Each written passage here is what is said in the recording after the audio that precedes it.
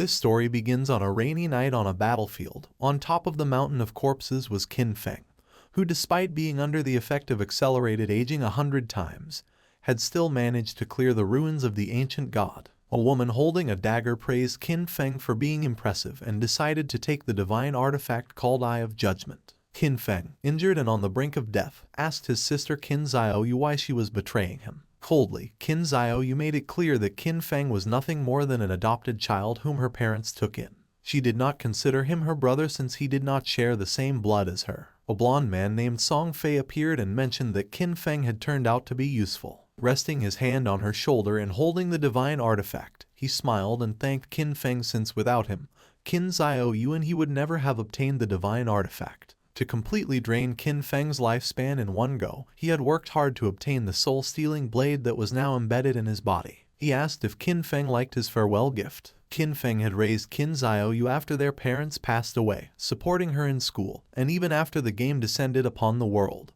He risked his life countless times for her. But now seeing that she had betrayed him, he realized that he had judged her wrongly. Qin Xiaoyu made it clear that after their parents died, Qin Feng kept meddling in her life, giving her orders and controlling her. Before, when Song Fei and she needed his protection, he was still somewhat useful. But now that they had the divine artifact, the only value he had for them was gone. Song Fei lunged at Qin Feng to end his life, promising that he would take good care of Qin Xiaoyu. As death was approaching, Qin Feng promised not to let them get away with it. Just before he could finish the sentence, Song Fei took his life. In 2025, the God-forsaken game descended where the only currency was lifespan. Dying caused a loss of lifespan, while killing monsters granted lifespan. Players could spend lifespan to bring their in-game abilities into the real world. The strong could crush tanks with their own hands, cut airplanes with a sword, and even withstand nuclear explosions with their own bodies. From that moment on, the world changed drastically, and chaos spread. He fought to survive with his sister, enduring countless hardships, barely managing to enter the top 100 of global powerhouses. After overcoming endless dangers and narrowly escaping death countless times, he finally managed to conquer the ruins of the ancient god and obtain the divine artifact called Eye of Judgment. At last, he had the qualifications to reach the top, but who would have thought that the price of his success would be betrayal by his only family? All his efforts in life were nothing more than an interference, and all his struggles only paved the way for another's success. If he could live again, he swore to fight only for himself. But then something happened, and Qin Feng opened his eyes. Surprisingly, he was in his room. He quickly sat up and realized that this was the real world. He was confused since he remembered having died, but once he turned on his phone he saw that it was the year 2025. When looking out the window, he saw the beautiful city, realizing that he had been reborn 9 years ago, the day the God-forsaken game descended to Earth. The next day, his sister, Qin Xiaoyu, kicked open the door and upon seeing that Qin Feng was at home drinking coffee, she got angry and asked why he wasn't answering her calls. She kicked the trash can. Qin Feng remembered that on the day the Forsaken game descended, he and Qin Xiaoyu had a big fight over Song Fei. On the wall were the posters of Song Fei. Before the game descended, Song Fei was a somewhat famous underground idol, and Qin Xiaoyu was his obsessed fan. Song Fei seemed glamorous on the surface, but in reality, he was a complete scoundrel who had deceived many of his fans to take their money and take advantage of their bodies. And to prevent Qin Xiaoyu from being scammed, Qin Feng always forbade her from associating with that guy. But in the end, our boy was accused of controlling her life. Pointing at Qin Feng with her finger, Xiaoyu asked if he was deaf, saying that it was his fault that Song Fei had lost first place this month, threatening him that if Qin Feng did not give her money to help Song Fei rise in rank, she would get angry. Just then, with a cold expression, Qin Feng gave her a strong slap on the face, making her fall to the ground. Her cheeks swelled, and blood began to flow from her nose, and her eyes filled with tears. She could not believe that Qin Feng had hit her. With a piercing gaze, Qin Feng made it clear that he neither had the desire nor the time to argue with her, warning that if she kept barking, he was going to break her mouth. He threw the credit card over her head and said that this was the money their parents had left behind, and no matter how difficult the situation had been all these years, he had never touched a single cent. For the sake of their parents, he decided not to lower himself to her level, but he made one thing clear: from today on, he did not have a sister like her. Xiaoyu began to cry and could not help but get angry. In his past life, to protect Xiaoyu, Qin Feng lost too many opportunities, too many secret treasures and dungeons that required risky exploration, which he gave up. He took out some sleeping pills and using water swallowed them. He was curious, and without this burden, he was going to go far. This time he decided to use his understanding of the game from his past life to get ahead of everyone. And from now on Qin Xiaoyu was on her own. And as for Song Fei, our boy decided to take his head personally. Qin Feng fell asleep and appeared in the choice hall. He had missed this place since the first time he came here. He was so nervous that it took him several hours to complete his career choice and leave.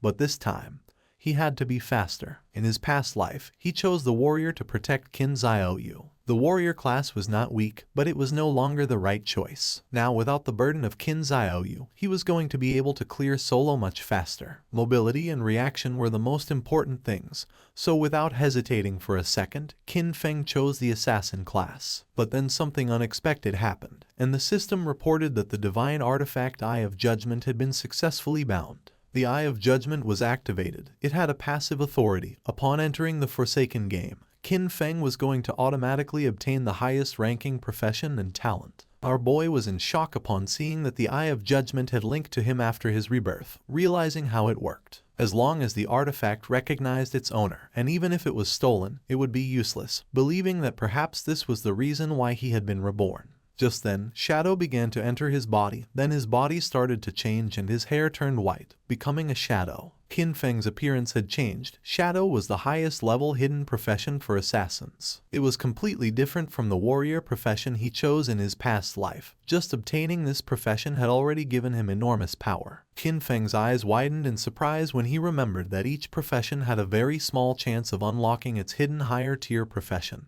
And the authority of judgment actually made this probability a certainty. The system activated, informing that the authority of judgment was the most genuine and ancient primordial authority in the universe. Its power surpassed rules and order. Temporarily, Qin Feng could not activate this authority actively since he did not possess divinity, but its passive effect was active. This revelation left our boy in shock. In his past life, it was not until the 7th year after the God-forsaken game descended that a powerful player managed to leave God's abandoned realm and reach the realm of order. Only then did humanity learn about the existence of the power of order. But in fact, even years later, no one obtained the power of order. Qin Feng never expected to achieve this. Now at the beginning of his journey, he had already obtained the primordial authority that surpassed order and rules. As long as he could leave God's abandoned realm and reach the realm of order to obtain divinity, he could activate this authority, now having another goal in this life. Now that the profession selection had been completed, the system asked him to enter his game alias. Qin Feng hesitated for a moment but then chose Shadow since his profession had been born from the shadow. Qin Feng was teleported to the god's abandoned realm. This was a ruined land, full of countless monsters. He had to be careful since the monsters were ready to tear him apart and steal his lifespan. One could leave the town, kill monsters and earn tradable lifespan. But if they died in the game, they would lose half of their lifespan, both tradable and non-tradable. Qin Feng was in Shell Town, a safe zone. Here there were no monsters and players could not attack each other, and the lifespan loss speed was multiplied by 1. Many people were dragged into the game. Some had taken a nap after eating and some others had fallen asleep after a long workday, only to end up in this place. Everyone's attention was fixed on Qin Feng. No one knew what profession he had, nor why it looked so different from theirs. Seeing the dagger, some realized that he was an assassin. Soon, powerful figures from various countries were going to appear one after another, reconfiguring the order of this world. If Qin Feng wanted to get ahead of them, then he couldn't wait since practice waits for no one. Just then, 3 men and an archer were teleported back to the town. You see, if during the monster hunt players died, they would return to the town. The players were furious and panicked since the wild monsters were too strong.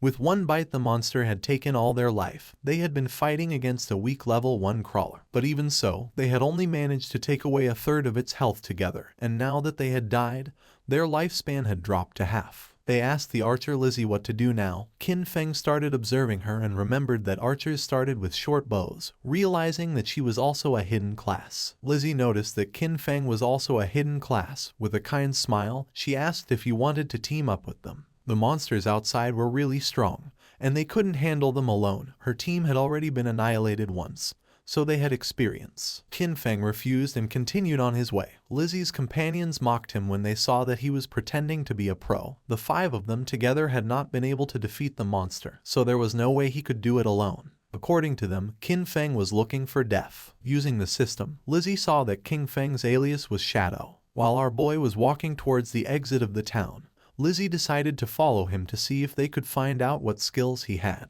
She couldn't help but smile since maybe they could get new information about monsters and see how Qin Feng died. The land abandoned by the gods was a too unsettling and dangerous place. Lizzie and the others began to secretly follow Qin Feng. She did not know why she had ended up here, but with years of experience in online games, she quickly formed a group. However, the first monster they encountered outside of the town annihilated them. She knew that this monster was not an enemy that a level 1 player could defeat. Lizzie's friends were furious since Qin Feng's initial weapon was different from the group's assassin.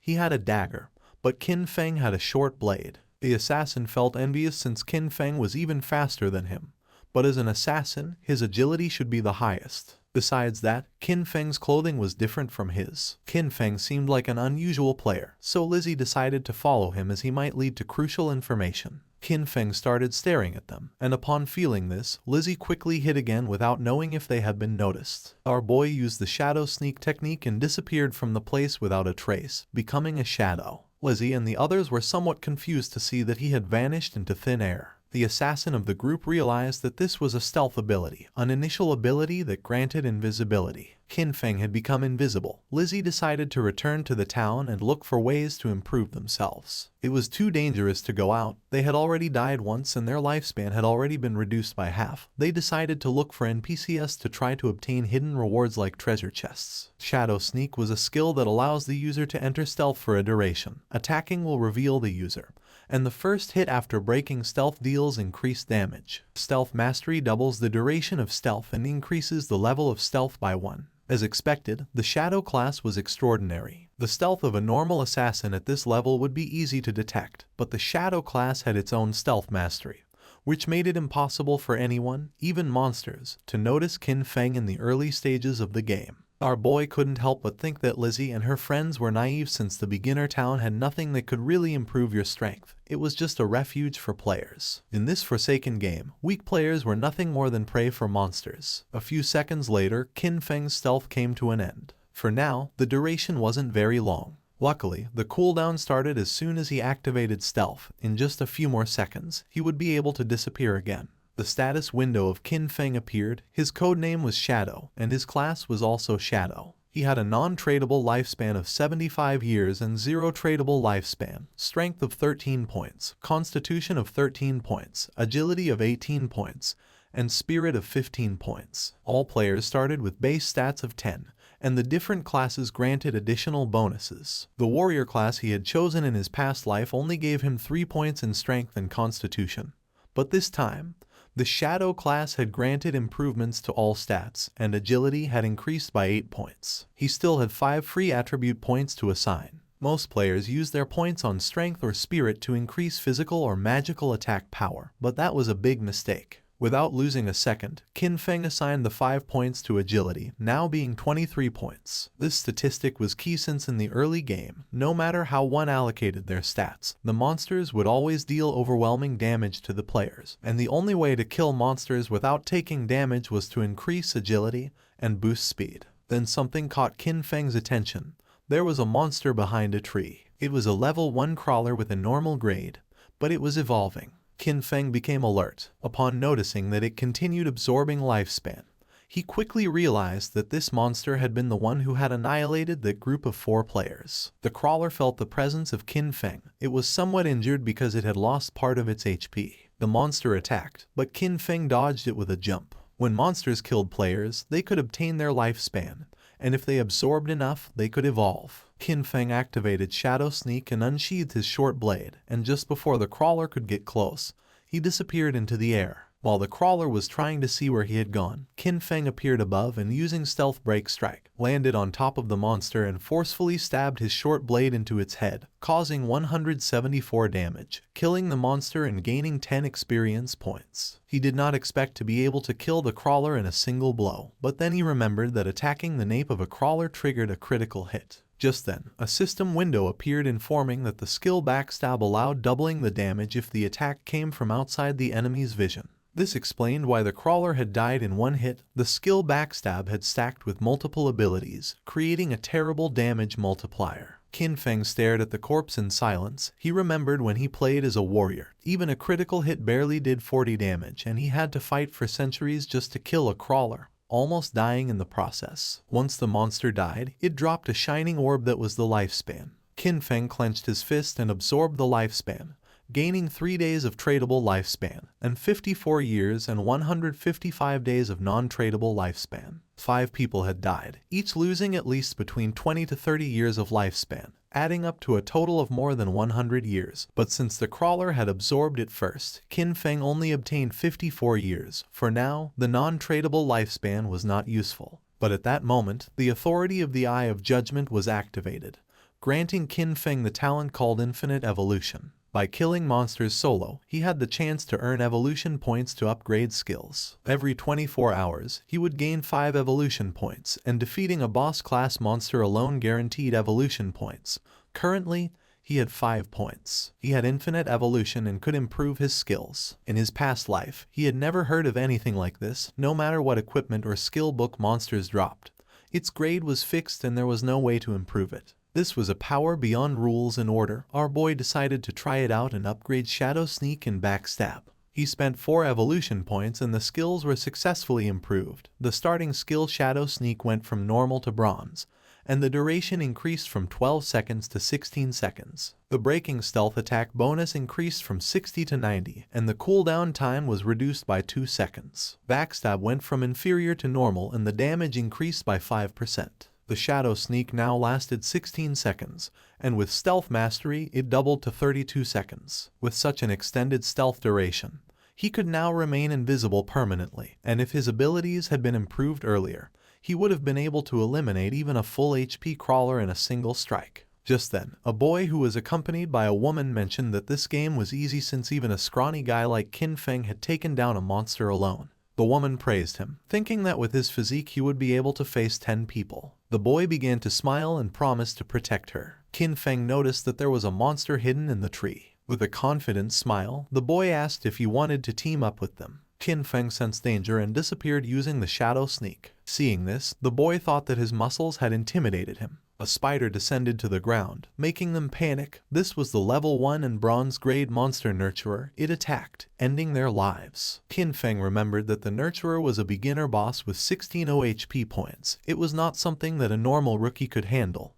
and besides, it had many small spiders under its command. The nurturer began to feed and Qin Feng took advantage of this moment to check how strong his upgraded abilities were. Using the stealth break strike, Qin Feng stabbed his short blade into the spider's eye. It counterattacked, but Qin Feng reacted in time and after dodging the attack, he moved away and became invisible using Shadow Sneak. Our boy's attack caused 338 damage, and in the process, he received 9 damage. He had barely escaped thanks to his agility. Qin Feng had 130 HP points, and if the spider's attack had connected, he would have died instantly. He was impressed to see that his attack had dealt more than 300 damage to the boss. The nurturer enraged and in the process split the trees in the area in half. Qin Feng was aware that these monsters were intelligent, and that the spider would not just stand still taking hits. The spider was attacking indiscriminately to identify Qin Feng's location. Now even the small spiders were on alert, so he could not rush in recklessly. While the spider was distracted, Qin Feng took the opportunity to throw a rock, which hit its abdomen directly, causing 299 points of damage. Qin Feng grabbed another rock and his assumption was correct, realizing that his main source of damage came from the bonus of the skill Stealth Ambush Strike and the class skill Enhancement, so even by throwing rocks he could still deal solid damage. All he had to do now was wait for Shadow Sneak to come off cooldown, and then throw a rock. This way, the rock was going to activate the bonuses of Ambush Strike, Backstab, and Weak Point Attack. Once Shadow Sneak came off cooldown, Qin Feng threw another rock again, dealing 279 points of damage to the spider, and then activated Shadow Sneak again. His plan was simple: stay hidden until Shadow Sneak was off cooldown, and then attack again. At the same time in the town, the leaderboard was updated revealing that the player Shadow had killed the boss nurturer of bronze grade, being the first to reach level 2, rising to the list as number 1. The other players were in shock since most had died to mobs and could not understand how someone had already defeated a boss. Lizzie and the others were speechless upon seeing that Qin Feng had defeated a boss and ascended to level 2, while they could not even handle normal mobs together, believing it must be a system error. The woman and the man who were attacked by the giant spider spawned in the town and were in shock upon seeing that someone had killed the big spider, realizing that Shadow was the boy they had seen earlier in the forest. Back in the forest, the system announced that Qin Feng had killed the boss nurturer, obtaining 300 experience points and 2 evolution points. Additionally, Shell Town's level leaderboard was unlocked, granting our boy 1 reputation point. Qin Feng began to absorb the lifespan of the spider. The moment the big spider died, the small ones scattered, which was a waste. He couldn't help but regret it since he should have killed the small spiders first to gain more experience. He obtained 46 tradable lifespan and a new skill book called Greedy Hand of Bronze quality along with a corrosive dagger, which had 35 damage points and 4 agility points. After learning the skill Greedy Hand, Qin Feng could use it on defeated monsters, granting a 20% chance to obtain an additional loot reward. Qin Feng was somewhat surprised as he did not expect a bronze boss to drop this god-tier assassin skill. This skill significantly increased loot acquisition. In the late game, defeating powerful bosses would have a 20% chance of producing extra loot. According to what Qin Feng remembered from his past life, there was a guy in the Godslayer guild who had average combat strength. But just because he had this skill, he became one of the most sought-after players. He even had a personal bodyguard who escorted him everywhere. Qin Feng's eyes widened in surprise, realizing that although the activation rate was only 20%, if he combined it with his unlimited evolution talent, he would be able to infinitely increase both the drop rate and the amount of loot. The next day, the students were on their way to school. Xiaoyu's friend asked if she was not going to call Qin Feng and apologize, reminding her that yesterday they had skipped the exam to secretly go and support Song Ye. She was sure that Qin Feng must be angry with her. Xiaoyu refused since she had done nothing wrong, and because of him, they had almost missed the entrance time. According to her, Qin Feng was the one who should apologize. Her friend tried to convince her since Qin Feng treated her very well and also asked what had happened to her face. Xiaoyu stood firm in her decision since all Qin Feng did was meddle in her affairs, and she made up an excuse, saying that she had tripped and hurt her face. Upon entering the school, they saw many students gathered in front of a classroom. The friend became curious and, making her way through the crowd, entered the classroom where she saw that Zhang Wei's body was becoming semi-transparent. One of Zhang Wei's friends explained that he wasn't very sure, but just now, Wei had said he was going to take a nap, and when they turned around, he was already like this. This was not an isolated case, it was all over the internet. People from all over the world were experiencing the same phenomenon, and some experts said that if one fell asleep, they would enter a semi-transparent state like a ghost, and no one knew why. The friend went on alert and decided to call her parents to warn them and advised Xiaoyu to call her brother to warn him as well just in case. But she refused since she preferred to see him dead rather than contact him. Meanwhile, Qin Feng evolved the new skill Greedy Hand, upgrading it from bronze quality to gold. Now, when looting an enemy, the probability of obtaining an extra piece of loot increased from 20% to 70%.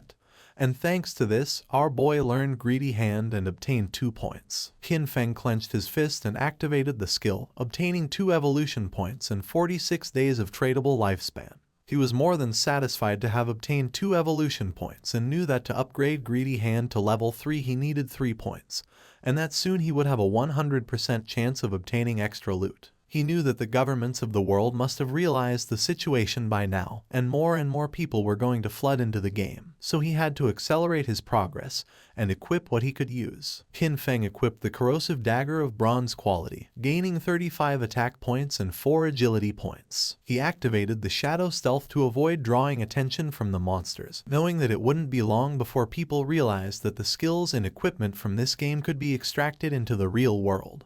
And when that happened, the world would fall into chaos. Extracting skills and equipment required 2 conditions. First, reaching level 10, and second, having enough tradable lifespan. Defeating small monsters took too much time, so he decided to find stronger bosses. While he was walking through the area, he heard someone fighting, and when he went to the cliff, he saw several players fighting against a level 2 sprint predator, bronze grade. Qin Feng was planning to find stronger bosses, and now he had found a sprint predator, being a perfect timing. The monster attacked, but the player carrying a shield and mace blocked the attack without much effort. It was Wang Meng. Qin Feng did not expect to meet him here, realizing that the rumors were true. It was said that when Wang Meng first entered Forsaken Game, he had gathered an entire team of hidden class players. The 6 members of his team were hidden class users. Wang Meng summoned the Holy Barrier, creating a golden barrier to repel the monster. He had the hidden class of Holy Shield Warrior, having twice the basic stats of a normal warrior. And, as if that were not enough,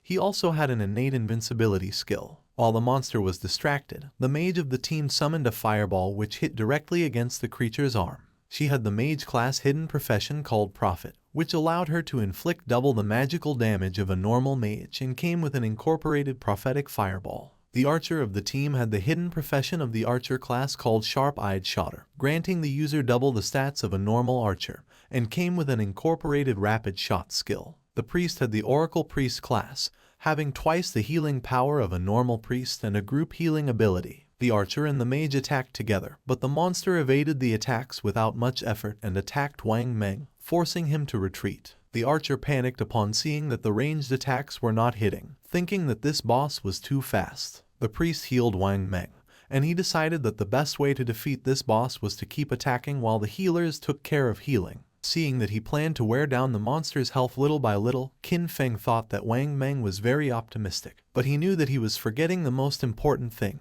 This was the wild nature, and if a battle dragged on, other monsters would be attracted. Just then, 2 monsters appeared behind Wang Meng. Qin Feng recognized them as corruptors, regular level 2 monsters covered in dark brown mud, specialized in using ranged attacks. The swordsman of the team rushed towards the monsters and attacked one of them. He had a hidden class that our boy had not seen before. The attack caused 33 points of damage, and the swordsman did not take long to realize that the defense of these monsters was very high. The corruptor vomited mud on the swordsman. It was ground bind and now his movement speed had decreased. The other corruptor began to chase the mage, forcing her to flee with tears in her eyes. But just then, Qin Feng jumped in the blink of an eye, decapitated the monster, causing 441 points of damage, saving the mage and leaving everyone in shock. Our boy's attack was so powerful that he defeated the corruptor in a single blow. The mage became confused, not knowing who had done this and if someone was helping them. With the help of his sword, the swordsman stood up. He was in shock upon seeing that someone had eliminated a level 2 corruptor with a single blow. While on the other hand, for them to defeat a level 1 corruptor they had to join forces for 10 seconds. The corruptor tried to attack, but again, Qin Feng moved like lightning and decapitated the monster. The swordsman began to tremble with fear and asked if Li's eye had seen who it had been. She panicked and said that she had not seen it. Wang Meng stood up and asked them not to get distracted. Deep down he hoped that Qin Feng was on their side.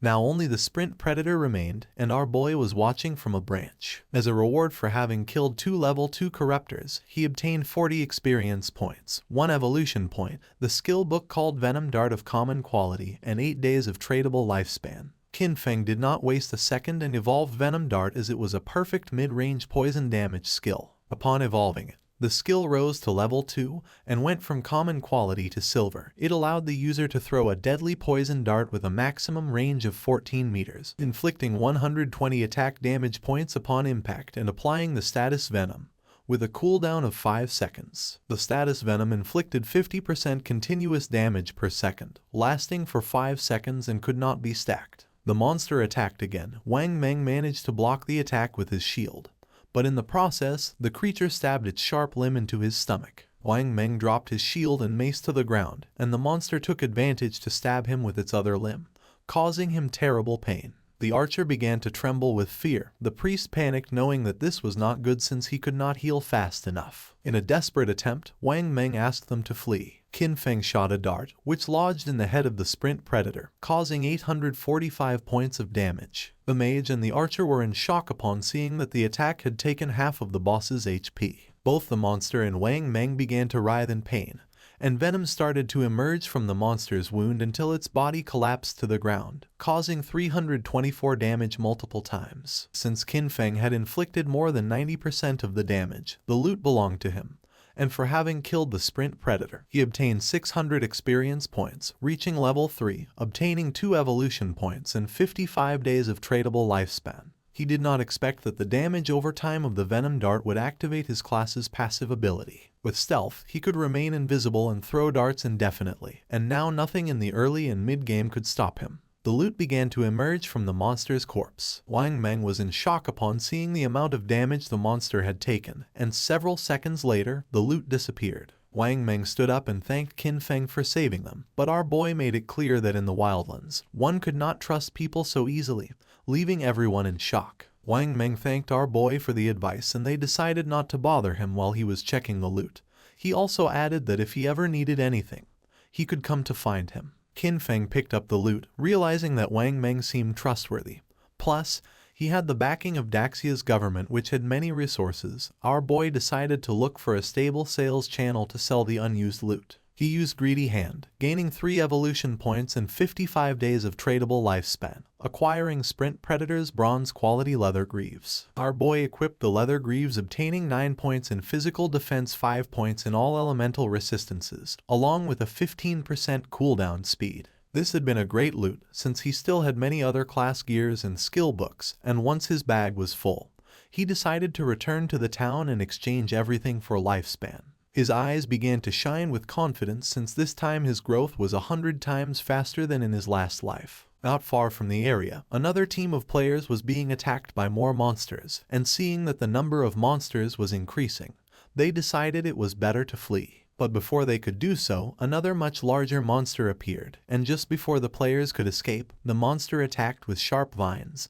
killing them all. The players respawned in the town and couldn't help but feel frustrated since the monsters always appeared in groups and fled when they had low health. It was said that players had to be level 3 to leave the game, but this seemed like an impossible task. Some players thought they needed more people since a team of 3 players was not enough, believing they should form groups of 6 or 10 players. The other player argued that this was not going to work since he had seen a team of 10 be surrounded and wiped out. Plus, too many people were going to attract a boss, and recently, a group of 40 had activated some Curse Master and it had annihilated more than 30 of them in one single strike. Lizzie's team also spawned back in the town. If the players did not reach level 3, they were going to be trapped inside the game forever. They had all ended up here after falling asleep, so in other words, only their consciousness was inside the game, and if they could not get out, their real bodies were going to starve to death. Lizzie was frustrated because she did not know why the game was so difficult. Her friend panicked since they had already died 3 times and their non-tradable lifespan had dropped to less than 10 years, and at this rate,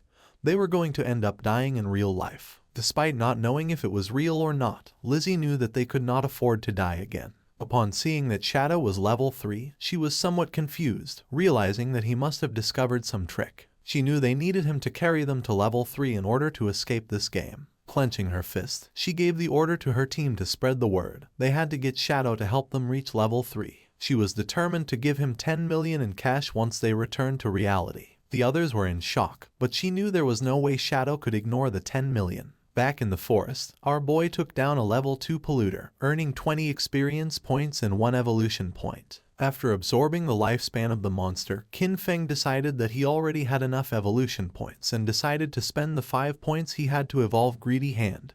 It improved in quality, going from platinum to emerald, increasing the probability of obtaining extra loot to 160%, and now the extra loot had a 20% probability of being 1 tier higher. Qin Feng was amazed knowing that the effect was insane, realizing that if he kept evolving it, it would reach 100% or even 200%. It was raining, and something caught Qin Feng's attention. It was the monster called Curse Master, which was wandering through the forest. This monster was a bronze tier boss and was consuming vital force to advance to a silver tier boss. For Qin Feng, it was normal that this boss had annihilated a team of 40 men. For now, our boy had a full inventory, so even if he killed the monster, he wouldn't be able to pick up the loot, so for now, he decided to mark this place on the map. The boss's evolution took some time, so he thought about emptying his inventory first and coming back later. In the town, the news that someone was offering 10 million for Shadow, the number 1 player on the leaderboard, to help them level up quickly had spread everywhere. People were dying, losing lifespan, so the rich had already started looking for a way to escape, meaning that the commoners were doomed. While people were chatting, Qin Feng appeared in the town, leaving everyone in shock. Using the system, he activated the market stall option, making the system announce that he was selling equipment and skills, with the stall available for only 10 minutes. The players were in shock upon seeing that he was wearing 2 pieces of bronze tier gear, and furthermore was selling 2 more, they still couldn't believe that he had killed a bronze tier boss. One of the players asked why they couldn't see Qin Feng's face. Another player explained that he had enabled the face concealment function, making the in-game appearance match the real one, so for this reason he wanted to remain mysterious. A mage approached our boy's stall and with a curious gaze asked how much for the icicle spell, to which Qin Feng replied that it was 100 days of tradable lifespan. She was Grey Rose, currently ranked 11 in Shell Town, who also had face concealment activated. For Rose, 100 days of lifespan was a lot, so she asked if he could lower the price, to which Qin Feng explained that the common tier skill icicle spell increased a mage's early farming speed, and 100 days was already a bargain. Rose asked if she could use real-world money, but Qin Feng refused to accept it, advising her that if she had cash, she could first buy tradable lifespan and then exchange it with him, and if no one offered more, he was determined not to sell the skill until she had the lifespan. She started to ponder, and then using the team channel, she asked her teammates if this was a good offer. They had leveled up to level 2 so quickly thanks to her leadership, so they showed no objections. Moreover, with this skill, they would be able to reach level 3 even faster since the most important thing was escaping first. She asked them to transfer their tradable lifespan to her, promising to send them money when they returned. She handed over the 100 days of tradable lifespan to our boy. Seeing that all of her team members were level 2, Qin Feng realized that they must have killed at least 30 or 40 crawlers. Therefore, their tradable lifespan should be much greater than 100 days. Qin Feng sold the spell, obtaining 100 days of tradable lifespan. Now his tradable lifespan went from 268 days to 368 days. Just then Lizzie appeared and was happy to have found Shadow. With a smile, she gave him an opportunity. In exchange for helping her ascend to level 3, she promised to give him 10 million in money when they returned to the real world. The other players were in shock. She was Jiang Lizzie, and in our boy's past life, she was the leader of a criminal syndicate. Later her syndicate was annihilated by the country. With a confident smile, she said that her father was the president of Dajiang Industries, and seeing that our boy didn't believe her, she asked him to look her up. According to reports, it was said that she used cash to lure people into selling their lifespan, then kidnapped them for forced labor, and those who had resisted had been murdered in reality. Qin Feng coldly rejected the offer knowing that she was scum. Lizzie admitted that Shadow was strong in this game but revealed that no one knew how the game worked yet, so she advised him to team up with her, and in return, she would make sure he lived in luxury, cars, houses, women, and everything he wanted. Qin Feng did not change his mind and asked her to stop blocking his business. He better than anyone knew that cash was worth nothing. And soon, the only universal currency was going to be the tradable lifespan. Lizzie became arrogant and made it clear that if this were the real world, she would have given him a good lesson. With a murderous look, Qin Feng made it clear that if she said another word, he was going to kill her until her lifespan reached 0. Lizzie and her friends felt the pressure and without losing a second, they ran away from the place. A few minutes later, our boy sold the last item from his stall, the Gleam Robe of Tier Bronze. Now he had a total of 546 days of tradable lifespan. Now that he had sold everything, he decided it was time to go deal with the Curse Master. He became invisible. No one knew it yet, but the tradable lifespan could extract skills into reality, and soon this forsaken game was going to plunge the real world into chaos. Along with the real world backgrounds that people once took pride in, soon only personal strength would matter. Lizzie and her team moved away from the area. They're out of breath from running, and Lizzie shares that Shadow not only turned her down but also threatened her. She vows to find and kill him once she's in the real world. While she's thinking this, a man named Mao Li Jun, also known as Lao Mao, approaches her. Lao Mao says he's at level 2 and claims he knows some tricks to level up in the game. He asks if he can take the 10 million offer that Shadow turned down to help Lizzie and her team reach level 3. Lizzie, feeling cautious, asks what Lao Mao means by tricks. Lao Mao tells Lizzie that he normally keeps his tricks a secret, but he'll make an exception for her. He explains that to level up in this situation, you should quickly allocate all your attribute points to agility. Doing this will make your running speed faster than the monsters, helping you win without getting hurt. Lizzie is shocked because she had put all her points into strength. She agrees to Lao Mao's offer but says she'll only pay him 5 million since he's not as strong as Shadow. Lao Mao accepts, mentioning that while Shadow is strong, it was odd for him to turn down such a big amount of money. Meanwhile, Qin Feng arrived at the place he had marked earlier on the map. Still in stealth mode, he notes that the monster has advanced to the silver rank, and the gray fog around it shows it's still evolving.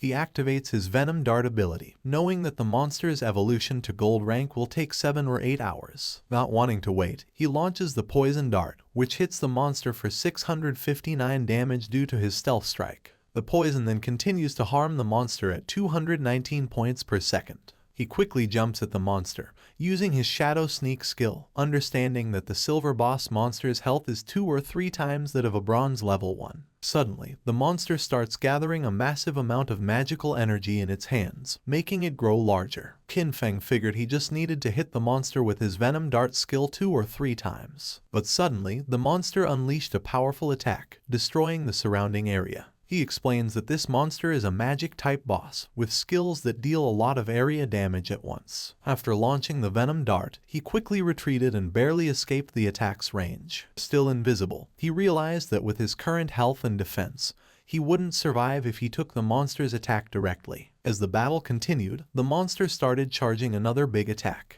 Its massive form turned toward him, but he stayed calm, moving carefully across the battlefield while watching his cooldown timer. His hidden shadow ability wasn't ready yet, so he needed to wait for the boss to show a moment of weakness. The plan was simple: wait for the right moment, strike precisely, and disappear before the monster could hit back. Moments later, the creature stumbled, briefly distracted. This was the chance. Without waiting, he moved forward, using his Venom Dart skill. The attack hit perfectly, dealing 659 damage. Almost right away, the venom started working, draining the monster's health by 219 damage per second.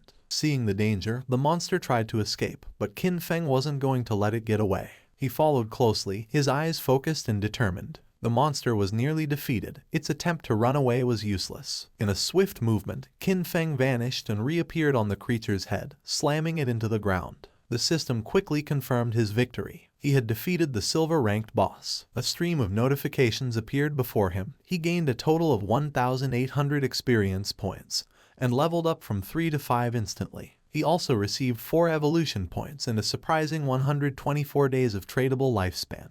He chuckled, noticing how a single boss kill boosted him 2 levels and gave him extra evolution points. As the monster's body turned into loot, he used his evolved skill, Greedy Hand. The air shimmered as a system screen confirmed the loot was collected. The rewards were even better than he expected, with another 4 evolution points and an extra 124 days of tradable lifespan, doubling his gains. The generous rewards made him smirk. 2 extra bonuses right away were impressive. He realized the silver-ranked boss had given him a total of 12 evolution points and 372 days of tradable lifespan.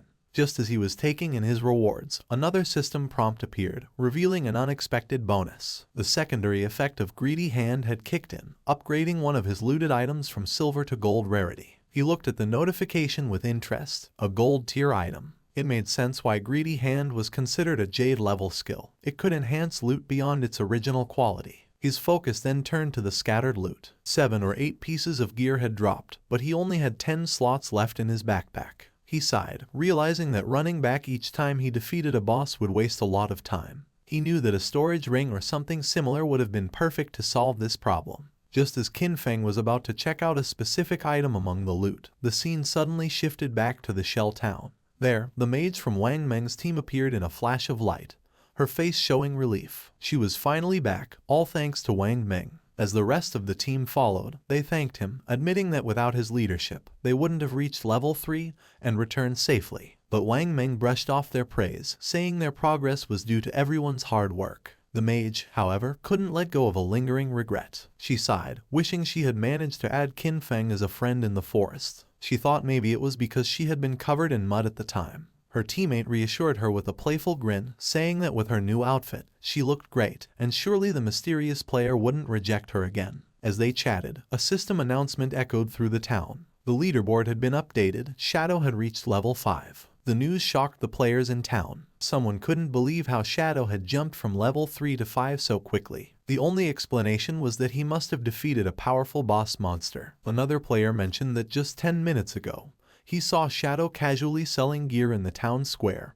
and now this. Another guy said that his sister had just turned 18, and if Shadow liked her, it would be a big win for their family since having Shadow's help with leveling up would be a game changer. His friends quickly dismissed the idea, reminding him that Shadow wasn't interested in 10 million cash, so he wouldn't be interested in a matchmaking proposal. Back at Wang Meng's camp, his team was starting to worry. They had just celebrated reaching level 3, only to find out that Shadow had already moved far ahead. But Wang Meng stayed calm. He told them to put their worries aside for now. They needed to log out, return to reality, and warn their families and friends about this dangerous game. As their bodies started to fade, the system confirmed their logout. Wang Meng's last words were serious. If the world was heading toward chaos, they had to prepare their loved ones. The scene shifted to the real world. Wang Meng's eyes opened, and a voice quickly called for the captain. He wasn't just any player. Wang Meng was a police officer. His fellow officers rushed to him, visibly worried. One admitted they were scared because his body had started to turn transparent while he was unconscious. The terrifying truth was clear: if a player died in the game or lost all their life, they didn't just log out, they disappeared from the real world. But there was no time to dwell on that horror. Wang Meng stood up and called for everyone to gather, as something serious had happened. Someone asks Wang Meng about his report. Wang Meng explains that he and his team formed a party, and each member had a hidden profession, which was a big advantage in the game. Yet, they were almost wiped out by a single monster. They were only saved at the last moment by an unknown player, Shadow. Wang Meng confirms that his report is accurate. He then describes Shadow's incredible progress. When Shadow helped them, he was at level 3.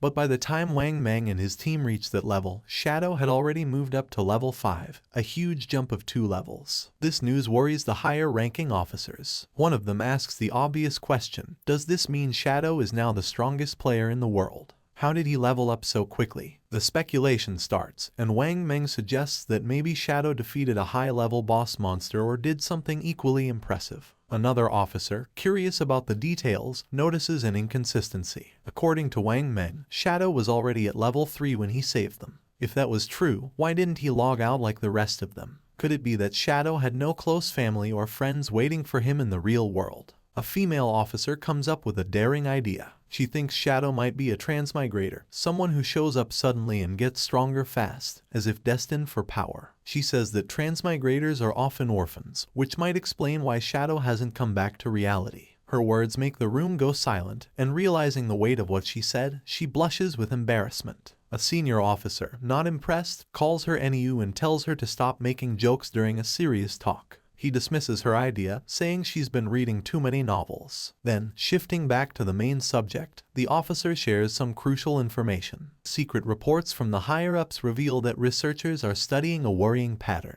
Many older people have been mysteriously dying in their sleep. When researchers compared this data with those who had returned from the forgotten game of the gods, they found something alarming. It turned out that those who died in their sleep had also died multiple times in the game. This shows a scary truth. If a player's lifespan hits 0 in the game, they don't just die there, they die in real life too. One officer shares his worry, saying the forgotten game of the gods is an anomaly, something way beyond what they understand. The head officer agrees, suggesting that they might be facing an invasion by unknown beings from higher dimensions. The room goes quiet as everyone takes in this heavy thought. Without delay, the head officer moves on to urgent matters. He tells everyone that the higher-ups, probably the government, have given an emergency order. All officers must form vanguard teams based on their locations, enter the forgotten game of the gods, and gather as much information as they can. This is no longer just a police issue. The government is setting up a special force to handle this unique crisis. He highlights the global scale of the problem. Every nation is rushing to explore and understand this new reality, and falling behind would mean losing international standing.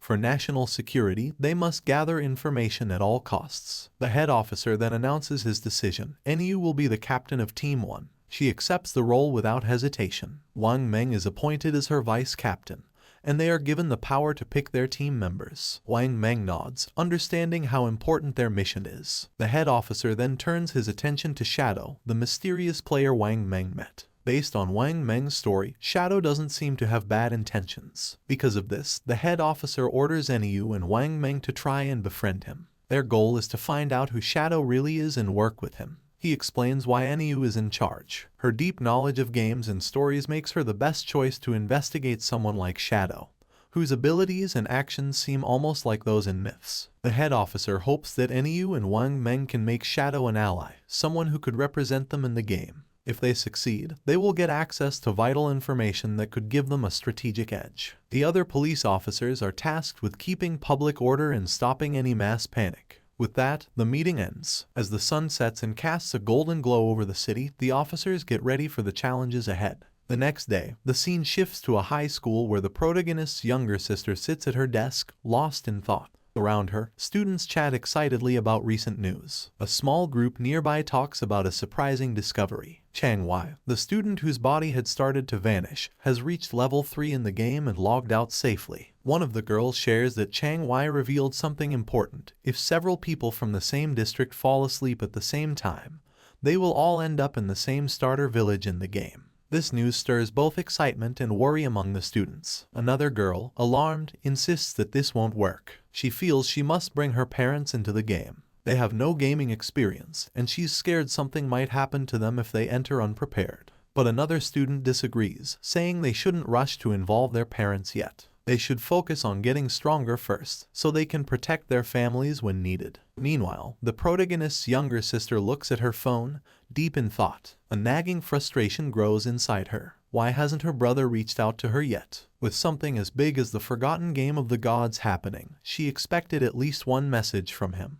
But there's been nothing. He hasn't checked on her or even apologized for hitting her earlier. That was completely unlike him. In the past, whenever they argued or she upset him, he would always find a way to make peace. But today, there was only silence. No apologies, no attempts to make things right. Even their parents had never laid a finger on her, yet he, her brother, had struck her. Still upset, she tries to justify her actions. All she did was skip class to see Song-fi's concert. Was that really such a big deal? She pouts, deciding that unless her brother calls and apologizes at least 1,000 times, she will never forgive him. Her annoyance quickly turns into excitement as she starts talking about Song-fi. Looking back, she's glad she went to see him yesterday. Once the forgotten game of the gods takes over, she might not have many chances to go to his concerts. A dreamy look appears on her face as she remembers last night, thinking about how close she was to him during the show. She pictures Song-fi on stage and can't help but gush over how amazing he was. Then, she realizes something. If everyone enters the game world while sleeping, that means Song-fi will too. Her face turns red as she imagines meeting him in the game. Could this be her chance? Is fate finally bringing them together? Her heart beats faster at the thought. As she gets ready to sleep, she suddenly remembers something. Chang-wai had reached level 3 really fast. That meant he was probably already an expert. If she wanted to do well in the game, she needed some good advice. So, without hesitating, she sends Chang-wai a message, asking if he has any helpful tips before she enters the game world. Meanwhile, Chang-wai is with his classmates when he gets her message. He looks at his phone and smiles. He's amazed by the situation. Who would have thought that someone like the protagonist's younger sister would ask him for advice? He sees this as a great opportunity. This was his chance, whatever that meant. Chang-wai quickly replies, saying she's asked the right person. He shares an important game secret. At the start, she should put all her attribute points into agility. If she doesn't, she won't be fast enough to escape monsters and will keep dying. She asks if this is true even if she chooses a mage class. Chang-wai assures her it is. Agility is useful for mages too, he explains, because it boosts casting speed, which is key early on. Still unsure, she asks what if she still can't win after improving her agility. Chang-wai confidently tells her not to worry. As long as someone in their village reaches level 5, the village's teleportation formation will activate, connecting all the starter villages. Once that happens, she can just join a random party to help her level up, and he will come find her when the teleportation circle is active. Hearing this, she feels very happy. Lying on her bed, she smiles to herself, thinking how handy people like Chang-wai are. Just like that, she's found someone to help her out. As she starts to fall asleep, another thought pops up. This is great. She'll get into the game before her brother, level up quickly, and become strong. When her brother finally joins, she'll make sure he has a tough time. No help, no support, he'll have to manage on his own. Happy with her plan, she drifts into sleep, excited for the adventure ahead.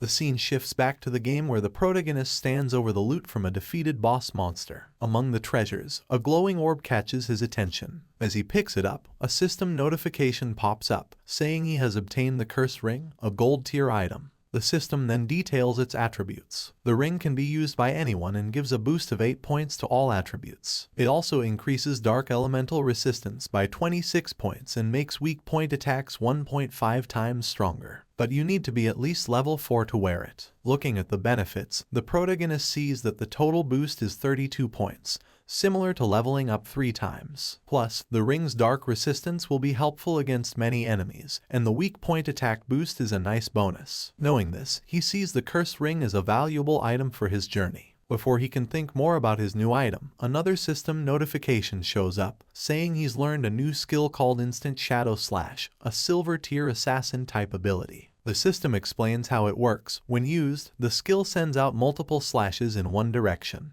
reaching up to 15 meters. It also gives temporary invincibility for 5 seconds, hitting all enemies in a 2.1 meter wide path 3 times. Each hit deals 100 damage and counts as a backstab, but it doesn't hit weak points. The skill has a 12-second cooldown. Seeing how useful this ability is, the protagonist knows it's a strong area attack with the bonus of temporary invisibility. He quickly learns the skill. With some evolution points left, he decides to improve one of his key skills, Greedy Hand. The system takes 8 evolution points and upgrades the skill from Jade rank to Diamond rank. The effects of Greedy Hand get a big boost. The chance of getting extra loot from defeated monsters goes up from 160% to 220%, and the chance of that loot being upgraded by 1 level increases from 20% to 40%.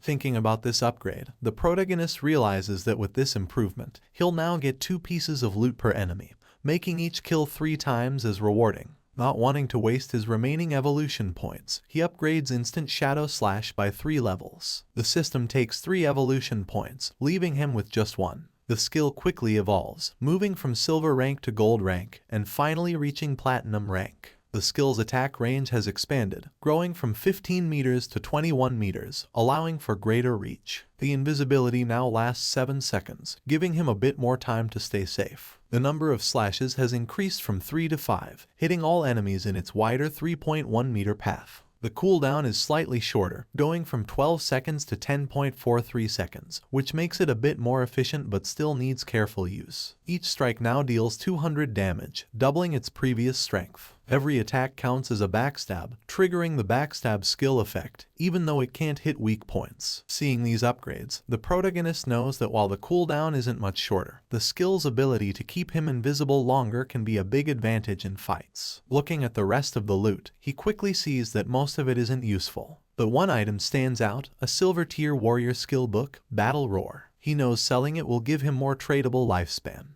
Just as he finishes checking the loot, he notices something moving. Turning around, he sees 3 huge creatures coming toward him. Without delay, he recognizes them as level 4 limb crawlers, ugly and dangerous monsters. Instead of being scared, he sees this as a great chance to try out his improved skill. He quickly activates Instant Shadow Slash. In a flash, he becomes a blur, launching a series of fast slashes that cut through the creatures with ease. The limb crawlers are torn apart before they can even react. As the dust settles, a system notification pops up, confirming their defeat. The system records his win, giving him 80 experience points and an extra 5 days of tradable lifespan as a reward. Standing in the aftermath, a dark, intimidating aura surrounds the protagonist. He calmly thinks about his new power, realizing that his ability to defeat enemies has greatly improved. He thinks about a strategy, figuring that if he uses his Poison Dart skill with Instant Shadow Slash, he could win battles before they even start. Checking his tradable lifespan, he sees he has 618 days, but to bring his game skills and gear into the real world, he needs at least 900 days, or about 2.5 years. With that goal in mind, he plans his next steps. First, sell all the valuable items in his inventory. If things go well, he might reach the required lifespan sooner. Once he hits level 10, he can finally connect the virtual and real worlds. The scene shifts to the protagonist heading back to the starter town, invisible thanks to his latent image skill. Moving quietly, he hears a conversation nearby. A man congratulates a woman on reaching level 3 and reminds her of a promise. Watching them, he sees that it's Lizzie and Lao Mao. Their talk reveals a deal they made before. Lao Mao had agreed to help the Lizzie reach level 3 so she could log out of the game, in return for 5 million in cash. Now that she's reached her goal, Lao Mao is expecting his payment. Lizzie reassures him, asking if he really thinks her father's company, Do Young Industry, can't spare such a small amount. She tells him she'll log out and handle the transaction in the real world. Before leaving, she gives Lao Mao her phone number and tells him to contact her after he logs out. She then makes another offer. She wants to buy all of his tradable lifespan, offering 10,000 in cash for each day's worth. Lao Mao eagerly agrees, excited about the money he'll make. With a smug look, he remarks on how foolish King Fen was for turning down Lizzie's offer, saying they can talk more about the deal when they meet in reality. Unseen by them, King Feng moves silently between them, hidden in plain sight. Lao Mao, unaware of King Feng's presence, dismisses the importance of lifespan in the game. He thinks there's no need to worry since he can gather lifespan just as easily as in-game currency. For him, turning game achievements into real-world money is the best strategy, and he feels clever for figuring this out. The scene shifts to the starter town, where King Feng stands in front of the teleportation gate. As he stretches out his hand, the gate glows with bright blue energy. As the light grows stronger, a system window appears, congratulating him for activating the teleportation formation in Shell Town and awarding him 1 reputation point. The system explains that he can use the teleportation gate once a day for free, but using it more will cost tradable lifespan. However, since no other teleportation gates in the game are active yet, it's not useful right now. King Feng thinks about the teleportation system, knowing it's a two-way setup. Just activating one side doesn't help. Another player in a different starter town needs to reach level 5 and activate their gate for it to work. He remembers that in his past life, Song Fi was in Firefly Town. To stay ahead, he sets up an altar that will alert him as soon as someone activates the Firefly Town gate. He's not just waiting, he's getting ready. The moment that gate is active, he'll be prepared to face Song Fi. As he moves deeper into the city, his thoughts are on his main goal. While teleporting between towns is important to most players, he knows the real challenge is still ahead. His true aim is to reach level 10 and enter the God's Abandoned Realm, where he can finally activate his authority. Only then will the real challenge of the God-forsaken game begin. A bit later, he sets up his shop, and a system notification appears, letting all nearby players know that he's selling equipment and skills, but only for 10 seconds. It's a first-come, first-served chance. The reaction is immediate. Players get excited, rushing toward him and calling him an expert. Some say they've been waiting for this moment, saving up tradable lifespan just for this. One player proudly mentions he has saved up 150 days worth, while another remembers that the last time King Feng set up shop, he sold an icicle spell, which helped Gray, the buyer, climb to second place in the rankings. Another player, thrilled, discovers a silver tier skill book called Battle Roar, a warrior-only ability, and decides to buy it without a second thought. A system notification pops up, confirming the Battle Roar skill book has been sold for a huge 300 days worth of tradable lifespan. The players around are stunned. One questions if a single skill book is really worth that much. Another player dismisses him, explaining that Battle Roar greatly increases a warrior's ability to farm monsters. With this skill, the 300 days of tradable lifespan can be earned back in less than 2 days, making it a very smart buy. Understanding the value of what King Feng offers, the rest of the players rush forward, desperate to buy anything before it's gone. In just a few seconds, everything is sold out. Looking at his system window, King Feng checks his earnings. In just 1 minute, he gathered 650 days of tradable lifespan, bringing his total to 2,174 days. But he's still not satisfied. To bring his attributes, skills, and equipment into the real world, he needs much more lifespan. Meanwhile, some players complain about not getting a chance to buy anything. They ask if he'll set up shop here again, and he confirms he will. Suddenly, a female player calls out to him, saying she has a treasure and asks if he's interested in making a deal. As he turns to look, he recognizes her. She's one of Wang Meng's teammates. The system quickly identifies the treasure as a space ring with 12 inventory slots. It adds that the ring doesn't take up King Feng's backpack or equipment slot. King Feng is momentarily taken aback. He knows the true value of the space ring. It's a rare storage item that doesn't use up a ring or backpack slot. Since players can only carry up to 3 storage backpacks, an item like this is invaluable. He understands that while space rings can technically drop from any monster, the chance is incredibly low. The fact that this girl, with her prophet profession, got one so early in the game is amazing. Her luck is incredible. Without delay, he asks for the price of the ring, already figuring out its true worth. In his past life, a 12-slot space ring like this sold for an astounding 3,600 days worth of tradable lifespan.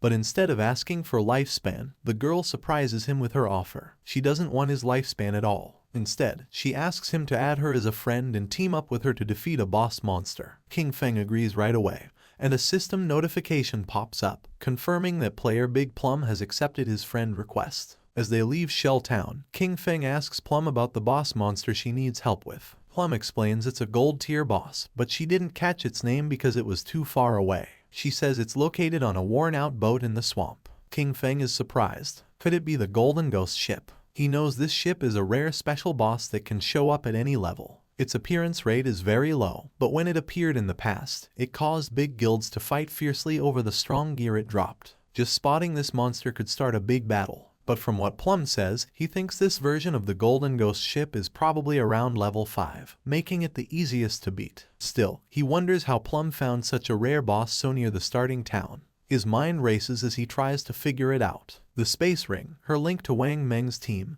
a gold tier boss showing up as if by luck. A thought hits him. Could she be the rumored koi fish from his past life? He recalls whispers from before. People said someone in Wang Meng's team had crazy luck, finding rare bosses, treasure chests, hidden palaces, and ancient temples just by wandering.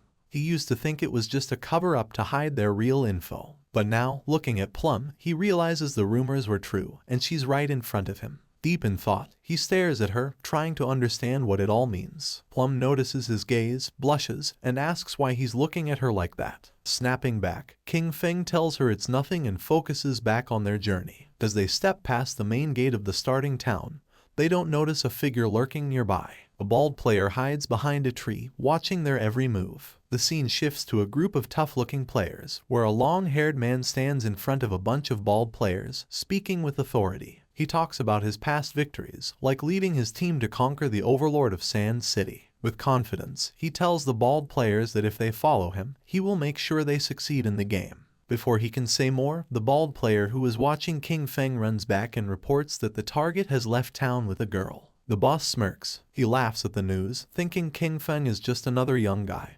easily distracted by a pretty face. Without delay, he gathers his group and orders them to move out. It's time to make their move. Meanwhile, outside the town, as they continue their journey, King Feng talks about his conditions for helping Plum's party. He says that if the boss drops equipment or skill books Plum can use, they will go to her, but the rest will be his. Plum thinks about this for a moment and then asks what the other party members, like Wang Meng, will get from this deal. King Feng explains that since the party has different roles, there's no promise that gear for an assassin will drop. If that happens, he would have fought for nothing, which wouldn't be fair. Understanding his point, Plum agrees to his terms but has a small request. If any gear drops for her captain or other party members, she asks if he would sell it to her at a discount. King Feng agrees. With the terms set, Plum says they will go to the boss's location once Wang Meng and the rest of her party log back into the game. But after walking for a while, she realizes she doesn't know where they're going. It's only when King Feng finally tells her their destination that she understands. They are going to fight the gold tier boss monster now. Plum is shocked. The idea seems crazy. King Feng is an assassin, and she is a mage. He might turn invisible, but she can't take a hit from such a strong enemy. Facing a gold tier boss this early with just the two of them sounds like a death wish. But King Feng stays calm and confident. He doesn't plan for her to fight at all. His plan is to tackle the boss alone while she watches from a safe distance. Even with his confidence, Plum finds it hard to believe. She knows he's strong, but beating a gold tier boss solo is unheard of. Just as she gets ready to question him more, King Feng suddenly stops, sensing something.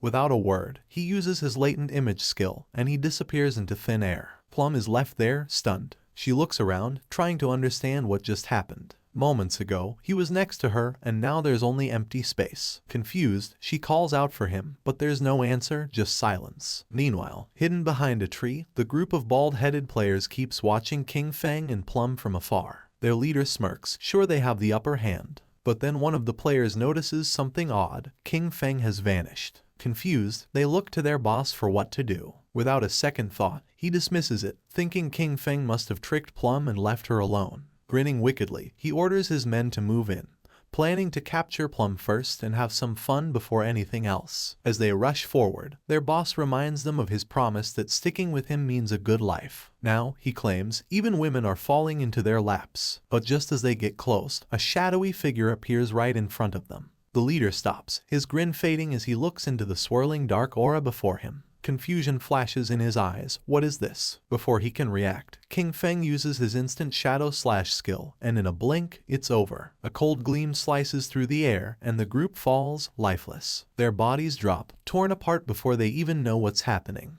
King Feng, as if stepping back into the shadows, disappears without a trace. A system notification pops up, confirming his kills. 5 players down, earning him 12 days of tradable lifespan. He glances at the bodies but doesn't give them much thought. Their loot is worthless, barely worth noting. To him, killing them was like taking down 2 low-level monsters. Without a trace of what just happened, King Feng reappears next to Plum, looking indifferent. Plum, still in the dark about what occurred, immediately asks about his sudden disappearance. King Feng shrugs, saying a few people were following them, so he sent them back to town. Plum seems satisfied at first, but her curiosity kicks in and she starts asking questions. She jokes that she thought he left to relieve himself and muses about how handy his invisibility must be. With it, she jokes he could do his business without being seen. King Feng cuts her off, clearly not amused by the odd turn in the conversation. He tells her to focus and hurry up. They need to get to the gold-tier boss monster. At the same time in Shell Town, the ground began to shine.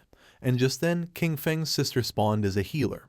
Her eyes widened in surprise upon seeing a magic staff. She picked up the staff realizing that everything was real, so much so that she could even feel things. The player's attention was fixed on her, realizing that she was another newcomer. She was happy since she had obtained the hidden class sacrifice, thinking that it must be very powerful. She firmly believed that with this class she was going to capture Song Fei's attention. She was worried about knowing where Song Fei was right now and if he knew the secret about the starting points. Her eyes began to shine with rage at the thought of where King Feng might have gone. He was always looking after her all day, but when the critical moment arrived, he couldn't be trusted at all. She decided to stop thinking about it since she now had a hidden class and Jiang Wei had promised to help her level up. From now on, King Feng would have to manage on his own because she was not going to worry about him. Her attention fixed on the leaderboard, leaving her in shock upon seeing that rank 1, Shadow, was level 6. She was furious because Jiang Wei was only level 3, and yet dared to boast about how powerful he was. Realizing that Shadow was the true expert, she thought that if she could stick close to Shadow, she would be able to level up faster than with Jiang Wei.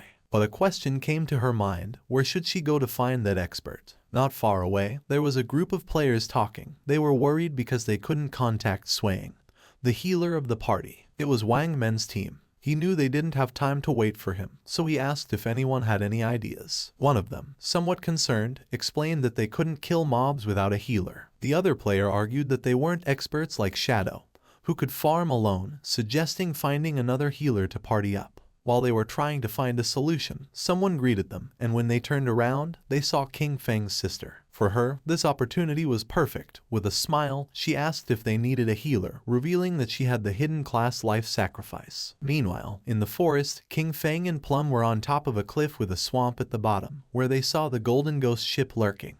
Using Shadow Sneak, King Feng disappeared into the air, asking Plum to hide and be careful of ambushes while he went to take care of the boss. Plum, somewhat confused, nodded but asked him to be careful. Our boy descended onto the swamp, and a system window appeared informing that due to the influence of Ghost Ship, this area had become a violent domain, with a rate loss of lifespan of 100 times. Doing quick calculation, King Feng realized that at a speed 100 times greater than time, staying here for 15 minutes was equivalent to consuming 1 day of lifespan. For him, this kind of violent temporal domain did not have a great effect. The system detected that the Golden Tier Ghost Ship was a level 5 boss, and then something unexpected happened. A timer of 45 minutes and 25 seconds appeared. King Feng was somewhat surprised to see that there was a time limit to defeat special bosses like this, but he felt fortunate since there were still 45 minutes left. It was more than enough time to kill it. Using instant shadow slash, King Feng moved like thunder, attacking the boss with powerful slashes, causing a total of 15-0 damage. While the boss was trying to understand what was happening, King Feng deactivated Shadow Sneak and launched a Venom Dart,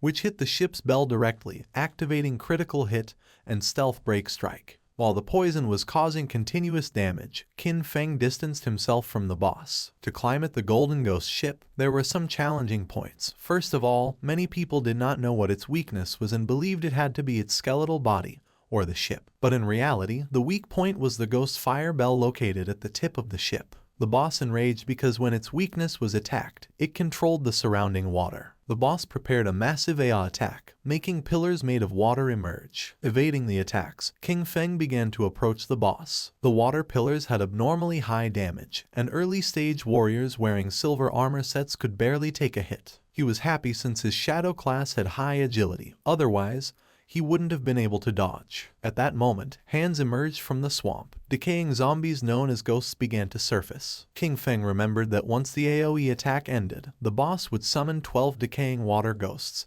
each with a silver tier capability. Thanks to Shadow Sneak, the ghosts couldn't sense King Feng's presence as he stood right in their midst. The 12 decaying water ghosts were about to attack savagely, and most parties would be in a frenzy by then.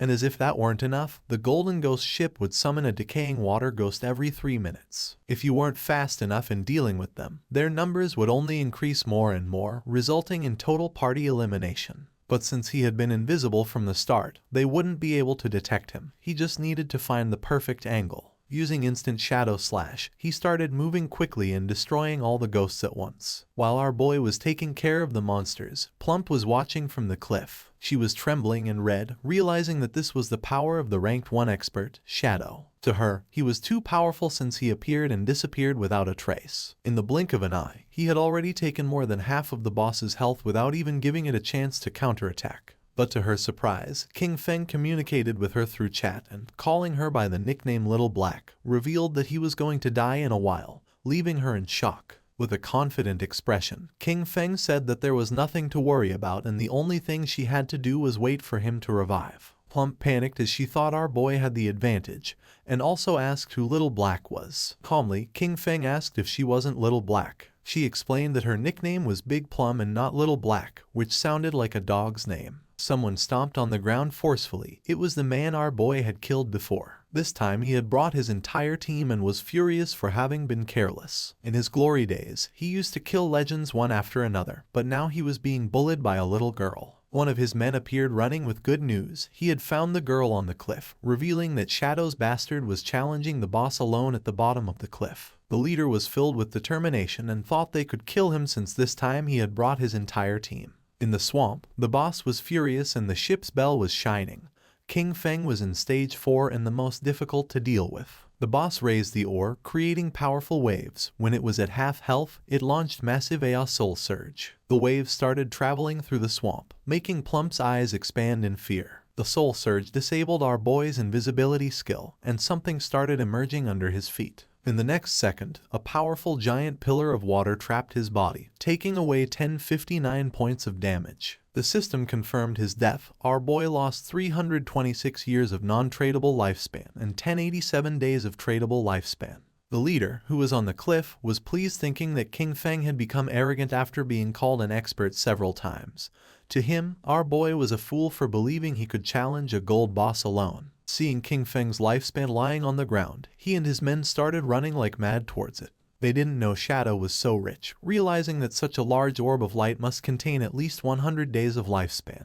They decided to kill the boss now that it had low health, believing that at the same time they could collect our boy's lifespan. But once they took another step, they appeared in the sky. The leader was confused, not knowing what was happening. He and his men were teleported back to Shell Town. They felt frustrated without knowing why this boss was so powerful, and how the player Shadow had attacked it until leaving it at half health. Some were furious since just after entering the swamp, the boss had instantly killed them with the water pillar, not to mention that the swamp was full of small mobs. For them, there was no way to fight this. The leader gritted his teeth and refused to believe this. They had suffered great losses, so he gave the order to his men to follow him as he wanted to try again.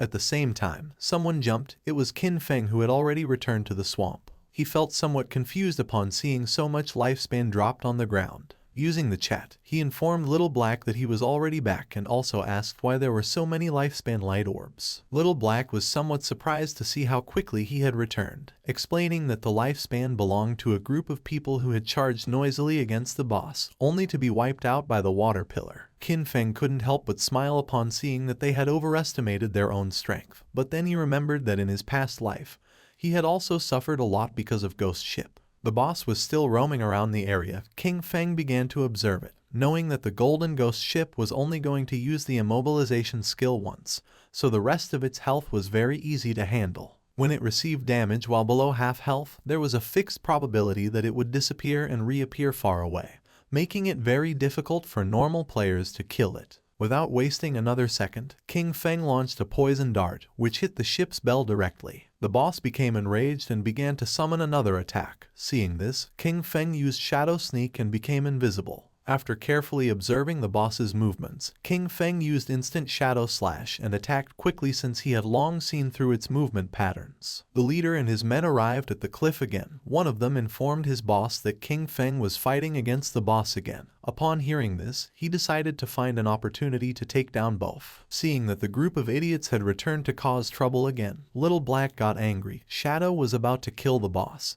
so she decided not to let these bastards get away with it. She gripped the magic staff tightly and concentrated, making thunder appear. A thunderbolt emerged from the magic staff, falling on the men, charring their bodies and leaving the others in shock. The leader, somewhat furious, asked who was attacking him. One of his men began to point at Little Black with his finger, informing that it had been her. He picked up his axe from the ground and gave the order to his men to kill her. Seeing this, Little Black's eyes filled with fear. She started running, asking for help. The leader and his men began chasing her, swearing to kill her. Not far from the area, a man who was hiding behind a tree began to observe them. He was not alone. There was another man behind him. Upon noticing that Little Black and the others were approaching, they hid again behind the tree. Back at the swamp, King Feng distanced himself from the boss, his gaze fixed on it, realizing that it was almost dead. But it was as he had expected. Despite being only a level 5 boss, the Golden Ghost ship was difficult to kill alone. He knew that his damage was very low. The battle had taken too long, attracting many people to spectate. Noticing that there were people on the cliff, he realized they were those who had just died. Additionally, he noticed that there was also a group beside the swamp waiting for him to kill the boss before killing him and seizing his loot. The poison started to take effect on the boss, making its eyes start to shine, and not many after, its body started to disappear. The system announced the death of the Golden Ghost ship of gold grade, granting King Feng as a reward 48 experience points.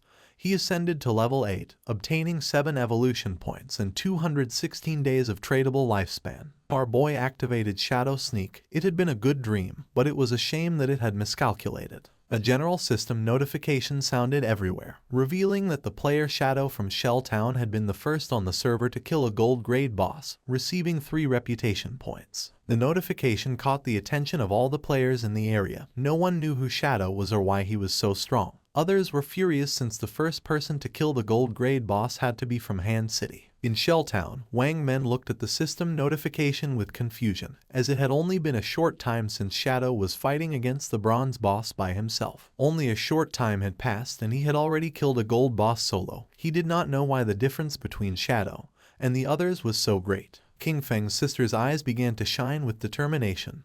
Realizing that Shadow really was the strongest, she thought that if Shadow helped her level up, then she would be able to see Brother Song Fei. The body of the boss disappeared, leaving lifespan and loot on the ground. The boss of the group that was hiding behind the tree couldn't help but smile upon seeing that the boss had dropped so much loot. With a wicked expression, he realized that Shadow had hidden using invisibility without taking the loot, realizing that he must be wary of them. He gave Guang the order to release his skill and find Shadow. They were going to kill King Feng and take the gold boss's loot for themselves. Guang nodded his head, then drew his bow, used the skill called Phantom Horned Eagle, and shot an arrow toward the swamp, which transformed into the ghost of an eagle. The eagle flew until it exploded, causing its feathers to start falling over the swamp. King Feng began observing them carefully. He did not expect this hunter to learn this anti-invisibility ability so quickly. For him, it was no surprise that they were so confident in killing him and seizing his loot, but it was a pity that his assassin class came with an extra point in invisibility level. Guang's skill was level 1, so it could not break his skill. Confident, Guang turned to the boss, informing that Shadow must have fled after seeing so many of them. The boss and his men began to advance towards the loot. Deciding to protect the loot first, he asked his men not to be careless and to prepare for battle at any moment. The ownership of the boss's loot was 5 minutes. After the time ended, the loot was going to be theirs. A proud smile appeared on their faces, but just then, Shadow began to emerge, making their eyes widen in fear. Just before they could react, King Feng moved like thunder, taking everyone down. Now that the atmosphere was quieter, King Feng's attention focused on the loot. But then a question came to his mind: where had Little Black gone? He decided to forget about it and find her later. For now, he had enough evolution points to upgrade Greedy Hand, so he decided to upgrade the skill before obtaining the loot. Greedy Hand went from being diamond quality to epic. It could be used on monster corpses, having a 220% to 300% probability of obtaining an extra loot drop. The extra loot had a 100% probability of being 1 tier higher. Our boy picked up the loot. He was determined to use the 100% chance to gather all the light together and squeeze them. Greedy Hand started to absorb the loot, making a smile appear on King Feng's face. A bright light began to emerge from the forest, and after using Greedy Hand, he obtained 21 evolution points, 648 days of tradable lifespan, and 2 special items called Ghostfire Bell. King Feng's eyes widened in surprise upon seeing that he had obtained 2 Ghostfire Bells. It was a special item. After equipping it, King Feng would not lose lifespan upon dying, with a cooldown time of 1560 seconds. It had 2 skills, 1 passive and 1 active. Soul Absorption was passive. When killing monsters, the amount of dropped lifespan would increase by 20%, and having 2 Ghostfire Bells at the same time would double this effect. Soul Shock was an active skill. He could shake the bell to immobilize all enemies within a 100-meter radius for 3 seconds, with a cooldown of 512 seconds. The Ghostfire Bell was not considered equipment. It was an item. It did not take up 2 equipment slots, and 2 Ghostfire Bells only occupied 1 inventory slot, making it very convenient. While he was distracted, Little Black contacted him through chat asking him to come save her. Shadow became alert and asked with a worried expression where she was. King Feng, somewhat worried about knowing where Little Black was, the only thing he heard through the voice chat were her screams asking them not to come near her. Little Black was very scared since the leader and his men had already cornered her. They praised her for having strong resistance, but revealed that there was nowhere to escape, advising her to come over calmly, promising that they were going to make her feel so good that she would ascend to heaven. She clenched her fist, and when she looked back she saw that she was at the edge of the cliff, determined not to give these bastards the kill. Without thinking too much about it, she threw herself backward off the cliff, leaving the leader and the others in shock. Her body began to descend rapidly until it forcefully hit the ground, causing her terrible pain and making a pool of blood appear. Her body began to disappear and turn into lifespan. The leader peeked over the cliff and felt somewhat confused upon seeing that she had really jumped, thinking that she was quite resolute. Little Black informed our boy that he no longer needed to save her, since she had died and returned to the town. She felt relieved, as it was good that the tradable lifespans of their party were all on Captain Wang Meng. King Feng felt relieved and asked Little Black to wait for him there, as he was going to pass the stuff to her. She felt happy and praised our boy for having worked hard. He collected all the lifespan that was in the area. This time he had 1 big. His tradable lifespan had reached 3115 days, and he even had 21 evolution points. He decided to use the points and evolve Greedy Hand. A system window appeared, informing that the skill Greedy Hand had already reached epic. It required 10 times the evolution points to keep evolving.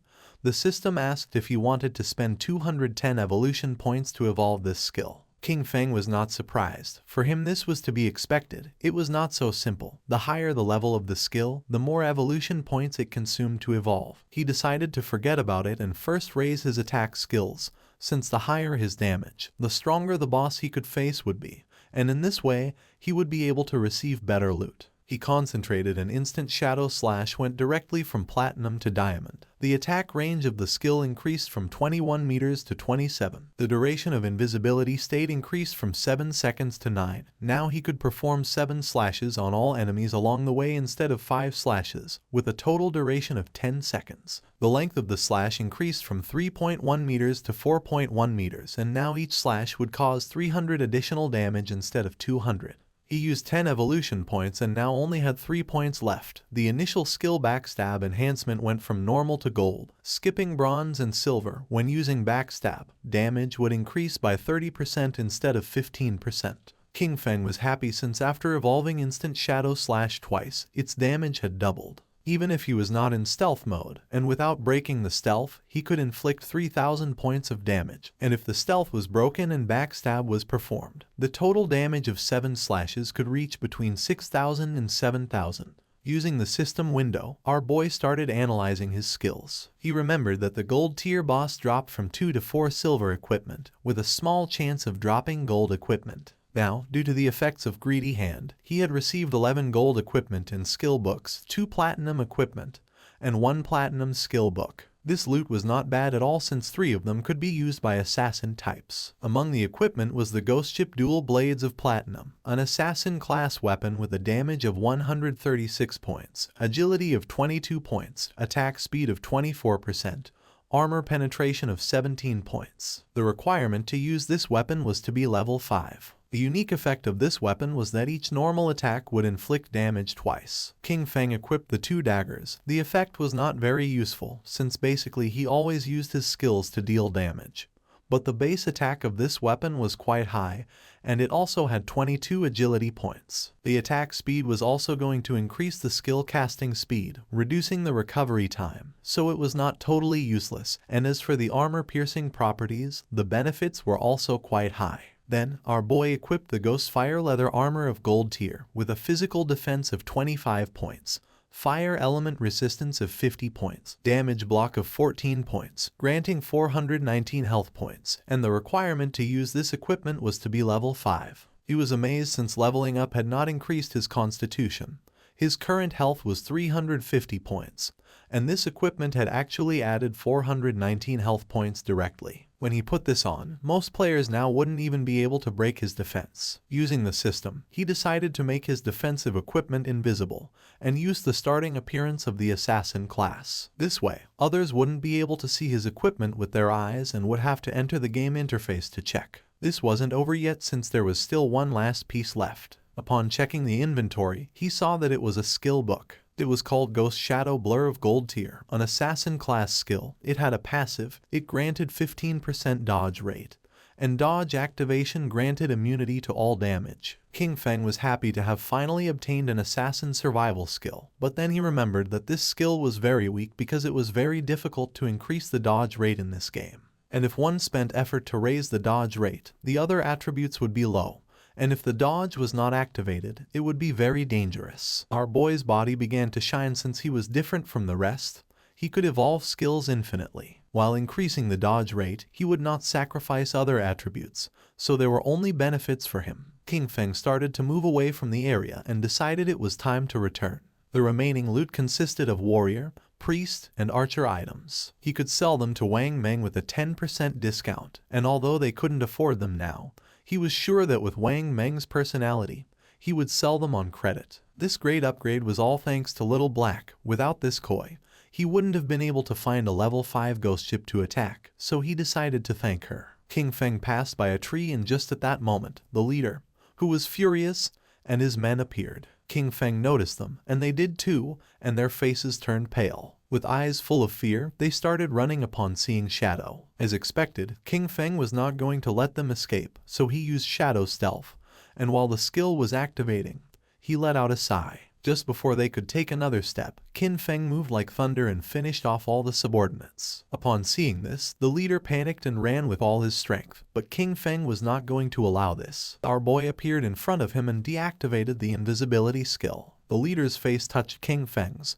his eyes filled with tears and fear. He admitted he was wrong and promised not to do it again, begging our boy to please let him go since he had less than 1 year of lifespan left. With a cold gaze, King Feng asked if he had first thought about his own fate when attacking others. Without remorse, King Feng attacked with a poison dart, and while the leader was writhing in pain, he turned his back and left. Since he had killed too many players, he received a layer of status called Killer. Currently in the first layer of the Killer status, he was going to lose 75% of his current lifespan upon death. King Feng was calm since he had the Ghost Fire Bell. If he was careless and died once, he would not lose any lifespan. King Feng returned to Shell Town and everyone's gaze fixed on him. People started talking among themselves since he had killed a gold tier boss. Everyone was in shock. Seeing that he was not wearing any equipment, some thought that he must have exploited bugs to defeat the boss. While our boy was walking through the area, a man approached and asked him to please wait. King Feng turned curious. Showing a skill book with a smile, the man mentioned that they had mistakenly bought this assassin's skill book, asking him to please accept it and take it as if nothing had happened between them. The system identified the skill book. It was a common tier called Impale. It was a single target skill. Upon hitting, it added 20 attack points and caused stun for 2 seconds, with a cooldown of 22 seconds. King Feng took the skill book and his eyes widened in surprise since it was a control skill. After taking the book,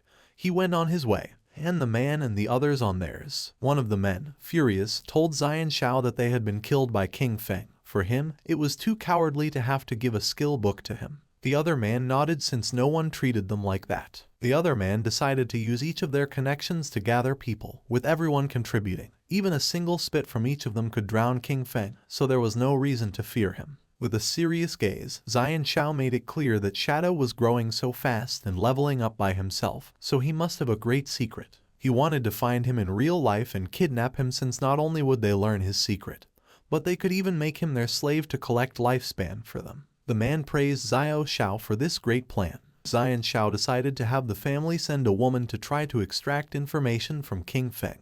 When he had heard Shadow's voice just now, it sounded very foreign. He knew he was not within their circle, which meant that he was very poor. They decided to find a professional beauty, as they were sure that King Feng would fall into the trap. King Feng met with Little Black and asked her to accept the trade, since he wanted to give her some things. Upon hearing this, her eyes filled with excitement, but she explained that her name was not Little Black but Big Plum. King Feng gave her a powerful skill and a necklace, and upon using them, fire began to emerge from her magic staff. She was happy because with this skill and the necklace, her damage had multiplied several times. Moreover, her mana regeneration had more than doubled. She thanked him from the bottom of her heart. Our boy said there was no need, explaining that he was just following their agreement, asking her to give him the space ring. With a smile, she took the space ring out of the inventory and said that he could keep it. With her face blushing, she revealed that when she was escaping in the forest, she had discovered an underground cave that seemed to be the entrance to a ruin,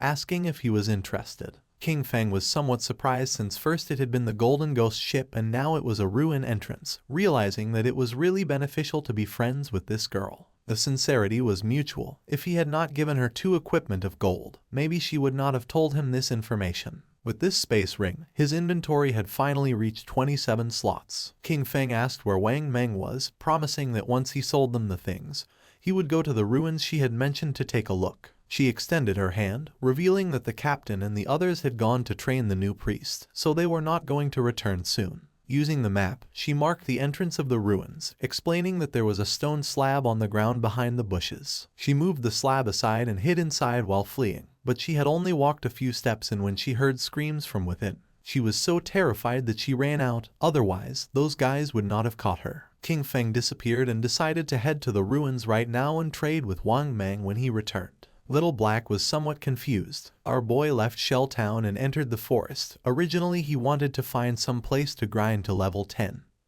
But since there was a ruin, there was no need to grind. Mainly there were 3 types of ruins that appeared in a beginner's town. They were tombs, cursed ruins, and temples of faith. No matter what type of ruin it was, the small mobs were all bronze tier. There might even be some silver tier monsters. For him they were a sea of lifespan and evolution points. Following the location that Little Black had marked on the map, King Feng arrived at the entrance of the ruin. Without wasting time, our boy entered, remembering that there were mainly 3 types of ruins that appeared in a beginner's town: tombs, cursed ruins, and temples of faith. There was not much to say about the tombs. They were inhabited by a lot of monsters and it was very difficult to kill them all, and also there was almost always going to be a golden boss at the end. The monsters in the cursed ruins were all cursed by ancient gods and evil gods. They could have been humans in the past, but some went mad and others became ghosts after death. The monsters in the temple were all believers of ancient gods and evil gods. Moreover, the layout of the temple was very complex. The walls were filled with ancient murals. If one managed to get past the last 2, they would receive a special item or a skill book. Upon observing the murals on the walls, our boy realized that this was a temple of faith. He began to observe the murals carefully as they were very familiar. At that moment, roars began to be heard. Our boy started walking down the hallway, realizing that this was the faith temple of the ancient god of judgment. It had the same origins as his Eye of Judgment. At the same time, in the forest was Wang Meng and his party fighting against a monster. Wang Meng drew his shield and blocked the monster's attacks. But then, the monster lunged at him and just before he had time to react, it attacked with its fierce claw, causing Wang Meng's body to fly through the air, inflicting terrible damage on him. Seeing that the captain was injured, the party's archer panicked and gave the order to the healer to heal. King Feng's sister was paralyzed with fear, not knowing what to do. With tears in her eyes, she tightly grabbed the magic staff and asked how to do that. While they were distracted, the monster jumped and prepared to attack. Seeing this, the party's swordsman drew his sword and gave King Feng's sister the order to use her skill. But instead of obeying, she fell to her knees on the ground, dropped her magic staff, and began crying in fear. The monster attacked again and Wang Meng's party was eliminated and they were teleported to Shell Town. Wang Meng and his men were furious. Little Black, who was in the area, greeted them and with a smile asked why they were back so soon, explaining that the expert Shadow was still not back so they couldn't buy equipment now. The archer, who was furious, started pointing at King Feng's sister and said he had never seen someone as stupid as her. She didn't know how to dodge monster attacks, nor how to use her skills. Xiao Yu started to cry, not knowing what to do. Little Black stood in front of her and with a confused expression asked the archer why he was so fierce, explaining that she was a beginner, and it was her first time playing the game, so it was normal to die once. With eyes full of rage, the archer asked Little Black to move away since he was going to scold her to death. The swordsman explained to Little Black that they had not died once, they had died 3 times in less than an hour. Upon hearing this, Little Black's eyes widened in surprise. With a smile, she began to show the necklace that King Feng had given her. She decided to go with them, revealing that she had just received 2 good things from the expert. She was very powerful now, and believed they were not going to die once she was there. Wang Meng stepped forward and gave the order to everyone to stop arguing. For him, Little Black's suggestion was not bad since with her joining them this time, things should go well and maybe when they were back they would be able to meet Shadow. Although deep down Xiao Yu was furious, she pretended to be grateful, apologized and promised to work hard. She could not believe that they themselves could not do the job and still dared to blame her. If it weren't for the connections they had with Shadow, she wouldn't bother with all of them. She was very angry. At the same time, our boy entered a room and something caught his attention. 2 monsters knelt before him, and the system identified them as devout followers of the ancient god. Called the Judged, they were level 10 monsters and silver tier. King Feng's eyes began to shine with suspicion.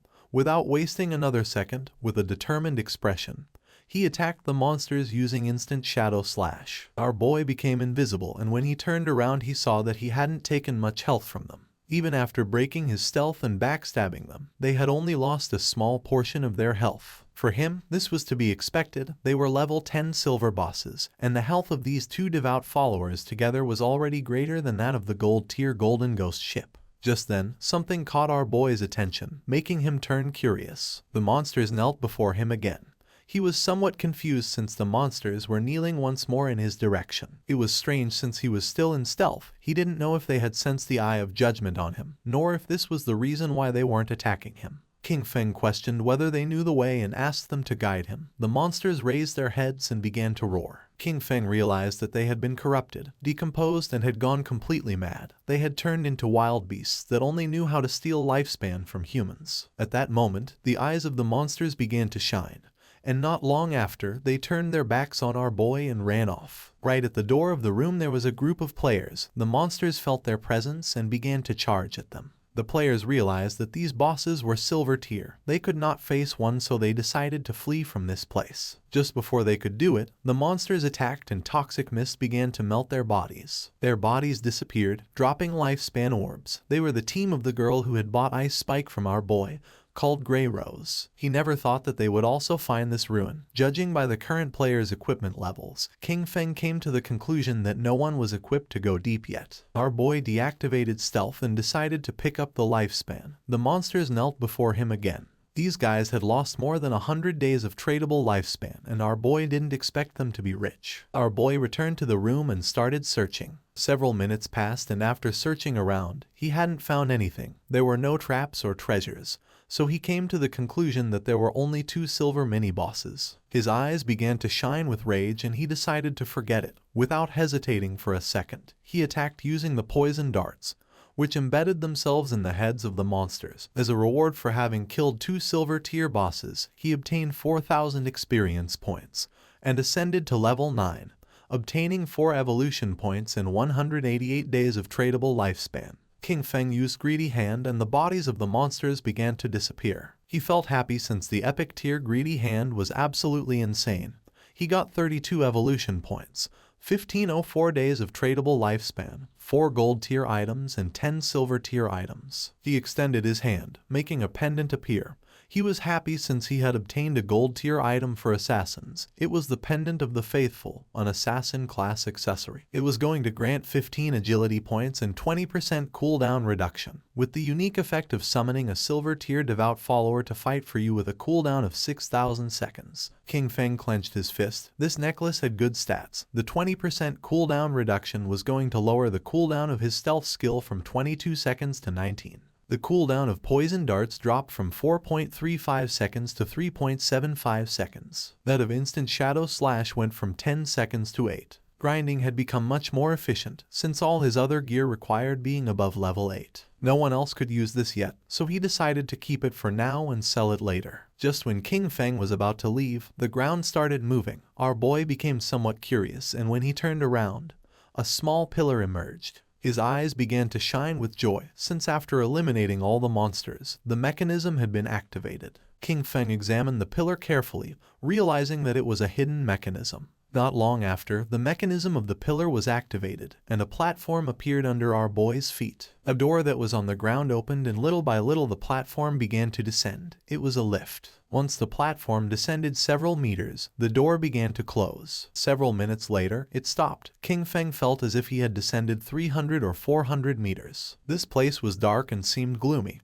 King Feng's attention was fixed on it. Thanks to his knowledge, he realized that this was the maze hidden beneath the temple. He knew there was a certain chance that a hidden maze would appear in the ruins. He had explored many of them in his previous life, so he knew there were countless traps in the maze. But as long as there were people acting as cannon fodder, there was no danger in exploring them, only that it would take a lot of time. With a confident gaze, he took out the pendant. With his current attributes, if he activated any trap, he would die. But luckily he had this thing, which allowed him to summon a silver-tier devout follower to fight for him. He extended his hand and used the power of the pendant to summon a devout follower, making a zombie appear on the ground. Pointing toward the hallway of the maze, our boy gave it the order to go scout. The devout follower stood up and began walking toward the hallway. King Feng crossed his arms and couldn't help but feel happy, since it was easy to explore with a lackey scouting ahead. But there was still a chance of danger, so he decided to evolve his dodge passive first just in case. He used 11 evolution points, and his ghost shadow blur went from gold tier to epic tier, increasing passive dodge rate from 15% to 75%. Now dodge activation was going to grant immunity to all damage. 75% dodge rate was already very high.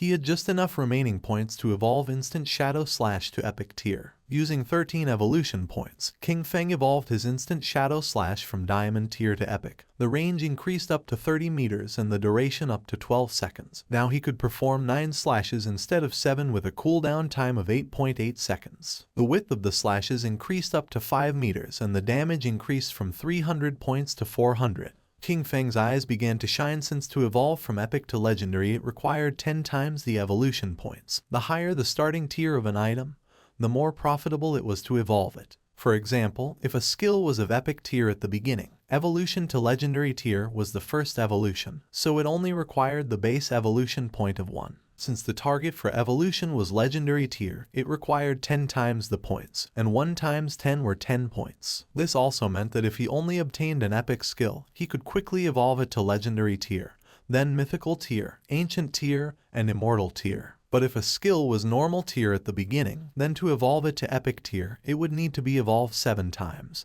And by the time it reached the 10 times point, it would need hundreds of points. But the good thing was that, no matter in which tier the skill started, he could spend very few points to evolve it to epic tier. In other words, from now on, all his skills were going to be at least epic tier. He had 11 evolution points remaining, and he could only evolve the starter skill, Shadow Sneak. He used 8 points and the skill went from silver tier to platinum. The duration of the skill increased from 16 seconds to 24, and the attack that broke stealth increased by 90, going from 120 to 50.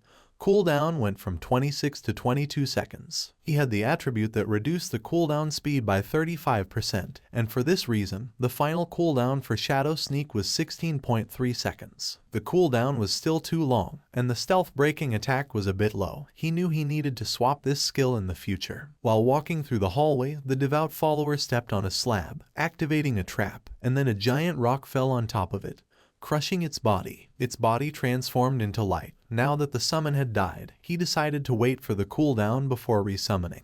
This maze was complex and dangerous. He could only do this to explore slowly, and hope to find good things when the time came. In the upper layer of the temple, a man carrying a shield and a hooded woman peeked their heads through the door. The man informed his captain, Grey Rose, that the monsters had disappeared. Upon hearing this, Grey Rose couldn't help but feel somewhat surprised. They entered the room, and Grey Rose noticed that their lifespan had also disappeared, knowing that someone must have killed those monsters and taken their lifespan.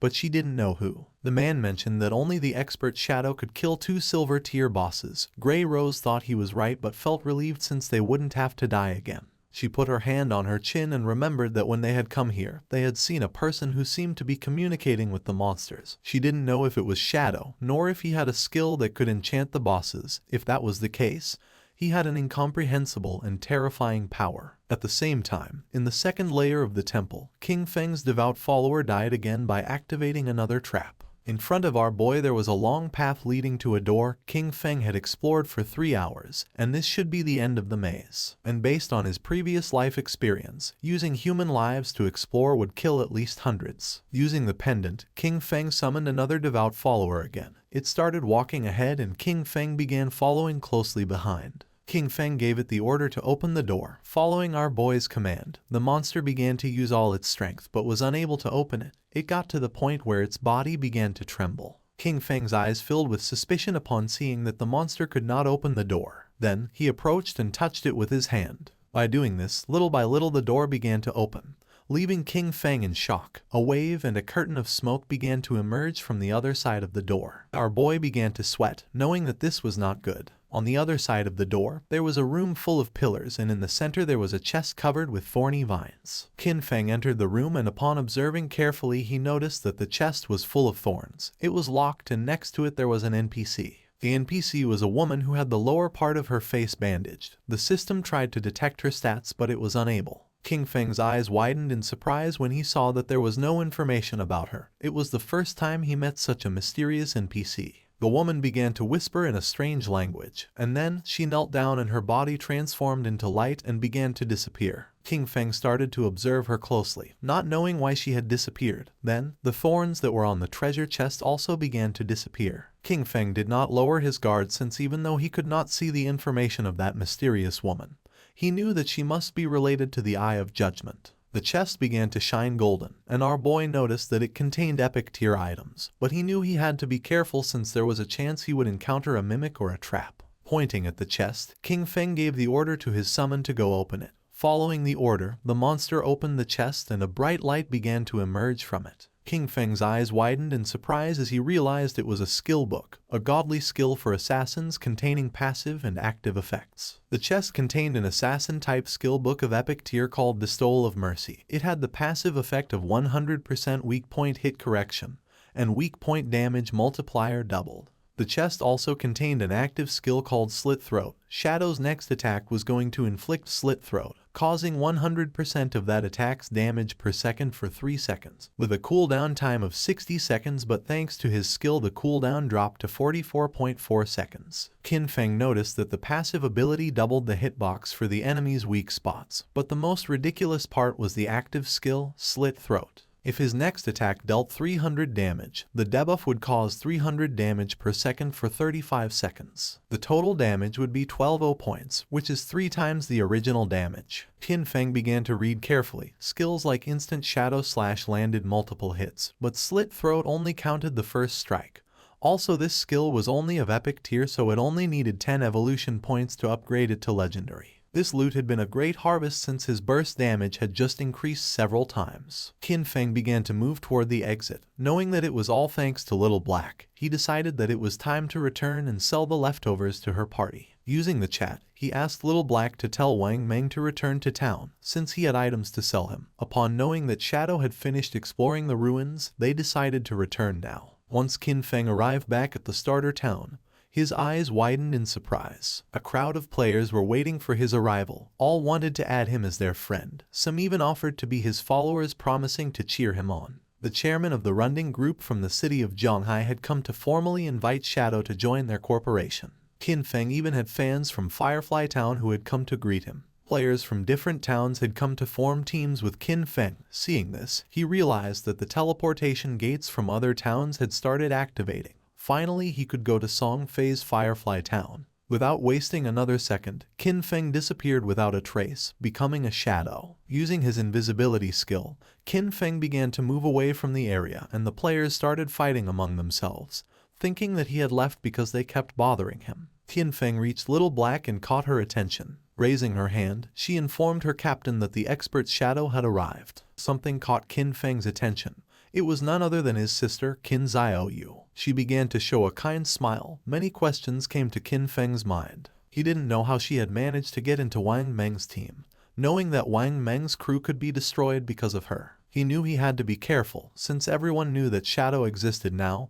He couldn't reveal his true identity. He still couldn't use his powers in real life, and with so many eyes on him, even a kitchen knife could kill him right now. Xiaoyu couldn't help but blush as she could tell how powerful he was just by looking at him, realizing that compared to him, Wang Meng's party was like trash. She thought that if he carried her, then she could reunite with Song Fei in a matter of days. Using the system, Qin Feng explained to the captain that this equipment was perfect for their party's classes. Moreover, the skill books could increase their combat power. Our boy set an initial price of 22 days of lifespan. For Wang Meng this was very expensive, since they were all silver and gold tier. For now they could not afford it. Qin Feng said that there was no problem since they could pay him later. Wang Meng was sincere and thanked him, not knowing how to repay him for helping them. If ever Qin Feng needed them in the future, he only had to say the word and they would do their best to help him. The swordsman of the party put on a golden helmet. According to him, Shadow was awesome. He could not believe that he was getting gold tier equipment so soon. Wang Meng also equipped the equipment, obtaining a gold tier skill, with which his DPS had tripled. He could not avoid crying since Shadow even let them buy on credit, realizing that he trusted them. Wang Meng began to inspect his inventory but did not find anything for priests, leaving Xiaoyu somewhat confused. The archer was furious since she was lucky to leech EXP from them. Xiaoyu approached Qin Feng and introduced herself as the priest of Wang Meng's party and asked if he had any equipment for her.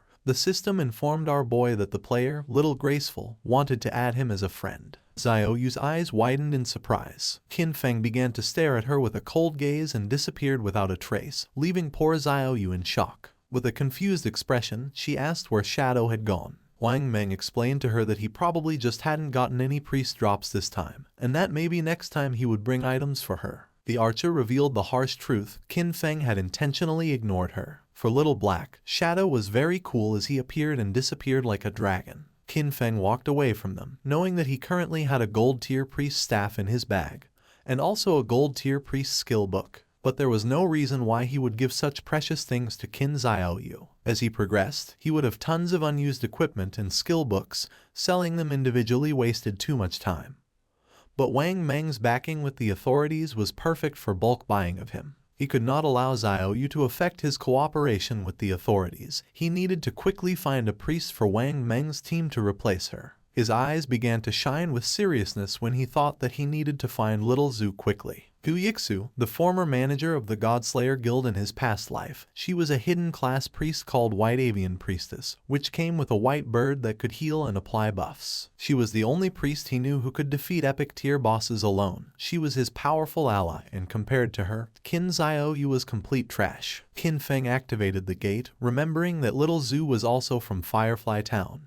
Just like Song Fei, being perfect. If Qin Feng could find Little Zhu, he was going to put her on Wang Meng's team. Using the gate, he traveled to Firefly Town. Qin Feng arrived at Firefly Town, a place very different from Starter Town. While he was walking through the area, he heard two players who wanted to hurry back. Since the silver boss was below half health, they couldn't let someone steal it, as they would have died in vain. One of them cursed Song Fei since that bastard brought many fangirls with him, knowing there was no way to compete with him. Nor did he know how some minor celebrity had so many brainless fans. Qin Feng had just arrived and had already found clues about Song Fei. Following the players, he reached a valley. This was the level 5 area, called Wailing Valley. The monsters in this place were Emberfiends and the Shackles. After walking a bit, he started to hear players fighting. When peeking his head out, he saw a group of players attacking a two-headed monster with its body surrounded by flames. Qin Feng knew that this twin-headed Emberfiend was a silver tier boss, and noticed that the situation was somewhat chaotic since many players were attacking each other. When observing closely, Qin Feng saw a group of players, and among them was the bastard Song Fei. Two players stood in front of Song Fei's team and drew their weapons. One of them had been ambushed by Song Fei, and his lifespan had been stolen by him. He swore to kill him. With a smile, the player carrying a shield asked if Song Fei thought that hiding behind his mage girls made him safe, revealing that he had the godly anti-mage skill. Just before he could take a step, one of Song Fei's mages crushed his head using the magic staff. Qin Feng remembered that Song Fei, with the title Heaven-Defying Mage God, had the mage class. In his past life, this bastard tricked a bunch of fans into choosing the mage class, only to take all their equipment and skills to strengthen himself quickly. But a team couldn't be made up of only mages, so his fangirls came up with a solution. Some put their attribute points into intelligence to become glass cannon mages. Some put their points into agility to become disruption mages. Others used their points on health to become meat shields, and some chose strength to become battle mages who attacked using their staff. In the early stages, Song Fei's team was extremely dominant, stealing lifespan from players everywhere without anyone being able to stop them. And as expected, as the game went on, most of his fangirls died pretty quickly. Pointing at the boss with his finger, Song Fei made up a lie saying that his fans were working so hard that now his heart hurt. He hoped the boss would die soon so everyone could rest, and also that the world would be full of love and free of violence. The twin-headed Emberfiend began to advance towards Song Fei's group. One of Song Fei's fans explained that this was not hard for them since the one who was trying the hardest was him. According to her, he worked so much that he shouldn't have to endure all this. She started pointing at the monster and decided to kill it so it wouldn't hurt their beloved Song Fei. Song Fei's fans began attacking the monster by casting spells. They were willing to defeat it so that Song Fei would become king, swearing to follow him no matter where he went. The monster opened its mouth and launched a burst of fire towards Song Fei, putting him on alert. But just before the burst of fire could get close, one of his fans stepped in the way, taking the attack fully. Song Fei took the girl's hand and began to show a sad gaze, while the woman's body was disappearing. With tears in her eyes, she swore to do anything for him. The chubby girl tightly grabbed her magic staff and told the others to get angry since if they killed this ugly monster, brother Song Fei would be able to ascend to first place in the ranking. He had to surpass Shadow. This made the others excited. Raising their weapons, they swore to conquer the world, dominate the heavens, and fight alongside Song Fei. They summoned several powerful spells, causing thunderbolts to strike the monster. Song Fei realized that it was going to die, knowing that this silver tier boss was hard to kill. He couldn't help but wonder how someone had been able to defeat a gold tier boss alone. He was sure that Shadow had used a bug. Song Fei had many fans helping him and was only level 7. He didn't know how Shadow leveled up so fast. A smile spread across his face since once he defeated this silver tier boss, he was going to level up to 8. He knew that Shadow had been stuck at level 9 for a long time, so he decided to take the opportunity to surpass him and become the #1 player of the God-forsaken game. Just then, a hand surrounded by Shadow grabbed Song Fei by the mouth. In the blink of an eye, Qin Feng decapitated Song Fei, and using instant Shadow Slash, cut his body into pieces. Blood began to emerge from the mouth of the bastard Song Fei. His fans went into shock, and just before they could take another breath, Qin Feng attacked again. Moving like thunder, he cut the bodies of the fans and of the boss into pieces. A system window appeared, informing that the boss had been defeated and granting him 15 experience points. The boss fell to the ground and its body began to transform into lifespan. The players were in shock since they couldn't believe that Shadow had killed the boss with a single strike. A single attack from Shadow did thousands of points of damage, while theirs only did 100 points of damage. Shadow was 10 times stronger than them. The corpse of the boss transformed into orbs of lifespan, and Qin Feng deactivated his stealth skill. The smartest players realized that it had been an AoE attack. They couldn't believe that a single attack had killed Song Fei and all his gang of fans. Upon observing closely, they saw Shadow and remembered that he was the one who had achieved the first global kill of the gold tier boss. They decided to leave and let Shadow have the loot. They began to cheer for Shadow for having avenged them by killing Song Fei's gang. Qin Feng knew that they were only afraid of being attacked, and that's why they could only join forces to attack him. In his past life, he would not have hesitated to kill them. At the same time, Song Fei respawned again in Firefly Town. The system reported that he had been killed by Shadow, and he lost 1106 days of tradable lifespan, and 18 years and 113 days of non-tradable lifespan. Song Fei panicked and realized that Shadow had come to Firefly Town. He couldn't believe that out of the hundreds of starter towns in Zhonghai City, he had come to his to steal the kill. His fans also respawned again. The chubby girl felt confused to see that Song Fei had also died. The other girl was furious since she didn't know why Shadow had killed them. The other thought that Shadow wanted to steal the silver tier boss. According to them, he was evil for taking advantage of Song Fei being distracted to launch a surprise attack. Just then, an archer approached Song Fei and with a nervous expression asked if she could join his team, revealing that she had the skill called Eagle Eye, and she could detect invisible enemies. Song Fei's fans told the girl to get lost since he had said he only wanted mages in his party. The chubby girl thought her efficiency at killing monsters was too low, and she would only affect Song Fei's progress in the ranking. Song Fei extended his arms and explained that although she was an archer, she could be part of his family since he believed that love could fill everything. He took the woman's hand and with a kind expression mentioned that he had felt her strong emotions. It didn't matter if she was an archer.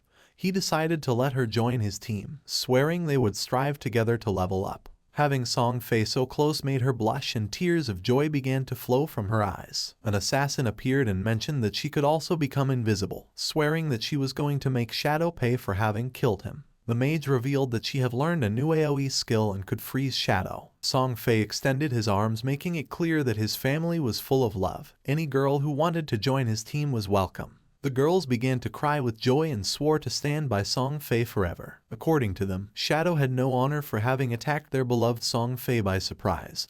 They promised that he was going to pay the price. As soon as they found Shadow, they were going to let Song Fei kill him so that he could learn what happened when someone messed with Song Fei. The attention of two players focused on them. They didn't know what Song Fei wanted to do now, but they were aware that someone had killed him out there, being very satisfying. They remembered that there were many girls protecting Song Fei, so they didn't know how he had been killed. But then they realized it must have been Shadow. According to them, Shadow was incredible. And seeing the girls crying for Song Fei, they thought these girls were not right in the head. A smile spread across Song Fei's face as he was confident that with so many people as witnesses, when he defeated Shadow, everyone would know that it was useless to be strong if one fought alone, especially being an assassin. According to him, Shadow was a soft assassin who had dared to challenge a great and noble mage like him. At the same time, Qin Feng picked up the loot using Greedy Hand, obtaining 16 evolution points, 217 days of tradable lifespan, 6 pieces of silver tier loot, and 1 piece of golden tier loot. Qin Feng decided to evolve the skill Graceful Liberation, consuming 10 out of 19 points. The skill went from epic to legendary. The passive effect Weak Point Attack Correction went from 100% to 200%, and the weak point attack multiplier was doubled. The active effect also improved. The next attack was going to trigger Throat Slit effect, causing 150% attack damage per second instead of 100%. With a duration of 3 seconds, the cooldown of the skill went from 30 seconds to 18.5.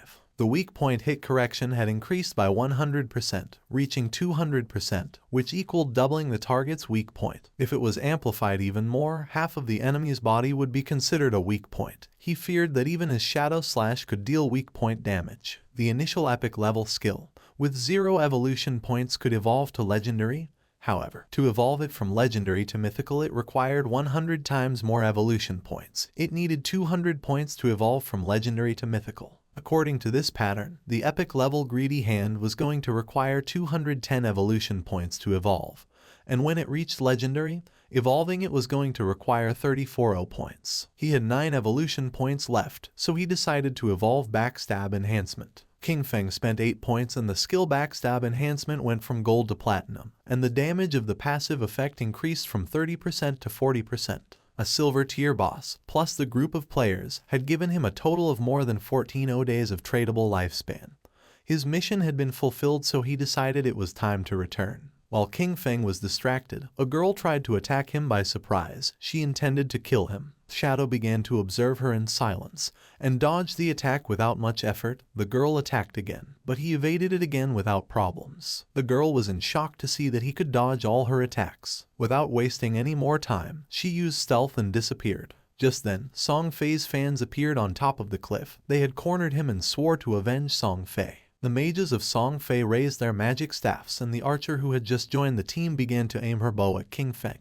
They were furious and swore to avenge Song Fei. Qin Feng used stealth and disappeared into the air, becoming a shadow. Upon seeing this, the archer used her skill called Eagle Eye and made it clear that Qin Feng's invisibility was useless. Her arrow transformed into a ghost eagle until several seconds later it exploded and its feathers began to descend from the sky like drops of rain. The feathers began to fall on the assassin from Song Fei's party and her stealth was deactivated, making her visible. The chubby girl clenched her fist and felt happy, believing they had detected Qin Feng. She gave the order to the others to use their most powerful skills and attack with everything. Following her order, Song Fei's fans used their most powerful skills to attack. A rain of powerful spells began to descend upon the assassin. Seeing this, she panicked and tried to tell them that she was not King Feng. It was already too late, as the spells hit her body directly, creating a great explosion. Instead of feeling sad, the chubby girl felt furious since she didn't care about this anyway because she wasn't a mage, and that showed that she didn't sincerely love Song Fei. According to her, this was a punishment from heaven for her falseness. She gave the order to the archer to launch the eagle again to find Shadow. The archer nodded with her head, but at that moment, King Feng took out the Ghostfire Bell and started shaking it, activating its active effect called Soul Attack, which could immobilize all enemies within a range of 100 meters for 3 seconds, with a cooldown of 521 seconds. Just before the archer could use her skill called Eagle Eye again, an aura appeared around her body and those of her friends, leaving them immobile. Seeing this, they felt confused. Just before they could take another breath, King Feng appeared and using Instant Slash, attacked like thunder, cutting their bodies into pieces without even giving them a chance to react. Song Fei, who was hiding behind the corner, peeked his head out and felt confused, not knowing what was happening or why they had suddenly died. At first he thought the culprit was Shadow, but then dismissed this idea since if he had made a move, he would have revealed himself. King Feng, who was invisible, approached him and with an arrogant gaze made it clear that his death was near. Upon hearing Shadow's voice, Song Fei's eyes widened in fear and surprise, making him tremble. Without losing another second, he activated his magic shield, causing a powerful shield to appear around him. But to his surprise, King Feng launched a poison dart which passed through Song Fei's shield without much trouble, breaking it into pieces. The dart hit him squarely on the forehead, making the bastard Song Fei fall to the ground and start screaming in agony. Song Fei's body transformed into orbs of lifespan. King Feng deactivated stealth, and upon seeing that Song Fei had so much remaining lifespan, he realized that originally he had more than 2,000 days of tradable lifespan. Song Fei's body disappeared, leaving only lifespan. King Feng began to observe it and felt somewhat confused since he didn't know why his fans had no tradable lifespan, realizing that they had given all their lifespan to Song Fei. A lot of time had already passed and there were still people thinking that the godforsaken game was just a game. The crazy fans were truly terrifying. For our boy it was a shame since the tradable lifespan added up in total to several hundreds of years, and now it was only going to go to the nearby monsters. Back in Firefly Town, Song Fei and his fans respawned again. Song Fei was furious since out of more than 2,000 days of tradable lifespan now he only had 500 left. With a confused gaze he asked the archer why she hadn't been able to find King Feng using her detection skill. She explained that she had indeed used the skill, but the only thing she had found was their assassin sister. The chubby girl mentioned that she could see there was stealth level in her attribute panel. She didn't know if Shadow's stealth level was higher than they expected. The archer revealed that her Eagle Eye skill had a counter stealth level of 1, so she could only see targets with a level 1 stealth. If the opponent had a higher stealth level, she couldn't detect them. Song Fei felt frustrated since Shadow attacked and disappeared without leaving a trace. He didn't know how to defend against that. Touching his face, Song Fei thought that he had not offended Shadow, and now that he had also taken the boss kill, Shadow had no reason to come after him again. But then he thought maybe Shadow was jealous of his unparalleled beauty, and was going to come kill him again. Song Fei's fans raised their weapons and decided for everyone's safety to level up somewhere else. Wherever Song Fei wanted to go, they swore to follow him. Not long after, King Feng also returned to Firefly Town. After searching for a while, he thought this was strange since Song Fei and the others had left. He didn't know if they had gone to another town or logged off. Deactivating stealth, our boy asked a player who was in the area if he knew where Song Fei and the others had gone. Upon seeing Shadow, the man couldn't help but feel afraid. Pointing to one side, the man revealed that Song Fei and his fans had gone in that direction. He begged Shadow to please kill Song Fei.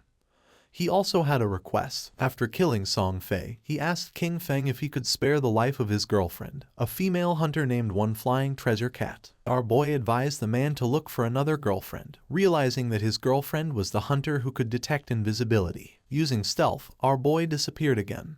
The man began to beg, saying that he had worked very hard to find her. Although King Feng knew the direction in which they had gone, he had no idea where they were heading, and searching everywhere was going to take too much time. The man put his hand near his mouth and started calling Shadow. Our boy knew that things would be much easier if he could find Gu Yixu. At that moment, a woman passed by his side, and his attention fixed on her, leaving him somewhat surprised. This girl was none other than Gu Yixu. Our boy deactivated stealth and with a cheerful gaze called her beautiful and asked if she could help him. Upon seeing Shadow, she couldn't help but feel surprised. King Feng took out the golden grade staff from his inventory and mentioned that he had heard that her class could search for targets in a wide area. He promised that if she could find Song Fei, as a reward he would sell her the staff at a bargain price. Seeing this, Gu Yixu's eyes began to shine with excitement. She opened her system window and asked how he knew that she could search over a wide area. She remembered never having told anyone about it. King Feng asked if she wanted this golden grade weapon, and she said yes even though she didn't know if she could afford it. With a confused expression, King Feng asked if she didn't even have 500 days of tradable lifespan,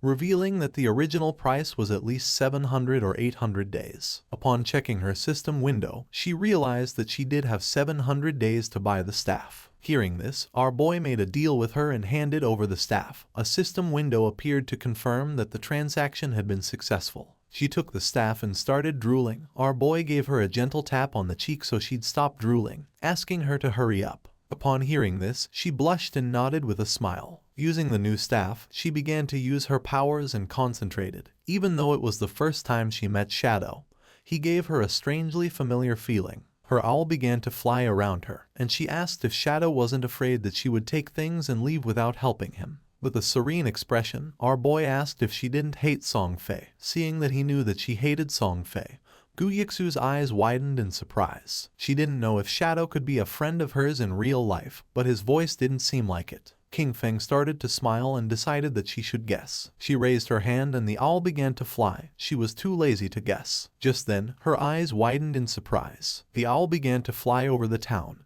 and in the distance in the middle of the canyons she saw Song Fei and his fans. Her owl finally found where Song Fei was hiding in the rocky canyons and quickly told King Feng the place. She also told him to hurry because Song Fei and his friends might leave before he got there. The owl could fly fast, but following them for too long could make it really tired. Shadow, ready to go, told her not to worry because he'd be there super quick. Right then, King Feng took off like a shot, zooming over rocks and through rough spots without slowing down. But then, the owl stopped flying. That made King Feng stop too, because it meant something was messing with their tracking. He looked around and saw a tree with a weird sign on it. Wanting to know more, he got in touch with Yu again, and she had the owl check the area. Soon, the owl found 2 more trees with the same signs. One was 100 meters ahead, and another was 100 meters to the left. King Feng went up to each tree, touching the symbols very carefully. When he touched all 3 with a bit of his energy, a bright light connected them. Then, the ground in the middle started shining, and suddenly, a treasure chest with a bright green light and golden glow appeared. Feng was shocked. A treasure like this in a simple place like Firefly Town. He could hardly believe it. These treasures, left by ancient gods, were super rare and could pop up anywhere. Some brought monsters, some unleashed swarms of beasts, and some, like this one, had incredible treasures. Yu, watching through her owl, couldn't believe it either. That green chest could be worth 1,000 days of someone's lifespan,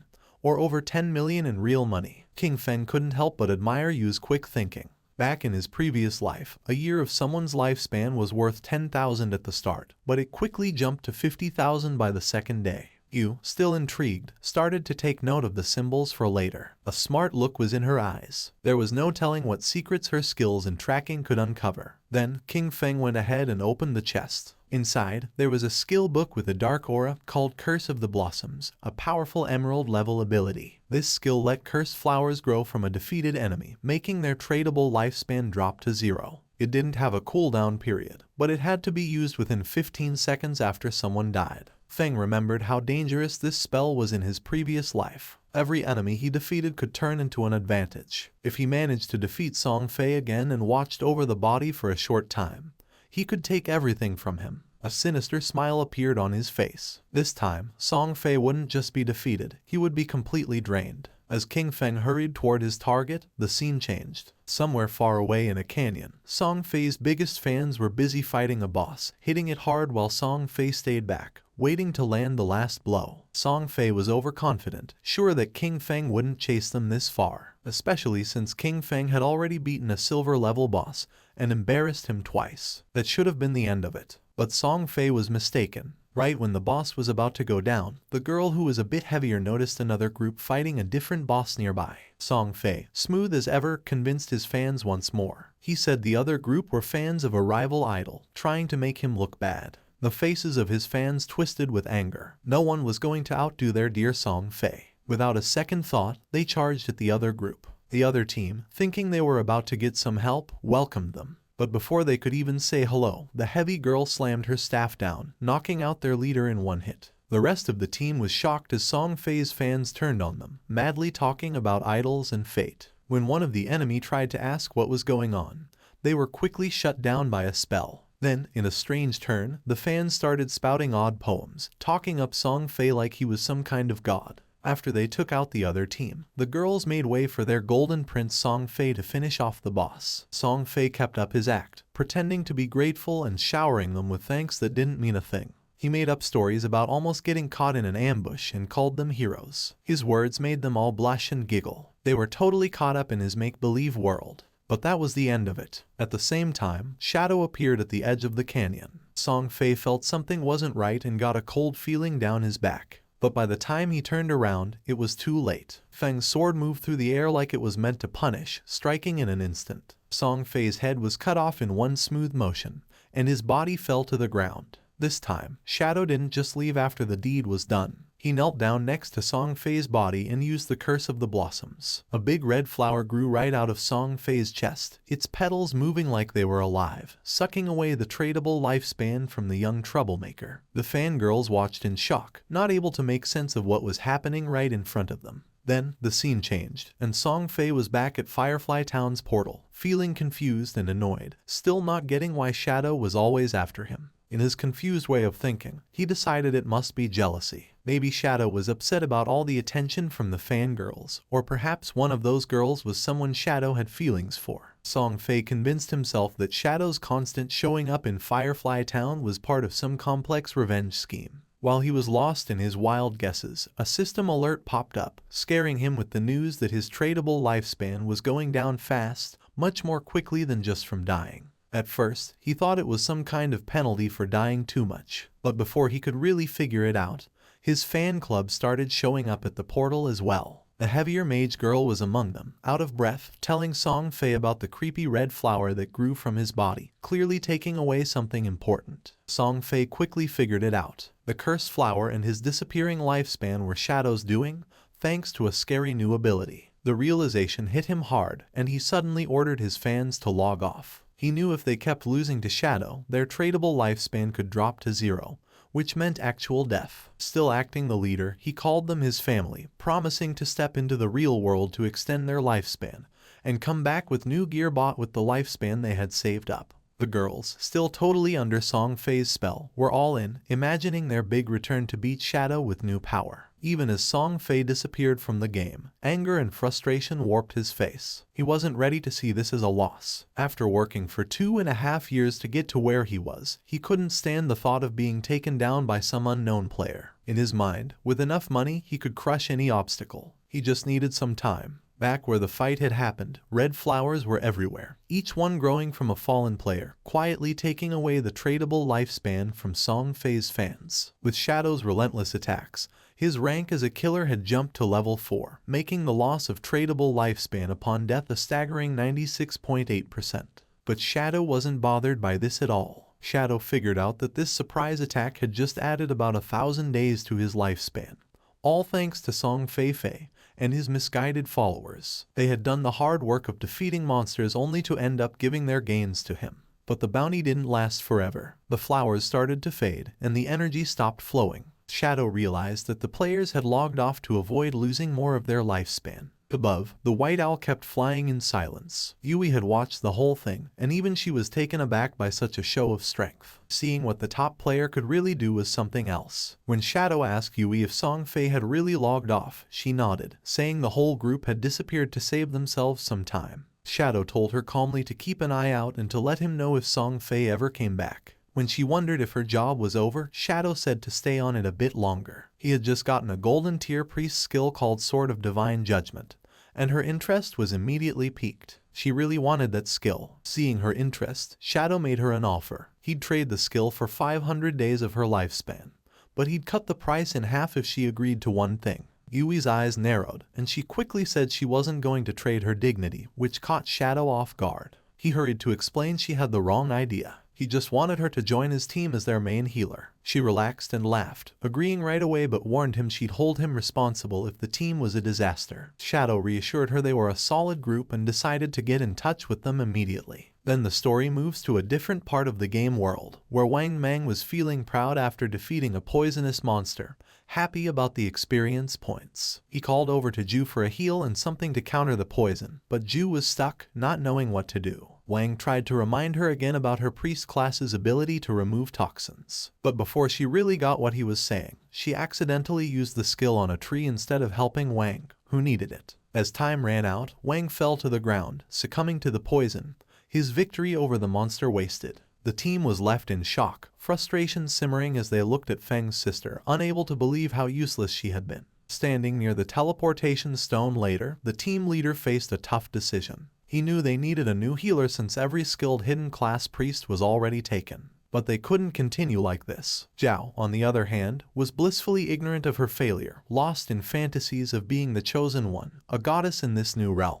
She believed her quick leveling was a sign of her destined greatness and anticipated joining her brother, Song Fei, in glory. But at that moment, news from Shadow reached Wang Mang, bringing a surge of excitement. A hidden class healer, a white bird priest, had agreed to join their team. She was also strong in other roles. This was the chance they were waiting for, and the leader immediately asked Shadow for her location. Shadow told them the new healer was in Firefly Town. It wasn't the best place for leveling up, but it was important to get together and start moving as a team. Wang agreed and got ready to head there, but he knew he had to address the issue with Zhao first. He carefully told her they were moving to a zone with higher levels because Shell Town was too crowded. He said it in a way that made it seem like her low level was the only issue, to avoid hurting her feelings. But before she could respond, the whole team took off, clearly happy to leave behind a healer who couldn't actually heal. Zhao didn't seem bothered, though. She saw their leaving as a good thing, thinking they weren't strong enough for her anyway. She decided she'd find Shadow and make him help her level up. Meanwhile, Wang Mang made it to Firefly Town and found Shadow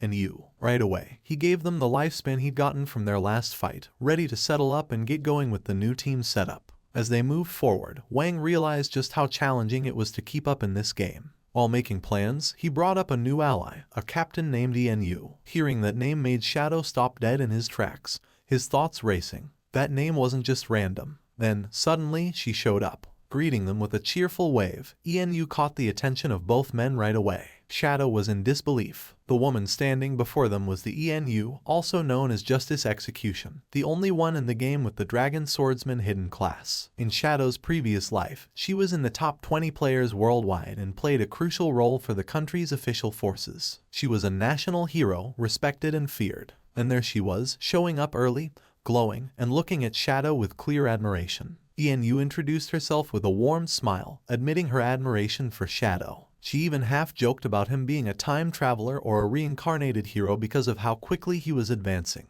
Shadow stayed quiet, his mind wandering back pre-his past there where their paths had crossed later, and under much grimmer conditions. She hadn't been part of Wang's team back then, which made this early encounter quite the surprise. She likely had a good amount of tradable lifespan already, probably gathered for government groups. As a dragon swordsman, known for their toughness, she was an ideal candidate to hold such power. Shadow saw the wisdom in the government's choice and respected it. Yu was straightforward, too. She told him if he had any gear to sell, she and her group were interested in buying. She sweetly but firmly reminded him of the responsibility she carried for her city. Shadow saw no benefit in opposing her, and they both understood that. He agreed, mentioning it would be short-sighted to pass up a chance for such a beneficial deal. Though Yu appeared cheerful and unthreatening, King Feng knew well there was much more beneath the surface. The fans of Song Fei logged out of the game. They had seen the official announcement that left them in shock. Lifespan in God-forsaken game was real, and if it reached 0, one would die in the real world.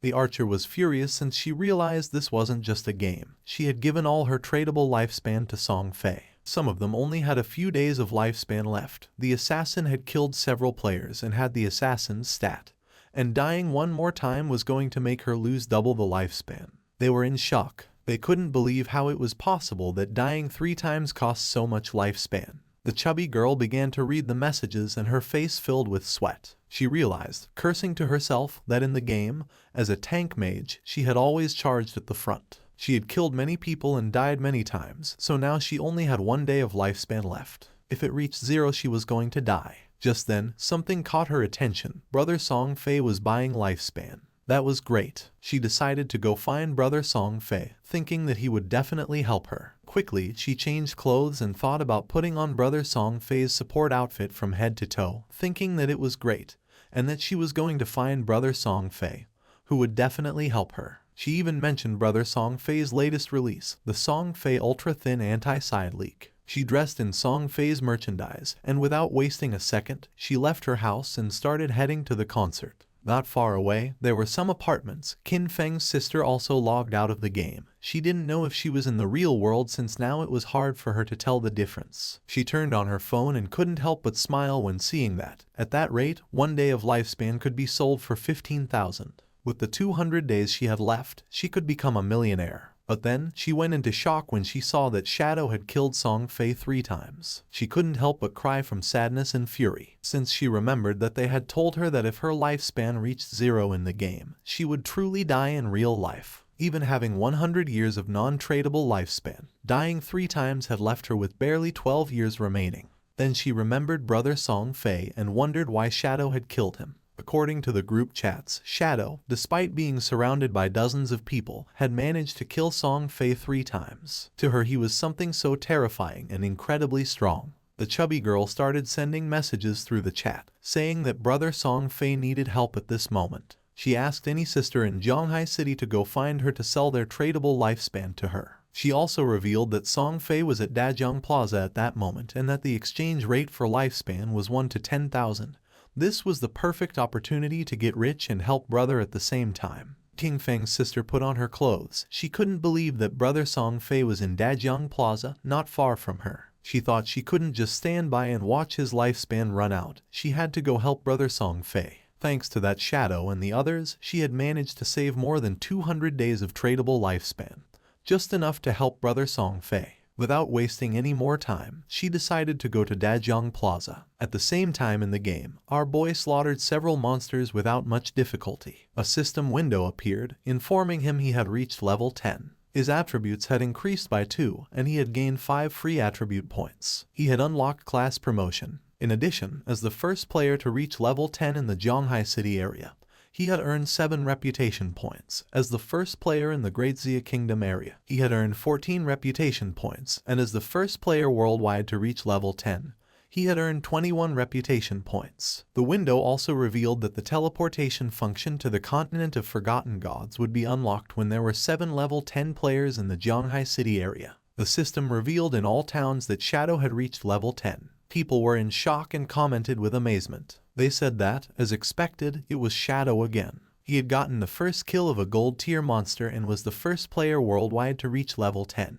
They thought Shadow was simply too strong. They had also heard that the big shot had even killed a small celebrity several times recently. According to them, Song Fei deserved it. Other players were expressing their frustration. They cursed, surprised that Shadow was from Grand Xia, and compared their own progress, pointing out that their hidden smith class was only at level 8, while wondering what was going on with Shadow. No one knew if among the 1.5 billion people in Tianju, there really wouldn't be anyone who could catch up to him. Our boy was near a shore, and decided to use the points he had obtained. He consumed 13 evolution points, leaving him with 0 points. His initial skill, Backstab Enhancement, evolved from Platinum to Emerald, increasing its passive effect from 40% to 50%.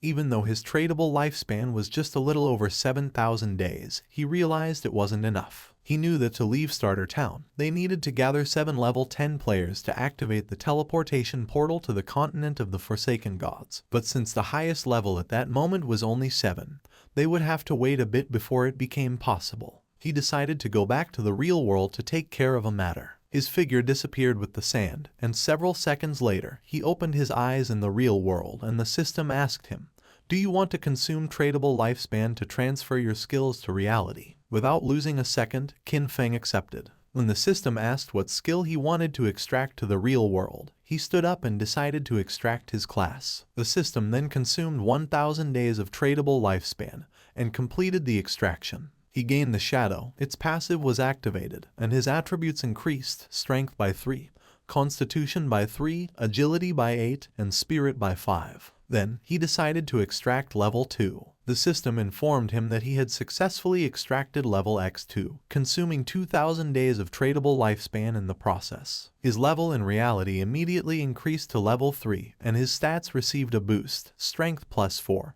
constitution plus 4, agility plus 14, and spirit plus 4. The system reported that he had consumed 900 days of tradable lifespan and extracted the skill Shadow Step of Platinum tier. It also informed him that he had consumed 2262 days of tradable lifespan and extracted the skill Venomous Dagger of Silver tier. He was happy since he still had 1292 days of lifespan left and for now could not extract other skills. He had only paid the price to extract a low tier skill, but had obtained the Shadow Step of Platinum tier, being a beneficial deal. He couldn't help clenching his fist and feeling furious when thinking about Song Fei. Now his base stats were double those of an average person, and his agility had reached 32 points, surpassing the human limit. With unlimited invisibility and the poisonous dagger that could be thrown up to 14 meters, he could definitely find an opportunity to finish off Song Fei. King Feng started browsing on his phone and was surprised to see that Song Fei was aggressively buying lifespan. He wondered if Song Fei planned to enter the game and then go after him.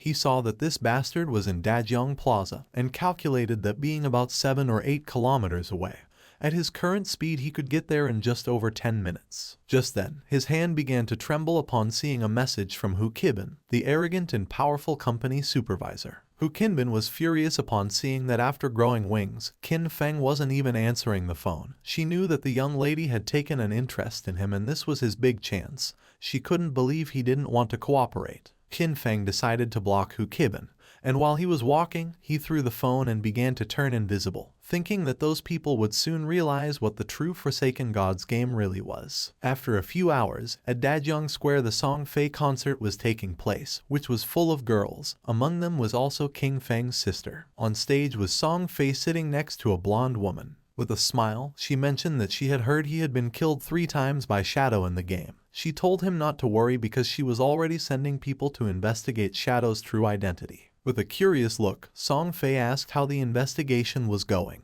and she revealed that she had already sent someone to Firefly Town to make contact with him. They would offer him an amount he couldn't refuse. When he came into the real world to collect the money, they would catch him, and when they did, they would make sure brother Song Fei could vent his anger properly. Upon hearing this, Song Fei couldn't help but smile and asked her to make sure to let him know when the time came. Then he asked if she had heard that her Dajiang Corporation had already used that method to control several players and make them work for free for her. Hu Qinbin couldn't help but laugh, since according to her, they were all idiots, so weak that they couldn't accumulate much lifespan. For her it was much better to be on Song Fei's side, since so many women voluntarily gave him their lifespan, and were even willing to die for him. Song Fei started laughing maliciously. A man who was among the audience began shouting and demanded that they all stop recklessly selling their lifespan to others. Turning to Song Fei, he added that Song Fei knew full well that lifespan was tied to life and death, yet he was still brainwashing his fans and aggressively buying up their lifespan.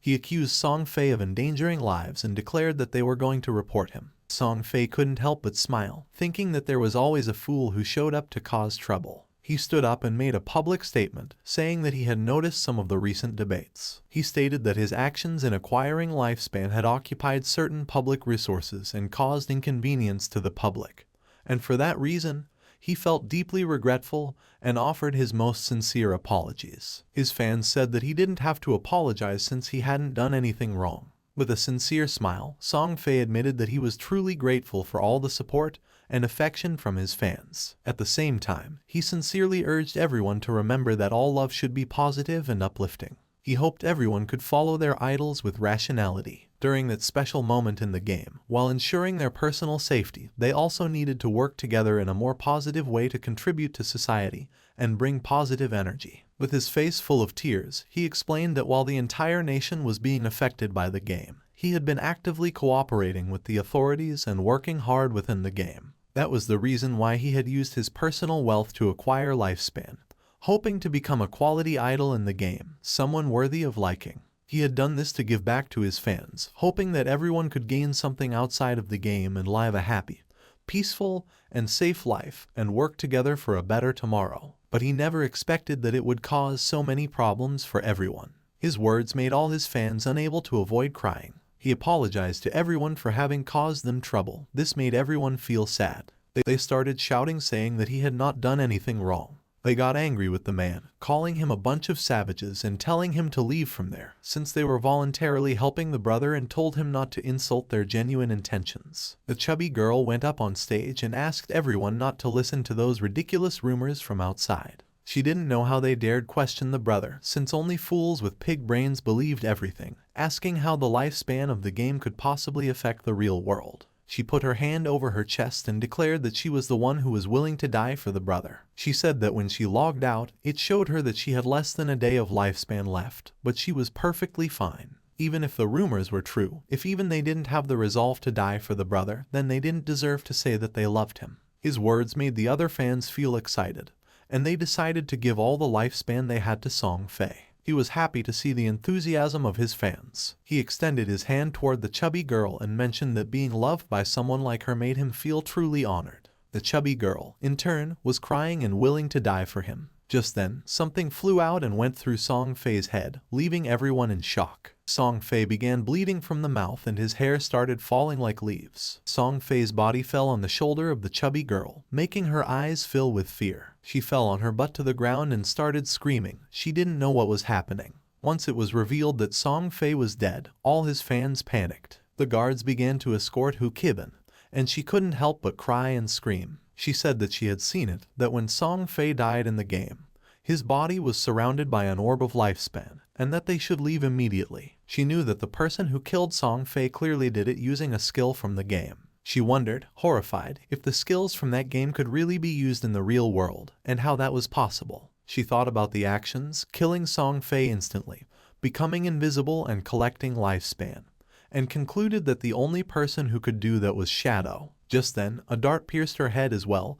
killing her instantly and leaving the guards in shock. Among the crowd was King Feng. It was already dusk, and the news announced the tragic death of superstar Song Fei in Dajiang Plaza. It was also reported that his most devoted fans had sacrificed all the lifespan they had left, falling dead next to Song Fei's corpse, and the police investigation had revealed that his death was due to supernatural abilities. The faces of King Feng's sister and her friend were full of tears and fear. She was sad since she still couldn't believe that just the day before they had gone to see Song Fei's concert, and now he was already dead. The friend wasn't dumb at all and realized that the throwing knives and invisibility must be abilities from the godforsaken game. She wondered if Shadow had been the one who killed Song Fei, since she had heard that Shadow had killed him 3 times in the game. Xiaoyu was confused as she wondered how the game's skills could appear in reality. She couldn't believe that Shadow had killed Song Fei. She remembered that Shadow had killed him several times in the game and came to the conclusion that, in reality,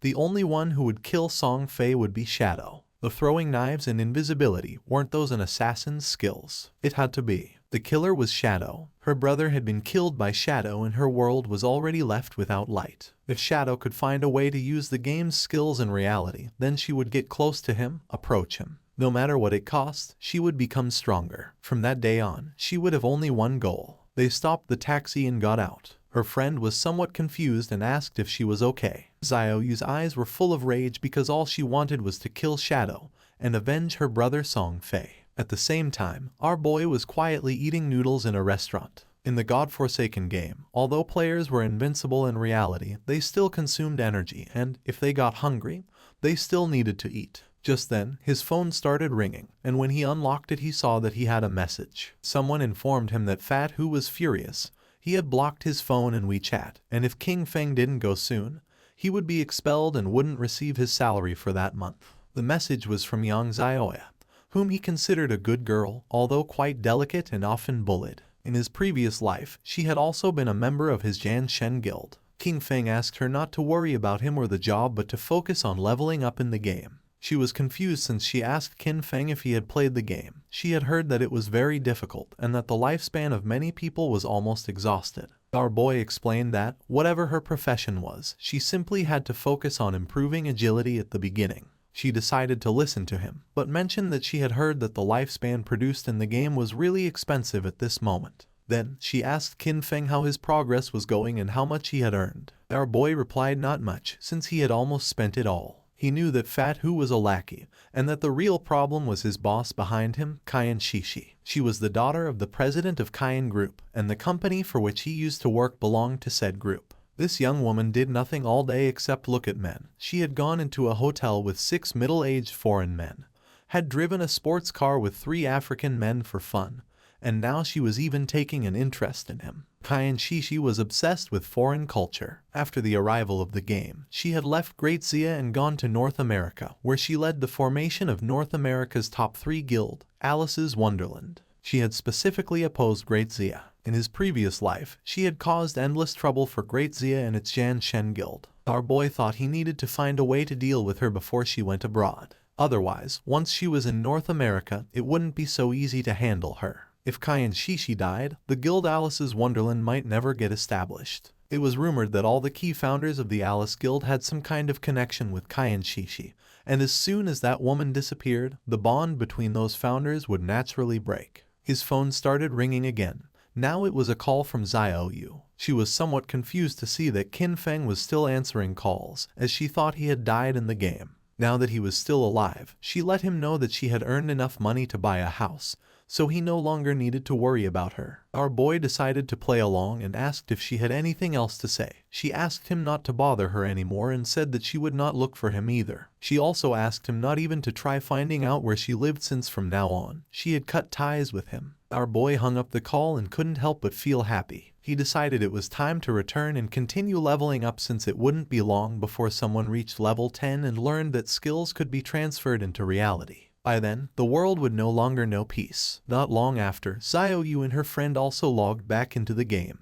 The friend was somewhat confused and asked if it wasn't too harsh to cut ties with her brother and advised her to make peace. Xiao Yu stood firm and refused, revealing that she had sold her lifespan to the Kyan Group, sold for a full value of 2 million. This left the friend in shock. Xiao Yu also mentioned that she had bought a house and that they would live together. She added that soon she would meet Shadow, and by then, King Feng would no longer matter. Just then, a player who was passing through the area caught her attention. With a smile, the man handed her a book and mentioned that this was the assassin skill book she wanted. He also reminded her not to forget what she had promised him. With a cheerful expression, she nodded and said that once everything was done, she would indulge his little wishes. Although inwardly she called him a flatterer and thought that once she met Shadow, no one would care about a worthless piece of trash like him. She informed Wang Meng that she had an assassin skill book, a control skill. She asked him to check with Shadow if he needed it, since she could give it to him. A smile spread across her face. According to her, Zhang Wei, that flatterer, was still somewhat useful since he actually had such a good skill book. This skill book would be the red thread between her and Shadow. She would approach Shadow soon, stay quietly by his side, heal him, help him kill enemies and level up with him. She would make sure he felt every bit of her help so that he gradually trusted her, so that he saw her as his other half. But when she became strong enough and he no longer served any purpose, she would kill him with her own hands and rip out his eyes,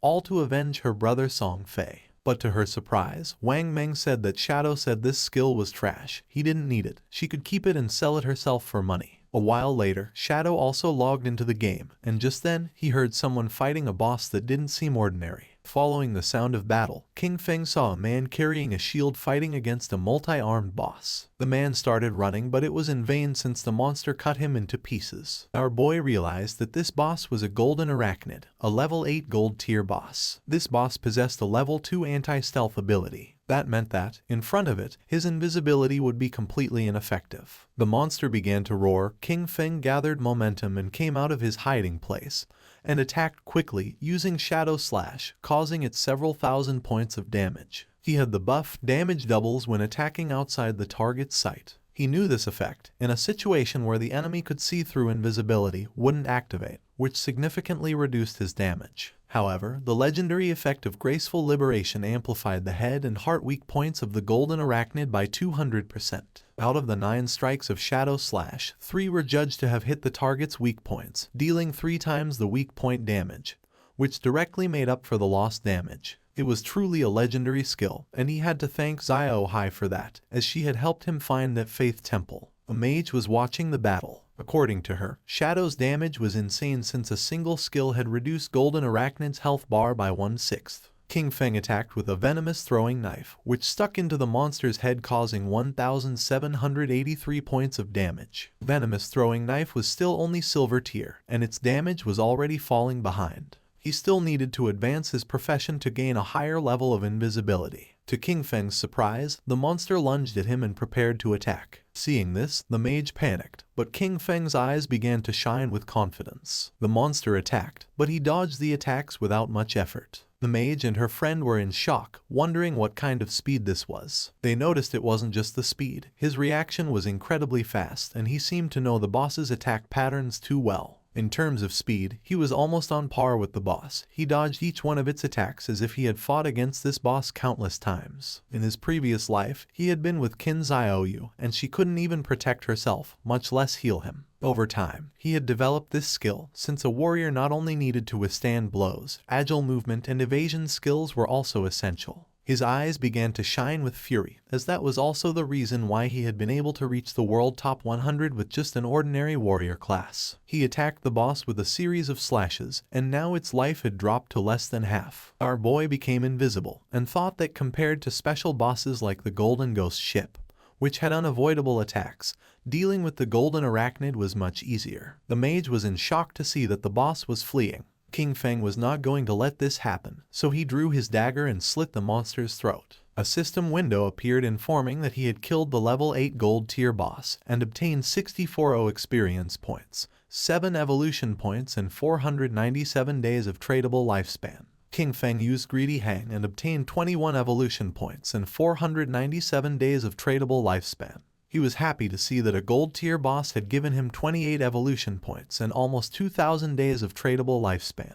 But to his surprise, another system window appeared, granting him the Blacklight Shield, an assassin skill. Its active effect converted all dodge rate into a damage-reducing shield for 8 seconds, had a cooldown of 60 seconds, and required level 8. The conversion rate detailed that every 20% dodge rate converted into 1 layer of damage reduction shield. The shield would disappear or the dodge rate would return to normal once the duration ended or the shield was broken. He couldn't believe that a skill book like this had dropped. He considered that, combined with the 75% dodge chance from the epic skill Phantom Blur, Blacklight Shield could provide 3 layers of a damage reduction shield, and with this skill, he could take down many bosses without taking any damage. He spent a total of 6 evolution points. As a result, the Blacklight Shield was upgraded from Platinum to Epic tier. Its duration increased progressively from 8 to 10, then to 12, and finally to 14 seconds. Furthermore, its conversion rate improved, so now every 10% of dodge chance was converted into 1 layer of damage reduction shield,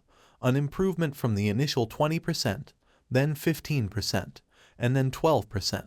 He was happy since he now had 7 layers of damage reduction shield. With this, he could even explore many high-level areas ahead of time. He still had 22 evolution points left, so he also decided to evolve the venomous throwing knife to increase its damage. He spent 16 evolution points, and the venomous throwing knife of silver tier evolved into emerald tier. Its maximum range increased from 14 to 17 meters. The continuous damage had no weak point bonus, lasted for 5 seconds, and could not stack. The additional damage on hit increased from 120 to 240 attack, and the venom now dealt 80% of attack per second, instead of the previous 50%.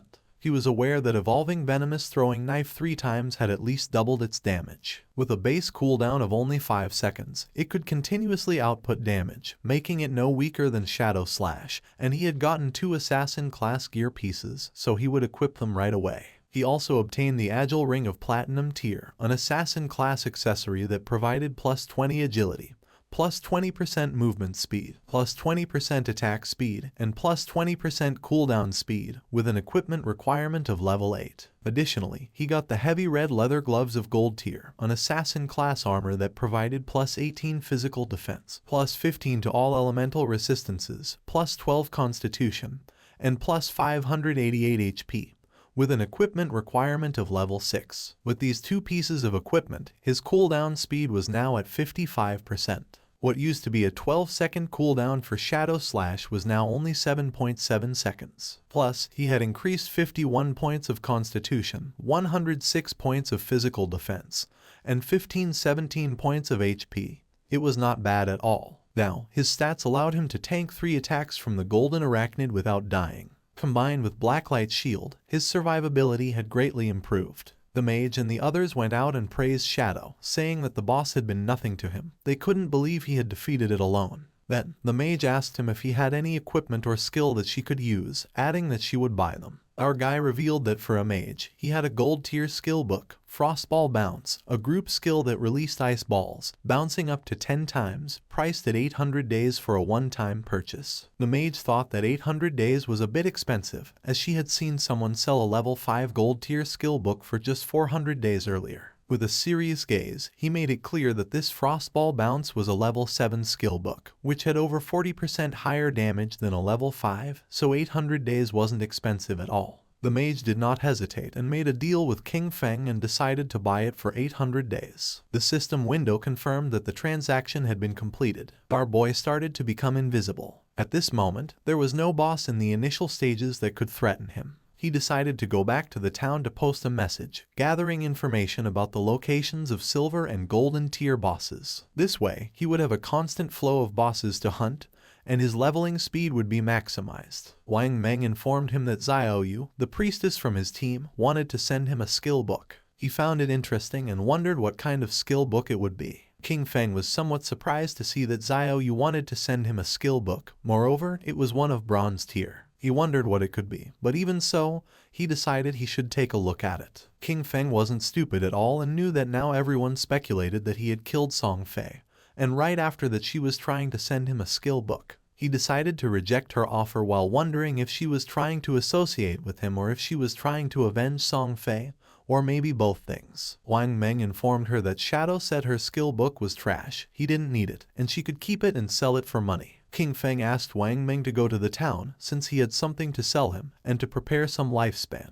With a serious look, Wang Meng decided to ask him a question, and our boy asked what he meant and if he was asking whether he had been the one who killed someone. Then, he revealed that he had been the one who killed them. For King Feng, Wang Meng was his friend, so he knew that during the time Song Fei had been murdered, Shadow had been disconnected the whole time. The motive and timing of the crime matched perfectly. Since Wang Meng had asked this, it meant that the authorities had already deciphered most of it. King Feng asked if Wang Meng was trying to arrest him, as he knew that in 2 hours other players would reach level 10 and the ability to transfer powers to reality would no longer be a secret. He considered it the perfect opportunity to see how the Daxia government would react to this and would take it as a test. King Feng returned to Firefly Town and reunited with Wang Meng and the others. NEU asked if he was really admitting to having killed Song Fei. King Feng nodded. With a smile, NEU mentioned that King Feng was, in fact, the main suspect. However, they also knew that Song Fei and Zhonglai had harbored malicious intentions toward him, and that Dajiang Industries had captured and abused many players, forcing them to work. Strictly speaking, killing those two had been an act of self-defense. King Feng realized that since they couldn't uncover his true identity, they had chosen to maintain a temporary cooperation with him.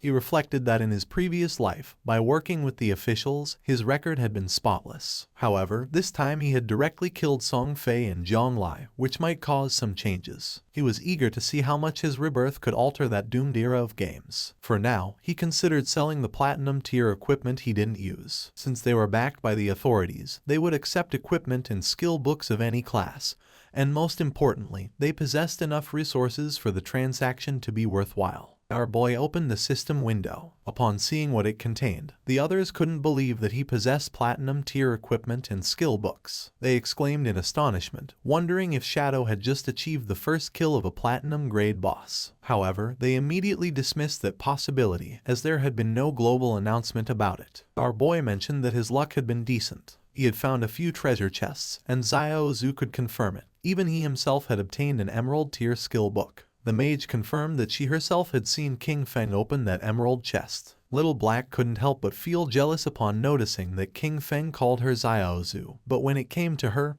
he simply said you. Our boy decided to call her Little Blackie instead of Little Black, and this made her angry and she asked him to better call her Little Black. Wang Meng let out a sigh, since according to him, people really couldn't be compared with each other. And you felt jealous since it was true that they had barely managed to defeat a silver grade boss, while Shadow casually opened platinum and emerald tier chests. King Feng revealed the prices of the items. The Platinum Grade Archer Skill Book at a fixed price of 2,500 days. The Platinum Grade Berserker Weapon at 1,500 days. The Platinum Grade Mage Skill Book at 3,000 days. And the Gold Equipment and Skill Book package at 8,000 days, including the remaining Platinum Equipment and Skill Books, which totaled 25 items.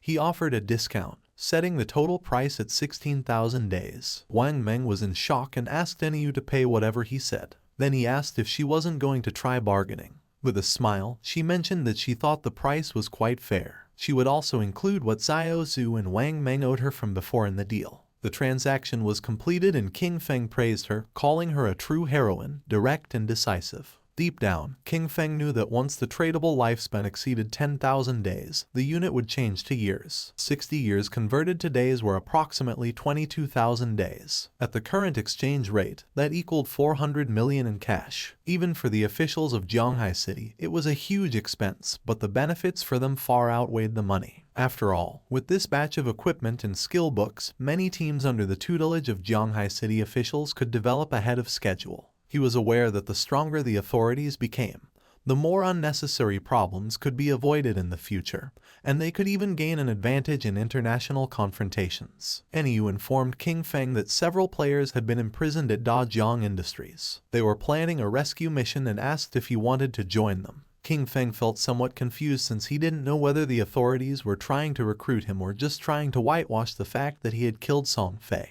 He said he wouldn't go but that he could tell them something in advance. Their suspicions were correct. He had indeed used game skills to kill those two, leaving everyone in shock. King Feng made it clear that, while in the game they reach level 10, they could consume lifespan to extract skills from the game into reality. NEU realized that for this reason, Dajiang Industries was also buying lifespan at that time. Once their people reached level 10 and extracted skills from the game, their rescue mission would face even greater resistance. King Feng was glad that she had understood and decided it was time to leave. Not long after, he transformed into shadow and disappeared from the place. With a serious look, NEU gave Wang Meng the order. From that moment on, they should level up separately. She explained that their 6-person team already had high levels, and when they stayed together, they defeated small monsters with a single blow due to excessive damage. However, if they separated, each leading a team, they could greatly improve their overall leveling efficiency. Wang Meng nodded his head, and NEU mentioned that everyone should reach level 10 first. Then, she told him to log off for a moment to report that intel. 2 players who were in the town noticed that Shadow was setting up a stall again, but this time he wasn't selling, he was buying. A system window appeared and announced that Shadow was buying Silver Boss coordinates for 30 days.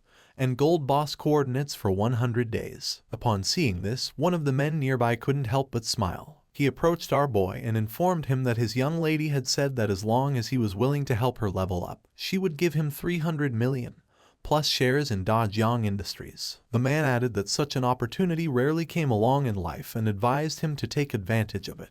The other players noticed that the man still hadn't disconnected. He probably didn't know that Shadow had killed Song Fei and the young woman from Dajiang Industries in real life. Some couldn't believe that the girl from Dajiang Industries had also been eliminated. They had seen that girl and thought it was a waste. The man's face filled with rage as he remembered that the girl had brought it upon herself. She had initially planned to capture Shadow in real life to force him to do illegal work, but she was killed on the spot. With a shock, he realized that Zhonglai was dead. He recalled how, at first, Zhonglai had offered 10 million for Shadow to help her level up. Shadow refused, so he, seeing the money, rushed to help her. He thought he could get a huge payment of 5 million, but when it came time to collect the money in real life, they knocked him out. When he woke up, he found himself locked in an unknown basement. They whipped and abused him every day, forcing him to earn lifespan for them in the game and lure more people in. He never expected that Zhonglai had already been killed by Shadow. With a bitter laugh, he thought that hateful woman got what she deserved with a good death. He used to mock Shadow for being stupid, but it turned out the real fool was him. Upon seeing his expression, King Feng realized that he must have helped her tie up quite a few people. The man got nervous and refused, then mentioned that he had been forced to do it and decided to leave. King Feng knew this guy was trash and decided to let the officers take care of him. 2 players approached King Feng and revealed that they had the coordinates for a silver boss, offering them for 30 days,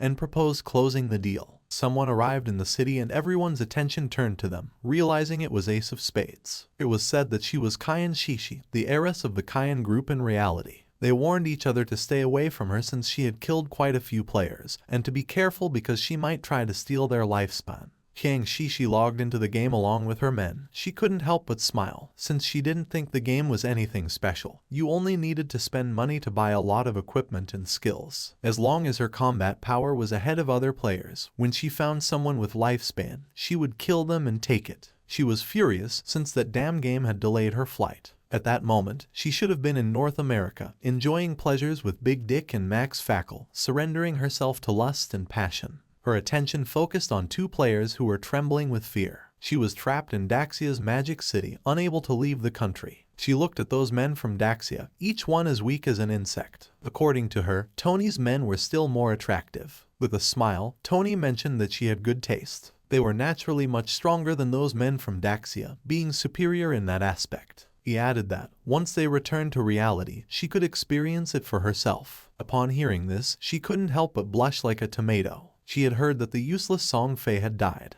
She had played against him once and he disappeared in a minute. According to her, he was a waste. She felt excited since it was said that the person who had killed him was named Shadow. Although he was a man from Daxia, he was still #1 in the world. Maybe she could get to know him. Upon learning that Shadow had been capable of killing Song Fei, she deduced that murdering an ordinary person would be even easier for him. She believed this was a good opportunity to get to know him. She informed her men that she would disconnect to make a call and send someone to contact Shadow. She claimed that although Shadow might not be interested in cash, he definitely wouldn't reject 3,000 days of lifespan. To obtain this, all she would need was to kill an ordinary person with a simple flick of the finger. Internally, she chuckled softly, promising never to forget the expression on Qin Feng's face when he rejected her, and stated that soon, Qin Feng would die. At the same time, in the forest, a player killed a monster and its body transformed into lifespan, while a healer was healing him from the monster's attacks. The man was exhausted and asked Xiaoyu that next time she healed him, not to be so extreme, since he was about to meet his great-grandmother. Xiaoyu turned her back on him and asked why he was being so fierce, adding that he wasn't dead.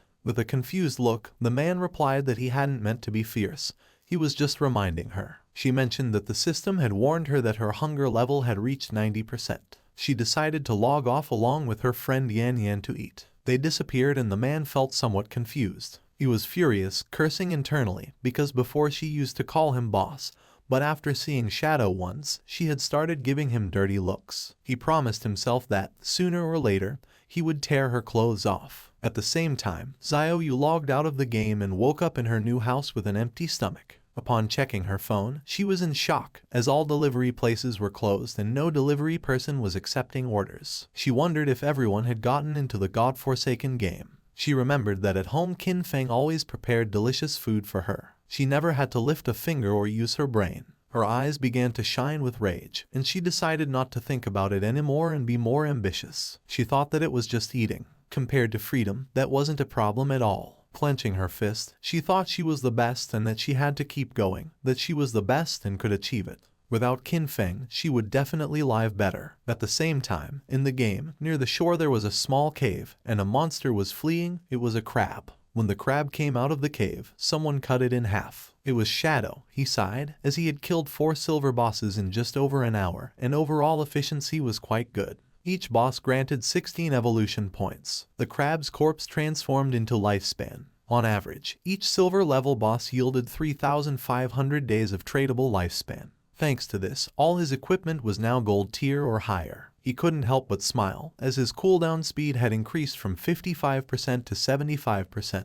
The Shadow Slash, which originally had a 12-second cooldown, now only took 6.8 seconds, greatly boosting his output power. There were no platinum level bosses around the outskirts of the safe town, so gold level equipment was the highest for now. To improve further, the only way was to advance his profession. He knew that the platinum level bosses he would face in the future each had at least level 2 anti-stealth. He had to advance his profession quickly to reach level 3 stealth, as he was still over 20,000 experience points short. Only with stealth at level 3 or above could he minimize the chance of accidents when facing platinum bosses. After all, in his previous life, defeating a platinum boss had required a tightly coordinated team of 20 people. With that in mind, he decided he would head back to the town first and contact the officials to sell all his stuff. He started to become invisible, since he wanted to be ahead of everyone and claim the first kill of a platinum-level boss by himself. King Feng returned to the town, for now he had 105 years of tradable lifespan. While he was walking through the area, a player asked him that next time he had more equipment, to sell it to them. King Feng had almost 40,000 days of tradable lifespan, and knew that it would allow him to extract quite a few skills. A man who was hiding behind a pillar peeked out and, with a smile, realized that he was Shadow. He approached and offered him an assassination contract, asking if he would take it. He asked him to kill someone in reality, assuring him that the payment would not be less than what he deserved. Our boy ignored the man and left. Seeing this, the man panicked and stood in front of King Feng, asking him to stop. He explained that it was just about killing an ordinary person named Kin Feng. He would give Shadow the address. He argued that since he had even killed Song Fei, this should be easy for him and asked him not to reject free money. With a cold gaze, our boy was in shock and asked if King Feng had provoked him and if he wanted to kill him. He told the man not to worry about that. With an arrogant smile, the man made it clear that the payment would not be small. If he completed the task, he would get 3,000 tradable lifespan days. King Feng was pleased, realizing that 3,000 days, which at current prices was about 50 million, was an interesting offer. He wondered who wanted to kill him, as he hadn't met this person in real life, nor were they any player he knew in his previous life. It seemed like they were just a messenger. The real person wanting to kill Kin Feng was someone else. He recalled that in his previous life, his grudges with others had also surfaced in the later stages of the God-forsaken game. The man couldn't help but smile since this was a tempting offer. King Feng knew that being the target so soon must be due to grudges prior to the game's arrival. Only someone who held a grudge would be willing to pay such a high price. He couldn't help but wonder if it was Cayenne Shishi. King Feng knew better than anyone that she had both the motive and the means to hire someone to kill Kin Feng. However, with the financial power of the Cayenne group, if they had really wanted to kill him, they could have done it before the game arrived. So this contract must have other intentions. He feared that her main goal was to get familiar with Shadow. As for getting rid of Kin Feng, that was probably just a side effect, since Kin Feng had once rejected her invitation for fun. He laughed internally, thinking it was interesting.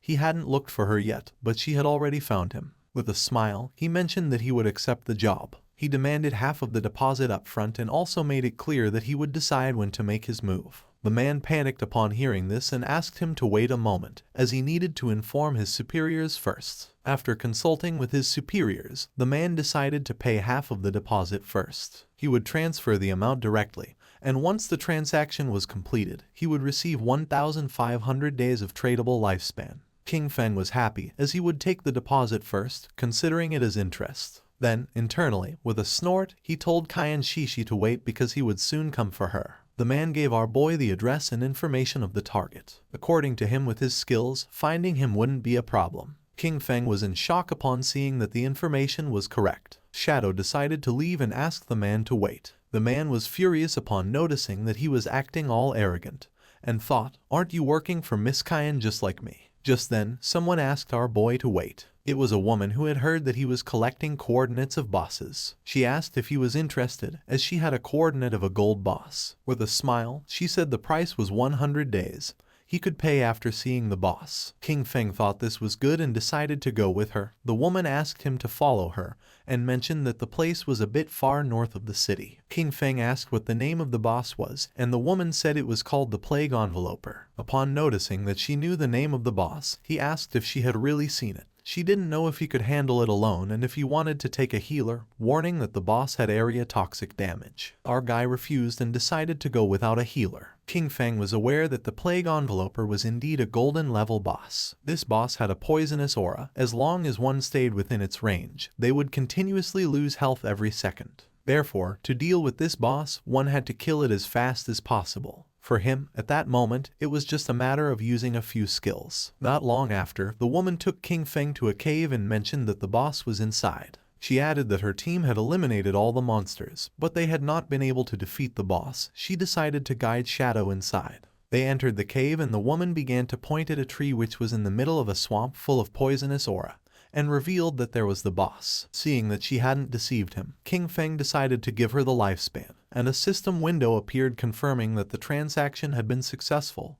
He had traded 100 days of tradable lifespan. He remembered that this kind of poison damage could be evaded. In this case, his ghost blur's 75% evasion would be really useful. With her face full of sweat, the woman mentioned that there was something she needed to remind him. In reality, it was a trap. As soon as he started fighting, someone would come to kill him. She remembered that they had level 2 anti-stealth items. For King Feng this didn't matter much, but the woman revealed that they had told her to pretend to stop them as part of the plan and to use that opportunity to get close to him. In the end, they wanted her to find a way to discover his real-life information. Our boy began staring at her. He was disappointed upon seeing their plan. The woman blushed and, with a nervous expression, said that she had also been forced. She wanted to tell him the truth so he could go after the one behind everything. Since they were blackmailing her in real life, she wished for their death as much as he did. When King Feng asked who was forcing her, she revealed that it was Dongfeng Xian. She explained that in the game, his ID was Xianian, and he said that King Feng had killed him once. Upon hearing this, our guy couldn't help but wonder if it was Dongfeng Xian, the one who had first tried to steal his golden ghost ship boss. The same guy later sent him a skill book asking for forgiveness. The woman panicked and remembered that he had been able to kill Song Fei, so she believed he could also take down Dongfeng Xian. She was putting all her cards on the table with him and begged him not to betray her. The best thing, she emphasized, would be for him to eliminate Dongfeng Xian or else she would be doomed. According to King Feng, they had really come up with a childish plan. He had never heard of that guy in his past life and considered that he was probably eliminated early. King Feng decided to start by killing the boss, since he knew he could massacre a passing dog. King Feng became invisible and jumped off the cliff, asking her to go along with their plan. She should let her people get close, and he promised to take care of the rest. The woman panicked and thought everything was lost. They were doomed. According to her, Shadow was surely going to die. She remembered that previously Dongfeng Xian had led 3 teams, 18 people in total, to fight against that boss, but they had been annihilated in half a minute. While King Feng was descending upon the boss, she revealed that the continuous poison damage was too high. They hadn't even managed to reduce the boss's health by 5%.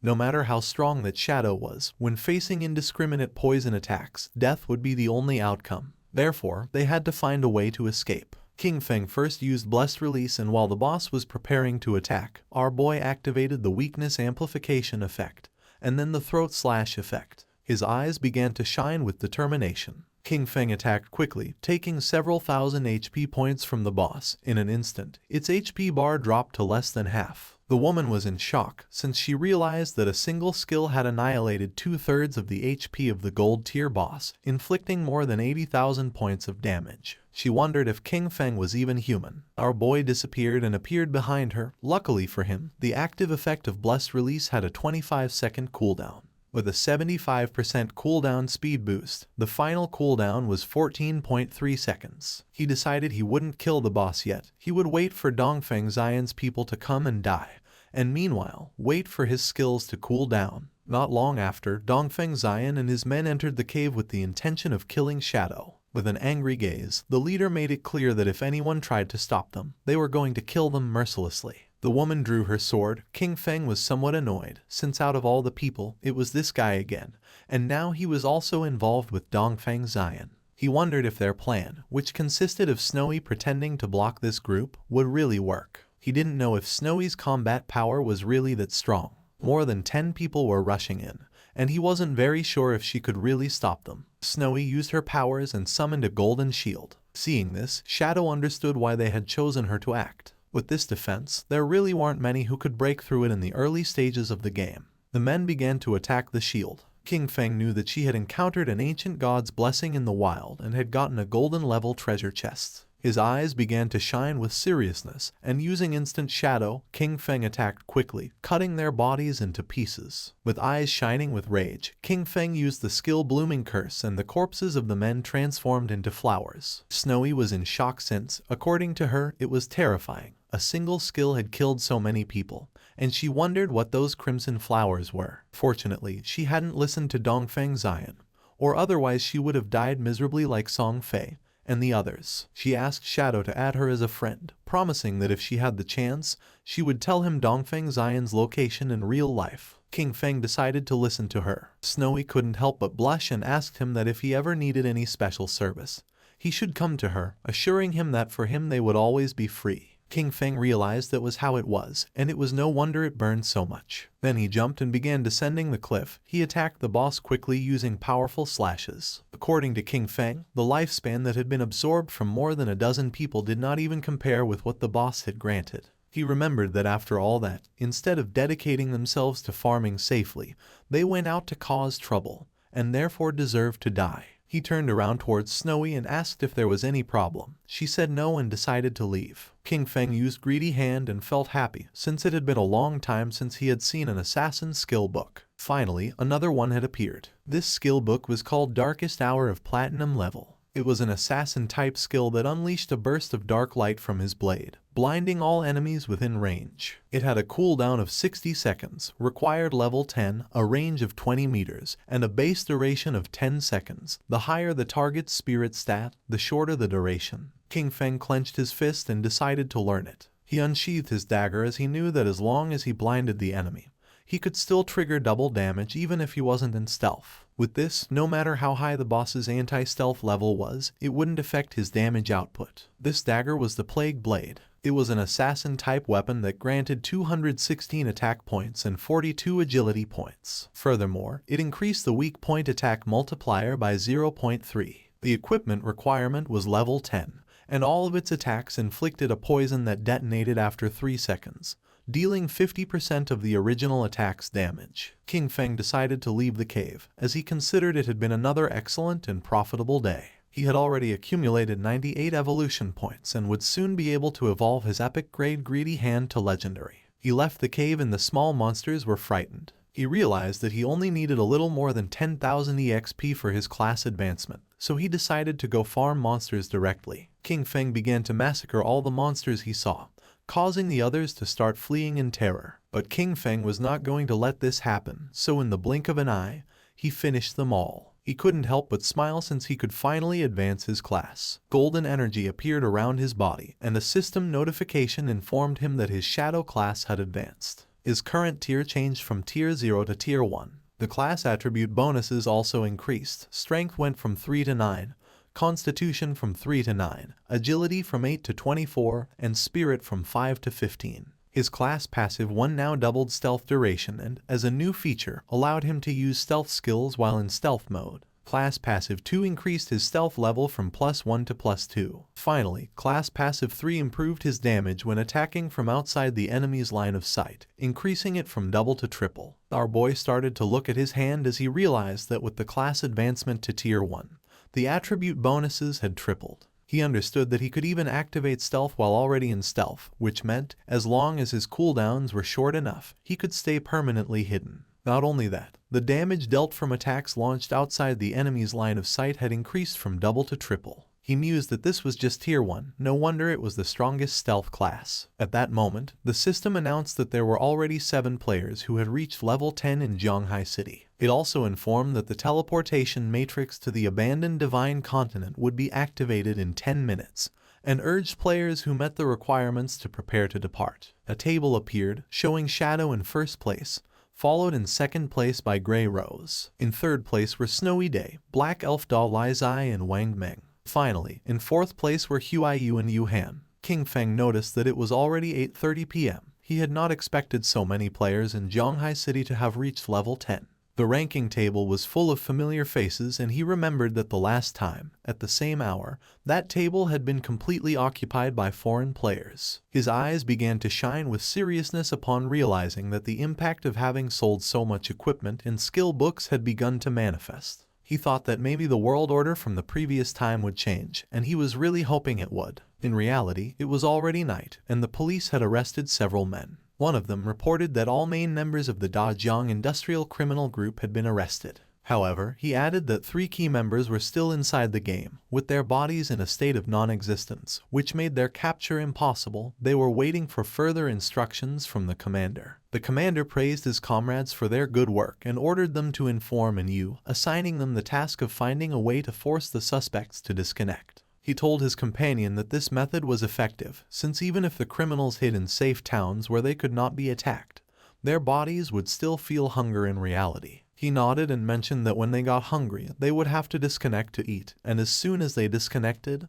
they could be captured. They were happy since this time everything had gone very well, and all thanks to Shadow. He had not only provided them with criminal intelligence about Dongua Industrial, but had also warned them in advance that the skills from the game could be extracted into reality. If he had been a little later, the leaders headed by Zhang Lai would have soon reached level 10. By then, they would have already extracted their skills, and any attempt to capture them would have resulted in numerous casualties. Several countries had already experienced small-scale uprisings, with thousands of deaths. The squads they had sent into the game had gradually reached level 10, largely thanks to the equipment and skills provided by Shadow. They knew that Shadow was an indispensable talent for Great Zia, and that they needed to find a way to fully bind him to their warship. At the same time, our boy returned to Firefly Town, and Snowy mentioned that she didn't expect him to be a great hero who would free the town from evil. She admired him. King Feng asked what she was rambling about and told her that if she had something to say, just say it. She stuck out her tongue and, with a smile, told King Feng that he didn't need to be modest, since the authorities had already made the news public. She explained that Dongua Industrial, along with Song Fei, had orchestrated the kidnapping,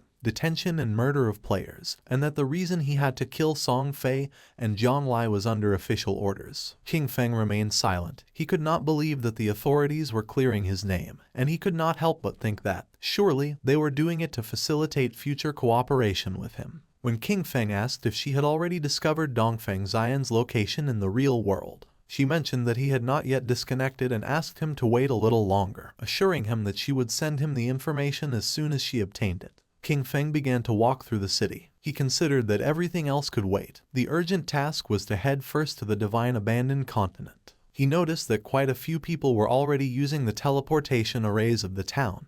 However, no one had yet been able to use the continent's teleportation array. Using the teleportation matrix of the town, he decided to go to the Divine Abandoned Continent, since he considered that the current areas of the town were only beginner zones and that the real game began upon arriving at the Divine Abandoned Continent. The players who were nearby went into shock. They couldn't see anyone and wondered who had just teleported. One of them exclaimed that it obviously had to be Shadow. Another, confused, commented that he possessed level 2 anti-stealth and questioned how it was possible that he couldn't see him. Quickly, someone else snapped at him that he was an idiot, explaining that it simply meant Shadow's stealth level was higher than 2. Several seconds later, our boy appeared in the Divine Abandoned Continent, and just as he expected, everything was exactly like in his past life. This place was empty, there wasn't a single player in sight. While our boy was exploring the area, a monster with glowing eyes started staring at him intently. They were the familiar ruins of Zhanghai City. When players from different cities arrived at the abandoned Divine Continent for the first time, they appeared in the ruins of their own cities. The location of these urban ruins matched perfectly with their real-world geography,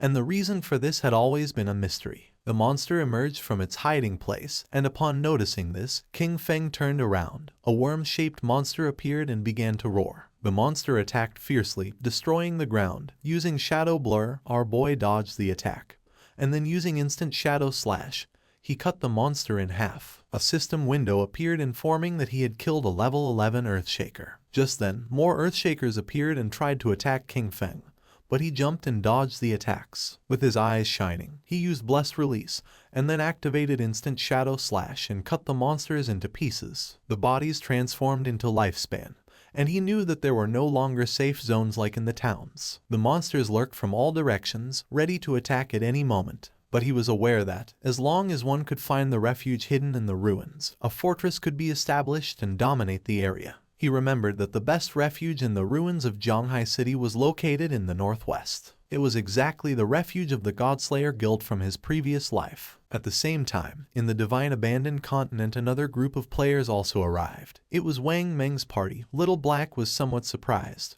while Wang Meng did not know why this place looked like the ruins of a modern city. For them, this place was very familiar. Little Black began to point toward the tower and asked if these were not the ruins of Jiangnan City. Du Yixu replied that yes, and confirmed that she was right, adding that the towers of Jiangnan City were still standing. Little Black began to look around the area, since she had heard that someone had said they had seen Shadow teleport here, and she was insistently wondering where he was. Gu Yixu asked her to stop searching, adding that he could turn invisible. At that moment, 2 Earthshakers emerged from the ground. Seeing this, Wang Meng drew his shield and warned everyone that they were being attacked by monsters. Gu Yixu used her skill called Elven Blessing.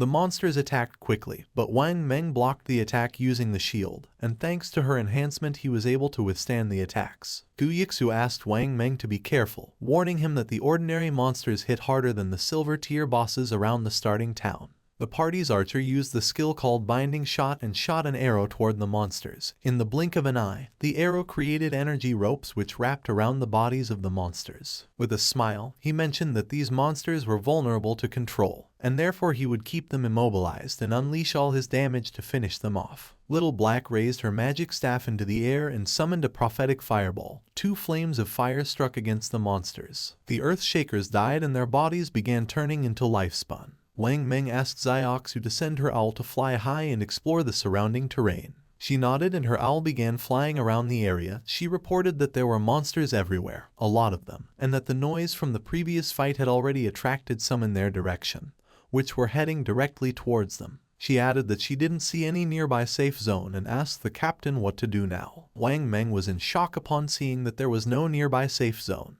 The archer panicked, wondering what kind of lousy continent this was and how it had suddenly turned into a survival game. Little Black asked Xiao Zhu to try to find Shadow, explaining that he had arrived about 10 minutes before them and shouldn't be far away, and assured that if they found him, they would be safe. At the beginning, she couldn't see any human figure nearby, but then she started to see Lifespan. She observed a huge cluster of bright lights toward the northwest and realized that those were the rewards from the defeated monsters. She deduced that it must be Shadow's work, who probably had a full inventory and that's why he hadn't picked up the loot. More monsters emerged from the ground and began to charge towards them, and Yu started to run and asked everyone to hurry up. Now that Shadow had cleared all the monsters from that place, it was safe, and if they followed the glow of the rewards, they would find him. The captain asked everyone to stay alert, maintain formation and not fall behind, adding that they would fight while retreating. At the same time, not far away, more Earth Shakers emerged and prepared to attack.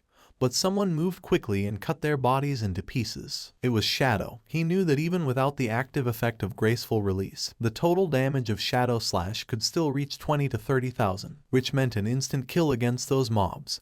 That place was, for him, basically a farming paradise. A few minutes later, he arrived at the hideout. He began to observe the place, as he knew that beneath those ruins lay a massive underground palace, which had taken a long time to be discovered in his previous life. That subterranean palace alone had over 1,000 resting rooms and dozens of large halls. It was the largest hideout in Zhonghai City and the base of his guild, Godslayer. Before being taken over, the hideout had been like a dungeon filled with numerous traps and monsters, as well as a guardian boss. The larger the hideout, the stronger its guardian was. He entered the hideout and remembered that in his previous life, after founding the Godslayer Guild, he had gathered 3 squads, 18 elite members in total. All of them had reached level 15 and were fully equipped to the teeth. Even then, they barely managed to conquer this palace. He began to descend down the stairs toward the bottom of the ruins. A system window confirmed his arrival at the hideout.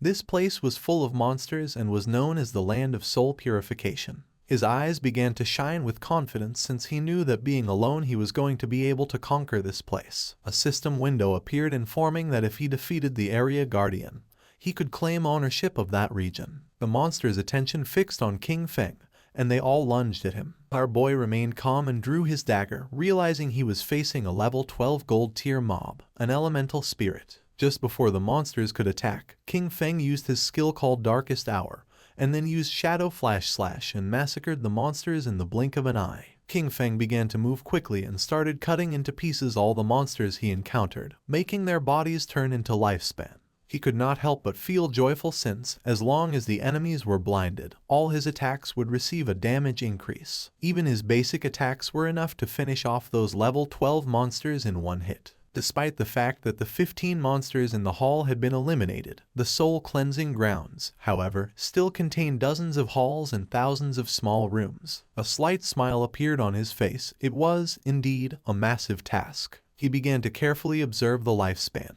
and judging by the number of monsters in the hideout, he realized that after eliminating all the monsters, it would be enough to evolve Greedy Hand once more. King Feng began to look toward the ground and his eyes started to shine with seriousness. He knew that after clearing all the monsters from each area, the Guardian would appear. Not long after, 2 players who were in a bookstore teleported to the Divine Abandoned Continent. The man was somewhat confused since he didn't know if this place was real. He wondered if they were really on the divine abandoned continent. For the girl this was strange, and she wondered why this place felt so familiar. Upon observing closely, they realized that these ruins were simply Chaoyu. When exploring the place they arrived at the ruins of Mountain City, and a few hours later they arrived at the ruins of London. The man was in shock, and he wondered if it could be that people from different regions were all transported to the ruins of the city they originally came from. According to the girl, this was strange, and she wondered if it could be that the geographical locations of the cities corresponded exactly to the real world.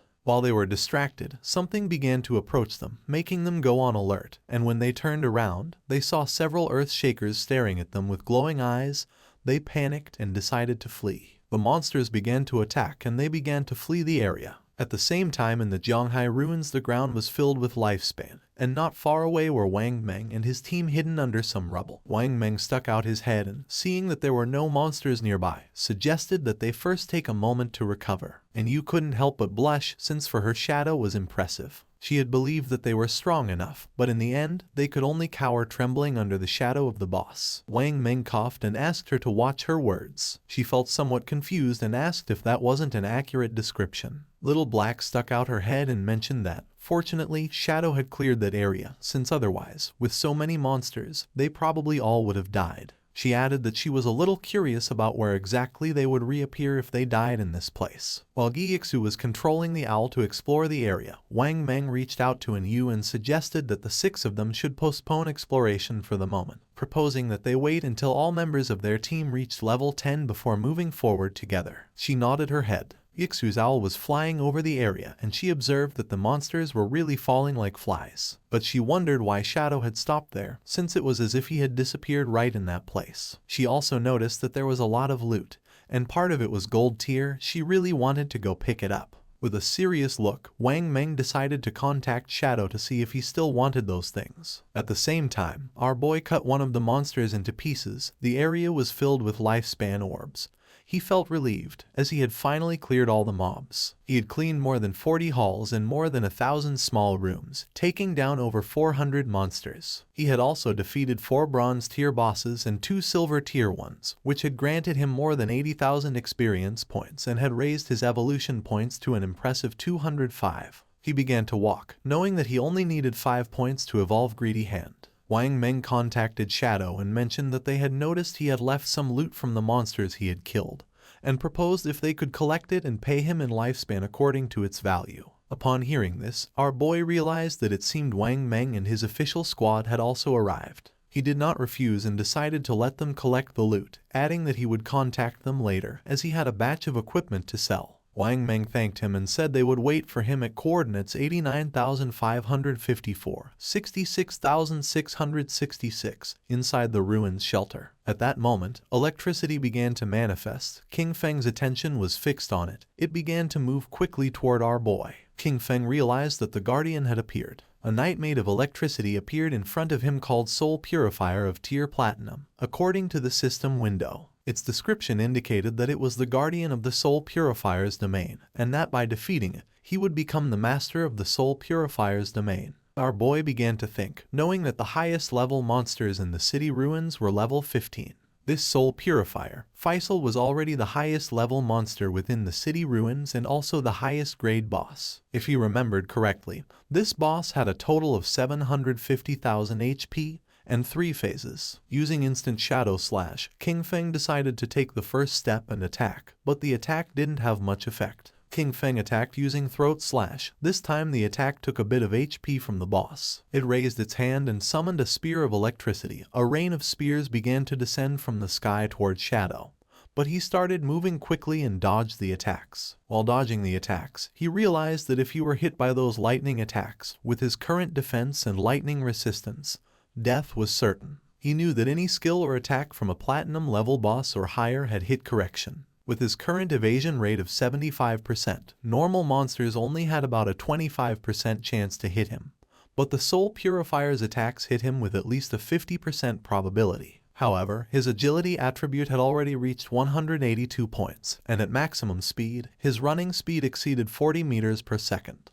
Therefore, as long as he paid close attention, he could easily dodge before the lightning struck him completely. His eyes began to shine with rage because last time, he had barely survived with his guild, relying on the priest's shield and luck. He attacked with all his strength since this time he would give the boss no chance. The boss had already lost a quarter of its HP, as the throat-cutting damage from Graceful Release, combined with Shadow Slash and the burst from Plague Blade, had directly taken off 250,000 HP from it.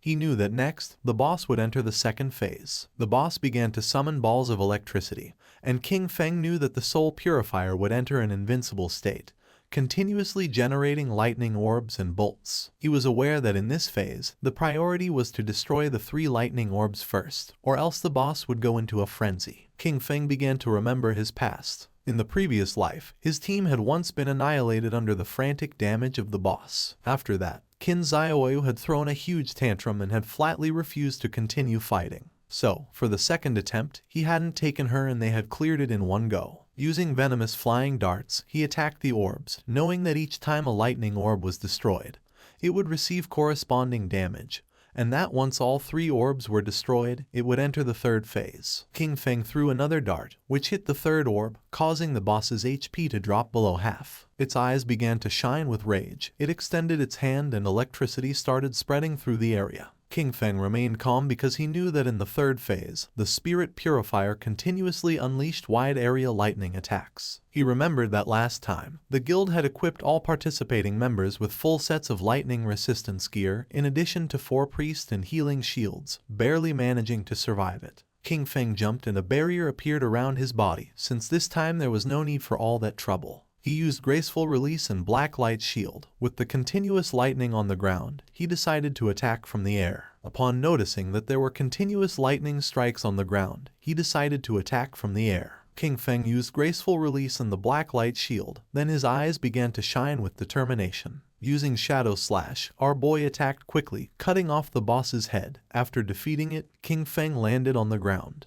A system window notified that he had killed the Soul Cleanser Faisal of Platinum tier. As a reward, he reached level 11. His 4 main attributes increased by 4 points and he obtained 10 free attribute points. Additionally, he gained 20 evolution points and 1,520 days of tradable lifespan. Our boy was somewhat happy. He had achieved the world's first kill of a platinum tier boss, for which he earned 10 reputation points. Additionally, he had become the master of the sanctified grounds. The ground was full of lifespan and, according to King Feng's knowledge, the hideout he had just obtained had an importance that transcended the game. He knew that a hideout not only provided shelter and storage functions, but more crucially, it could be extracted into the real world. This was vital because, when the game descended, real-world weapons began to corrode. The most powerful ones, especially nuclear bombs, became useless from day one. Planes and tanks would barely function for another month or 2 before turning into scrap. In other words, all future battles in reality would depend entirely on skills extracted from the game. Once a hideout was brought into the real world, it could activate a magical defensive barrier and become an absolutely safe refuge. King Feng began to think in silence, and then started to move away from the area, remembering that in his previous life, his guild Godslayer had used this same place as their base to continuously grow. And although he kept many joyful memories of that time, he had also witnessed how countless people came and went, full of intrigues and deceit. His eyes began to shine with determination. This time he was not going to choose the same path. He was going to become stronger on his own, until reaching the top. Outside it began to rain, and a monster swung its axe forcefully. Xiaoyu's friend fell to the ground and dodged the attack. Asking her to step aside, she began screaming for help. She didn't react in time and the axe cut her body in half. She respawned back in the town, and the system informed her that she had died, losing 14 years of non-tradable lifespan and 2 days of tradable lifespan. She went into shock upon seeing that she had died again. Her friend was furious. He called her an idiot and scolded her, asking how it was possible that she hadn't dodged the big axe wielded by the boss. She got angry and asked him who he thought he was insulting. She scolded him, saying he was the tank and if he didn't attract the boss's attention properly, how was she supposed to dodge the skills? He got even angrier and, calling her an idiot, asked her how he was supposed to attract the boss with an AoE skill. After arguing, he left the party. Xiaoyu's friend panicked when she saw that the tank had fled and started asking for help since she was being attacked by the boss. The boss attacked with its axe, and not long after, the friend also respawned back in town. With a worried expression, she suggested to Xiaoyu that they better focus on killing small monsters to level up first, explaining that she was uneasy because they didn't have much lifespan left. Xiaoyu began to ponder in silence. At that moment, the system revealed that the player Shadow from Jianghai City had achieved the world's first kill of a platinum-level boss, gaining 10 reputation points. Everyone's attention was fixed on the system window. People couldn't believe what they were reading. It seemed crazy to them that someone had managed to solo kill a platinum-level boss. Many commented in amazement that they had barely made it to the continent, while Shadow was already farming there alone. The name Shadow echoed once again, and everyone wondered about his true identity. The feat was incredible, considering that most players hadn't even seen a gold-tier monster yet. It was evident that this was someone immensely powerful. Xiaoyu was somewhat confused, since she did not know why the other players were so weak. She knew that they fought simply to kill a silver-tier boss, and she wondered how the hell it was possible that Shadow had achieved the first kill of a platinum-tier boss. Back at the hideout, our boy began collecting the lifespan orbs. After killing the Soul Purger, he had reached level 11. He knew that after level 10, each level up granted +4 to all attributes and 10 free attribute points, so he continued assigning all his points to agility. His reasoning was that with high enough agility combined with his infinite invisibility, he could kill many bosses without taking any damage. He was in shock, as he did not expect the boss kill to grant him 20 evolution points immediately. This meant that he could evolve his skill Greedy Hand once more. He could not help but feel happy, since the additional loot rewards had increased from 3 to 5. Moreover, he had obtained an extra storage space of 100 slots. He spent 210 evolution points, which left him with 15 remaining.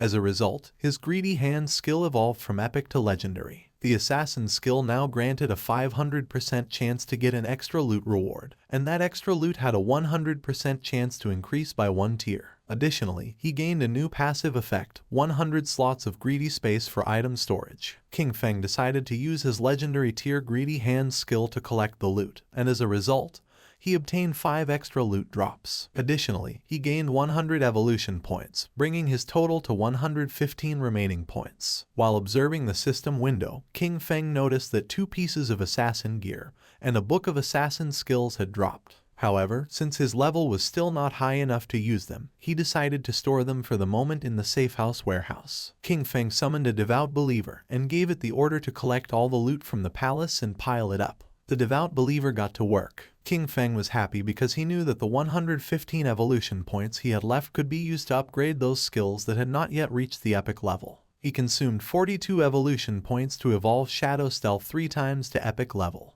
As a result, its stealth duration increased from 36 to 60 seconds. The attack that broke the stealth now dealt 300-500 damage, and its cooldown was reduced from 22 to 15 seconds. Next, he used 34 evolution points to evolve Backstab Enhancement twice, bringing it to epic level, and increasing its backstab damage bonus from 50% to 75%. He then consumed 6 evolution points to evolve Darkest Moment through Platinum, Emerald, and Diamond to reach Epic. The ability now unleashed a burst of dark light that blinded all enemies within its expanded range of 50 meters. Its base duration increased to 16 seconds, though it would be shorter against targets with a higher spirit attribute. Finally, he spent 33 evolution points to evolve Bloom Curse 3 times to the legendary level. The skill could now be used on player corpses within 60 seconds of their death and gain new effects. It could simultaneously absorb 50% of the target's remaining non-tradable lifespan, and also absorb scattered non-tradable lifespan light spheres. Any corpse drained by Bloom Curse would cease to exist. His eyes widened in surprise upon realizing it could absorb the non-tradable lifespan orbs. He remembered that in many high-level areas and in the rage zones of special bosses, the lifespan was depleted at a speed hundreds or thousands of times faster, and this consumption affected first the non-tradable lifespan. Snowy contacted King Feng and congratulated him on the first kill of the platinum level boss. She also revealed that she had good news. The Eastern Sage had just logged off. She mentioned that she had heard that his clan was gathering at the Jiangnan Hotel, and apparently they had bought a large amount of lifespan with the intention of turning it into combat power within the game. While the devout believer was piling up the loot, King Feng praised her. However, she replied that there was no need to thank her, since that was what she was supposed to do. She revealed that he had to defeat Eastern Sage without fail, or else she would be doomed. King Feng asked her not to worry and began storing the loot. He realized that all the items fit and he still had half of the space left. Thinking about how truly useful the 100-slot backpack was, he decided to go look for Wang Meng and sell everything to them. Upon seeing that Shadow had returned, Anyu's and Little Black's eyes widened with joy. Anyu got excited and started running toward him. But just before she could give him a hug, King Feng stopped her with his hand and got straight to the point. He made it clear that, as usual, he set the price and if they didn't accept it, they could pass. He explained that more than 30 items were common grade and bronze junk, so he would give them a discount, a single price of 950 days of lifespan. With the mark of King Feng's hand on her face, and with a smile, Anyu mentioned that she agreed. They had already calculated the value of the items they collected earlier, which was approximately 1,000 days. So to simplify everything, they would give 2,000 days for the entire batch. King Feng felt somewhat confused and mentioned that this batch consisted of silver level, gold level, and platinum level items, with a total value reaching 18,000 days of tradable lifespan. She opened the system window and, while browsing through the contents, was visibly surprised. She couldn't believe there was platinum level equipment. She herself only had one piece of gold level equipment and thought that only a true boss would be willing to sell items of that caliber. Excitedly, she realized this would undoubtedly accelerate Zhonghai City's development, and thanked Shadow profusely. Our boy said that there was no problem, since they were helping each other. With a nervous gaze, Little Black asked Shadow how it was possible for him to have so many inventory slots and if by any chance he was Doryman. King Feng explained that their bags were probably already full and, as a friendly reminder, pointed out to her that under the statue in the center of the city ruins, there was a staircase leading to a teleportation portal back to the starting town. King Feng began to walk away from them and made it clear that if they wanted to return, the first time would cost them 500 days of lifespan. He warned them that although returning again would not have any cost, they should think about it themselves. That said, he left, and Yu began to point at King Feng and with a smile she mentioned that she had told them so. She revealed that Shadow was a reborn player, because otherwise, it would be impossible for him to know such hidden information. Seeing her attitude, Wang Meng felt somewhat confused and asked Captain to please not behave that way, as she was scaring him a little. She began to blush and asked them what they would think if she tried to flirt with Shadow. Once King Feng moved away from the area, the system asked him if he wanted to consume tradable lifespan to extract a skill into the real world. He decided to activate the level synchronization and class advancement synchronization. The system informed that he had consumed 27,000 days of lifespan, and that the level synchronization and class advancement synchronization were completed. King Feng felt excited, as the next step was the extraction of skills. He remembered that he had previously extracted Shadow Meld, but it was only at level 1. This time, he not only planned to raise the level of Shadow Meld in reality, but also to extract even more skills. He consumed 1,946 days to improve Shadow Meld to level 10.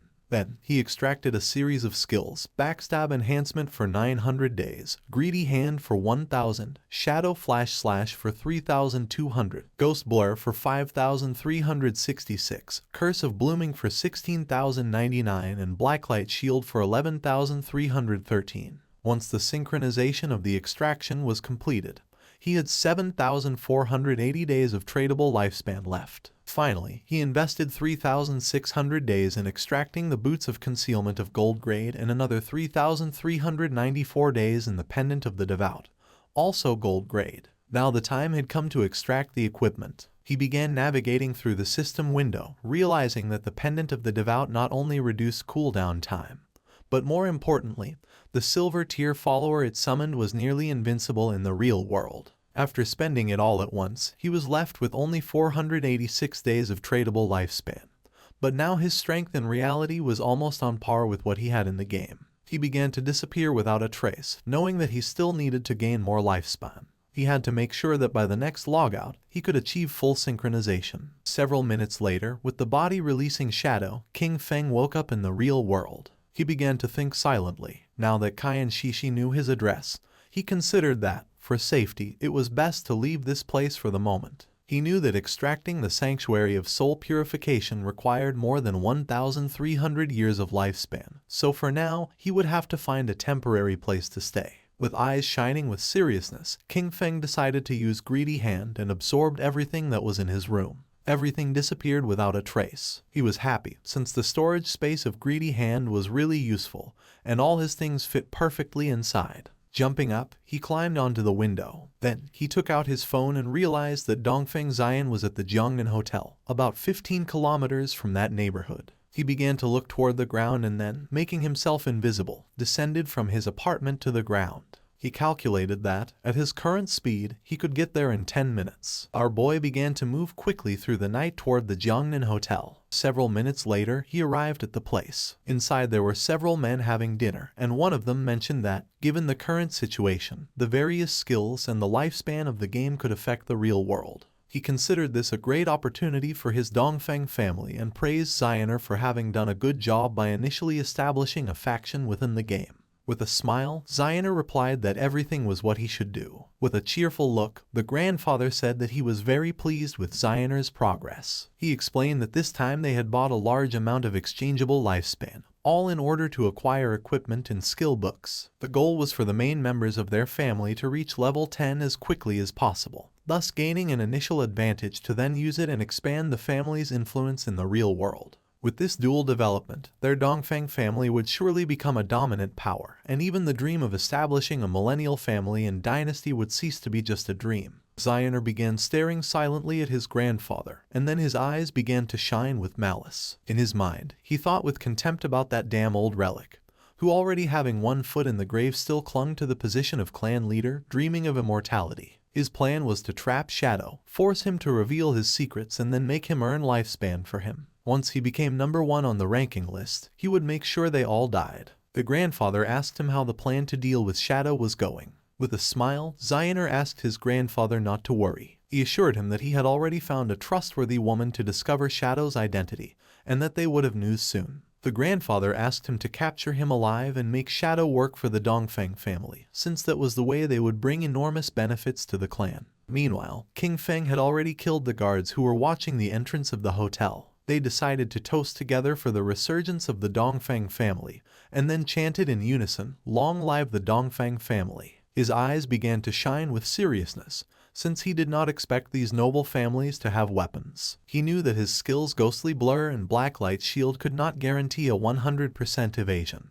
and furthermore, he had not extracted any armor into the real world. He was aware that if a bullet hit him in the heart or head, it would mean instant death without a doubt. Considering that it was better to be cautious, he extended his hand and using his faithful pendant summoned one of the followers, a devout faithful, equipped with sharp claws for melee combat, and green flames for ranged attacks. Our boy gave the order to it to go in and leave no one alive. He knew that, being a silver level boss, the devout faithful had strong resistance to damage and that, even against firearms, it could withstand quite some time. While everyone was distracted, the devout faithful opened the door, it started roaring, and upon seeing this, everyone panicked since they didn't know where this monster had come from. With its eyes shining, it began to charge towards them. Seeing this, with a serious gaze, Zioner stood up and began to point at the monster, causing the guards to aim at it with their guns.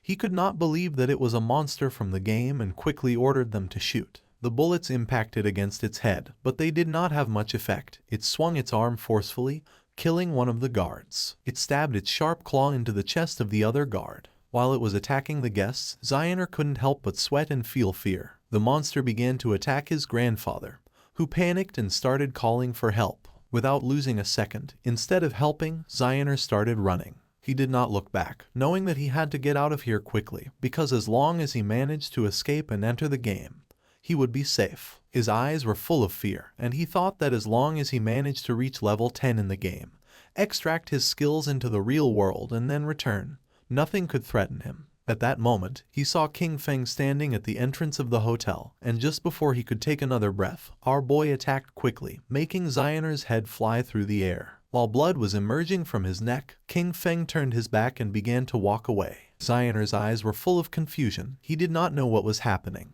Not long after, flowers began to emerge from his body. King Feng began to observe them carefully, and the system revealed to him that he had absorbed 27,000 days of tradable lifespan, and 482 years of non-tradable lifespan. His eyes began to shine with joy, as it had been a truly great loot. Zioner's corpse turned into flowers, and King Feng was happy, since this time, the skill Blooming Curse had truly proven its worth. It had not only erased all corpses and traces of blood, but also extracted every last drop of lifespan from Zioner. As a result, his non-tradable lifespan had accumulated up to 2,327 years. Thanks to this, he would no longer feel so much pressure in the future when entering the rage zones. Not long after, someone shouted alarmed, urging others to call the police, as gunshots and screams had just been heard coming from the private room. King Feng became serious, and just at that moment, several police officers began to run toward the room, remembering that this was the room where the Dongfeng family was having their meeting.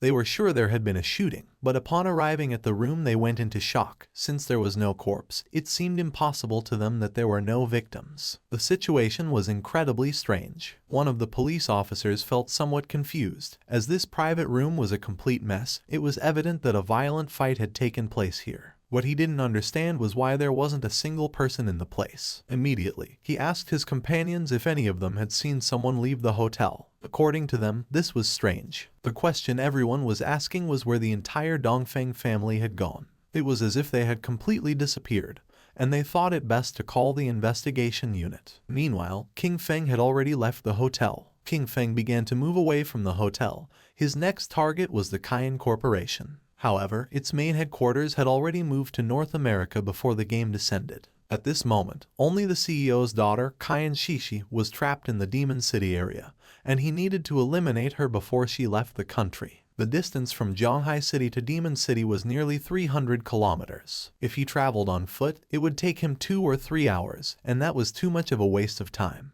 King Feng got ready to sleep, knowing that he needed to find a way to get a mount. Our boy returned to the godforsaken game and stood up upon realizing that there were still some silver and gold tier bosses left in the ruins, and decided to go farm them. Captain Anu contacted Shadow and informed him with great enthusiasm that she had excellent news. She explained that Xiao Hai had just found the entrance to a tomb, but a gold tier vengeful spirit was guarding it and they couldn't defeat it. King Feng was somewhat surprised to hear this and asked how she had found the entrance to a tomb. Captain Anu revealed that, on their way back to the starting city, they had taken a slight detour to avoid some small monsters. While walking, they suddenly noticed that someone was missing. After searching for a while, they finally discovered that Xiao Hai had fallen into a pit. It was a special tomb area where team chat did not work. By following him into the pit, they saw a level 12 gold boss that began chasing them. Luckily, they ran fast enough to escape. She informed him that they were now back in Shell Town and that if he wanted to go to the tomb, she could give him the coordinates. King Feng knew that a true lucky charm was indeed a lucky charm. That someone could find a tomb just by taking one wrong step while walking through the ruins of the city was an incredible coincidence. He was aware that tombs, like faith temples and curse ruins, were wild random events and very rare. He asked the captain to give him the coordinates, and you sent him the coordinates revealing that the tomb was near the ruins of Shell Town. King Feng thanked her and mentioned that if he obtained something he couldn't use, he would sell it to them without hesitation. He couldn't help but think about how truly clever Yu was. King Feng's attention was fixed on a well. He was somewhat confused to see this and wondered if this was really the access point. With such a large well, it seemed incredible to him that someone could simply fall in by accident while walking. Without a doubt, that girl, Xiao Hai, was truly unique. Without hesitating for even a second, King Feng jumped into the well, and a system window welcomed him, announcing his arrival at the Tomb of Resentment and notifying him that his long-range communication would be blocked. King Feng landed at the bottom and began to walk down the corridor. At that moment, a giant monster appeared before him, the Wailing Spirit, a level 12 creature of gold rank. King Feng began to observe the boss in silence. He had never encountered this wailing spirit in his previous life, but judging by its form, he deduced that it must have an extremely high attack power and a wide attack range, definitely being a type of physical damage. This explained why Yu and the others had fled in panic. The equipment and skill books he had sold them did not increase their defense much. He estimated that Wang Meng, being a holy shield warrior with about 5,000 HP at this moment, would probably lose at least half of his health with a single hit from this boss. King Feng began to observe the boss in silence, aware that if it hit him with its axe, death would be inevitable. Combining the skills Blessed Release and Instant Shadow Slash, King Feng attacked quickly, cutting off the monster's arms. He knew that this boss had very high defense, and the damage of Instant Shadow Slash was only 80% of normal. But this didn't matter, since the creature wouldn't be able to withstand the subsequent damage from throat slitting of the skill-blessed release. At that moment, the monster's arm started moving toward King Feng, making him panic. Not long after, it exploded, but King Feng reacted in time and jumped away from the area. He was somewhat surprised. It was a corpse explosion. He acknowledged that he had been careless by not dodging it and, fortunately,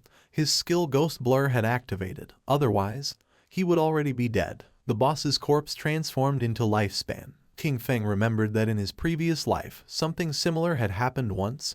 They had killed an unknown boss. A team member had approached excitedly to loot the corpse, but it exploded and annihilated him instantly. Some teams had even been annihilated by boss corpse explosions, although this mainly happened with platinum-level bosses and above. He did not expect a gold-level boss in this tomb to self-destruct in that way. Using Greedy Hand, he picked up the loot. A series of system notifications informed him that, for having killed the resentful ghost, a gold-level boss, he had gained 10 days of tradable lifespan and 20 evolution points. Additionally, he obtained the skill book Night Ring Blades of platinum level. Thanks to the use of Greedy Hand, he got an additional 63 days of tradable lifespan, and the resentful leather armor of platinum tier. He was somewhat surprised because he had obtained a piece of equipment and a skill book that he could actually use. According to the system, the Dark Night Ring Blade was a platinum tier assassin skill. It imbued the blade with dark power, dealing dark elemental damage to all enemies within a 5-meter radius and adding 500 points of dark elemental attack. Its cooldown was 10 seconds, reduced to 5.7, and the required level to use it was 11. King Feng was happy, as this was exactly the elemental damage skill he needed for the assassin class. Since the shadow class had higher spirit attributes than strength, its magic attack power surpassed physical. This perfectly explained why elemental skills like Dark Night Ring Blade suited him so well, and he understood that he should focus more on enhancing his spirit stats to maximize this type of damage. He had 9 points in strength, 9 in constitution, 24 in agility, and 15 in spirit. Phew! King Feng decided to advance the skill to epic level to see the result. Immediately, he consumed 6 evolution points, leaving him with 36 remaining.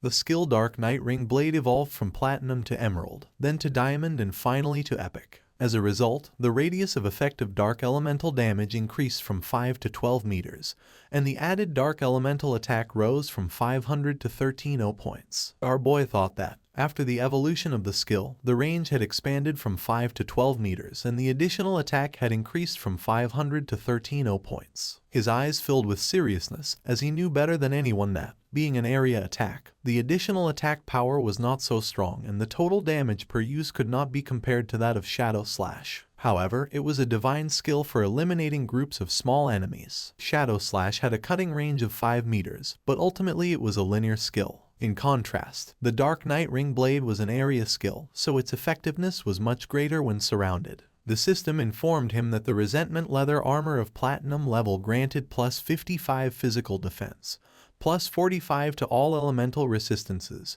plus 42 damage block and 777 points of health. The level requirement to equip it was 11. Additionally, it possessed the Resentment effect, which granted him 30 points of base attack power after being attacked. King Feng began advancing toward a giant door, knowing that the Resentment effect did not have much impact. However, the base defense, resistances, and block on this leather armor were very high, so he could replace the Golden Ghostfire leather armor level 5 he wore. In total, the rest of the loot added up to about 20 items, and selling them all would bring him more than 10,000 days of lifespan.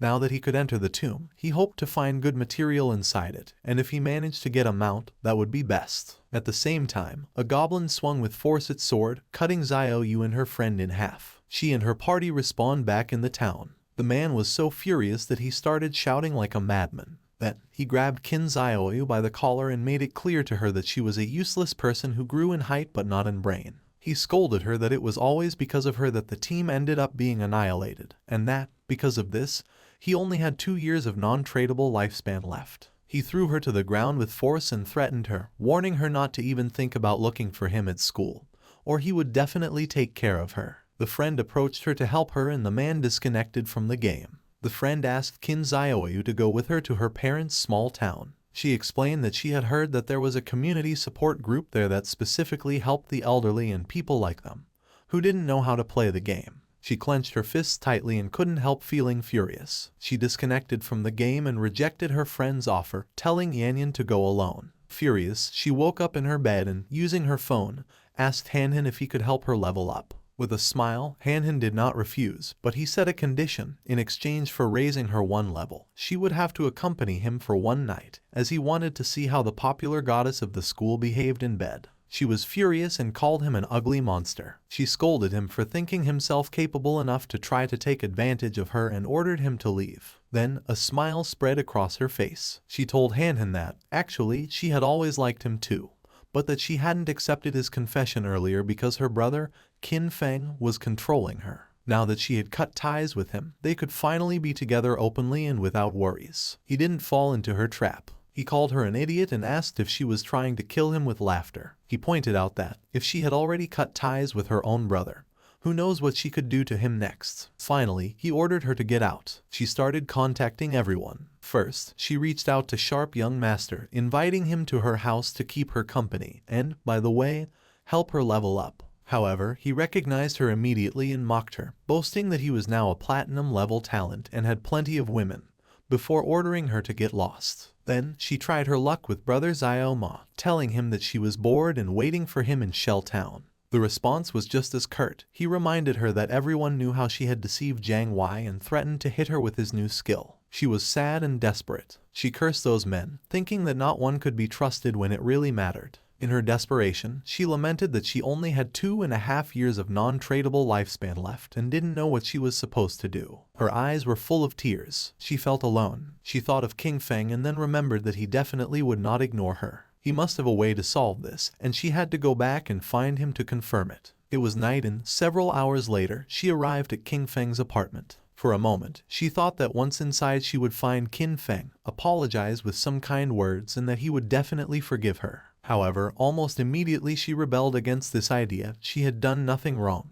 Why should she apologize? She prepared herself to knock on the door and decided that she could not think in that way. She convinced herself that lowering her head was only something temporary. First, she would pretend submission so he could help her level up, and she was sure he would accept because he was the person who had cared for her the most since childhood. A smile appeared on her face. Once she leveled up and no longer faced the crisis of lifespan scarcity, she would completely cut ties with him. This was the plan, and Xiaoyu thought she was truly a genius. Satisfied, she knocked on the door, asking Qin Feng to open. She started knocking on the door, calling for Qin Feng to open it. She insisted, wondering aloud if he might be asleep, and then announced that she had returned. Her tone became increasingly pleading, begging him to please open the door. Furious, she kicked the door open but went into shock upon seeing that there was no one inside. She wondered where Qin Feng was, only to discover with greater astonishment that the bed, table, clothes, everything had disappeared. She turned on her mobile phone and tried to call King Feng, but there was no answer. She didn't know where our boy had gone.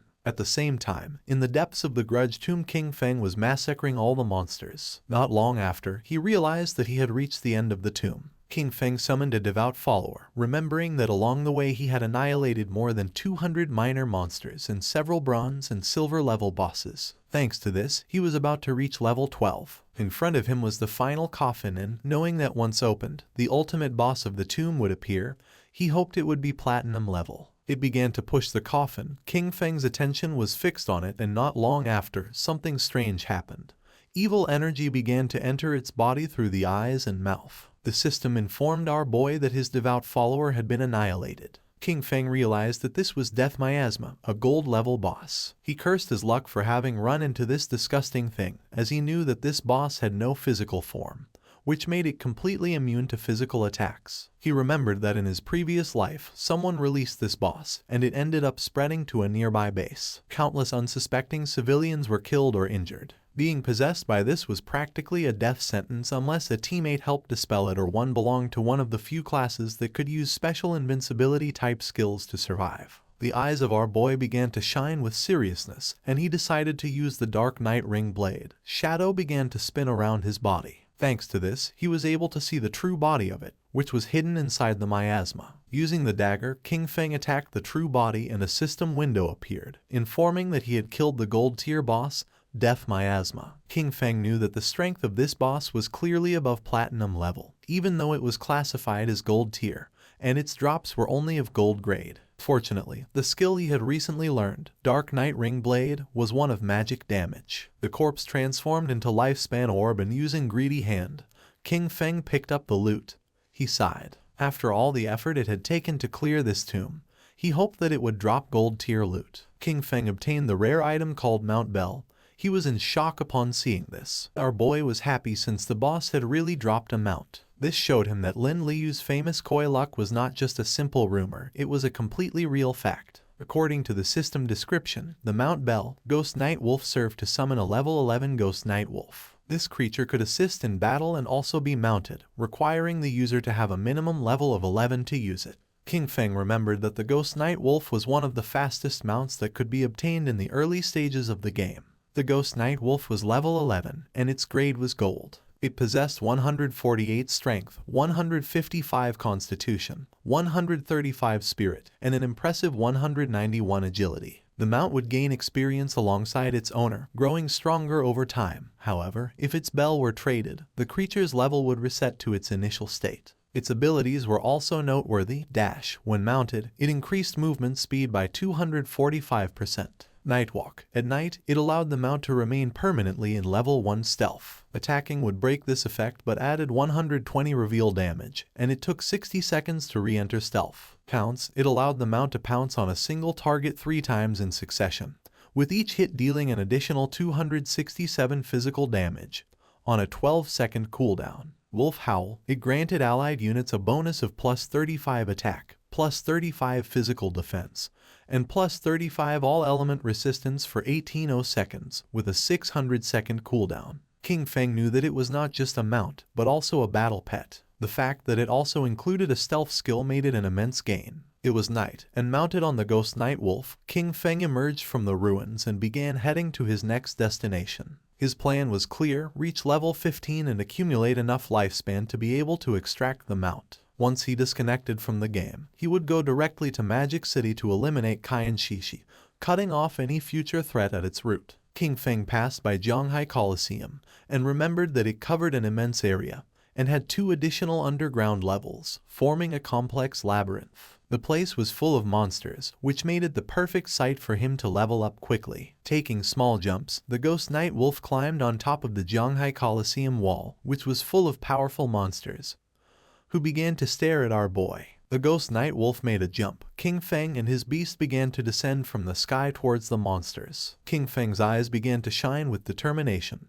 Using Shadow Instant Slash, our boy began to massacre the monsters. At the same time, somewhere else in the ruins, there was an Yu, who using her sword, killed one of the monsters that was in the area. The monster's corpse transformed into Lifespan, and she felt relieved. Her teammate, Man Liang, son of a department head in Zhanghai City, began to applaud while mentioning that, as expected from Captain N, her damage was insane. He remarked how powerful the hidden class dragon swordsman was and stated that Yu was undoubtedly the woman he had set his sights on. She mentioned that this golden boss was only level 8, and even so, they had been fighting it for more than 10 minutes. Because of this, she really didn't understand how Shadow had managed to solo kill a platinum boss. Man Liang praised her but dismissed Shadow's achievement, stating that he was simply a stealthy assassin who relied on stealth to slowly wear down the boss. According to him, someone with this playstyle would never truly become great. He felt happy, since he knew that, luckily, Yu didn't have any influential backing. With his status as the son of an official, subduing her would be a piece of cake. Yu asked if a mediocre archer like him wouldn't be even more suitable for the task of slowly wearing down a boss. Man Liang fell on his butt to the ground and explained that he was an upright person and wouldn't stoop to doing something like this. With a serious expression, he revealed that he had heard that Shadow had a terrible character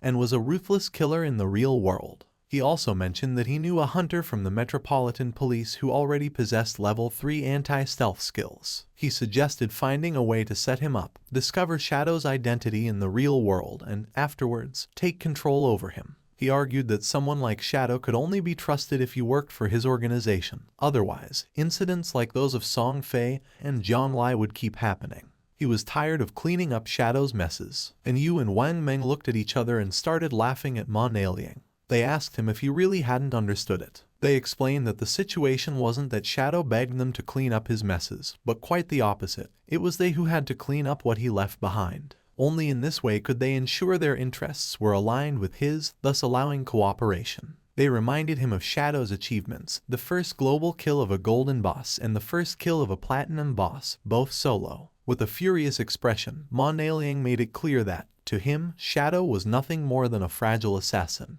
He rhetorically asked how they couldn't control him, as long as their anti-stealth level remained on par. Calling them a bunch of nobodies, he scolded them for daring to reprimand him. He then turned to Yu, declaring that she should watch closely because he would ruin Shadow's reputation and capture him. He stated that when this happened, she would be on her knees before him, apologizing and begging for his forgiveness. Wang Meng asked Yu what loot the boss had dropped. She replied that it had dropped a piece of gold tier equipment for a priest, a silver tier equipment, and a silver tier skill book. She started touching her chin and remembered that Shadow usually sold them several pieces of gold and even platinum equipment. This made her wonder how many bosses he had actually killed, or if his talent was treasure hunting and all these items came from opening chests. With a serious look, Wang Meng revealed that he was a little worried, and Yu couldn't help but feel somewhat confused. Wang revealed his concern, bringing up the case of the Jiangnan restaurant, the incident in which the entire Dongfang family was murdered during a gathering. Then, he raised an unsettling hypothesis. If Shadow had been responsible for this, were they still supposed to clean up his messes? Wang admitted that he still didn't understand Shadow's personality, and expressed his fear that he might actually be a ruthless serial killer in real life. She knew about this case. The superiors were taking it very seriously, and everyone was speculating whether it was related to Shadow. With a confident smile, she explained that, even if this case had really been the work of Shadow, she would still choose to cooperate with him. She stated that, although the superiors refused to clean up his messes, she would personally support him. Wang Meng was somewhat confused, and when he asked the reason, she simply replied that the real question was who wouldn't want to support Shadow. Their subordinate appeared and reported that in the area ahead they had found a place similar to an arena, but all the monsters inside were already dead. With a serious gaze, he revealed that there were bodies everywhere. He didn't know which party had been strong enough to clear all the monsters from the arena. Then Yu felt happy and decided to go to the arena. Upon seeing her behavior, Wang Meng felt even more confused. They arrived at the Zhanghai Coliseum and saw a lot of lifespan lying on the ground. They were in shock as they realized the incredible amount of loot. There must have been hundreds of minor creatures there, and this led them to wonder which party was so strong to have achieved such a feat. Captain Yu was confident that Shadow had been here. With this in mind, she suggested they search the surroundings, as they might run into him. Manhwa questioned why she was so sure it had been Shadow. Captain Yu responded that the reason was simple. He was number 1 on the leaderboard. Their party was right behind on the leaderboard, and since they couldn't achieve something like this, it had to have been Shadow. Manhwa was furious and revealed that he also had invisibility, and could do the same. It would just take him more time. That's all. With a smile, Captain Yu communicated with Shadow, and upon noticing that he had cleared so many monsters, she thought that he surely had a lot of gear and skill books that he didn't need, so she proposed that he sell them to them. At that moment, Manhwa's eyes widened in surprise. King Feng mounted on the wolf appeared behind him. He fell on his butt to the ground upon seeing the wolf, while on the other side, Captain Yu felt excited and asked where King Feng had gotten a mount. King Feng revealed that thanks to the coordinates Little Black had given him, he had obtained the mount. Upon hearing this, Little Black couldn't help but blush, and she said there was no need to mention it. King Feng decided to make a deal with Captain Yu. He proposed that she take all these items from the ground as part of a package, clarifying that the conditions would be the same as always. She mentioned that she understood if she wasn't satisfied, she didn't have to buy. She already knew it. Shadow's prices were always fair. While they were talking, Manhwa couldn't help but feel furious. His eyes widened with rage. He felt humiliated by Shadow, and swore internally that he would make them pay. Mounted on the wolf, King Feng began to advance through the ruins. According to the system chart, he had already reached level 13. Below him, at level 10, were Justice Enforcement and Wang Meng. Black Goblin Big Lie's Eye also appeared at level 10. Our boy had 245 years of tradable lifespan and 255 evolution points. King Feng was happy because this time, after clearing the arena ruins, he had obtained a pretty good grade gold skill book. The skill book was called Silent Concealment. It was grade gold and allowed the user to enter stealth without moving. As long as they did not attack or move, they would remain permanently invisible. Attacking from this state added 300 detection penetration damage points. It had a cooldown of 120 seconds and required level 13 to be used. King Feng realized that this skill not only strengthened his stealth, its true power lay in the fact that, if he used it in reality and combined it with the invincible state from the game, he could make himself disappear completely in the real world.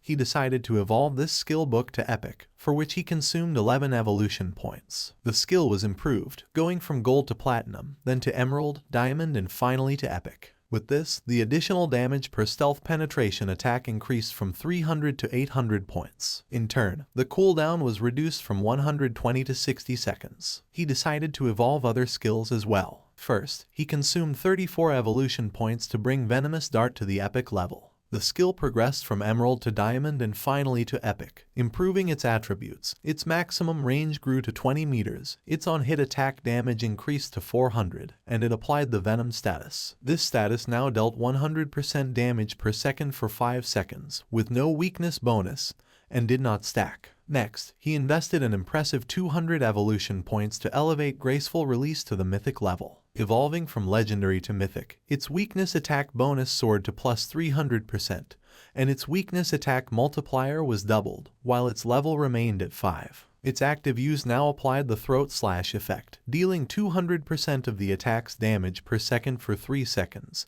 and its cooldown was slashed to just 15 seconds. Or 9.7 with his bonuses. King Feng was happy since the mythic level skills were truly powerful. Now, except for some special monsters, each of his attacks was a hit to a weak point. He took out the necklace and began to observe it carefully and decided that it was time to evolve it. It was the Deceiver's Pendant of Platinum Grade, an accessory for assassins that granted 45 points of physical attack, 20 of strength, and 20 of constitution. Its equipment requirement was to be level 13 and also had a unique effect that added 1 point to stealth level. By combining his skills and equipment, he realized that he now possessed a stealth level 4. He was convinced that, at this stage, no one could detect him. In addition, there was the item Shadow Veil. Thanks to it, his evasion rate had directly reached an impressive 83%. It was the gold tier Shadow Veil, an assassin-type equipment. It granted 5 points of constitution, 5 of spirit, and a 32% evasion rate. At that moment, a small explosion occurred. King Feng decided to stop to find out what was happening. And when he turned around, something began to emerge. It was a giant boss who had chains as arms and 2 sharp blades as hands. King Feng realized that it was the Steel Saintess and wondered who would be crazy enough to have unleashed this boss. King Feng remembered that in his previous life, she had appeared in the ruins of Zhanghai City, where more than 1,000 people tried to hunt her down, which resulted in more than 4,000 deaths in total. In fact, she was the guardian of the sanctuary called Church Sanctuary, the second largest refuge in the Zhanghai ruins. His original plan had been to deal with Qian Shishi first before facing this boss, but since she had appeared there, he decided to face her. Jumping up, the wolf climbed on top of a building. The boss began spinning her arms and massacring nearby players. She killed one of the players, and upon seeing this, the others realized that she was very strong. Just before they had time to react, she swung her blade-made arms with force and began to kill the other players. King Feng, upon seeing that the players wanted to face the Steel Saintess, knew that they were greatly overestimating their own abilities. A player who was mounted on a tiger began to fight against the boss, and King Feng noticed that he was Dong Wuming, also known as Chen Wuming, possessor of the hidden class Paladin. It was about an old friend of King Feng, with whom he had fought for 9 years in his previous life without a clear winner. This man was cunning and deceitful. Whenever he was about to lose, he managed to escape with some dirty trick. King Feng remembered that in the past life, the Steel Saintess was defeated by Chen Wuming's guild, the Knight's Sanctuary. This gave rise to the saying, West/God, East Sanctuary, since each one controlled respectively the western and eastern regions of Zhanghai City ruins. The Guild Knight's Sanctuary, when recruiting its first members, made them sign a very harsh contract that guaranteed their safety but with a tax rate on their lifespan of up to 50%. Most of the members became black slaves, basically forced to work for the higher tier players of the guild. King Feng's eyes widened with joy. For him, this was simply perfect. He made the firm promise that, this time, Chen Wuming would not escape. The boss began to spin her arms forcefully in circles, and while she was distracted, King Feng, using invisibility, landed near her. His eyes began to shine with evil intent, and without wasting time, he used the Dark Knight Ring Blade and in the blink of an eye killed the players who were nearby. Wrapped in red aura, our boy began to spin quickly, killing all the players. Upon seeing this, Chen Wuming was in shock. Upon realizing it was Shadow, He asked why he was killing his people, stating that they had no grudge against him. King Feng appeared behind him and, with a murderous gaze, replied that it was because he didn't eat beef. Upon hearing this, Chen Wuming's eyes widened in fear. With a cold and arrogant expression, using instant shadow slash, King Feng killed Chen Wuming. Then, he extended his hand and used the skill Blooming Curse. Not long after, the players respawned back in their town. Chen Wuming was furious since he didn't know what Shadow not eating beef had to do with them. His subordinate panicked since his lifespan had reached 0. Chen Wuming knew this must be the work of a skill from Shadow. He decided they would gather their people to counterattack.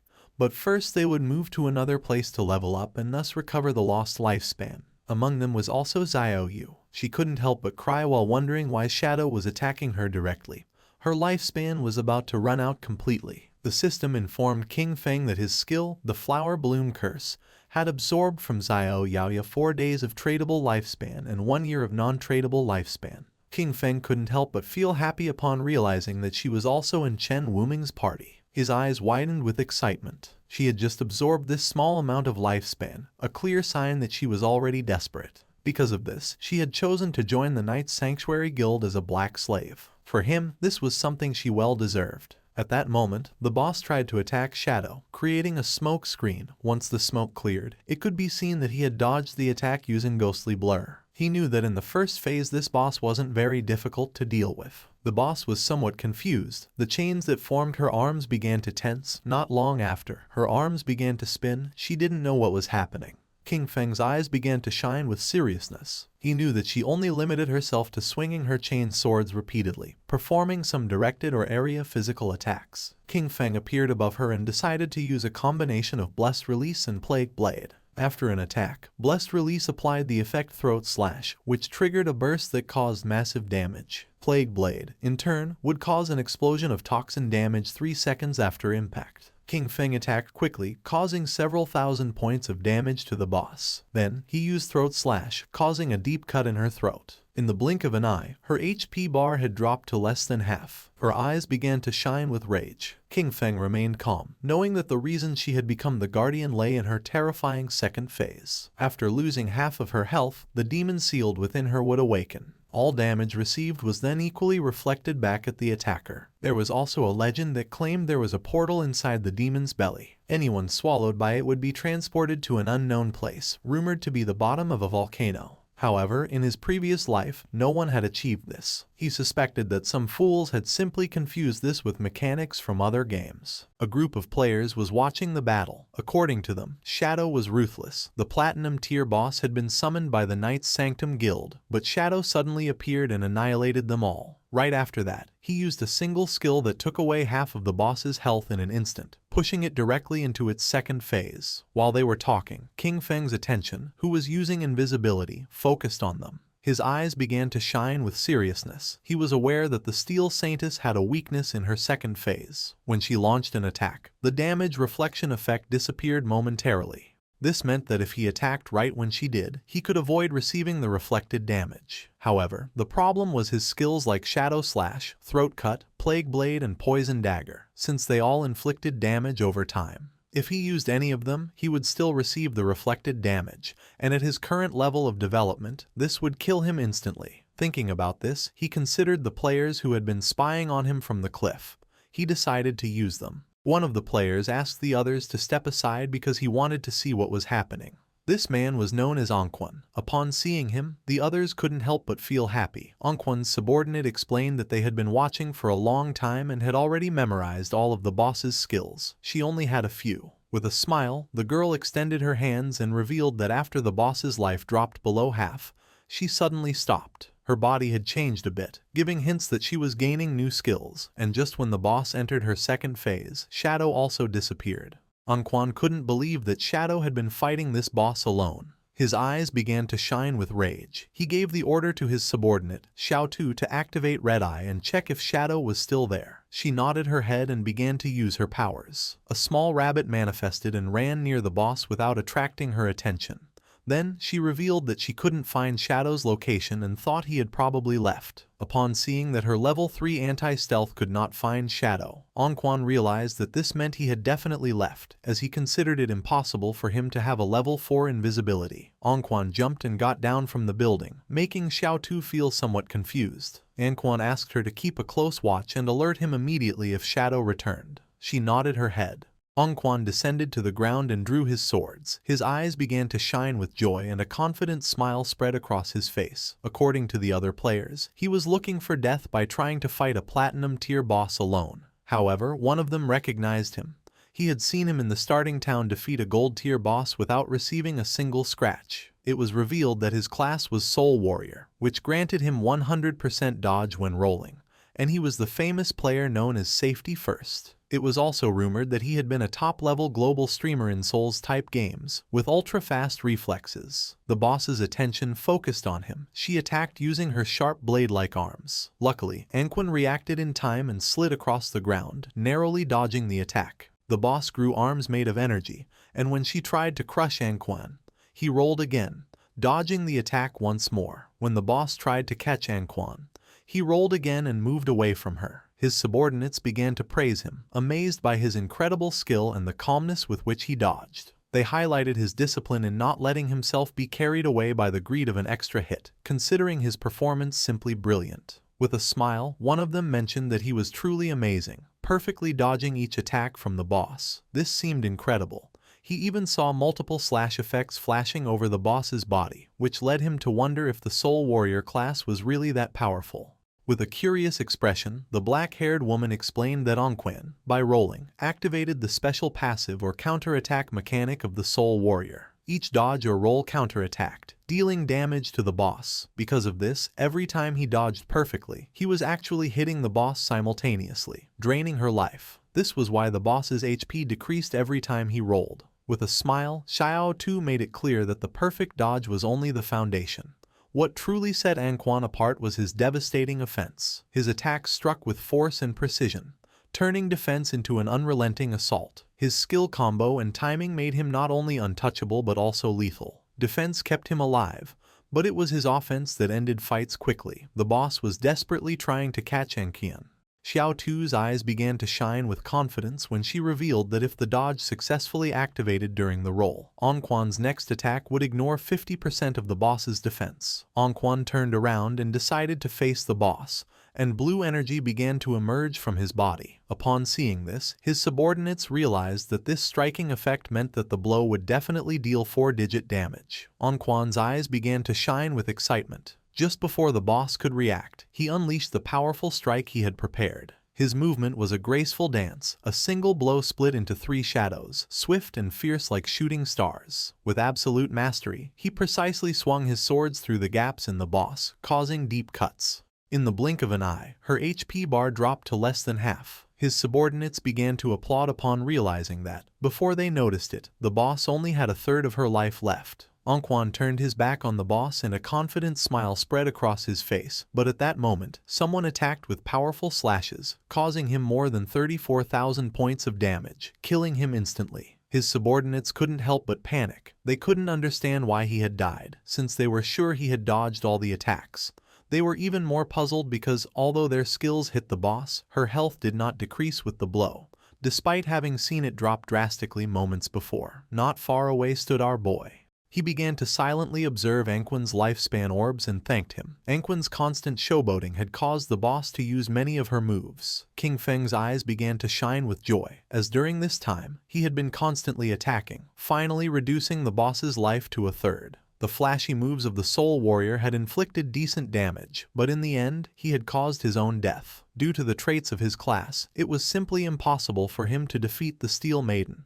When he rolled, he couldn't attack, and when he attacked, he suffered reflected damage. This was a true curse. The boss began to turn around, and King Feng's attention fixed on her. He knew this wasn't good. With her health so low, the boss was trying to return to the church sanctuary. If she managed to get there, she would fully recover, making all previous efforts useless. King Feng began silently observing Anquan's subordinates, and then his eyes started shining with seriousness.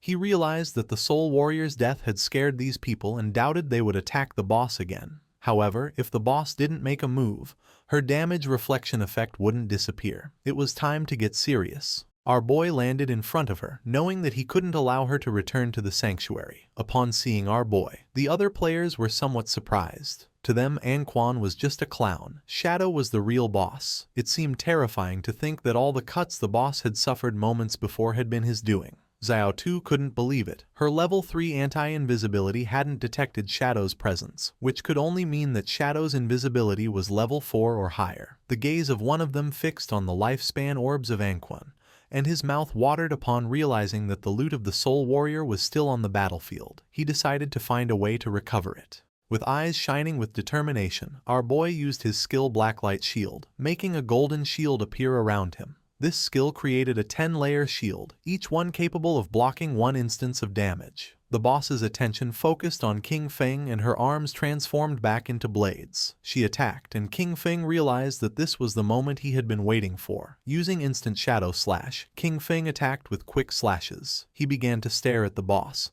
Now his black light shield had 7 layers left. He remembered that, out of the 9 strikes of instant shadow slash, the last 3 had hit the boss during her damage counterattack phase, right after her attack ended. If it hadn't been for the black light shield blocking those 3 hits, he would already be dead. The boss began to concentrate energy in her abdomen, and then she jumped and started to release purple flames. Our guy stepped back. Now he had no layers left of his black light shield. The boss began to stare at him with eyes shining with evil. King Feng realized that the damage from the flamethrower was coming too frequently. Despite having a dodge rate over 80%, this had instantly destroyed all 7 layers of the shield. If he had been just half a second slower, they would have killed him instantly. While he was distracted, one of the players tried to take Anquan's loot, but our guy noticed and threw a poison dart which stuck in his forehead. The player was eliminated. King Feng made it clear that he wasn't going to let anyone steal the loot from him. The system informed our boy that he had obtained 612 days of tradable lifespan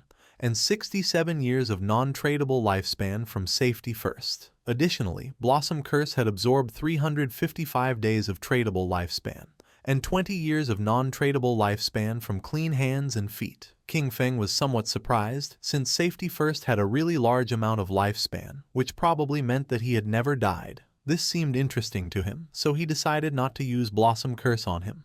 The boss started roaring, but King Feng remained calm. He knew that he would have to rely on the black light shield and the normal shadow slash to slowly wear her down. She attacked with force, but King Feng moved out of the range of the attack, causing her hand to hit the ground. Although the efficiency was low, it was relatively safe. While King Feng and the boss were fighting, Xiao Tu was watching the battle. She was somewhat surprised by Shadow's incredible ferocity. She wondered what kind of skills he possessed. Before, she hadn't understood how he had gotten the first kills, but now, seeing him in action, she was completely convinced of his power. Our boy's eyes began to shine with determination and he decided to give the final strike. King Feng moved quickly, cutting the boss's body into pieces as if it were nothing. The system confirmed that he had killed the Steel Maiden, granting him 48,000 experience points, 120 evolution points and the Church Sanctuary key. The other players were in shock. They couldn't believe that Shadow had really soloed the boss. For them, this was precisely the reason why he was number 1 on the leaderboard. King Feng picked up the loot using Greedy Hand. He obtained a piece of assassin-type leather armor of emerald level, the Black Flames gift-piercing leather armor. It granted 95 points of physical defense, 120 points to all elemental resistances, 77 points of damage reduction, and 77 points of constitution. Its special effect, Black Flame's Gift, applied a stack of the Black Flame status when attacking or being attacked, up to a maximum of 5. Each stack reduced the target's defense and elemental resistance by 7%, although a note clarified that the weakening effect was lower against bosses of emerald level or higher. Our boy felt happy since this single piece of emerald tier equipment provided better defense than what others got with a full set of armor. Additionally, it came with the Black Flame's Gift effect, which weakened the target's defense and elemental resistance. This made it much more useful than what had been dropped by the Soul Purifier earlier. He also obtained the skill Assassin's Instinct of Emerald tier. It granted him the ability to partially perceive the silhouette of invisible units and gave him 2 points to the anti-invisibility level. King Feng decided to upgrade the skill.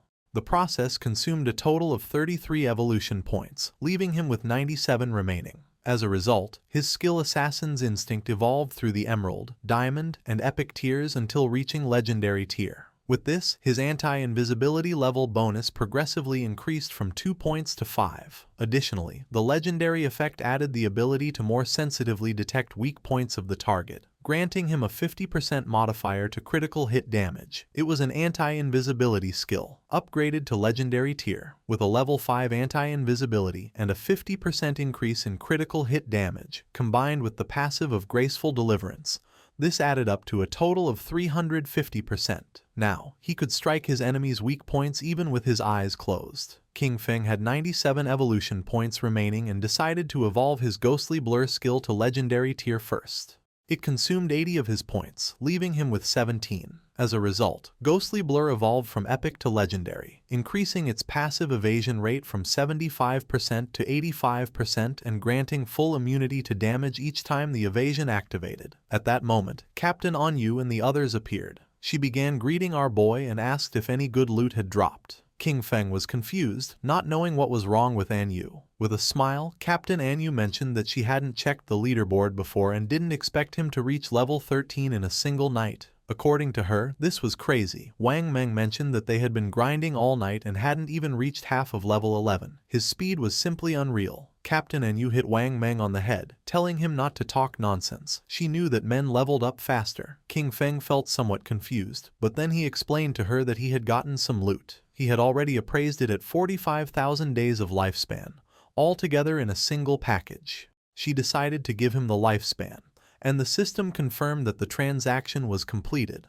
With a serious look, King Feng revealed that he also had another good item for sale and asked if she knew about the hideout. Captain Anyu began to show a smile and mentioned that they had already heard about the hideouts. She explained that in the ruins of Zhonghai City there were no safe zones, but player groups could occupy hideouts as bases. In them, they could store supplies and activate magical defensive barriers at critical moments to block external water invasions. King Feng knew that what she had probably heard about was the small hideout dropped by the Golden Boss. She nodded her head and explained that Zhonghai City's officials still hadn't found any hideout. She added that in Modu, officials had already taken control of a medium-sized hideout, and that's how they knew of its existence. King Feng took a golden key out of his inventory. Now that she understood the value of a hideout, he revealed that it was the Sanctuary hideout key, which had been dropped by the boss he had just defeated. He informed them that this hideout covered more than 800 meters of land and proposed that they return and discuss the price they were willing to offer. After this, he would consider whether or not to sell it. Captain Anyu and Wang Meng were in shock, as they knew that the larger the hideout was, the stronger its defensive capabilities and the more solid its internal infrastructure. A hideout covering 800 meters was more than enough for each member of Zhonghai City's official forces to have their own private room inside.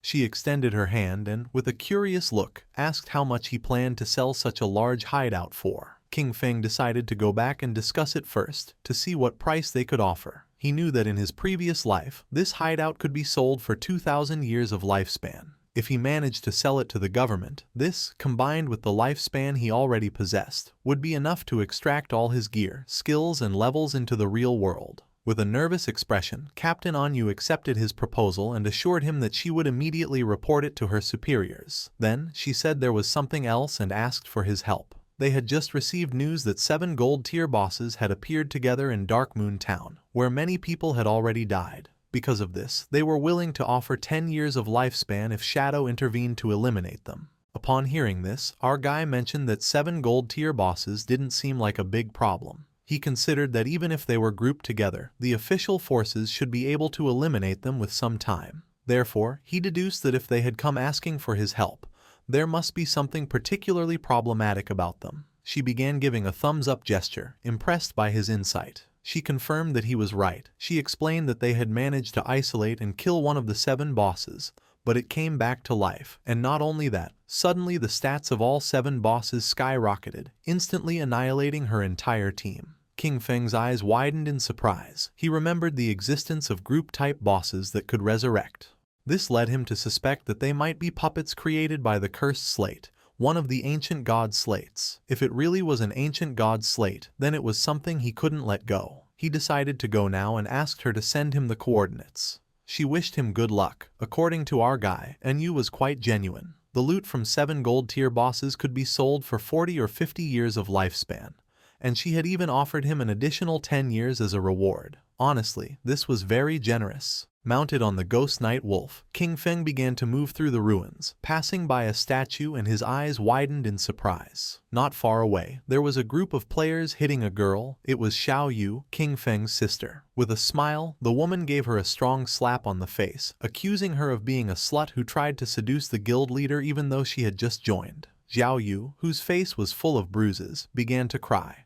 With an angry gaze, the woman made it clear that this was a warning. She should stay away from the guild leader or she would destroy that pretty face. They continued beating up Xiao Yu. King Feng, who was watching from the top of a building, realized that Xiao Yu had gotten involved in internal drama after joining the Knight's Sanctuary. These insignificant power games were nothing new to him, but in his past life, he had always been the one to resolve them for her. He descended to the ground and asked her to simply enjoy life being alone. Xiao Yu began to cry, begging them to stop hitting her, as it hurt a lot and she thought she was going to die. The women did not stop and swore they would kill her, accusing her of being a damn slut. They didn't know how many men she had seduced. King Feng entered the statue, remembering that beneath the enormous statue in the center of Zhonghai City's ruins, there was a hidden chamber that allowed returning to the starter town. Information that very few people knew. In front of our boy, a magic circle appeared. He knew that teleportation wasn't free. The first trip cost 500 days of lifespan, the second 1,000 and the third 2,000, doubling with each use. Over time, the starter town would evolve into a higher level zone where minor monsters would transform into bosses and hidden treasures would appear. An example of this was the ancient god's slate on this occasion, an item he couldn't let slip away. The system asked if he wished to teleport back to the abandoned land of the gods, Dark Moon Town. King Feng remembered that Dark Moon Town was a town that appeared in later stages which he had never heard about in his previous life. Without hesitation, he chose to teleport. The system consumed 500 days of lifespan and King Feng was teleported to the Dark Moon Town. This town was full of elders chatting with each other. King Feng felt somewhat surprised, as he did not expect the place to be so lively and wondered why most of the people were elders. Not far away there were several players. One of them helped the elder woman to stand up. She felt relieved to have returned to the safe zone. The players reminded her that, as they promised, they had leveled her up to level 3. During this process, she had received 72 days of lifespan and now only needed to give them the tradable lifespan. The old woman got angry and refused, asking why they wanted money if they were supposed to be a charity organization that helped her level up. With a kind smile, one of them explained that they weren't asking her for money. When they partied before, part of the lifespan dropped by the monsters they defeated was shared with her. The other guy mentioned that she only needed to give them that portion, as had been agreed from the beginning. The old woman became even more furious, making it clear that she didn't know what damn agreement they were talking about. It seemed shameless to her that some young people had the nerve to ask an old lady like her for money. The players tried to calm her down, explaining that she was mistaken. They were helping her level up for free and only asked in return for the lifespan dropped by the monsters. They clarified that unless she formed a party with them, the lifespan would not be shared with her, and she would not gain the same experience. The old woman asked them not to touch her and began screaming for help, accusing people from the Manhwa River Guild of harassing her. Just then, someone grabbed her from behind and threw her to the ground, leaving both her and the players somewhat confused. It was King Feng. He grabbed her by the neck and with a murderous gaze, drew his dagger. Without hesitating for a second, our boy finished her off. Upon noticing this, the two players couldn't help but feel somewhat confused and went into shock. Lifespan orbs appeared on the ground. Our boy mentioned that her lifespan was on the ground and now they could take it for themselves. The players began to celebrate and wanted to know which expert had just intervened to help. King Feng said he was just doing a small favor. He turned his back on them and started walking away. The players picked up the lifespan. They were happy since they had obtained 72 days. And thanked our boy. For King Feng it was really inconvenient that fights were not allowed inside the town. He began thinking about the Manhwa River Guild, realizing that their origin was Dark Moon Town. He remembered that this guild was founded with a focus on charity work, helping the elderly survive in the abandoned land of the gods for free. Later, it gained official recognition and strong support. In terms of numbers alone, Manhwa River was considered the largest guild in Huaxia. King Feng's eyes began to shine. According to him, in this chaotic apocalypse it was precisely when more people like these were needed. It was night, and somewhere in the forest, someone was fighting against a monster made of mud. They were two mages. One of them asked her friend called Mother to use lightning strike. She obeyed and began to charge her magic staff. Not long after, a thunderbolt descended from the ground and struck the monster. The swordsman of the party decided to take advantage of this opportunity and cut the monster in half. Its corpse began to transform into orbs of lifespan. He felt relieved for having defeated the monster. The girl praised them, saying they were the best. The player named Mother mentioned that if they listened carefully to other people's tutorials, they could also defeat small monsters. They started walking through the forest, and the boy asked Yanyan if her good friend Xiaoyu had really joined the Guild Knight's Sanctuary, since he had heard that it had very high membership fees. She nodded her head and added that she had invited Xiaoyu to join the Guild Mengsha River with them. With a sincere gaze, she explained that she had told her that Mengsha River was a charity guild, where many people like them who were not good at games helped each other, and there were even experienced players guiding them. But she didn't want to join. The other player remembered that Xiaoyu was already level 10, since she had been leveled up by people from Knight's Sanctuary. She added that she had heard that this guild's membership contract bound its members for 3 years. Once signed, they became their slaves during all that time. The boy knew that, even if they had raised her to level 10, they were only treating her as a tool, nothing more. According to the player, if one didn't have skills, the best thing was to kill small monsters in silence and slowly accumulate lifespan and experience. Just like they did, limiting themselves to killing small monsters, retreating to ask for help when encountering a boss. Yanyan let out a sigh. She knew that Xiaoyu believed herself special, since after all, she had a hidden class and, in that sense, was certainly stronger than them. At that moment, a rain of invisible arrows began to descend upon them. They didn't have time to react, and the arrows pierced through the player's body, taking away 1200 HP points. The man's corpse transformed into lifespan. Yanyan panicked since this man was her father, and her mother couldn't help but cry.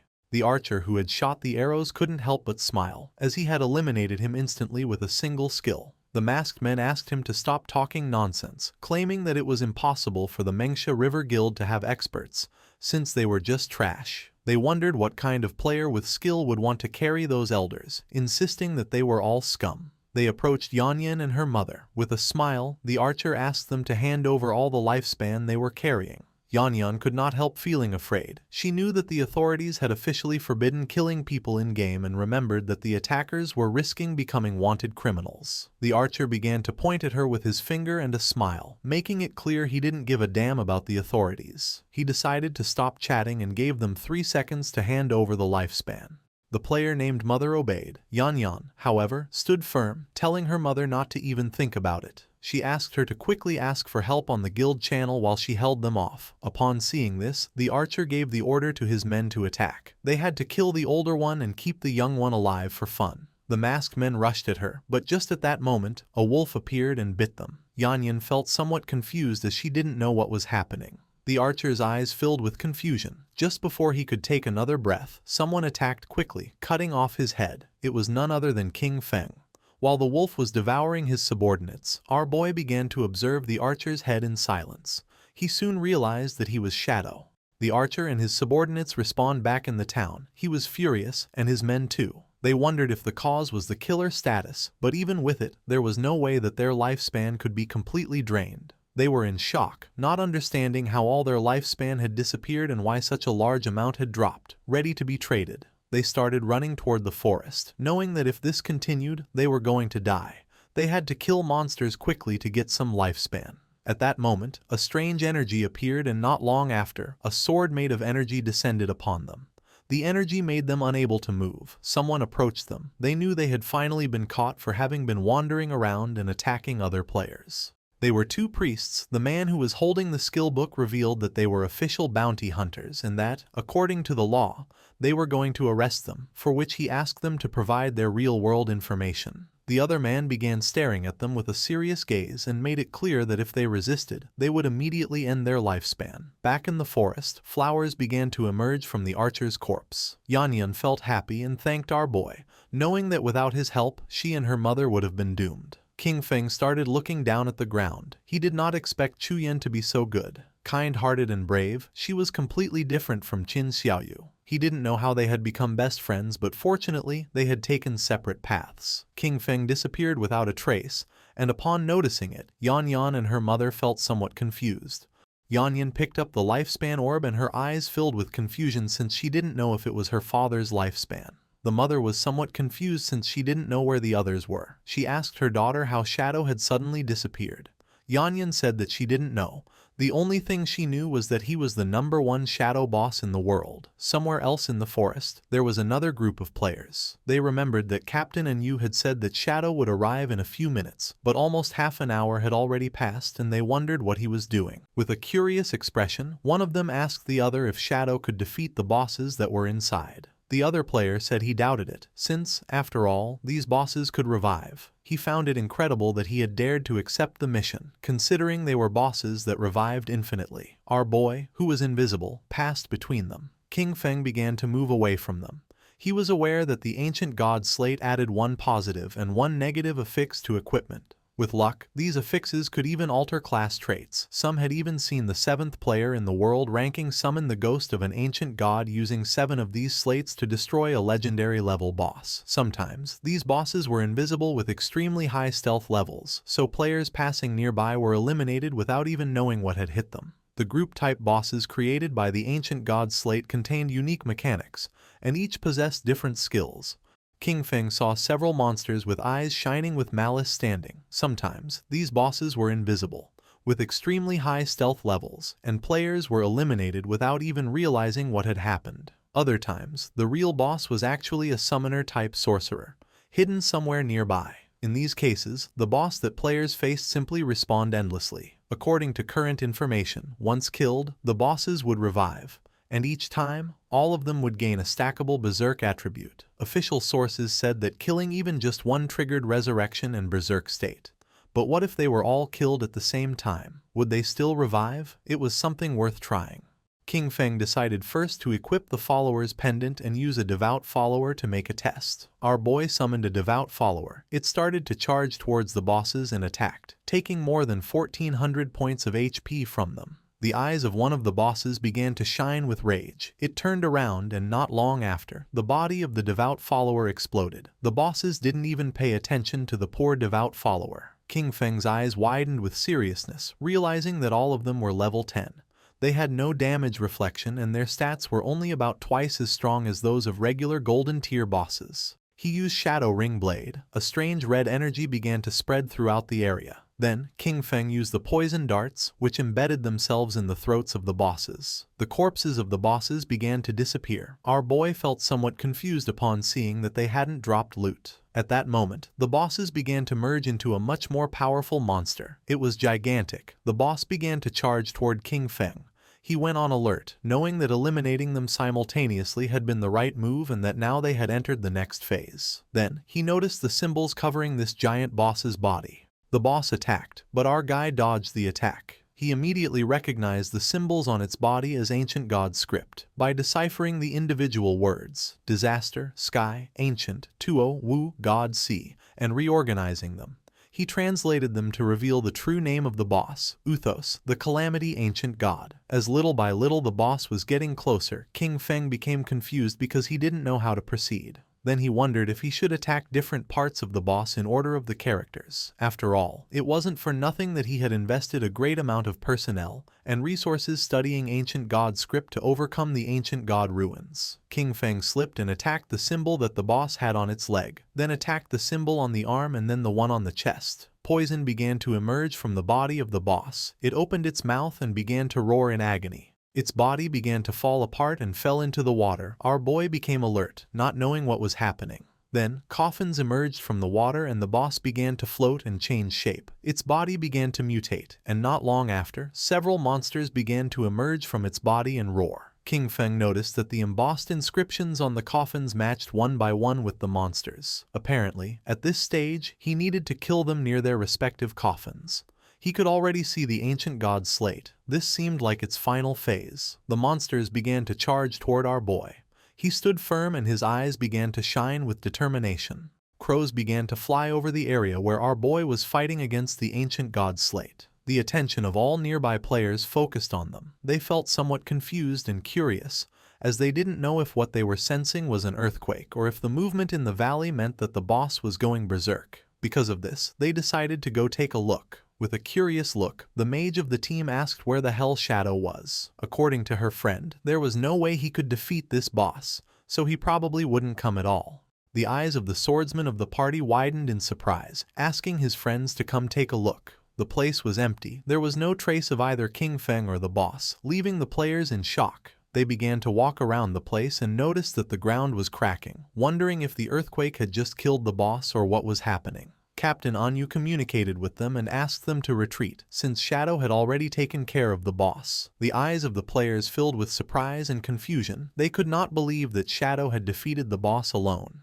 The coffins were empty and the chains were broken. They remembered that just a moment ago they still doubted that Shadow could defeat those 7 bosses. Now, barely 10 minutes later, all of them had disappeared without them noticing the arrival of King Feng. They wondered how he had done it, especially because the bosses were supposed to respawn. It was then that they began to understand their leader's decisions. Meanwhile, under the moonlight was walking King Feng with a slate in his hand. According to him, this time's haul hadn't been bad at all. His eyes began to shine with joy. He had leveled up to level 14. Thanks to the 7 bosses and the use of Greedy Hand, he had gained a total of 294 evolution points. Most importantly, however, was that he had obtained this ancient god slate. Given its mechanics, the authorities wouldn't decipher it in less than a month, and the losses would be catastrophic. He spent 210 evolution points, leaving him with 115.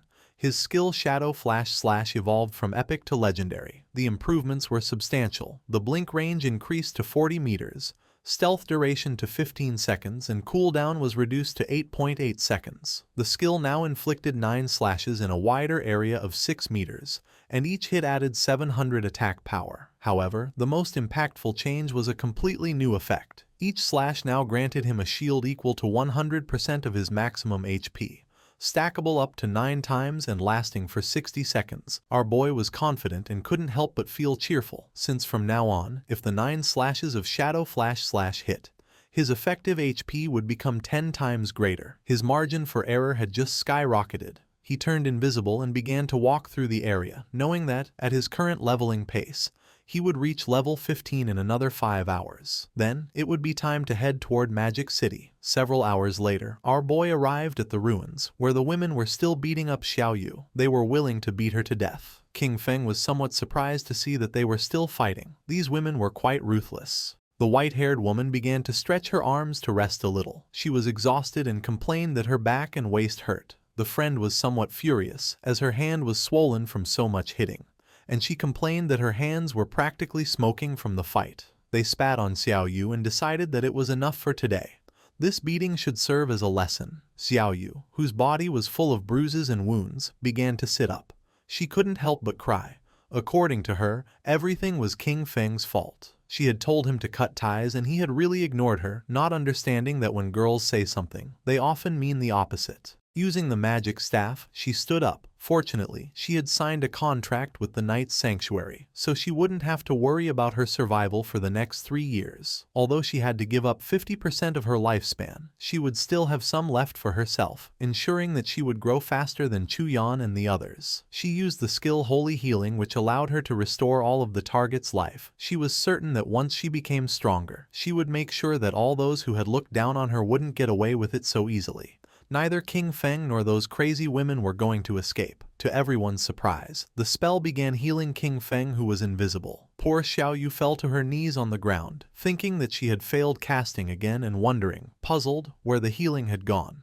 At the same time, in the Magic City ruins, several players were facing a boss made of rock. The boss attacked, but the party's tank blocked the attack using his shield. Not far away there were 3 players hiding and watching the fight. Among them was also Qiang Shishi. According to her, Daxia's men were really weak since they had sent 18 people for a single boss and were too afraid to fight. Her friend winked at her and asked her not to say that, since they were working hard for their benefit, so they should be grateful to them. She blew him a kiss and, laughingly, mentioned that he was very polite, but those pigs from Daxia had such low damage that it took them too long to defeat a miserable gold-tier boss. The players continued attacking and the boss's HP bar had already dropped to less than half. With an excited smile, the team's mage encouraged everyone to give it their all, as it only had a little life left, and they needed to keep going for the final blow. At that moment, a spear pierced through his chest, killing him instantly and turning his body into lifespan. The one who killed him was King Shishi's subordinate. With a smile, he thanked him for his hard work and for the offerings of weaklings. Noticing this, the players panicked upon realizing they were facing the Spade Gang,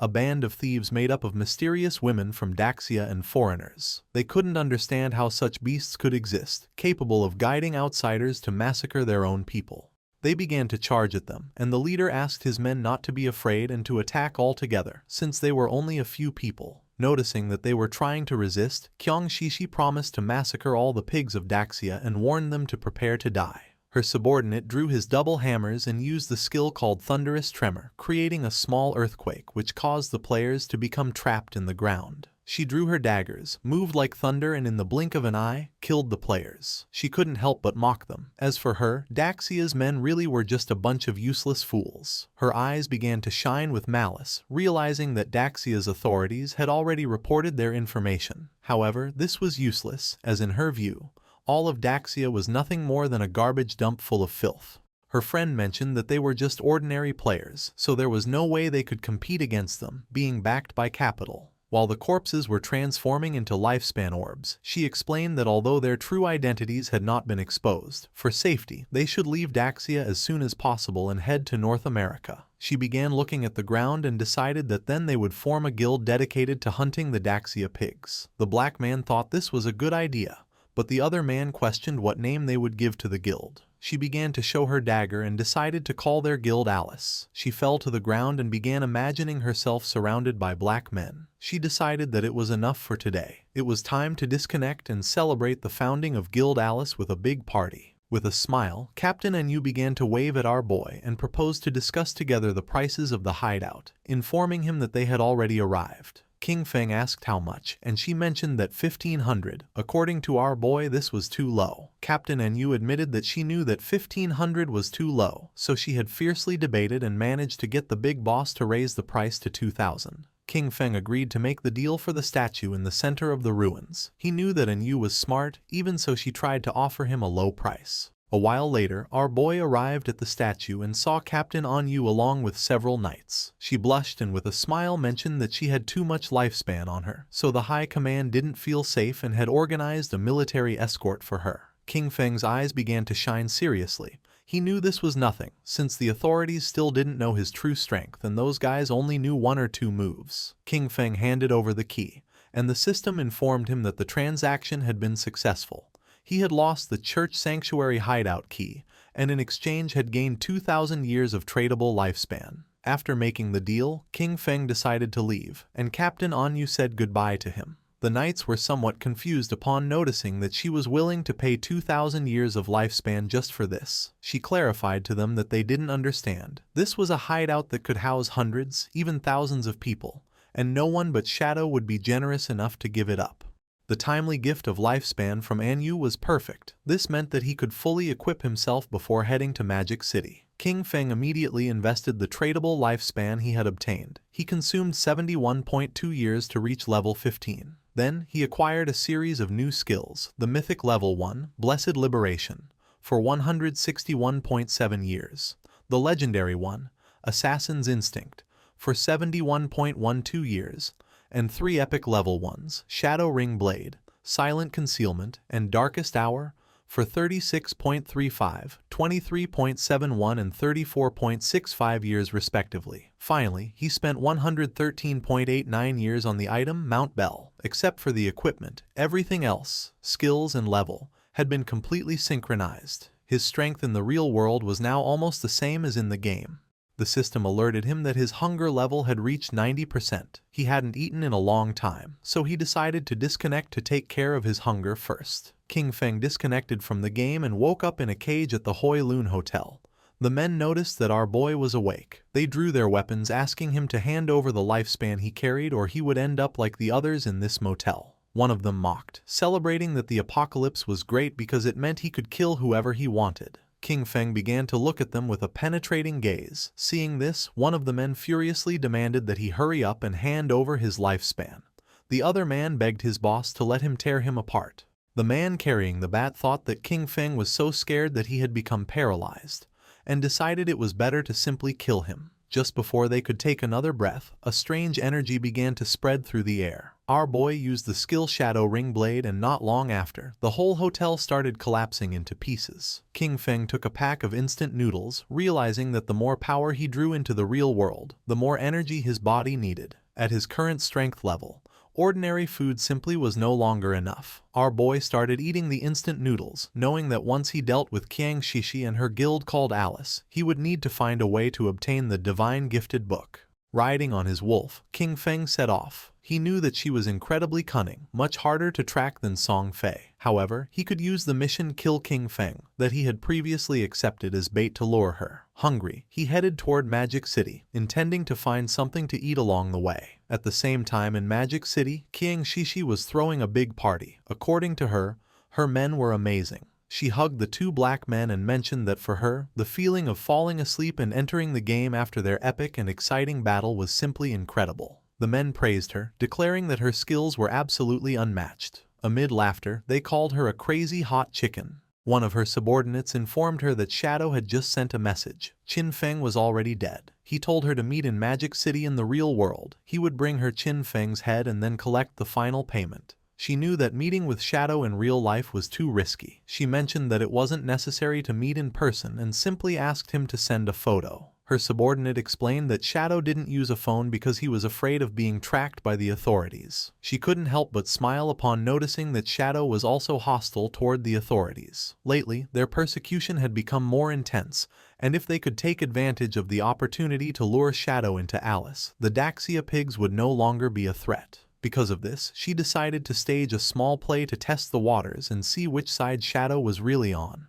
She decided that she wanted to meet with Shadow first in the game, and sent him the coordinates. She went to the ruins and called Skywalker. She addressed him with affectionate words, asking if he was there and expressing that she missed him. Then, she asked him for a favor, mentioning that she needed his help with a living one. King Feng was sitting and meditating. He was using silent concealment, a skill that allowed him to enter stealth permanently while remaining completely motionless. Noticing that she wanted to meet in the game, King Feng thought that Qiang Shishi was really clever. These coordinates, Spectre Academy, were not far from him. He logged into the game and decided to see what kind of tricks she had up her sleeve. A few hours later, King Feng went to the Magic City ruins, Spectre Academy. King Feng, still using invisibility, got off his mount. At that moment, some government agents appeared in front of King Shishi. They announced that the authorities had located her Spade Gang, identified her as Spade A, and advised her to surrender immediately and stop resisting. Otherwise, they would be forced to take military action.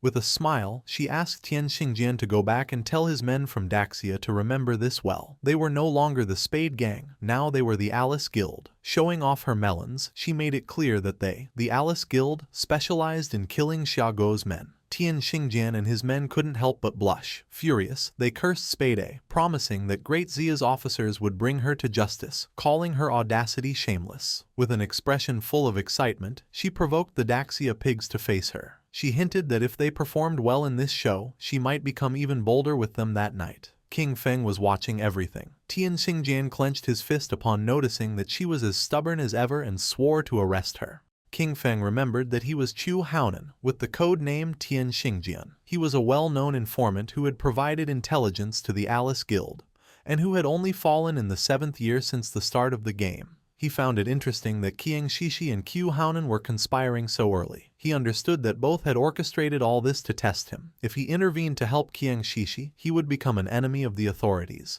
If he didn't, Qiang Shishi probably wouldn't meet Shadow in the real world. Our boy jumped and began descending from the sky. He used the skill Shadow Ring Blade and decided that this was the moment to show his sincerity. A strange red aura enveloped Tian Xingjian and his men, slowly taking away their HP. The system confirmed that he had slain Tian Xingjian and his men. Qiang Shishi and the others were somewhat confused. Once the corpses transformed into lifespan, King Feng appeared in front of them and introduced himself as Shadow. King Feng approached her and greeted her, introducing himself as Shadow. Qiang Shishi's eyes widened with love, and she couldn't help but feel excited and blush. To her, he was just too cool. She simply adored this kind of powerful man. She began to cry. According to her, it was a shame that Shadow was a pig from Daxia. She couldn't understand why such a powerful man had to be from Daxia and cursed the nation because she felt they didn't deserve him. Her subordinates were surprised to notice that King Feng had dealt more than 40,000 damage. They acknowledged that this was the power of the number one in the world and quickly greeted him. Our boy moved like thunder, killing the two men in an instant and causing their corpses to transform into orbs of lifespan. With a cold expression, he made up an excuse, saying that he didn't understand what they were saying, but assumed that they were definitely insulting him. Qiang Shishi was in shock. She clarified that they weren't insulting him, but simply greeting him. King Feng played dumb and offered an apology, recommending that to avoid future misunderstandings, it was better to speak the Daxia language in this place. Our boy decided it was time to begin the exchange, but before that, he ordered her to put on clothes. With a smile, she covered her melons and asked about King Feng's head. Deep down, she thought Shadow was a weirdo, but she really liked him. Shadow revealed that he had King Feng's head with him. He explained that he couldn't bring it into the game, but he could show it to her in real life if she was willing. Qiang Shishi opened the system window and with a confident expression decided to believe him. She had already witnessed Shadow's strength and believed he wouldn't lie to her. Shadow obtained 1,500 days of tradable lifespan. Our boy decided it was time to leave, but she asked him to wait. With a smile, she proposed a long-term collaboration, arguing that he had the skills and she had the money. She informed him that she had a new assassination target and, if he was interested, invited him to her house that very night. Sticking out her tongue and blushing like a tomato, she promised that she would fulfill anything he needed. Our boy became somewhat curious and asked who the assassination target was and what the payment would be. As she was logging off from the game, she suggested they meet in person to talk. She assured him that the payment would be several times more generous than this time and that she would wait for him that night at Magic City's port. King Feng became serious, wondering if her place at the port could be her yacht. At the same time, not far from the statue, Tian Xingjian and his men respawned. He was furious, cursing Shadow, as he knew that he would definitely betray the authorities. However, for him this was a success. Qiang Shishi had managed to ally with Shadow. He realized that the idiots in Zhonghai City should be held responsible for their constant conflict with Shadow. Next, he ordered Lin Qingyu to guide everyone to collect their lifespan first, as there might be action soon. Lin Qingyao, a woman with white hair, nodded her head. Her nickname in the game was Late Night Drizzle. She considered the possibility that Shadow really had allied with Spade. If this were true, they needed to find a way to eliminate Shadow, even if it meant death. She began to gaze at her hand and sank into her thoughts. She was aware that the gap between Shadow and herself was really big. She hadn't even managed to see his silhouette before everything ended. A few hours later, in the middle of the night, a hooded man arrived at Qiang Shishi's yacht. He introduced himself as Shadow and mentioned that he had come to find Spade. Upon noticing that Shadow had arrived, the guards recognized him. They informed him that they had been waiting for him and were ready to set sail, inviting him to come aboard. Shadow remained silent. It was nighttime and the yacht was sailing in the middle of the sea, far from the cities. While Shadow was distracted, Qiang Shishi appeared with a glass of wine. She wore an elegant red dress and offered him a glass, commenting that they were finally meeting. She didn't expect him to be so mysterious even in real life. Shadow got straight to the point and asked her who she wanted to kill. She approached Shadow and with a mischievous smile told him there was no fun in getting straight to the point. She suggested that with such a beautiful night and such pleasant company, they should leave boring matters for later. Instead, she invited him to have a drink and toast to the lovely evening they were spending together. Shadow took the glass of wine and without hesitating for even a second, took a sip. Qiang Shishi couldn't help but feel cheerful, and not long after, Shadow sat on the sofa. Qiang Shishi sat next to him and grabbed his arm, smiling as she questioned whether he was already feeling the effects, revealing that the drink contained her special secret recipe. She began to get aroused and revealed that anyone who drank would obediently follow her orders. She thought with euphoria that, just as she had imagined, even Shadow was just a man after all. However, her excitement turned into astonishment upon witnessing such a powerful reaction. Drooling, she sat in front of Shadow and asked him not to be nervous, to relax and enjoy. She explained her plan. When they both reached the highest wave, she would lift her hood so she could clearly see his face, as she was sure he must be incredibly handsome. However, for now, she wanted to keep the mystery. She began having fun with Shadow, completely amazed that Daxia had such a magnificent man. This made her understand why he was Shadow. A burning heat overwhelmed her as she marveled at the incredible experience. Feeling how a scorching heat consumed her, she urged him to continue, shouting that she was ready and for him to come out until finally reaching climax. At that moment, something strange happened and green flames emerged from Shadow's body, burning Kyung Shishi. She went into shock, feeling a scorching heat as she wondered if this was fire. Someone appeared next to her and grabbed the protective crystal pendant that she wore around her neck. They did not expect her to have such a good item that had saved her life. It was the protective crystal pendant of gold tier, universal accessory, whose unique effect granted the wearer a shield layer of damage immunity every 300 seconds. It was none other than Qin Feng, with his body emitting a suffocating aura and a penetrating gaze. He began to stare at her. Kang Shishi was in shock. She wondered why he was here, since she remembered that Shadow had killed him. Our boy decided to reveal the truth. There was only one reason: he was Shadow. She moved away from the supposed Shadow who was sitting on the couch, and her eyes widened in fear. The hooded man was none other than a devout follower that our boy had summoned so that it would pretend to be him. It was very happy since it had had a lot of fun with Kyung Shishi. The formerly arrogant Kyung Shishi now knelt before King Feng. Banging her head against the ground, she begged him to spare her life, admitting that she was wrong. She offered him all of her lifespan and pledged to be his slave, telling him he could do with her whatever he wanted. King Feng asked about the 5 foreigners who were with her. With her eyes full of tears, she began to bark like a little dog, asking her daddy if he would let her go in exchange for the information. Just before she could finish the sentence, King Feng broke her neck, and while she writhed in pain, he grabbed her phone, realizing that the 5 guys were not on the yacht. King Feng obtained 659 years of tradable lifespan. He wanted to catch them all at once, which was a shame. He decided that the first thing would be to use Kyung Shishi's phone to call the authorities. Not far from Kyung Shishi's luxurious yacht, police boats began speeding toward it. A large-scale murder case had been reported on the yacht, where one of the victims was the heiress of the president of Chien Group. According to the informant, the skills used by the killer closely matched those of Shadow from the game, making their identity almost certain. The investigation team was immediately dispatched to the crime scene. On the boats was also Tian Xingjian. He knew that Shadow lacked all law. He considered that such a gratuitous murder was a direct provocation against the laws of his country. Once on the boat, he would use search skills on the corpses, and as soon as Shadow's location was confirmed, they would open fire with full force to ensure that the target was eliminated. He would definitely avenge his Shishi. The police boats surrounded the yacht in a matter of seconds.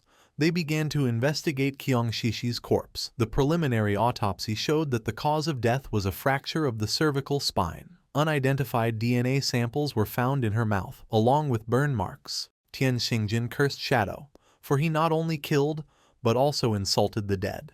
He touched her corpse and used the skill called Last Words of the Deceased. By touching the body, the skill allowed him to obtain the location of the killer for 5 minutes. He, Tian Xingjian Qiu Haonan, swore that he would make sure that the culprit was brought to justice. His eyes widened in surprise. He went on alert, drew his pistol, and warned his men to be careful, since Shadow was right there. He began to order an all-out attack towards 6 o'clock. Just before he could turn around, a powerful venom dart pierced his head, leaving the others in shock. His corpse fell next to Kyung Shishi's. Lin Qingyu did not lose her composure. With an expression full of determination, she summoned a group shield and began shooting, accusing Shadow of having killed the investigator, and asking him if with that he was trying to become an enemy of the authorities. King Feng asked them not to be nervous. He explained that the reason he had killed Ku Haonan was because he was a traitor who leaked official information to Kang Shishi in exchange for benefits. As for the evidence, he indicated that it should be on his phone. They were free to investigate thoroughly. One of the police officers turned on Ku Haonan's phone and informed Captain Lin that, indeed, they had found communication records between Captain Q and Kyung Shishi on their phones. It was then revealed that Qian Shishi was the player known in the game as Black Ace. Captain Lin Qingyu did not believe it and decided to see it for herself. She grabbed the phone, but the officer panicked, asking her to wait a moment. She felt confused and wondered what this was that she wasn't allowed to see. Her eyes widened in surprise when she saw a photograph of Ku Haonan and Kyung Shishi kissing. She couldn't help but blush like a tomato when she opened the photo gallery and saw all the private photographs of Ku Haonan and Kyung Shishi. The police officer got nervous, saying that he had already warned her. She realized that Shadow's words were all true. She finally understood. The last time Shadow had killed them in the game, it had only been a show for Kyung Shishi to see. Shadow had gained Kyung Shishi's trust in order to later find her and take care of her in real life. Afterwards, he informed the authorities, luring and killing Ku Haonan. With one move, he had helped the officers solve 2 big problems. The police officer asked her why she kept staring at the photos so intently. She realized how terrifying Shadow was. She understood that, if he were hostile to the authorities, the consequences would be unimaginable. She remembered that just a few moments ago she had shot him. Although he probably wouldn't care or hold a grudge, she was worried that this could cause problems between him and the authorities. With a grateful expression, she thanked him for his help and apologized for having shot him earlier. Without hesitating for even a second, she shot herself in her own leg, causing the police officers to panic, but she asked them not to worry. With eyes full of tears, she told Shadow that she had returned the favor and asked him to please continue cooperating with the authorities. One of the police officers decided to help her stand up and told her there was no need to be so cautious. She mentioned that they didn't know Shadow's personality, and that, in any case, it was better to be safe than sorry. King Feng was using his invisibility skill and observing everything. He recognized late-night Drizzle, whose real name was Lin Qingyu. She had shot herself to avoid becoming his enemy. This was what one would expect from the future leading figure of Magic City's official forces. At the same time, in the game, not far from the ruins, several monsters appeared. The player carrying the shield began fighting them and asked Xiao Yu to heal him. She raised her friendly staff and activated a healing skill, but she was so clumsy that she healed one of the monsters instead of her own ally. The monster bit the player, and he, in shock upon seeing that she had healed the wrong target again, called her as useless as always. Her skill began to heal the monster, while the other devoured her friend. Not long after, both were eliminated. Both respawned again, and with tears in her eyes, Xiao Yu wondered how it had happened since she hadn't seen anyone. She concluded it must have been Shadow and questioned whether the reason he always attacked her was because he had discovered that she wanted to avenge brother Song Fei. He gave her a hard blow to the head, calling her an idiot and asking why Shadow would waste time attacking her. He explained that they had been annihilated by the Platinum Boss, Headless Assassin, Shero, and questioned whether she had even noticed the system notifications. Xiao Yu now had a bump on her head. With a furious expression, the man revealed that the boss had been provoked by her misdirected healing skill. Then he swore that if the guild leader assigned her to his group again, he would kill himself on the spot. At that moment, the boss descended near them, causing the man to panic. While a strange aura was emerging from its body, the man turned his back on Xiao Yu and began to flee from the place, realizing that the boss had followed them. Xiao Yu's eyes widened in fear, realizing this was not good. It was night and somewhere in the city there was a mansion. Someone threw a plate with fruits to the floor. It was a red-haired woman, who was on a call.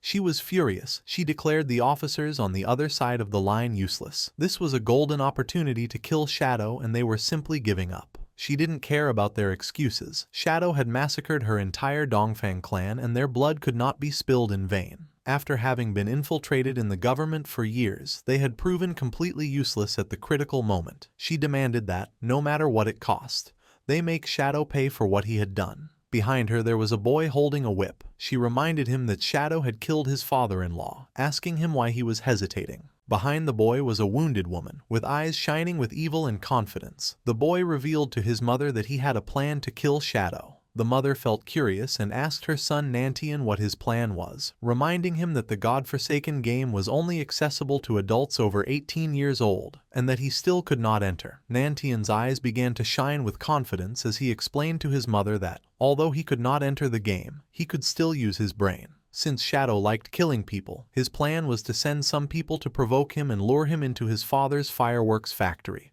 They would prepare everything in advance and, when Shadow appeared to kill them, they would detonate the entire factory. In this way, tens of thousands of fireworks would become his funeral pyre, allowing the whole world to witness his death. And even if the plan failed, there would be no way for Shadow to trace it back to them. A smile spread across the mother's face, realizing that they hadn't done a bad job creating him. Then, turning to Chu, she snapped that even her son was more useful than him. Chu did not object and mentioned that the matter should be kept secret. The official stance toward Shadow still focused on winning him over. And besides, his older and second brothers would not support them doing this. Upon hearing this, the mother hung up the call and decided she would take care of it herself. She approached her son, began observing the tied-up woman, and asked her son why he kept refusing to hand over his lifespan. Nantian apologized, started touching his cheek and while blushing admitted that he had lost control for a moment and had accidentally killed her. At the same time in the godforsaken game, more precisely in the ruins of Magic City, the boss that had chased Xiao Yu and her friend attacked quickly, and just before they could escape from the place, it moved like thunder, cutting them into pieces, killing them instantly. Xiao Yu was in shock. She couldn't believe how fast this boss was. Not long after, their bodies transformed into orbs of lifespan. The players who were nearby reacted immediately, pointing out how the players had suddenly died. They realized that someone invisible had killed them instantly, and came to the conclusion that it had to be Shadow. Just before they could take another breath, the boss attacked again, killing them and turning their bodies into orbs of lifespan. Noticing this, the remaining players began to flee from the place, thinking that Shadow had gone crazy and was massacring innocents everywhere. At the same time, King Feng was standing over the sea, whistling and enjoying the views. He was far from town and thought this was a good place to extract the hideout. The system asked our boy if he wished to consume 1,315.2 years of lifespan to extract the soul-cleansing land, hideout, into reality. This hideout was an underground structure and King Feng had to mark the location on the map. Finally, before proceeding, it warned him that all materials overlapping with the hideout would be obliterated and asked him to confirm the action. King Feng began looking toward the bottom of the sea and confirmed, not long after, a magic circle appeared in the water. The sea split in half and the soul-cleansing land was successfully extracted into reality. With a serene expression, King Feng decided that now was the time to go search for the divine book. Our boy logged into the game and Wang Meng informed him that someone had reported him for killing players indiscriminately. However, Wang Meng knew it wasn't him since he hadn't been online. Upon investigating, he discovered it was a platinum-tier boss attacking players named Headless Assassin Xiaoluo. Her stealth level was extremely high, no one could see her. Because of this, Wang Meng asked if he could take care of the situation.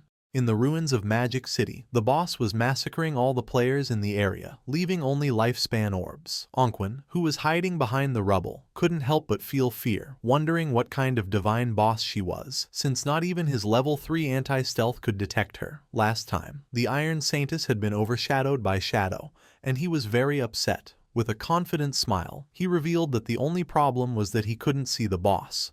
Otherwise, he could have contained her by himself. He claimed that even if Shadow appeared, he would be powerless against this headless assassin, Xiaoluo. Yanyan panicked and asked Anquan to lower his voice so as not to attract the boss. Then she suggested heading first to higher ground since the view would be better from there. Anquan began to move stealthily, but in the process he stepped on a banana peel lying on the ground. Poor Anquan slipped and fell to the ground, not knowing who had thrown that banana peel, but just before he could finish speaking, the boss moved like thunder, cutting Yanyan and the subordinate in half. The bodies of Yanyan and the others transformed into orbs of lifespan. Anquan was the only one who had not been eliminated thanks to slipping on the banana peel. He was in shock upon noticing that the boss had killed all her subordinates. Without losing a second, he grabbed an orb of lifespan, and when he turned around, he saw the boss. She raised her arm and prepared to eliminate Anquan. Far from feeling fear, he challenged her, shouting that he wasn't afraid of her. While the boss was preparing the attack, Anquan rolled, only to panic upon realizing that he had rolled too early. Without losing a second, Anquan continued rolling without stopping. His eyes widened in confusion, wondering what she was waiting for and why she wasn't attacking him already. He started rolling non-stop around the boss, and in the process got dizzy since he had rolled to the limit. Anquan stopped rolling and couldn't help but feel somewhat confused upon noticing that the boss was disappearing. He was so dizzy that he could barely see clearly. After charging the attack, she used the technique anti-stealth strike and attacked the dizzy Anquan, who didn't have time to roll again and received the attack directly. In an instant, his body transformed into lifespan. While the boss was distracted, Shadow began to emerge. Out of nowhere, King Feng appeared above her and using his skill true anti-stealth strike forcefully stabbed his dagger into her back, dealing more than 28,000 points of damage and killing her instantly. He was so fast that she didn't even have time to turn around or feel his presence. He couldn't help but feel somewhat surprised upon noticing that this boss's name was Xia Lu. A few minutes before King Feng appeared, all the members of the guild who were in the city ruins began to point at poor Xiao Yu, blaming her for having miscast a spell that activated the headless boss. They claimed that the boss had noticed her and followed her to the respawn point. Xiao Yu's eyes were full of tears and sadness. She explained that it hadn't been her intention. Two of the players were furious and told the guild leader that their teams wouldn't dare accept someone like her, as they would die without even knowing how it happened. The guild leader asked his men to lower their voices, asking them if they weren't afraid of attracting the boss. With a serious gaze, the guild leader realized that Xiao Yu was not made for combat. Because of this, he informed her that from now on she would be in charge of gathering information about hideouts. He offered her a reward of 3 years of lifespan if she found a gold tier hideout, and 10 years if she found a platinum tier one. He remembered that at the time, upon seeing that she had a hidden class, they had thought they struck gold. Pointing at Xiao Yu, the guild leader decided that from now on he would give her 1 year of lifespan each day, since her constant deaths were a great waste. A system window appeared informing Xiao Yu that she had received 2 days of tradable lifespan.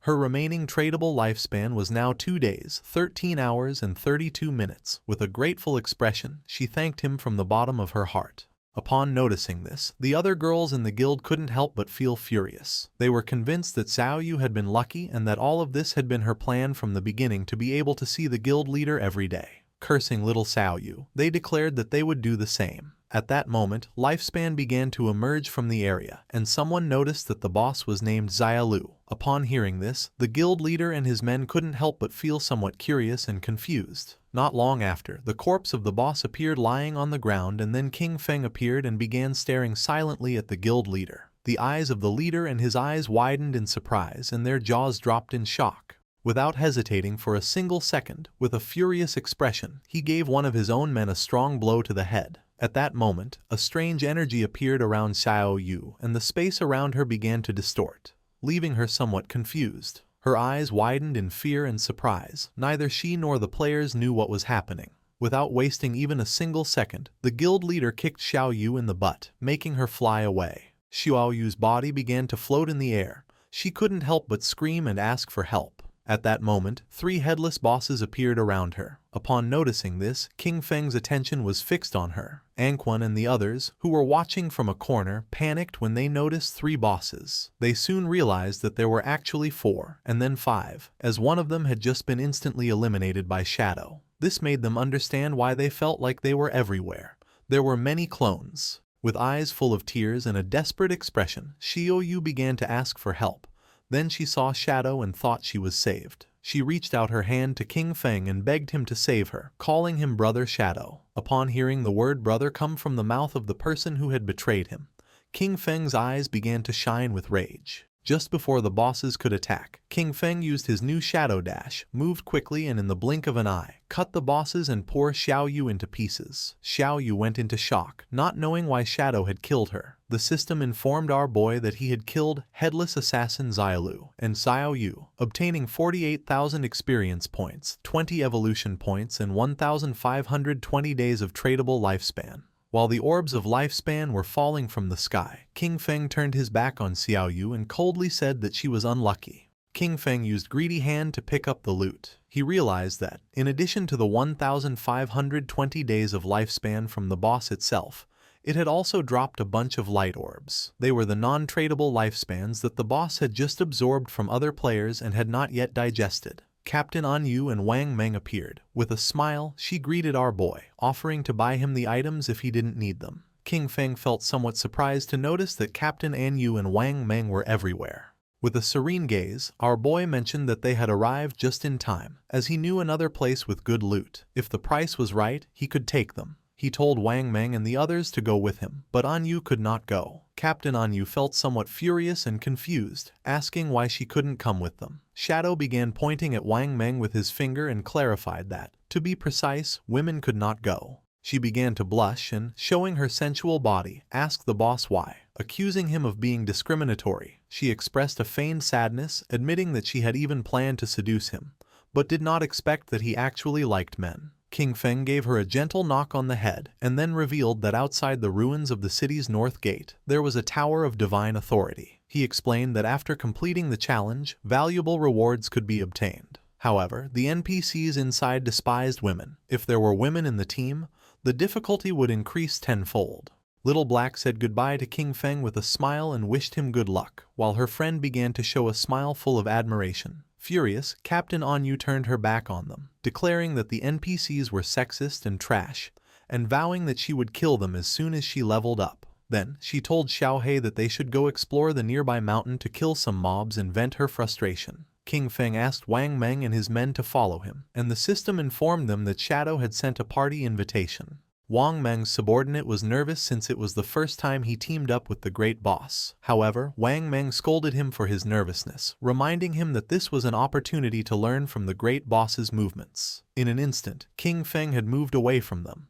Noticing this, they panicked, as they didn't understand what was happening. Shadow seemed to walk slowly, but his speed was greater than theirs while running. They wondered how they were supposed to learn anything this way, concluding that his agility was too high.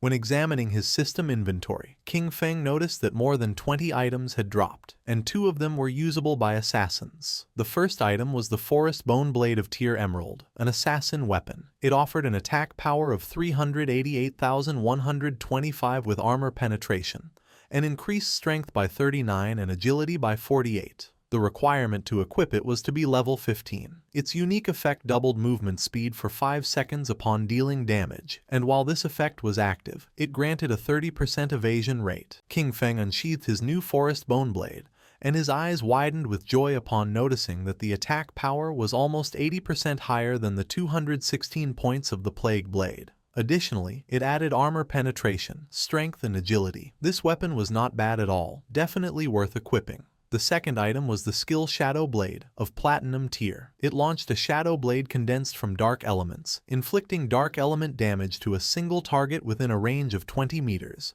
with an additional 600 points of dark elemental attack. Upon impact, it dispelled a random buff up to Platinum tier. Its cooldown was 12 seconds, reduced to 6.49, and required level 14. Our boy decided to evolve this skill and raise it to Legendary tier. Although the dark element damage to a single target was somewhat low, he considered that the effect of dispelling buffs was quite useful. The evolution consumed 56 evolution points, leaving him with 219 remaining. The skill Shadow Blade went through the Platinum, Emerald, Diamond, and Epic tiers, until finally becoming Legendary. This increased its added dark elemental attack to 1,500 points and allowed it to dispel a random buff of up to Legendary level. Its cooldown was reduced to 7 seconds, 3.78 effective. Finally, the skill obtained a new Legendary effect.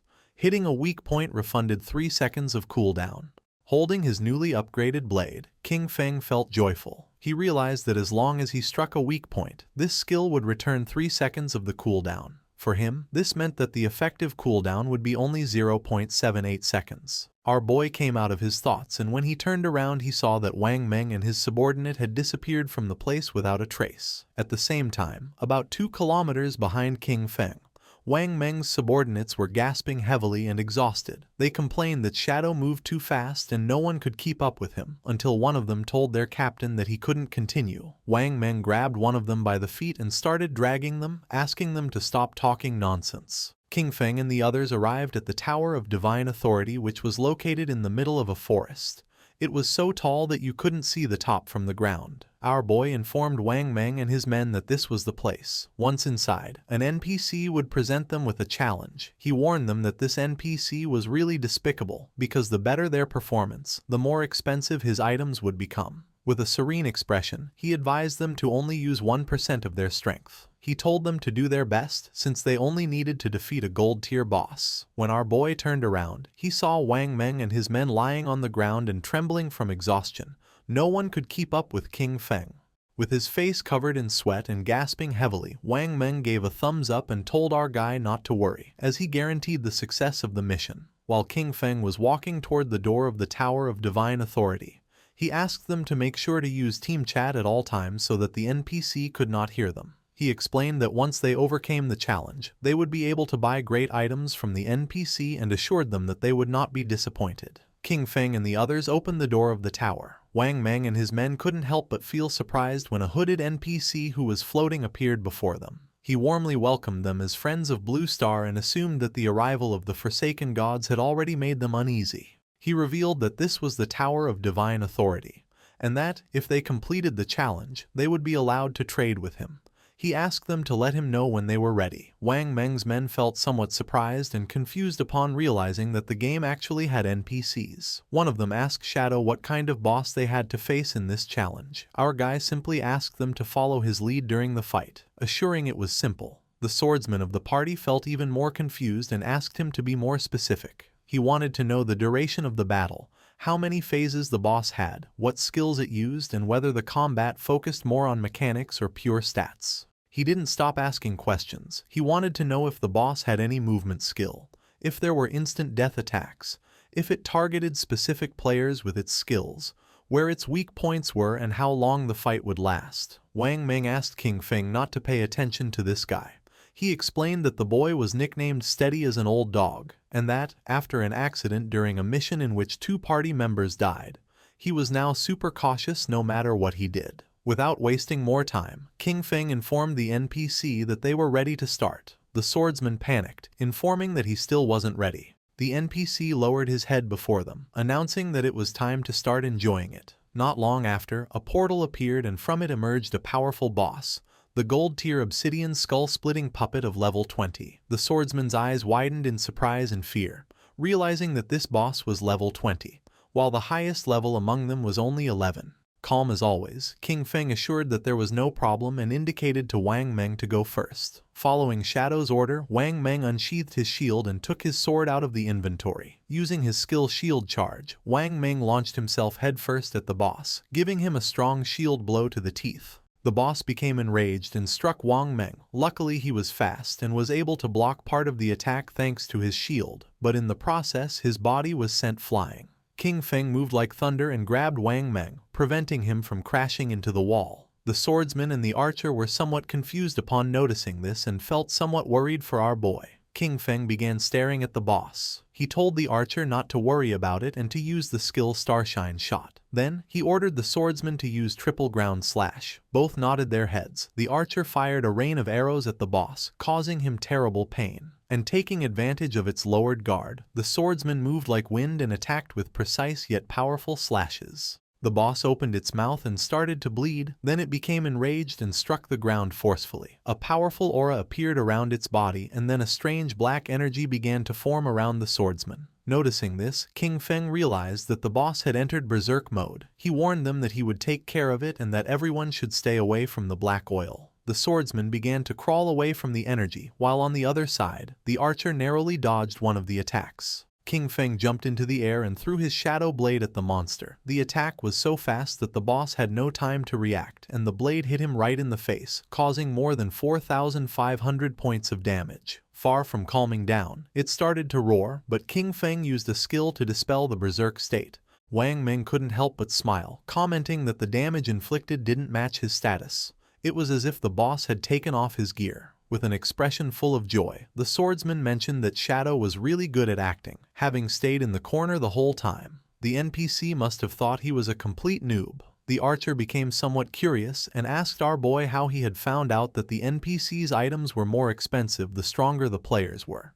He was even more curious to know how King Feng had discovered this. King Feng began to ponder and then explained that the game held many secrets, with much information buried in the depths of the ruins. He told them they should often ask themselves if they had made an effort to explore and if their knowledge base had grown. The archer and the swordsman remained silent, not knowing what to say. While they were distracted, the boss opened its mouth and began to charge a fireball. As little by little the fireball summoned by the boss became more powerful and large. King Feng warned them that the boss was about to spin clockwise and spit fire. He ordered them to make sure to dodge it, explaining that the black oil on the ground, combined with flames, could burn them to death in just 3 seconds. Wang Meng and the others began to disperse and then Wang Meng warned Old Dog that he was running in the wrong direction. King Feng did not take long to realize that it was too late to dodge, so he ordered Wang Meng to activate invincibility and block the attack for him. Wang Meng obeyed and blocked the attack using his shield. King Feng congratulated him and ordered them that, once the flames subsided, they should use their highest damage skills and attack with everything.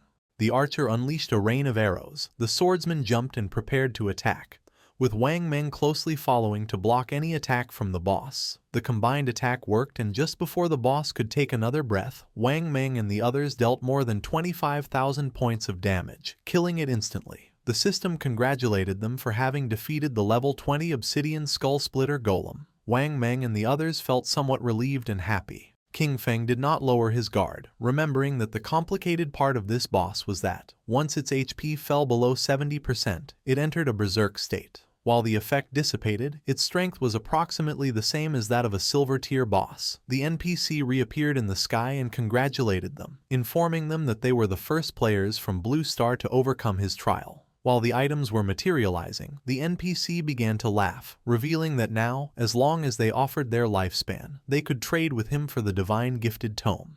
The NPC used his powers and his name appeared above his head. He was called Vickley. Upon noticing this, the swordsman couldn't help but feel somewhat surprised, as the man actually had 6 fingers. The eyes of the NPC began to shine and his gaze fixed on the swordsman. Without wasting another second, he summoned a thunderbolt which descended upon the swordsman, causing him more than 99,000 points of damage and killing him instantly. His body transformed into orbs of lifespan and Wang Meng panicked, not understanding why the NPC had suddenly attacked him. Calm as always, King Feng mentioned that the taboo established by this NPC was related to his fingers. He clarified that NPCs and players could not attack each other unless the player first broke the taboo set by the NPC. Because of this, as long as they didn't mention his fingers again, they would be safe. A question came to Wang Meng's mind. He didn't know if King Feng could defeat this NPC. Our boy revealed that for now he couldn't. The system revealed the reality about these NPCs.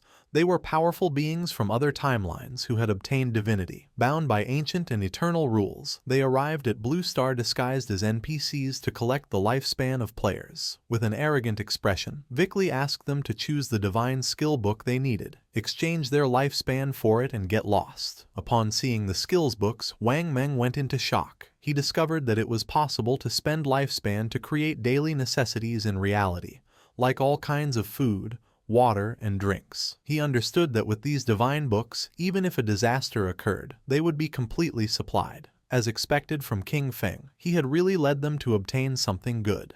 Wang Meng and the archer were surprised. They were certain that King Feng never let them down. Their astonishment grew even more when the archer discovered the existence of the divine book, Mechanical Maid, and instantly wanted to buy it. King Feng spent 9,000 days of tradable lifespan and, in return, obtained the complete set of the 9 Zhonghai City divine books. These divine books would meet his daily needs, but there was also another reason. The Tower of Divine Authority offered an achievement that granted reputation rewards, and he was determined to claim it. King Feng informed the NPC that he wanted to challenge the highest difficulty alone. Vickley felt somewhat confused and made it clear that, with the performance he had just shown, King Feng wouldn't be able to finish even the first level, yet still dared to dream of challenging the highest difficulty. King Feng felt curious and decided to ask what exactly was involved in the highest difficulty. Vickley revealed that the difficulty was divided into 5 levels, with the 5th being the highest. The boss was still the Obsidian Skullbreaker Golem of Golden Grade, but its attack, health, defense, and cooldown speed were increased by 500%. The jaws of Wang Meng and the archer dropped in shock. A 500% increase. It had already taken them great effort to dodge its skills, so they doubted that Shadow could manage it. Moreover, with 5 times more health and defense, they wondered how long it would take to defeat it, knowing there was no room for a single mistake during combat. Vickley began staring at King Feng. He warned him that if he died during the challenge, the lifespan he dropped would belong to him, and asked if he was sure he wanted to accept it. King Feng ignored the warnings and nodded his head, making clear that he wanted to accept it. Vickley began to summon a ball of magic, gladly accepting what he considered a gift. For Vickley, the players from Blue Star had already become too arrogant so early in the game. Really, they were asking for death. The previously defeated boss was resurrected. Now it was the Golden Obsidian Skull-Splitting Golem, with its strength increased by 500%. King Feng drew his dagger. He knew that Vickley could empower his summoned creatures and that 500% was not the limit. In fact, he remembered that when he defeated him in the past, Vickley had increased his summons up to 2,000%. This represented the perfect opportunity to test his new weapon. King Feng shot a poisonous dart at the boss, which activated the effect of Black Flame's gift, reducing the target's defense and all its elemental resistances by 7%. Then, the special effect of the Emerald Bone Blade was activated, increasing our boy's speed by 100% for 5 seconds. The boss launched flames and just before they could get close, King Feng disappeared without a trace. While it was distracted trying to understand what had just happened, King Feng appeared behind it, landed on its head and stabbed his dagger into its skull, activating the special effect of Emerald Bone Feather. The powerful monster began to roar in agony. King Feng disappeared again, and his speed increased by 100% for 5 seconds. Upon witnessing King Feng's incredible speed, Wang Meng and the archer were in shock. At first they believed he had become invisible again, thinking that the cooldown of his skill was too short. Soon they understood that it was not any skill. Shadow's speed was so extreme that it created the illusion of simply vanishing. King Feng decided to use Blessed Liberation, which would make his next attack cause the throat slash effect. Using Shadow Dash, our boy moved like thunder, causing more than 100,000 points of damage to the boss. The attack activated Black Flame's gift, which reduced its defense and all its elemental resistances by 64%. Despite having used his most powerful skills, the monster's HP had barely dropped. King Feng was happy because he knew this was due to the buff granted by the ancient god's stone tablet. Without this item increasing the stacking limit of Black Flame's gift, each hit from Shadow Dash would have only inflicted, at most, about 18,000 points of damage. Wang Meng was in shock upon noticing that a single strike had taken away a third of the boss's health and wondered what skill King Feng had used. It was the first time that the archer clearly saw King Feng's attack. It seemed like an instant shadow slash to him, but the version he knew of this skill only had 3 strikes. Meanwhile, Vickley was watching the battle in silence, wondering how someone could be so strong if the game in Blue Star had just begun and what level of talent he possessed. The eyes of our boy were shining with joy. It was time to activate Throat Slash, a skill that inflicted 200% of the damage of the last attack per second. Blood began to emerge from the boss's body. It began to roar in agony as its HP bar dropped. In a matter of seconds, the monster lost its life and its body transformed into orbs of lifespan.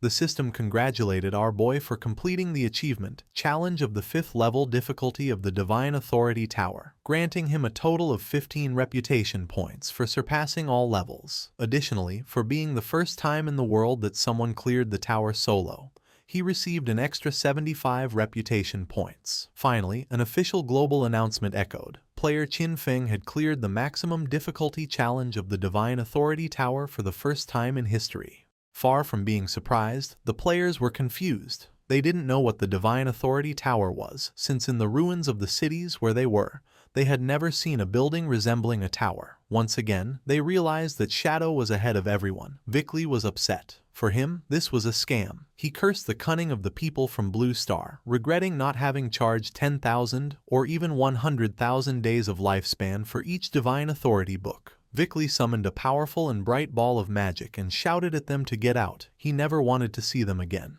Wang Meng and the archer covered their eyes to avoid going blind, as they believed they were lost and that the NPC was about to unleash a powerful attack. Vickley's attack descended upon them. While Wang Meng and the archer were covering their heads, our boy stood still, calm as always. King Feng and the others were teleported outside of the tower. Both felt somewhat confused since they didn't know what had happened. They immediately panicked, only to realize that they hadn't died.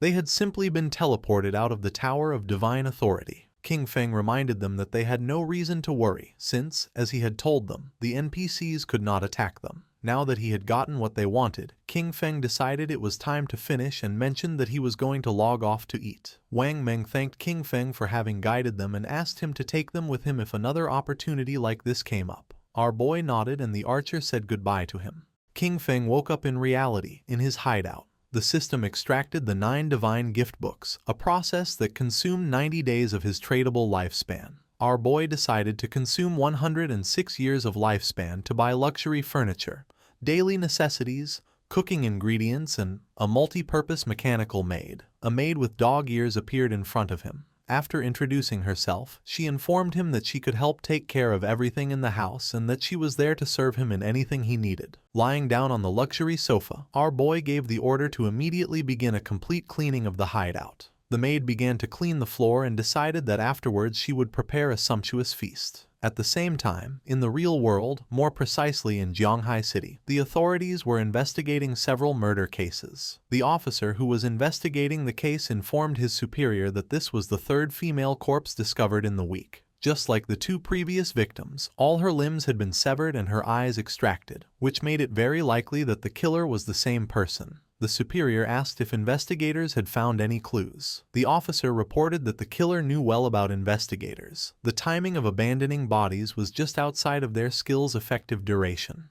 Upon hearing this, the superior gave them the order to ask Yu how much time was left for the researchers' professional advancement.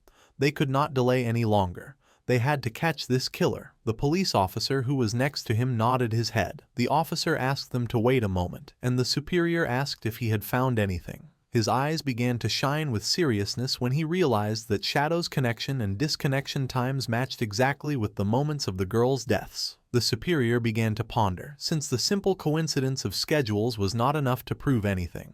The officer mentioned that, despite this, he believed they could start the investigation from this angle. He added that there were already rumors pointing at Shadow as the killer, and that authorities were covering it up out of fear of his power. The superior waved his hand. He reminded Xiaoma that, even though Shadow had embarrassed him in front of Yu, he could not allow his personal feelings to interfere with the work. He assured him that the technology department would support him 24/7 to solve the case as soon as possible and bring justice to the victims. That said, the superior began talking with another police officer. Meanwhile, Xiaoma started to gaze at the ground and his eyes filled with rage. King Feng logged into the game and began contemplating the castle in silence, which was located in the ruins of Demon City.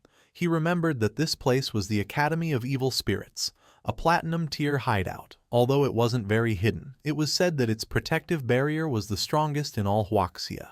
The system informed him that he had consumed 2.74 years of tradable lifespan to create the guild Shadow. His plan was simple: take over this hideout and register it under the name of the guild in order to obtain a sanctuary in the Magic City ruins. King Feng jumped. The sanctuaries could teleport between each other, which would make traveling back and forth between Magic City and Zhanghai much easier from now on. Using invisibility, King Feng entered the hideout and began walking through the place silently. Several minutes later, he realized that, despite having reached the third underground level, the deepest one, he had not encountered a single monster. This indicated to him that someone, or perhaps a group of rather strong people, had already been there. At that moment, someone shouted that she had nowhere left to run. King Feng became curious, and when he peeked around the corner, he saw several men surrounding a woman. With eyes full of fear, she asked them not to come any closer. They were on a bridge and had her cornered, with a river of lava behind her. With a smile, one of them told her not to worry, as they wouldn't kill her. For now. He explained that Madame Dongfang wanted them to take her so that her son could show her some love. He demanded that she reveal her location in the real world, warning that otherwise they would kill her repeatedly until her lifespan ran out. Furthermore, he made it clear that suicide wouldn't help her since members of their guild, Shura Hall, were waiting for her at the respawn point. With a smile, the orange-haired man suggested making a deal. He reminded her that she had killed Madame Dongfang twice in the game, estimating that because of this she must have taken at least 30 years off Madame Dongfang's lifespan. The woman remained silent, lost in her thoughts. He advised her to give them those 30 years of lifespan and then play with the three of them for a while, promising that in return they would let her go. With eyes full of tears from fear, she asked what exactly it was that they wanted to do. They began to smile, and then one of them pulled down his pants, causing the poor woman to panic. With a mischievous smile, the man with orange hair revealed that this was how they played. The woman began to ponder in silence, then looked away and, while blushing, asked them to promise to let her go after playing. With a cheerful smile, the orange-haired man promised her and invited her to start with him. The bald man said he would go next. With her body trembling, the woman began to approach them, and then her eyes began to shine with determination. Drawing her poisonous dart, she lunged at the man, but at that moment, the man with the blindfolded eyes used the skill Golden Cauldron Earthquake and descended upon her, crushing her body against the ground. He noticed that the little one was not behaving well. The only thing she could do was close her eyes as the orange-haired man approached. Showing his tongue, he warned her it was her last chance and ordered her to open her mouth. Then, a confident smile spread across the woman's face. Using a powerful skill, she cut both the bald man and the orange-haired one in half, causing the man with blindfolded eyes to feel somewhat confused. His eyes widened in confusion. He didn't know what was happening. Just before he could take another breath, the strip of paper summoned by the woman wrapped around his neck. She was so powerful that she made the man's head explode as if it were a watermelon. King Feng, who was watching everything from the corner, recognized the girl's profession instantly. Chain blade. After having killed those bastards, the woman crushed the orange-haired man's eggs. Their bodies turned into orbs of lifespan. With an expression full of hatred, she mocked them, and then our boy realized that she possessed the blade of the underworld. With a gaze full of determination, she swore that she would definitely kill Dongfang Ming. The girl had the class blade of the underworld, with the nickname Ghost Spirit. Our boy came out of his hiding place and started walking toward her. Her class, just like Shadow's, was the only hidden class in the assassin branch. He remembered that in his previous life, she had ranked among the 10 greatest powers in the world. But after becoming an enemy of the Chu family from Demon City, her true identity was exposed and she was besieged by many forces. Even so, she massacred thousands of enemies before finally dying from exhaustion. He remembered the deep sorrow felt by her guild members upon hearing the news. He never expected to meet her here. However, there was something he didn't understand.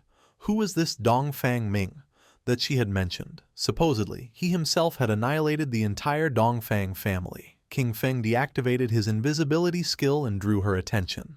Her reaction wasn't kind. She prepared to attack, thinking our boy was a friend of those bastards she had just killed. King Feng denied knowing those guys. She got tired and lunged at him, asking him to prepare to die. As always, King Feng remained calm. With a furious expression, Ghost Spirit used her skill Underworld Chain Blade. In the blink of an eye, the strip of paper began wrapping around King Feng's body. But just then, King Feng turned into shadow and disappeared without a trace, leaving Ghost Spirit somewhat confused. Our boy appeared behind her and decided to play along. Upon hearing this, her eyes widened in surprise and fear. Knowing she was in danger, she jumped away from him. She used shadow stealth and her body turned into shadow, disappearing without a trace. King Feng was somewhat surprised to notice that she had become invisible. He also decided to use shadow stealth and also disappeared from the place. Several minutes passed and nothing happened. Noticing this, Ghost Spirit was somewhat confused. She couldn't see him. Even though her class, Blade of the Underworld, had a built-in level 4 anti-stealth, it was impossible for her to detect him. This led her to wonder if this guy could be Shadow. Not long after, King Feng deactivated his shadow stealth and appeared stealthily behind her, catching her attention. Upon hearing Shadow's voice, she panicked, noticing that he could still see her despite her level 4 stealth. She decided it was time to get serious and used her most powerful skill called Evil Ghost Soul Chase. The paper strip began to glow and a small pink flame appeared above King Feng's head, activating Shadow Stealth again. King Feng did not lower his guard and retreated. But to his surprise, the blade began to follow him, leaving him somewhat confused. Upon observing closely, he realized that this locking blade could pinpoint his location. Ghost Spirit's eyes were shining with determination. Although her eyes could not see, her weapon could. No one who was targeted by the evil Ghost Soul Chase could escape. King Feng tried to flee, but it was in vain since the blade kept following him. He realized that this class could ignore stealth levels. She was truly someone out of the ordinary. King Feng was cunning and began moving in circles around Ghost Spirit, and by the time she noticed his plan, it was already too late. She decided not to give up so easily, and when she tried to catch King Feng, the strip of paper wrapped around her body, leaving her immobilized. Grabbing the strip of paper, King Feng lifted it and clarified to her that he was Shadow, not someone sent by Dongfang Ming, assuring her that if he had wanted to kill her, she would already be dead. With no other option, Ghost Spirit decided to believe our boy, asking him to let her down. King Feng got straight to the point and asked if the Dongfang Yue she mentioned was from the Dongfang family of Jianghai City. Even while hanging upside down, she nodded, clarifying that however, she had married into the Chu family, so her relationship with the Dongfang family was no longer as close. Our boy understood that a fish had escaped from the net. Apparently, Dongfang Yue was not present when he annihilated the Dongfang family. Ghost Spirit's eyes widened in surprise upon realizing that it was he who had annihilated the Dongfang family.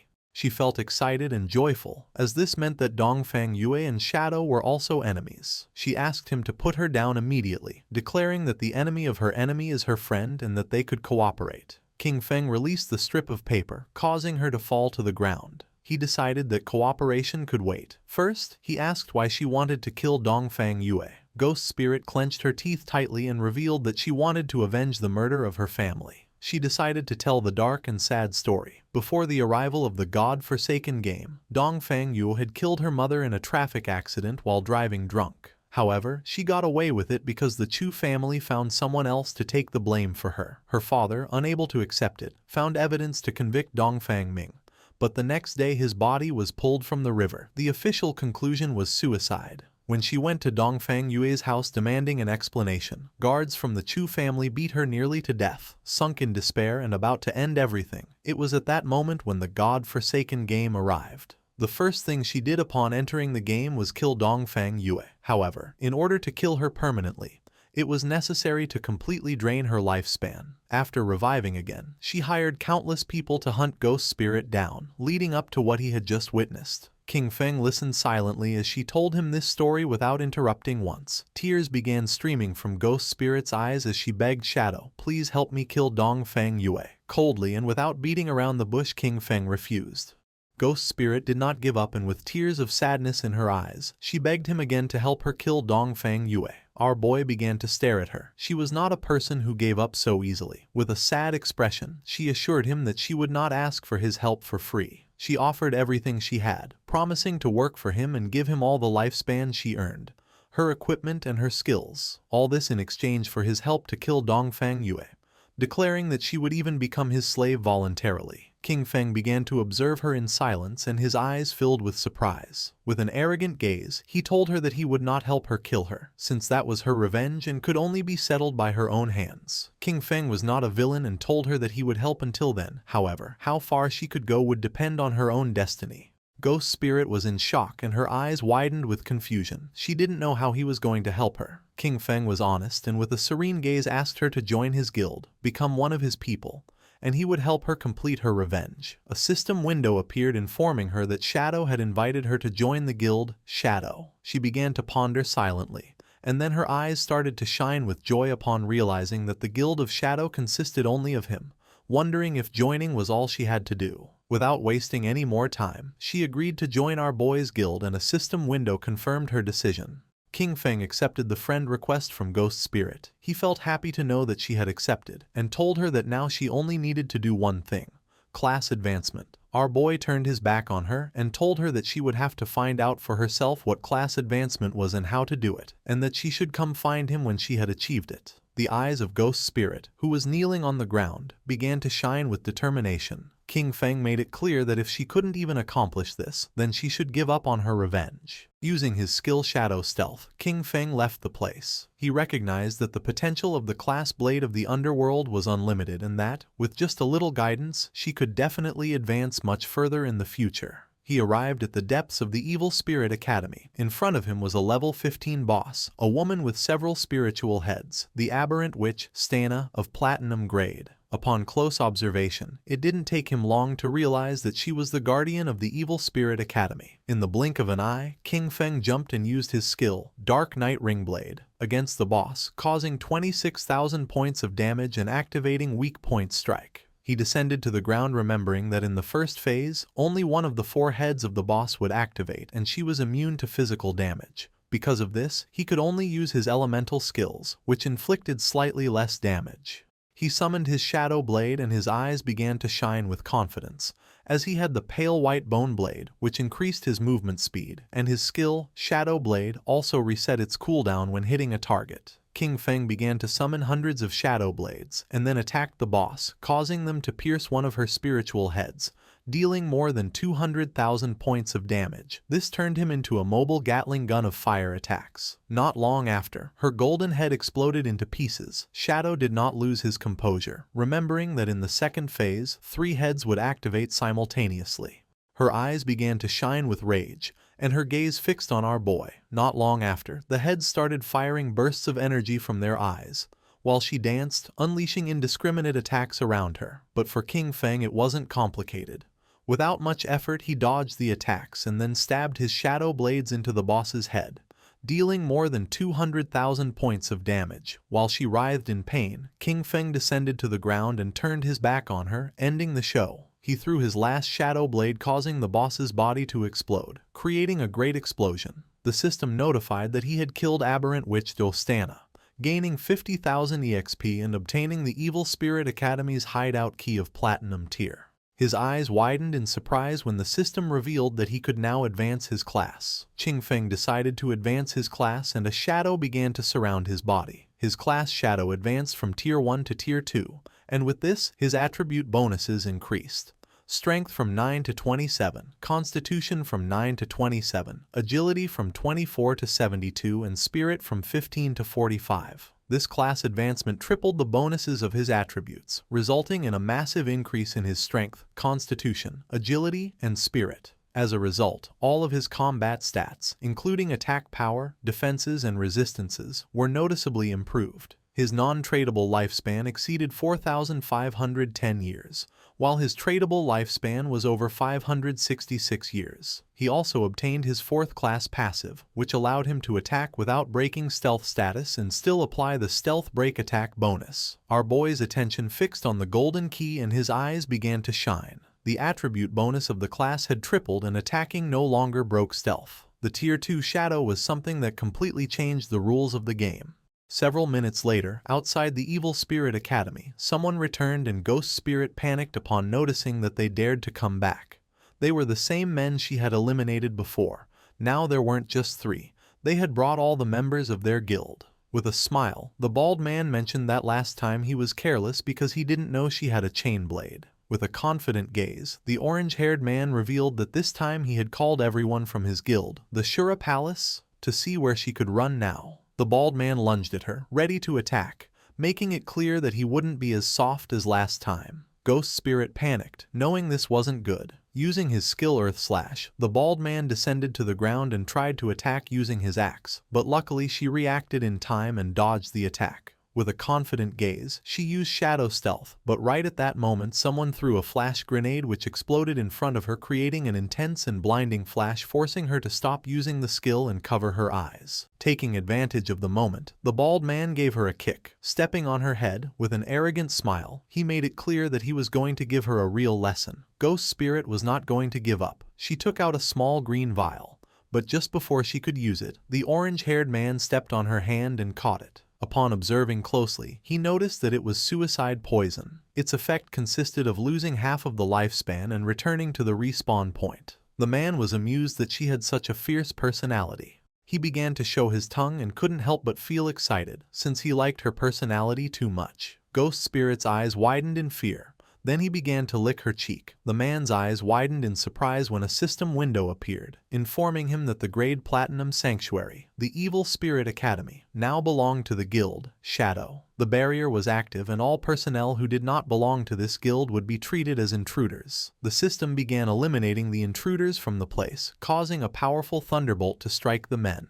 In the blink of an eye, their bodies turned into orbs of lifespan. Her eyes widened in surprise upon realizing that the Evil Spirit Academy was a sanctuary and that it now belonged to her guild. This meant that, within minutes, Shadow had killed the Guardian and obtained the key. King Feng also obtained the Jade Tier Aberrant Witch's Ring. This ring, usable by all classes from level 14, increased all attributes by 22 and cooldown speed by 30%. Its unique effect increased the area of effect of skills by 25% and area damage by 10%. As if that weren't enough, he also got the Platinum Grade Virulent Poison Trap. This Platinum Grade skill, for the Assassin and Hunter classes, allowed him to place a trap with level 5 stealth. Enemies who triggered it would receive 500 additional poison damage, a 50% slow for 5 seconds, and continuous poison damage equal to 100% of his attack power. He could place a maximum of 3 traps, each with a 4.65 second cooldown and a duration of 3,600 seconds. He was satisfied, as 2 items an assassin could use had dropped. He considered the ring to be quite good. His instant Shadow Slash and Dark Knight Ringblade skills were both area of effect, so this represented a huge improvement for him. His eyes began to shine with joy, as he also had 363 evolution points, just what he needed to evolve his Backstab Enhancement skill to Legendary. He consumed 340 evolution points, leaving him with 23. His skill, Backstab Enhancement, evolved from Epic to Legendary. The passive effect now increased damage when attacking from behind from 75% to 100%. Furthermore, the Legendary effect made it so that while in stealth, all his damage was considered a backstab attack. King Feng was pleased as the combination of the constant backstab damage bonus and the permanent stealth from his advanced class massively improved both his damage output and survivability. Just then, Little Black contacted our boy, informing him that she had found other ruins and asking if he wanted to go take a look. When King Feng asked where she was, she replied that she was in the Zhanghai city ruins. She explained that on the stones around the temple entrance, there were murals very similar to those in the ruins of the beginner's village. Shadow became a bit confused, asking why they hadn't explored it themselves. With the progress they had made, they should already be able to face a platinum-grade boss. She was honest, admitting that they had wanted to, but after clearing all the enemies to the end, a teleportation orb appeared. When they touched it, nothing happened. A system message indicated that only a fated person could enter, so she wondered if her boss might be that person. King Feng decided to go take a look. He told her to wait for him and to prepare her lifespan, as he would bring her the new equipment he had obtained.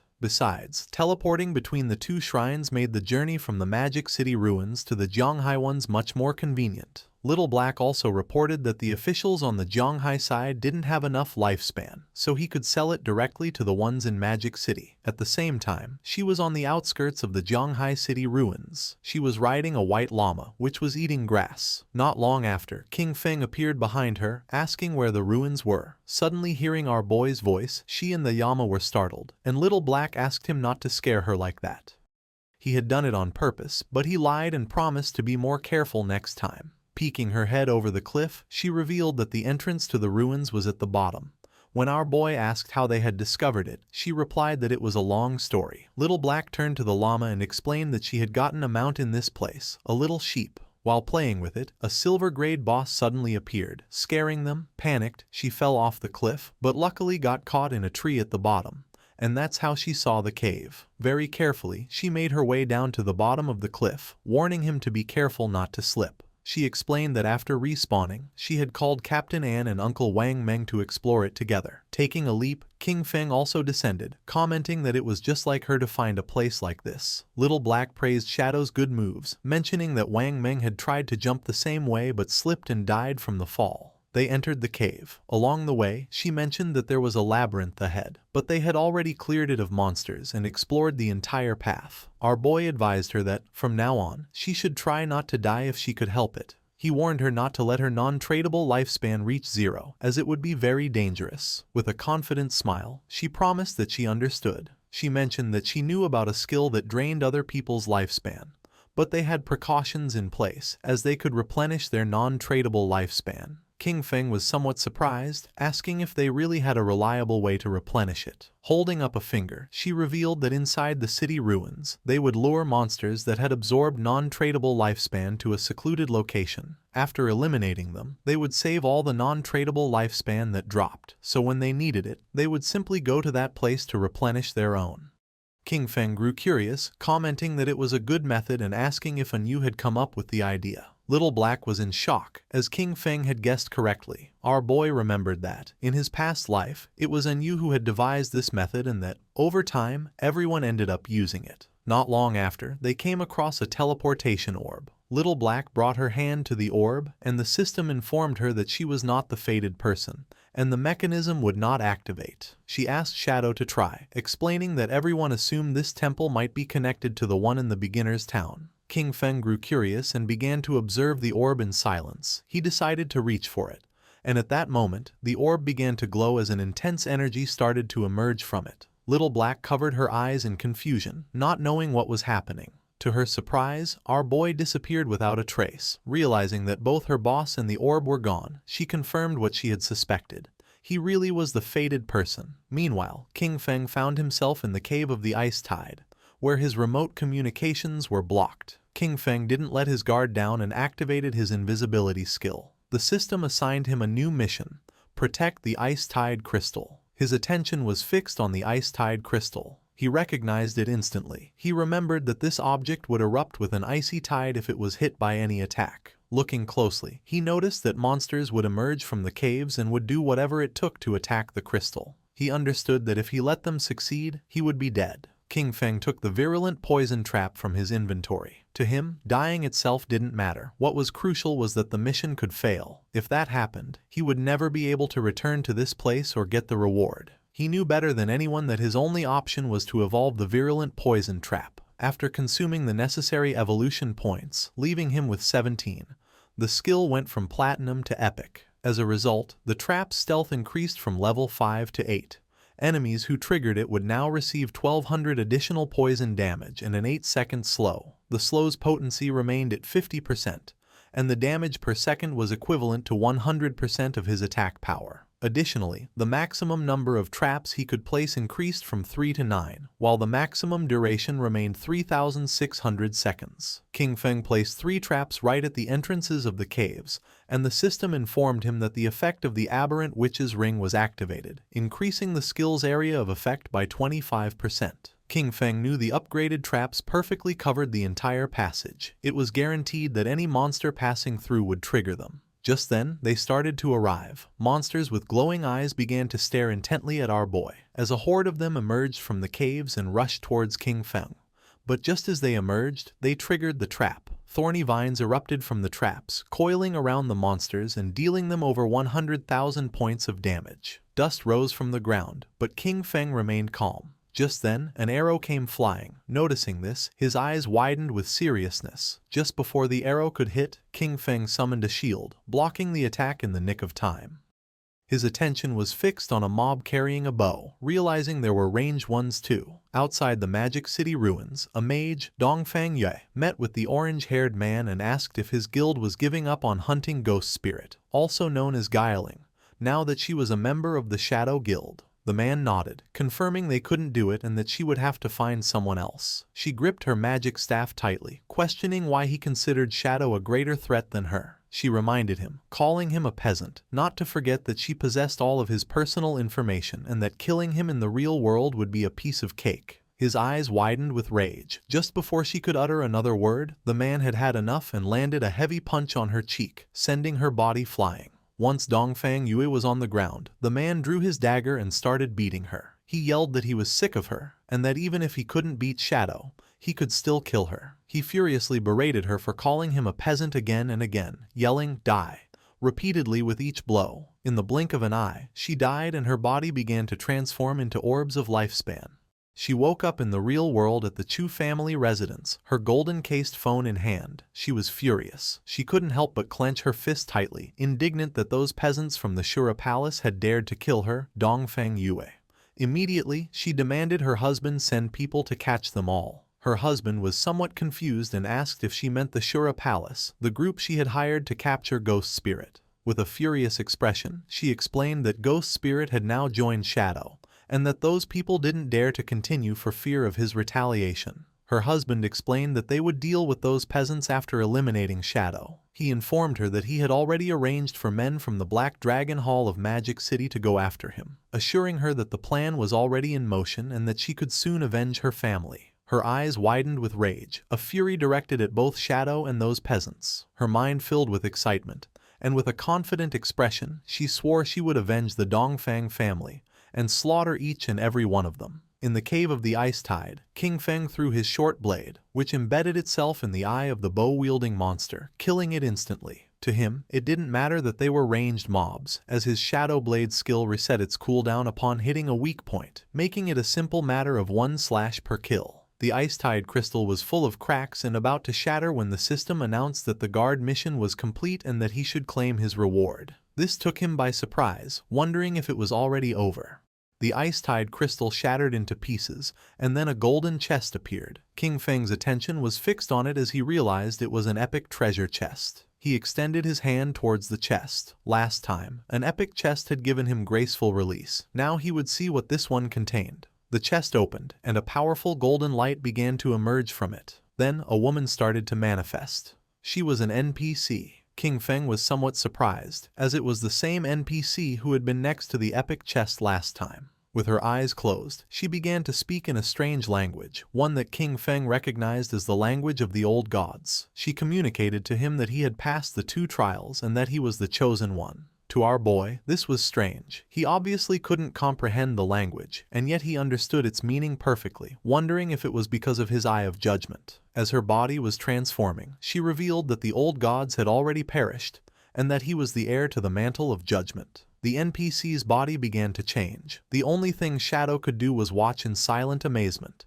Little by little, the NPC's body began to change. The third eye on her forehead opened as a powerful aura emerged from her body, and she informed King Feng that her name was Asathis, that she would follow him and witness him become the true god of judgment.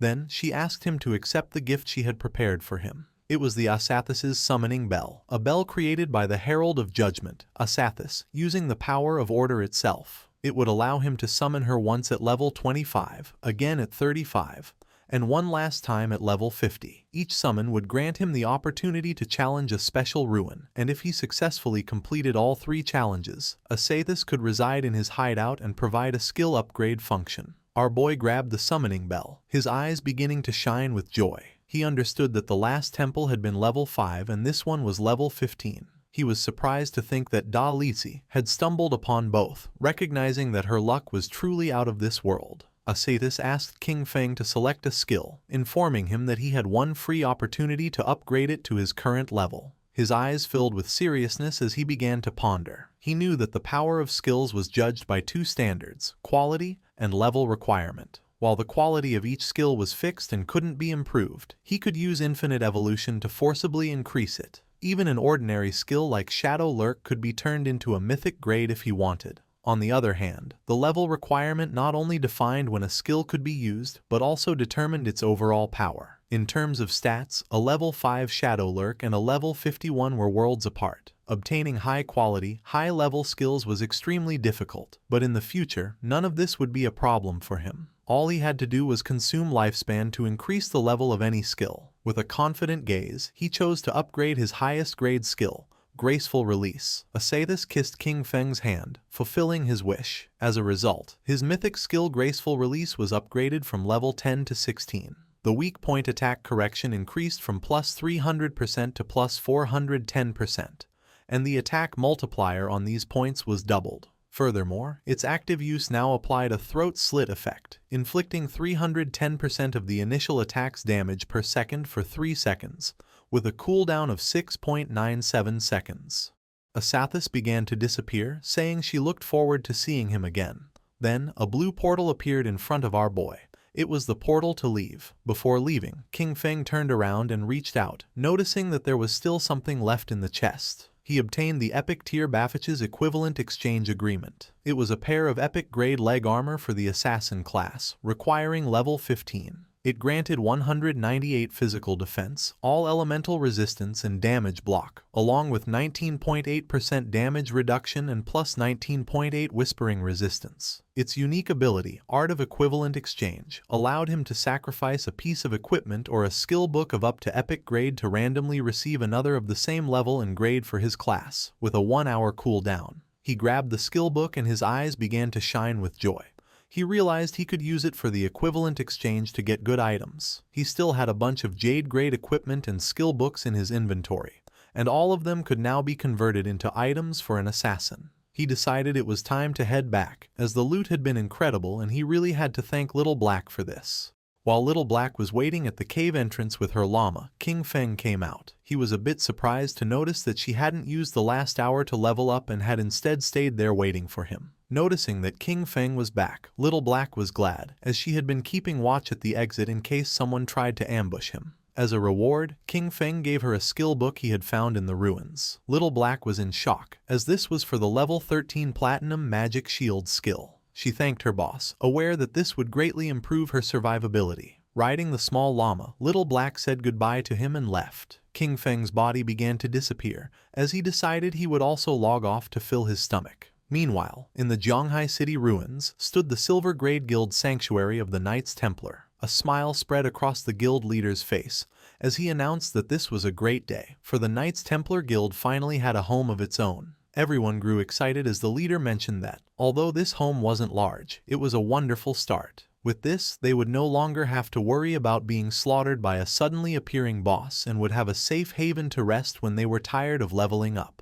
For all of this, there was one person to thank, Xiao Yu. She was the one who found the place first, and the leader asked them to welcome her to the stage with the warmest of applause. Everyone began to praise Xiao Yu, making her feel happy. She stood on the platform and first thanked her master, who had tirelessly taught her. Then, her friends, for extending a helping hand in her times of difficulty. She also thanked the people who hated her, as their mockery and contempt had motivated her to become even stronger. Hearing this, the women couldn't help but feel proud of Xiao Yu. With tears in her eyes, she finally thanked her father and mother. She wished they hadn't died, so they could see the excellent person she had become. She would definitely make them very proud. The leader cut Xiao Yu's speech short, asking her to tell everyone what kind of difficulties and obstacles she overcame to find this hideout. Xiao Yu was honest and revealed that a while ago she'd had a dream. In it, a very powerful warrior guided her, and they captured the hideout. Although the dream was blurry, it felt incredibly real. So she came to the place with a just give it a try attitude, never thinking she would actually find it.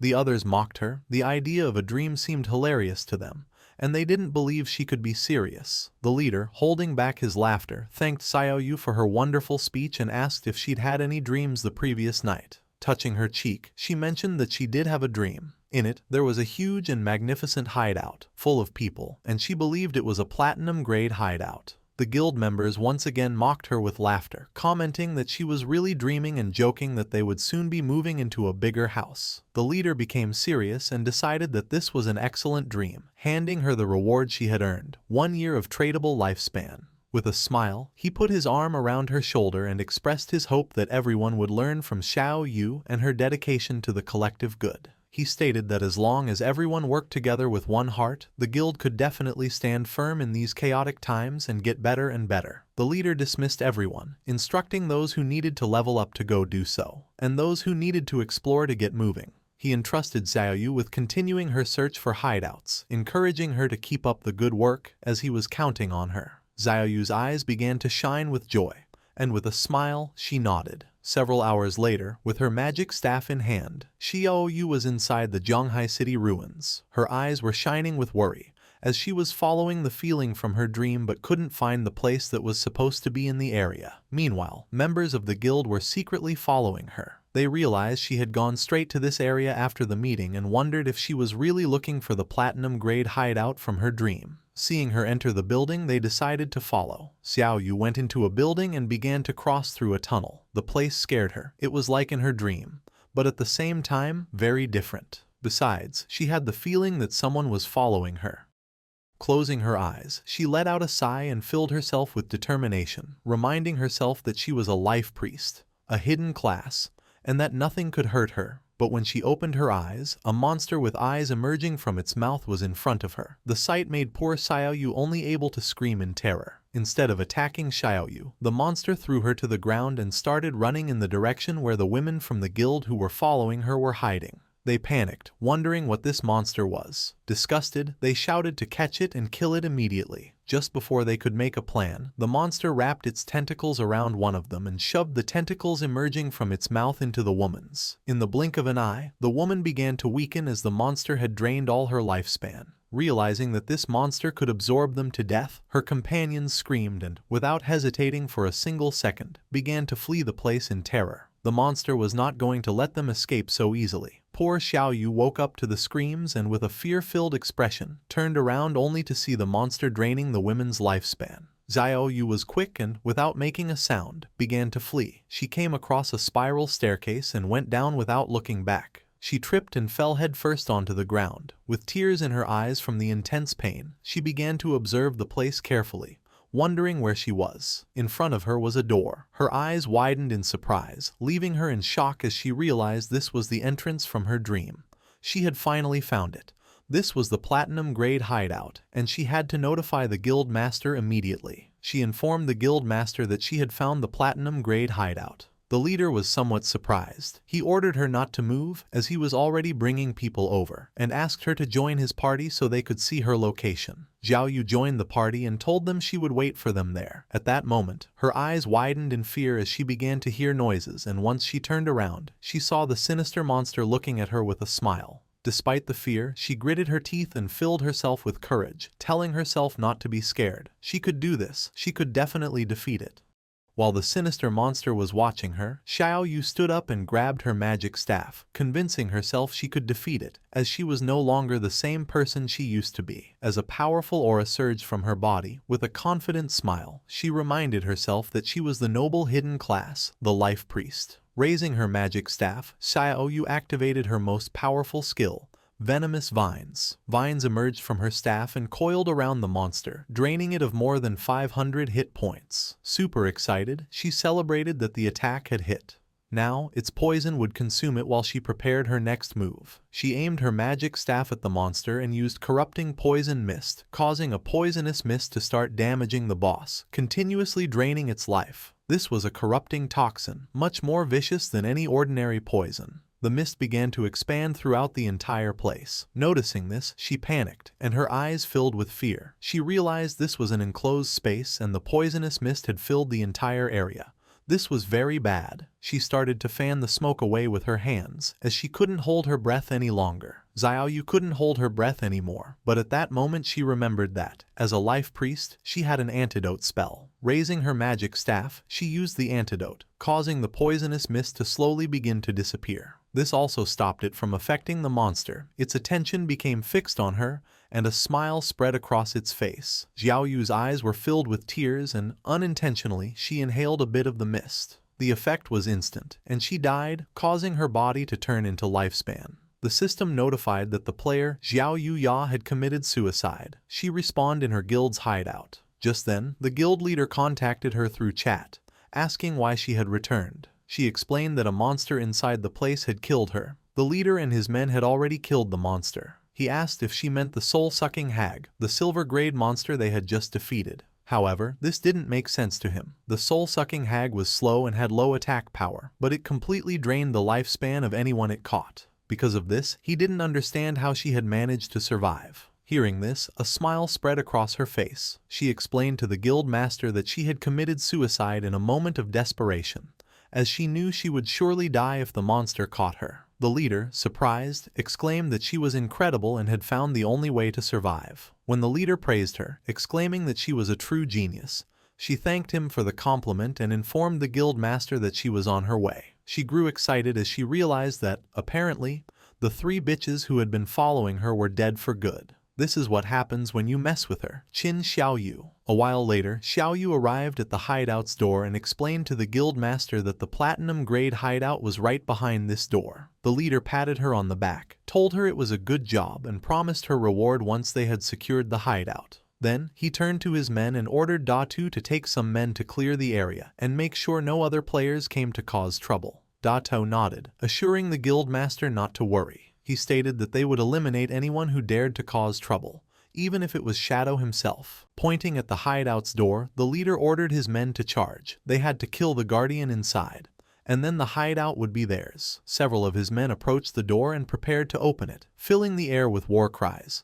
They urged each other to charge to kill the guardian and proclaimed the imminent victory of the Knights Templar, while hurrying those at the front. One of the men informed the leader that the stone door wouldn't open. With a curious gaze, the leader began to reflect. He remembered that in this game, every hideout had a guardian, and suddenly he understood everything. With a confident expression, the leader pointed towards the hideout's door, revealing that this stone door was the guardian. Using his axe, one of the men struck the stone door. The attack dealt 320 hit points to the door as damage numbers appeared. This confirmed it was true. The stone door really was the guardian. Everyone praised the guild master's brilliance. With a smile, the guild leader told them that this platinum hideout was practically a gift and ordered his men to take it down. They accepted the order in unison. His men began to charge the door and, in the blink of an eye, created a large curtain of dust. At the same time, several system windows informed King Feng that his hideout, the land of purified souls, was under attack. The durability of the entrance's stone door was at 99.3% and taking continuous damage, while the magic defense barrier remained at 100%.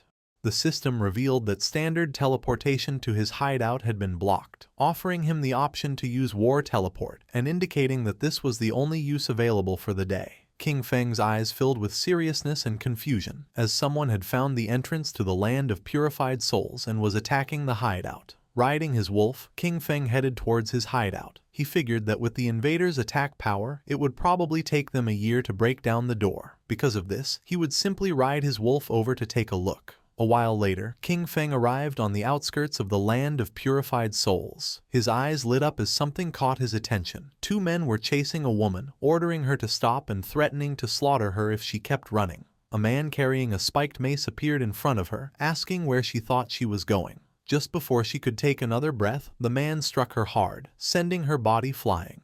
With a smile, the purple-haired man extended his hand and used his skill, Sacred Chains. 4 swords made of energy descended from the sky, piercing the woman's hands and knees and causing her to scream in pain. One of the men reminded her that he had already warned her that this area had been claimed by their guild, the Knights Templar, and asked if she really thought she could force her way in. With a serious gaze, she explained that she was just passing through and that this wasn't forcing her way in. It was obvious they were just looking for an excuse to rob her.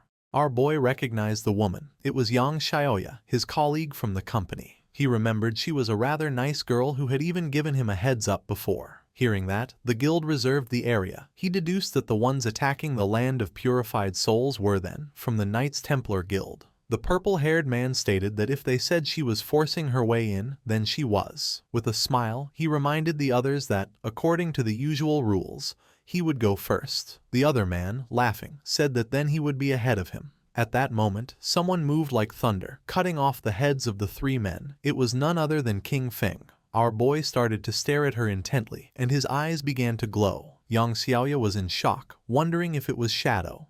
But no, she realized that wasn't right. Those eyes, they were King Feng's. With a snap of his fingers, our boy activated one of his skills. This ability, the Blooming Curse, caused brilliant red spider lilies to erupt from the corpses of the men he had just defeated, draining their remaining lifespan. He stood amidst the glowing red energy, his expression calm and serious. Nearby, his old friend Yang Xiaoya watched in shock. Seeing his eyes, she felt a sense of familiarity and wondered aloud if he could be King Feng. The orbs of lifespan from the fallen men were drawn into a vortex of blue energy and disappeared. Yang Xiaoya noted that everything was gone. She contemplated what she had just seen. She thought how much Shadow's eyes resembled King Feng's, but she quickly dismissed the idea as a coincidence. She reasoned that if King Feng was the powerful player Shadow, he would never let his sister, Xiao Yu, join a guild like the Knights Templar, where members were treated like slaves.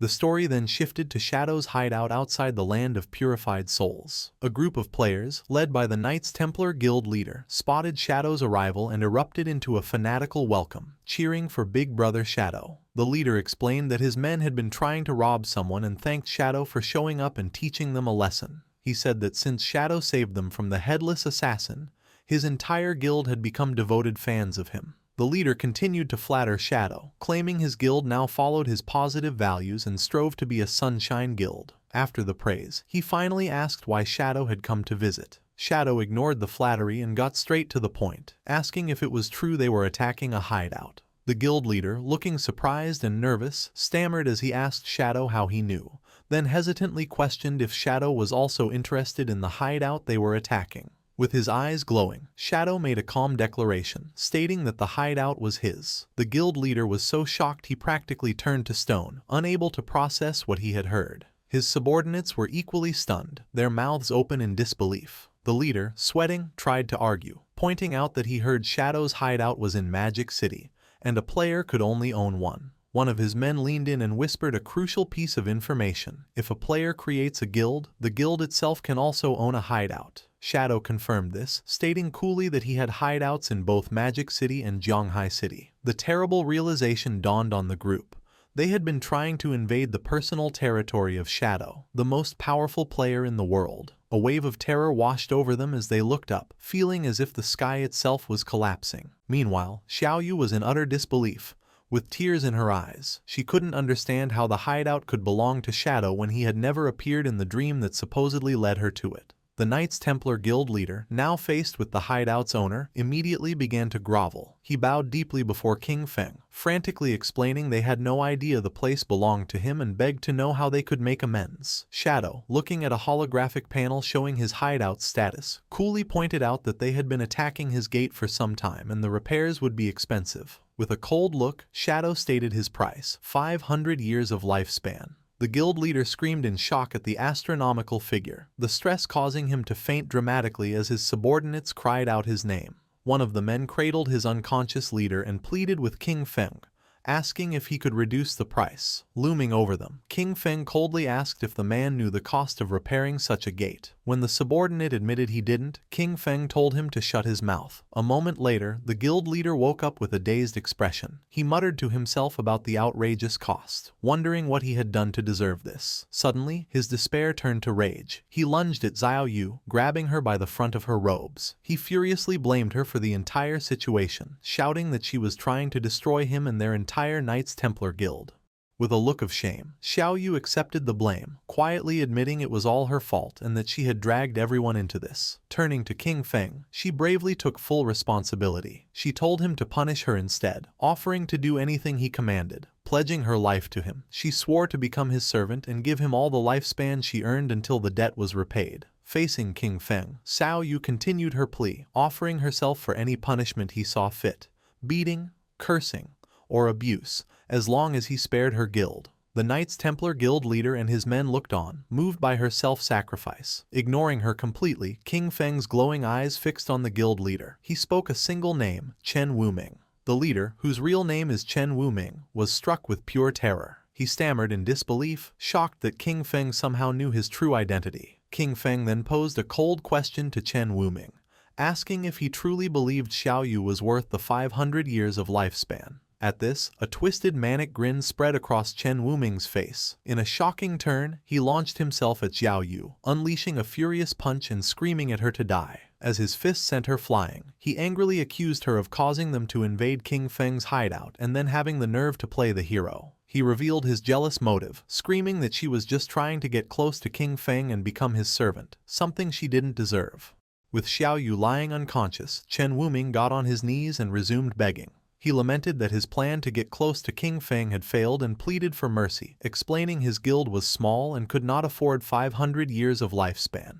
He promised to do anything else King Feng asked. King Feng relented, offering a new deal. He told them to pay 100 years of lifespan up front. The remaining 400 years could be paid off by bringing him every member of their guild who had the killer status. Each person they brought would count as 1 year off their debt. Chen Wuming was overjoyed by this. He explained it would be an easy task since his guild had over 2,000 members, and this would also let him clear his own killer status. He immediately transferred the payment, and a system notification confirmed King Feng had received 100 years of lifespan. Asking King Feng to wait, Chen Wuming began to rally his men with the killer status to gather immediately. While the guild members assembled, King Feng decided to use his new lifespan. A system window appeared, asking if he wanted to spend 7 days of lifespan to repair his damaged hideout. He calmly accepted, and another notification confirmed the transaction was complete and the hideout had been fully repaired.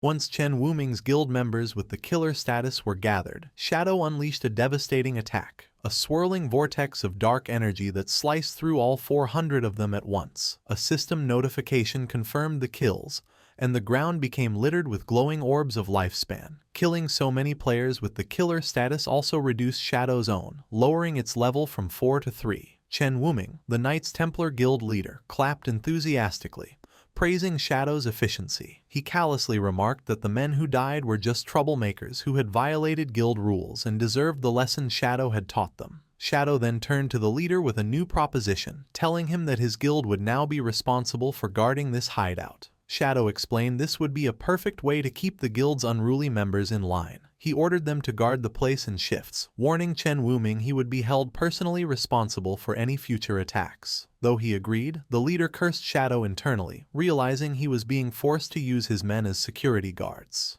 Just then, a new system notification appeared. His other hideout, the Evil Spirit Academy, was under attack. With its defensive barrier taking damage, he was prompted to use his single daily war teleport. Annoyed, King Feng decided to use the teleport to deal with this new threat. As he was enveloped in blue light, he wondered aloud who would be foolish enough to provoke him, especially since everyone knew the Evil Spirit Academy was his. Seeing Shadow disappear, Chen Wuming ordered his guild to pack up and leave. When a subordinate reminded him of King Feng's orders, the leader pointed to Xiao Yu, who was just beginning to stir. He cruelly declared that she would be the one to guard the hideout. He mocked her, saying this was exactly what she wanted. He ordered her not to move and to report any trouble, threatening to drain her lifespan if she failed. the scene shifted to the Evil Spirit Academy, a massive Gothic cathedral in the Magic City ruins. A group of men from the Magic City Black Dragon Hall were relentlessly attacking the main doors, trying to break the magical barrier. King Feng teleported directly into the fray, landing inside. Standing atop the high walls, he looked down at the attackers, puzzled. He had no memory of dealing with the Magic City Black Dragon Hall and wondered why they had made an enemy of him.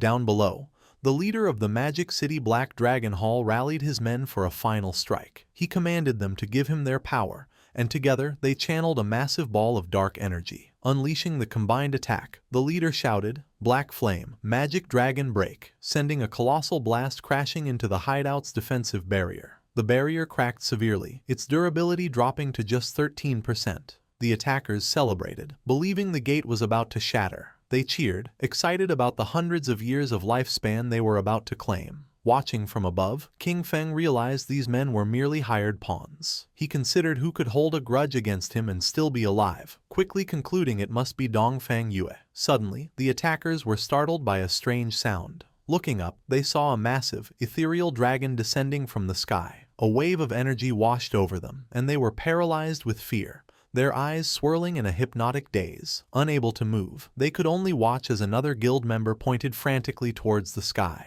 A massive fiery meteor was plummeting directly towards them. The celestial body crashed into the ground, engulfing the helpless men in a massive explosion. One of the men braced for impact, but was surprised to find himself unharmed after the flames subsided. He laughed with relief, gloating that the meteor had only dealt 3,000 damage and his high health build had saved him. His celebration was cut short as his head was severed, and his body was consumed by dark tendrils before disintegrating.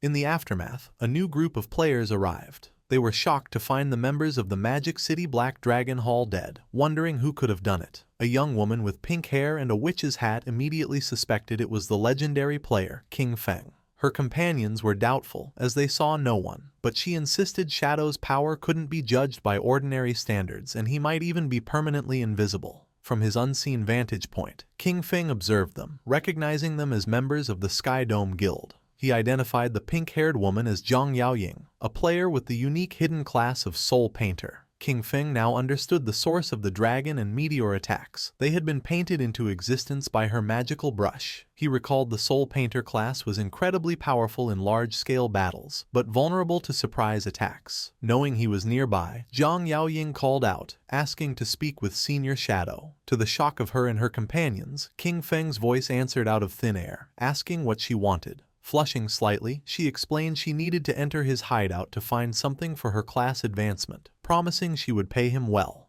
Shadow pieced everything together. In his past life, the Sky Dome Guild had controlled this hideout, and now he understood why.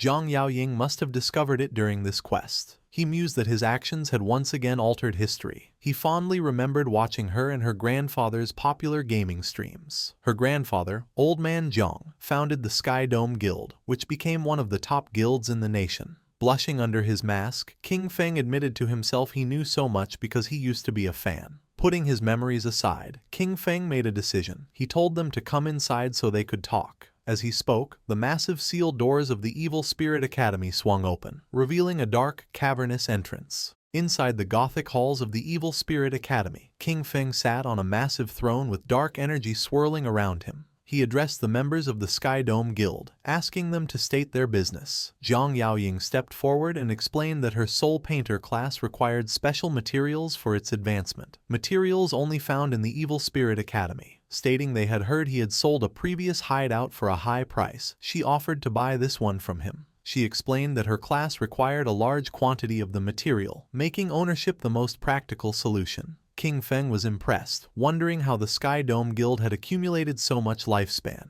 He credited her grandfather, Old Man Zhang. However, he informed her that the Evil Spirit Academy was not for sale. As a compromise, he offered her guest permissions, allowing free access to the ground floor. Unsatisfied, Zhang Yaoying countered, asking to rent the space instead. She proposed a price of 500 years of lifespan for a 3-year lease on the first floor. King Feng considered her proposal. He realized that since he had already offered her free access for her quest, her insistence on paying such a high price meant the Sky Dome Guild's true goal was not just to gather materials, but to formally establish a relationship with him.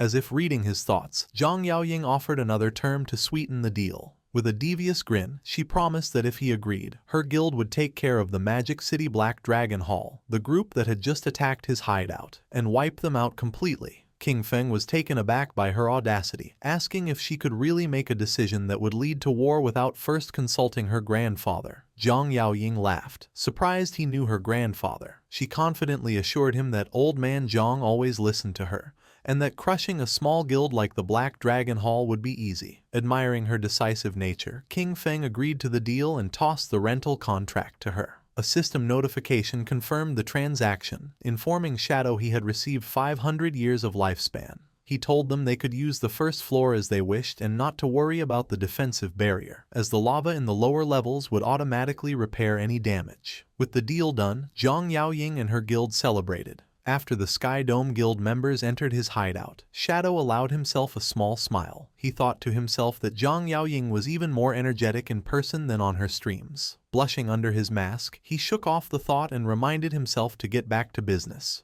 He went to his hideout's warehouse. He had used his equivalent exchange skill several times already with good results. Seeing the skill's cooldown was over, he decided to use it again. Activating Baffich's equivalent exchange, golden energy swirled around his hand as he sacrificed a low-value item. The system announced he had lost a wisdom training scroll but gained the Scarlet Blade, a powerful Jade-tier assassin finisher skill. The blade was a high-damage melee attack that also healed him for a large percentage of the damage dealt. King Feng was pleasantly surprised. Obtaining a limit break finisher skill was a significant power boost. These ultimate abilities were known for being strong enough to turn the tide of a battle. He noted the base damage of the new Jade tier skill was more than double that of his most powerful legendary skill. Seeing its potential, King Feng immediately spent evolution points to upgrade the Scarlet Blade to legendary tier. The skill's damage and healing grew, and he calculated that with his buffs, a single strike could now inflict over 100,000 points of damage. With plenty of evolution points left, he decided to upgrade another core skill. He invested 500 points into his passive stealth ability, evolving it to Mythic. This upgrade not only increased his stealth level but also granted him a new passive effect. While in stealth, the rate his lifespan drained in dangerous areas was reduced by 90%. King Feng's eyes glowed with satisfaction. This would make exploring high-level rage zones much safer. At level 17, Shadow could finally equip the new Jade tier gear he had acquired. He equipped a new veil, gloves, boots, and a ring, each providing significant stat boosts. With his new gear, almost his entire set was now Jade tier. However, he looked at his new mismatched appearance with disgust, remarking on how ugly low-level equipment was. He promptly switched his appearance back to his default, all-black Shadow outfit. Now fully upgraded, King Feng declared it was time to conquer the next hideout. The scene shifted to the real world, in the suburbs of Magic City, where an armored vehicle pulled up to a grand mansion. An armed guard asked his colleague how many people they had brought back, and the other replied they had only found 4. The first guard expressed disappointment, and his colleague explained that fewer people were willing to sell their lifespan these days before telling the new arrivals to get out. A group of 4 disembarked: a large muscular man, a man in a long coat, another man in a suit, and a young hooded woman. The man in the coat looked at the impressive mansion and remarked that the buyers must be rich. A guard told them to wait outside while he informed Madame Dongfang. The muscular man complained about not being invited inside, and the hooded woman impatiently told them to hurry up. Watching them, the guard scoffed, thinking the group of idiots would soon get what was coming to them.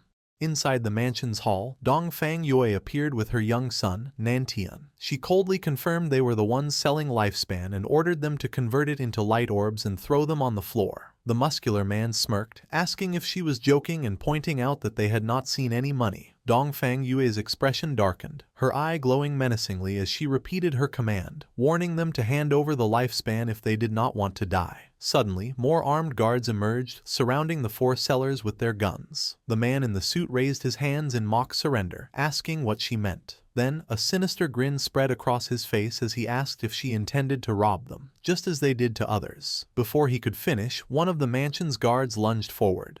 But Dongfang Yue was shocked by the turn of events. The man in the long coat revealed his insect manipulator class and summoned a swarm of glowing insects, gloating that he had found a fat sheep. At the same time, the hooded woman's eyes glowed as she ordered her companions to wash this beauty clean, preparing to rob Dongfang Yue and her people. The battle erupted as Dongfang Yui's guards opened fire. The muscular man from the Sellers group summoned a massive golden shield, a platinum tier ability called Golden Round Wall, which completely blocked the bullets. The guards were frustrated, unable to penetrate his defense. The man then leapt into the air and smashed the shield into the ground, unleashing a powerful shockwave. At the same time, the man in the suit displayed incredible agility, effortlessly dodging a hail of bullets. He slid gracefully across the ground, pointed his finger like a gun, and fired a powerful energy beam that killed a guard in a fiery explosion. He possessed a hidden class, the one-handed gunman, allowing him to fire different ammunition from his fingers. The fight quickly moved inside the mansion. The hooded woman leapt through the air with incredible speed, unleashing a swirling blue energy attack that cut down several guards at once as one of them called for backup. With a manic grin, she flew directly towards Dongfang Yue, screaming for her to die. Just as her attack was about to connect, she was suddenly kicked out of the air. A new figure, a large muscular bodyguard with a bandaged face, intervened, creating an energy vortex to protect his mistress. He warned Dongfang Yue to be careful as they faced a player with a hidden class. Enraged, Dongfang Yue ordered him to capture them alive, intending to enslave them and force them to earn lifespan for her son. The bodyguard grimly noted their opponents were very strong and their chance of success was only 50%. The muscular man with the golden shield noted their opponents also had players with special classes. As the insect manipulator's mechanical bug buzzed in the air, Dongfang Yu's formidable bodyguard stood amidst a swirling purple miasma, the remains of fallen guards at his feet. He calmly assessed the four sellers, identifying them as a team that preys on the wealthy, equipped with one-hit kill skills and bulletproof gear. He seemed pleased, remarking that they had likely succeeded many times before. The man in the long coat, the insect manipulator, smiled confidently and faced the bodyguard, hoping they had extracted enough levels and gear from the game to make the fight exciting. Surrounded by his ominous purple aura, the bodyguard stood his ground, unfazed. He scoffed at them, calling them arrogant kids. The insect manipulator declared the battle had begun and commanded his insect to attack, shouting for the bodyguard to die. The mechanical bug shot a brilliant beam of yellow energy, but the bodyguard evaded it with impossible speed. In a stunning display, he reached up and snatched the fast-moving insect right out of the air. The sellers were in complete shock. The insect manipulator cried out in disbelief, stating his insect could fly at 200 kilometers per hour, and questioning how he could have caught it. With a grunt, the bodyguard expelled a strange purple gas from his rear and then crushed the insect in his powerful grip, leaving the sellers stunned. He casually dropped the remains to the ground and stomped on them. He then revealed he had already set up a barrier around the area. Surrounded by a surging purple aura, the bodyguard announced his unique hidden class, Fart Master, the source of the plague. He declared his purpose was to spread his pestilence in a way that surpassed humanity, before ominously stating, "Well then, I'm coming." With a menacing glow in his eyes, Dongfang Yu's bodyguard, the Fart Master, announced his attack. He leapt into the air with astonishing speed, surprising the muscular man from the opposing group. The bodyguard aimed a powerful high kick. The muscular man taunted him, daring him to test his iron wall defense. As he braced himself, the bodyguard's buttocks released a devastating air cannon that shattered the man's golden shield and sent him crashing to the ground. The insect manipulator yelled for his companion, the one-handed gunman, to shoot. The gunman fired a volley of energy blasts, but the bodyguard dodged every shot with ease. The gunman taunted him, declaring that leaping into the air against a gunman was a suicidal mistake and he had nowhere left to run. However, the muscular man with the bandaged arms recovered and clapped his buttocks together, unleashing a powerful sonic boom attack. The blast struck the one-handed gunman, shattering his glasses and killing him instantly. The bodyguard stood over the corpse, remarking that the man's cultivation level must have been low for him to be slain by a mere sonic boom. Seeing his comrade fall, the insect manipulator turned to flee in terror, but a hand shot out and grabbed him by the head, stopping him. The bodyguard held the terrified man, who was now begging for his life. The bodyguard calmly reassured him that he wouldn't be killed, explaining that with 2 dead and 2 alive, he had fulfilled the 50% success rate he had promised. He then casually asked what had happened to their stealthy companion, noting his earlier fart should have stunned them. Confused and frightened, the man explained that the hooded woman wasn't with them and his other 2 brothers had been killed. He clarified they didn't know the hooded woman at all, she just happened to get out of the vehicle with them to sell her lifespan. The scene shifted to the Magic Leaning Tower, a landmark resembling the Leaning Tower of Pisa on the outskirts of the Magic City ruins. A glowing purple magic circle hovered above its peak. Shadow materialized as a semi-transparent, ghostly figure in the ruined cityscape. He went to the tower's entrance, noting the guardian monster was missing. He concluded someone had beaten him to it. He entered through a large, frozen doorway. Inside, Shadow observed his surroundings. He knew the Magic Leaning Tower was a vast, multi-storied library, a giant maze filled with traps. He recalled the legend of a terrible monster sealed deep inside, a princess transformed by an evil white dragon. As he floated through the library, he saw signs of looting. Realizing another party had already gone deep inside, he remembered the teleport mechanism to the top floor was in this area. He quickly found a glowing book titled Postpartum Care for Sows. He knew pulling this book would trigger the teleportation magic. As he pulled the book, he was instantly engulfed in light and teleported away. He materialized on the tower's rooftop, floating behind two players who were shocked by his sudden appearance. Looking over the rooftop arena, he saw a large group of players battling the tower's guardian, a massive, tentacled monster called the Desperate Princess. Shadow assessed the situation, noting the players' equipment was subpar and their casualty rate was high.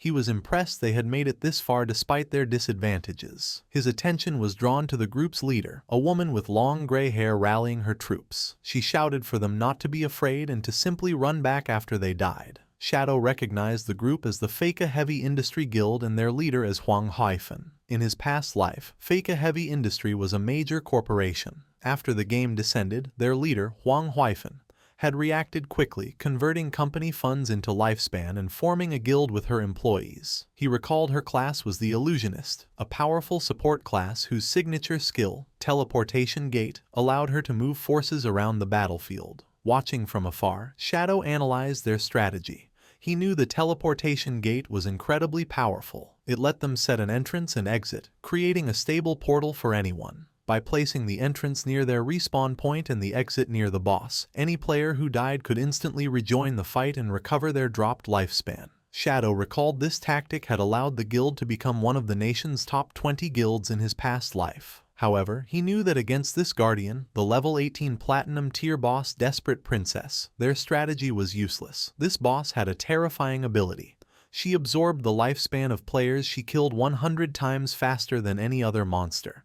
This meant every player who fell became fuel, powering her up. Shadow could see that if they continued this war of attrition, the princess would soon evolve into a Jade tier boss and regenerate her health. He realized this would lead to a total party wipe, and the lifespan cost would destroy the guild. He decided to intervene. Leaping down, Shadow landed before the guild leader, Huang Haifeng. Startled, she watched as he made an offer, 1,000 years of lifespan, and he would kill the boss for them. Any assassin loot would be his. Huang Haifeng was stunned, stammering as she realized she was face to face with the legendary Shadow. He calmly confirmed his identity and gave her a stark warning, telling her and her guild they could not win this fight. He advised them to either accept his offer or retreat immediately. Before Huang Haifeng could respond, an arrogant young man challenged Shadow, angrily asking who he was to say they couldn't win. He scoffed at the demand for 1,000 years of lifespan, calling Shadow crazy and telling him to get lost. Huang Haifeng tried to stop him, shouting, "Huang Ziking, don't be rude," but it was too late. Before she could finish, Shadow grabbed Huang Ziking by the face. With a fluid motion, he threw the young man into the guild's teleportation gate. As Huang Ziking emerged on the other side, Shadow unleashed his Dark Knight Ring Blade skill, a wave of dark red energy that sliced him in half and shattered the teleportation portal. As the remains of her subordinate fell, Huang Haifeng screamed, "Son!" She turned on Shadow, demanding to know why he had destroyed her portal. She acknowledged her son had offended him but argued a simple lesson would have been enough. With glowing golden eyes, Shadow looked down at her and calmly said she would soon understand. He repeated his offer, 1,000 years, and he would solve her boss problem. As Shadow dissipated, Huang Haifeng and her guild were left speechless. Shadow knew the guild was unaware the boss was about to evolve. He had destroyed their portal because their strategy of endlessly respawning would have only fed the boss until they were wiped out. His true motivation was more pragmatic. He summoned his spectral wolf, thinking that while the guild's destruction was a minor issue, losing 1,000 years of lifespan was a major one. He landed in the city ruins, confident. He knew the remaining guild members would provide just enough lifespan for the boss to evolve, and the pulsing light from the tower was the final sign. His plan was simple. Once the boss reached the Jade tier, he would return to kill her and reap greater rewards. Just as he settled in to wait, a message came from Ghost Spirit. She excitedly reported finding Dongfang Yue in a suburban manor, but she was being protected by a strong player who had nearly killed Ghost Spirit. Shadow told her to meet him at the Withered Bone Field with the details. He was impressed. Finding someone in the vast magic city showed she was very capable. Not long after, the two assassins met in a desolate, bone-littered landscape. Shadow asked her to describe Dongfang Yue's guard. Ghost Spirit explained he was a fast, powerful melee fighter whose main attack was, bizarrely, farting. She added he could see through her stealth and was surrounded by a 10-meter smoky aura. Shadow understood immediately. He explained she had encountered a player with the Source of the Plague hidden class. The aura was a first-tier ability, a plague field that could sense any physical body within it, countering her stealth. He explained the class could strengthen its body and regenerate using plague abilities, and at higher tiers, it was rumored to be nearly immortal. Hearing this, Ghost Spirit was horrified, despairing if she would ever get her revenge. Shadow then revealed the class's critical weakness. While the plague strengthened the user's body, it also corroded their mind. A weak mentality, he explained, was its greatest flaw. He then told her the Blade of the Underworld class had its own evolution. At Tier 2, it would become the Yellow Spring Evil Ghost. As he spoke, a massive spectral green demon materialized behind her, its eyes glowing. Ghost Spirit stood in awe, her own eyes glowing with ethereal light as she realized her own potential. In a desolate field of bones, Shadow advised Ghost Spirit to advance her class to Tier 2 to overcome her limits, as it was her true path. Amazed, Ghost Spirit asked how he knew so much about her class. Instead of answering, Shadow leaped to the top of a large tombstone. From there, he explained that the game was profound and encouraged her to be persistent, as a solid foundation was key to greatness. Inspired, Ghost Spirit was filled with determination. Understanding his incredible power came from constant hard work. Shadow revealed that this graveyard was the perfect place for her to level up, as the monsters respawned quickly and would also allow her to upgrade her class weapon, the Underworld Chain Blade. However, he warned her the place was dangerous, as all the monsters were elites with triple the health, defense, and attack of normal enemies. To show her how it was done, he said that with the right technique, it was not so difficult. He then leapt into a group of monsters and annihilated them effortlessly by striking their weak points. Ghost Spirit watched, blushing and astonished by his strength. Appearing by her side, Shadow urged her to give it her all, explaining that only by betting everything could she complete her path of revenge. With that, Shadow disappeared in a flash of blue energy, leaving Ghost Spirit alone. She was left thoughtful, realizing that for an instant when he mentioned revenge, she had felt an intense and unmistakable killing intent from him. Meanwhile, in the ruins of Zhanghai City, the sun was setting. Little Black was resting on the ground, leaning against her white llama, exhausted from her exploration. She felt hungry, but after checking her map, she decided to persevere a little longer, as she was close to finishing her exploration of the area. While resting, she noticed a strange, dark, glowing fruit on the ground. Curious, she picked it up, thinking it looked like a plum. Without a second thought, she took a big bite and was delighted to find it was delicious. To her surprise, a system notification appeared, informing her she had gained 50 experience points. She was amazed that a simple fruit could grant her experience. Looking up, she discovered a long trail of the same glowing fruits. Excited, she followed the path, happily eating the fruits along the way, and gaining 50 experience points with each one. Her feast was interrupted by a message from Captain Anyu. Anyu urgently told Little Black to come to the corrupted coast, explaining a man named Manhwa had been captured by a boss. He was carrying over 500 years of lifespan, so they needed her help. Little Black checked her map and replied she was already in the area. Captain Anyu told her to wait, promising they would be there shortly. Still following the trail of glowing fruits, Little Black crawled along, complaining to herself about Manhwa. She thought he was a good-for-nothing, but her thoughts quickly returned to the delicious fruits. As night fell, she reached the top of a hill and stopped in surprise at the scene before her. The path of fruits had led her to the desolate, corrupted coast, where a small, slug-like creature sat at the end of the trail, having apparently produced the fruits she had been eating. Nearby, a horrifying sight awaited her. A colossal bloated monster with several sharp-toothed mouths on its back held a small, screaming humanoid figure. Little Black, her face still smudged with fruit juice, was shocked and wondered what kind of boss this giant creature could be. Her eyes then darted to the ground, where she saw the motionless bodies of 2 players, and recognized one as MANHUA. She realized this grotesque monster must be the boss Captain Anyu had warned her about. The creature sat before a massive bowl and proceeded to bite the smaller creature it held. A system window identified the boss as Spirit Devourer, DailyManhwas, a level 20 Jade grade monster. The Spirit Devourer then crushed the small creature in its fist. Little Black watched in horror, realizing the boss was not eating a player, but another monster. The creature then tossed the bloody remains into its bowl and began to mix them into a gruesome meal.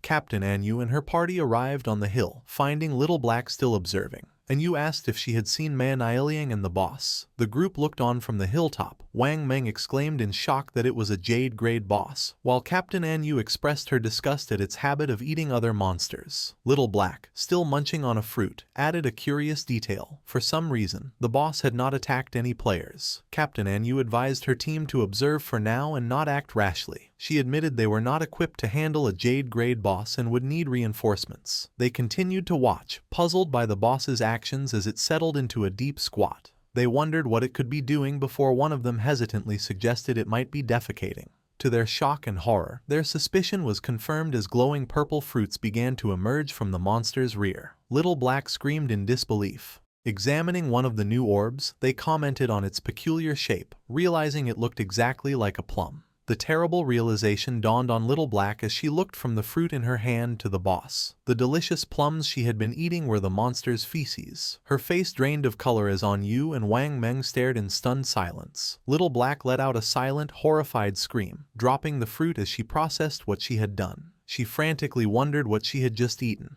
while Captain Anyu and Wang Meng desperately tried to quiet her. Her scream was too loud, and the massive Spirit Devourer slowly turned its head, its attention now fixed on them. The colossal boss loomed over them, and as it opened one of the mouths on its back, it let out a terrifying roar that seemed to echo with the whispers of an ancient, gluttonous god. The party was frozen in terror, knowing they were in grave danger. After the Spirit Devourer's terrifying roar, the world seemed to distort around Captain Anyu and Wang Meng. A strange power washed over them, making their eyes glow red as they screamed in agony. They clutched their heads, overwhelmed by a ravenous hunger that consumed their thoughts. Little Black watched in confusion as Captain Anyu and the rest of the party rushed past her with crazed desperation. Ignoring the monster, they sprinted towards the massive bowl filled with the bloody remains of the creature the boss had been preparing. With frenzied expressions, they plunged their hands into the gruesome mixture and began stuffing the gore into their mouths, muttering about how hungry they were. As they ate, their bodies began to unnaturally swell and bloat, their faces becoming round. From her hiding spot, Little Black watched in horror, exclaiming that her friends had gone mad, eating themselves into obesity. She then wondered why she was the only one unaffected by the strange hunger. Her question was answered in the most horrifying way. The massive Spirit Devourer loomed over one of the now bloated party members, grabbed him effortlessly, and shoved him whole into one of the gaping mouths on its back, devouring him completely. Watching this, Little Black finally understood the boss's horrifying mechanic, screaming in terror that the boss ate the fattest person it could find. Panicking, Little Black realized her elite team was not enough and concluded her only hope was to seek help from that man. She quickly contacted Shadow and explained they had encountered a Jade grade boss, the Spirit Devourer, on DailyManhwas, and that Captain Anyu and Wang Meng were about to be eaten. Shadow's demeanor changed upon hearing the name. He realized this was the bloodline monster he had been searching for and thought Little Black was truly his lucky star. He told her to send him the coordinates and said he was coming immediately. The scene shifted to Shadow at the entrance of a glowing cave. He noted that he had already acquired the keys to 3 other platinum hideouts in Magic City. He decided this was the perfect time to deal with the bloodline monster, as the desperate princess boss should also be done evolving soon. A short time later, Shadow arrived at the corrupted coast. Little Black greeted him with relief. He asked where the boss was, and she pointed just ahead. She frantically told him that Captain Anyu and Wang Meng had already been eaten and begged him to rescue them. As they watched, the giant boss squatted down again, straining as if about to defecate. To their absolute disgust, a large, translucent purple orb was expelled, and inside it, the horrified face of MANHUA was clearly visible. Both Shadow and Little Black were shocked. Little Black cried out that the boss had excreted MANHUA and worried the same would happen to Anyu and the others. Shadow explained the monster's mechanics. The Spirit Devourer was a servant of the gluttonous ancient god, and emitted a whisper that drove players into gluttony. The more they ate, the fatter they became, and the boss then devoured these fattened players to digest their lifespan. He continued, revealing there was only one way to be immune. One must eat the boss's excrement. He added that although it was disgusting, he had heard it tasted good. He then looked at Little Black, realizing she was unaffected, and began to ask if that meant she, mortified and crying. Little Black cut him off, begging him to stop. Still on her knees and horrified, Little Black tearfully begged Shadow to hurry and rescue her friends. Without a word, Shadow leaped into action, speeding towards the pulsating purple orb containing Manhwa. He snatched the orb out of the air and, instead of trying to free the man, hurled it directly at the massive spirit devourer. The orb, with Manhwa's terrified face trapped inside, smashed squarely into the monster's soft belly. The boss let out a pained roar as a white, viscous liquid erupted from the mouths on its back. The impact forced the creature to violently spit out everyone it had swallowed. Captain Yu, Wang Meng, and the other party members were expelled from the monster's gullet, landing in a heap, covered in slime but alive. With his allies safe, Shadow's eyes glowed with a brilliant yellow light as a powerful red aura enveloped him. He activated his mythic skill, Graceful Release, followed by his legendary instant Shadow Slash. A storm of bright blue energy slashes descended upon the spirit devourer, inflicting devastating hits, each dealing tens of thousands of damage. Shadow saw his finisher skill gauge was full and decided it was the perfect time to test its power. He unleashed his ultimate attack, the Scarlet Blade. A colossal blade of pure red energy formed and sliced vertically through the spirit devourer, dealing an astounding 1,032,015 points of damage in a single strike. A system-wide announcement declared that player Shadow from Great Zia had achieved the world's first kill of a Jade-grade boss. Little Black watched from the sidelines, her jaw dropped in utter disbelief. She screamed in astonishment at the million-plus damage number, exclaiming how completely insane Shadow's power was. The global announcement of Shadow's victory shocked players worldwide. Some lamented that Great Zia would now rise to power, while others tried to claim him for their own, with one player angrily insisting Shadow's ancestors were from their country. Meanwhile, Shadow was surrounded by golden light as system notifications flooded his view. He received a massive amount of experience, evolution points, equipment, and new skills. Most importantly, he obtained the Spirit Devourer bloodline, and was asked if he wanted to activate it. He understood that bloodlines were a special system where powerful defeated monsters granted their bloodline to a player. A compatible bloodline could drastically increase combat power. With his eyes glowing, he chose to activate it. A powerful purple aura erupted around him as the bloodline's effects fundamentally altered his attributes. Each point of strength now converted to 3 points of physical attack, constitution to 50 hit points and 5 physical defense. His agility's effectiveness was boosted by 32%. And each spirit point provided 3 elemental attack and 5 elemental resistance. He also gained 2 new bloodline skills. The first, Spirit Devour, allowed him to consume any skill of his own class for an attribute correction bonus, though it increased his appetite by 200%. The second, Big Mouth, let him form a massive energy mouth to swallow enemy projectiles, healing himself based on the absorbed projectile's damage. Shadow contemplated this new power, realizing the potential of devouring skills to gain extra attribute corrections. He understood attribute correction was the efficiency of his stats.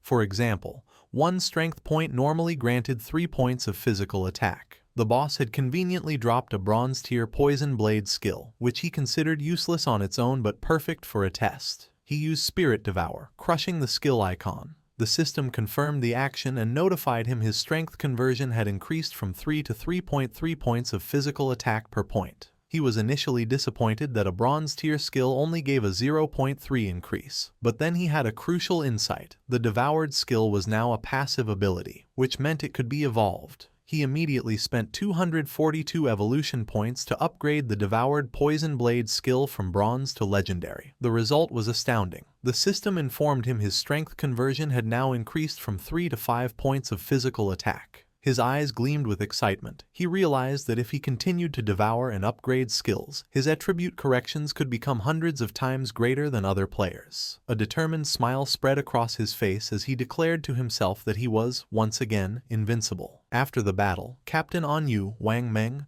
and the rest of the party were safe but in an embarrassing and slimy state, still bloated from the boss's gluttony effect. Wang Meng tearfully thanked Shadow for saving them, relieved they weren't all excreted by the boss like Manhwa. While her friends recovered, Little Black rushed to the still bloated Captain Anu, giving her a hug and reassuring her that she was still beautiful regardless of her size. Once everyone was back to normal, Captain Anu approached Shadow to discuss his payment, explaining that the Zhonghai officials were short on lifespan. Unconcerned, Shadow told her not to worry and suggested they could repay him by finding assassin skill books instead. Captain Anu readily agreed. With the deal made, Shadow vanished in a swirl of dark energy. With their mission over, Anu told her team it was time for them to head back as well. As the group left, Manhwa, still trapped in his rolling purple prison, tearfully made everyone promise to never speak of what had happened. The exhausted team reluctantly agreed. The story flashes back to the magic leaning tower, just after Shadow jumped down from its peak. At the top of the tower, the battle with the desperate princess was still raging.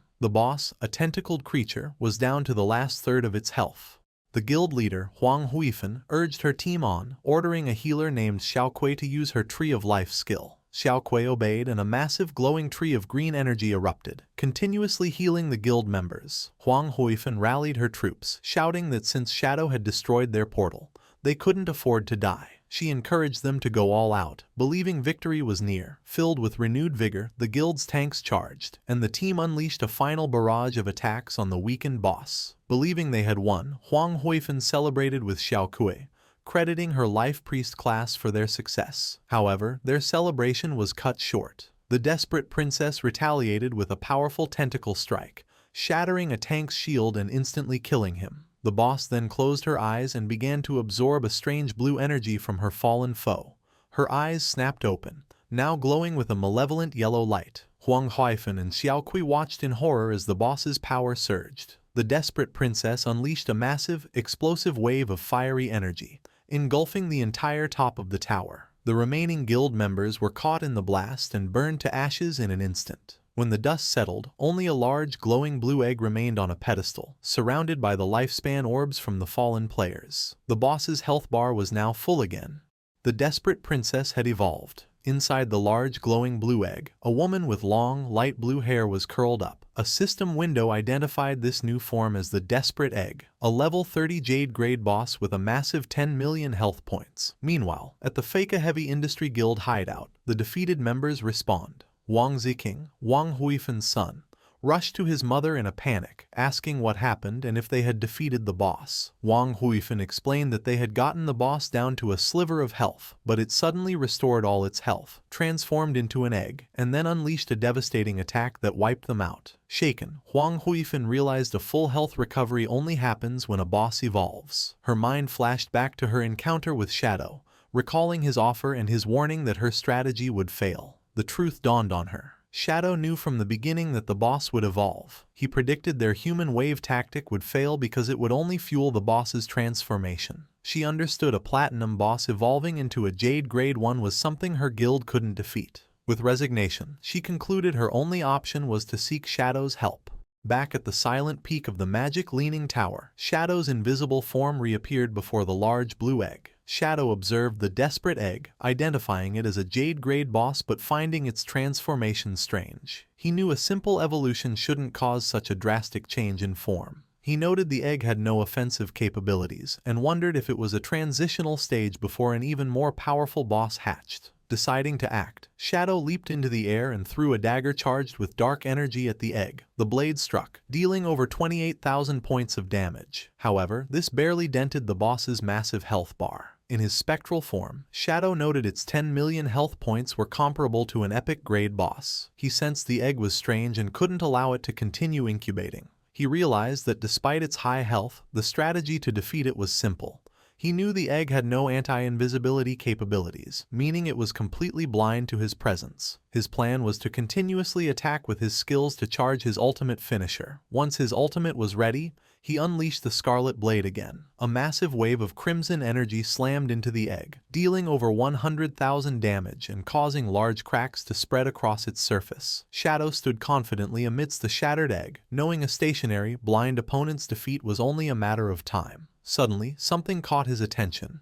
After shattering the desperate egg, Shadow was surprised by what he found. Instead of another monster, a young woman with long, light blue hair lay unconscious on the floor. A system window identified her as the desperate princess, but she was only level 1 with a mere 10 health points. Shadow materialized near the girl. Puzzled, he realized this must be the princess's true form, confirming a legend he had heard about a princess cursed by a white dragon. Seeing her 10 health points, he wondered if he had to kill the defenseless girl to officially defeat the boss. He summoned his dagger to end the fight but paused, contemplating the strange situation. His hesitation proved critical. Suddenly, a dark, swirling vortex with intense blue lightning formed in the sky above him. To his shock, a massive skeletal dragon emerged from the portal. A system window confirmed the new threat. It was the cursed white dragon, Ates, a terrifying level 100 mythical grade monster. After the desperate egg shattered, a massive skeletal dragon, the cursed white dragon, Ates, emerged from a sky portal, launching a powerful attack towards Shadow. Shadow was shocked, wondering why a mythical grade boss had suddenly appeared.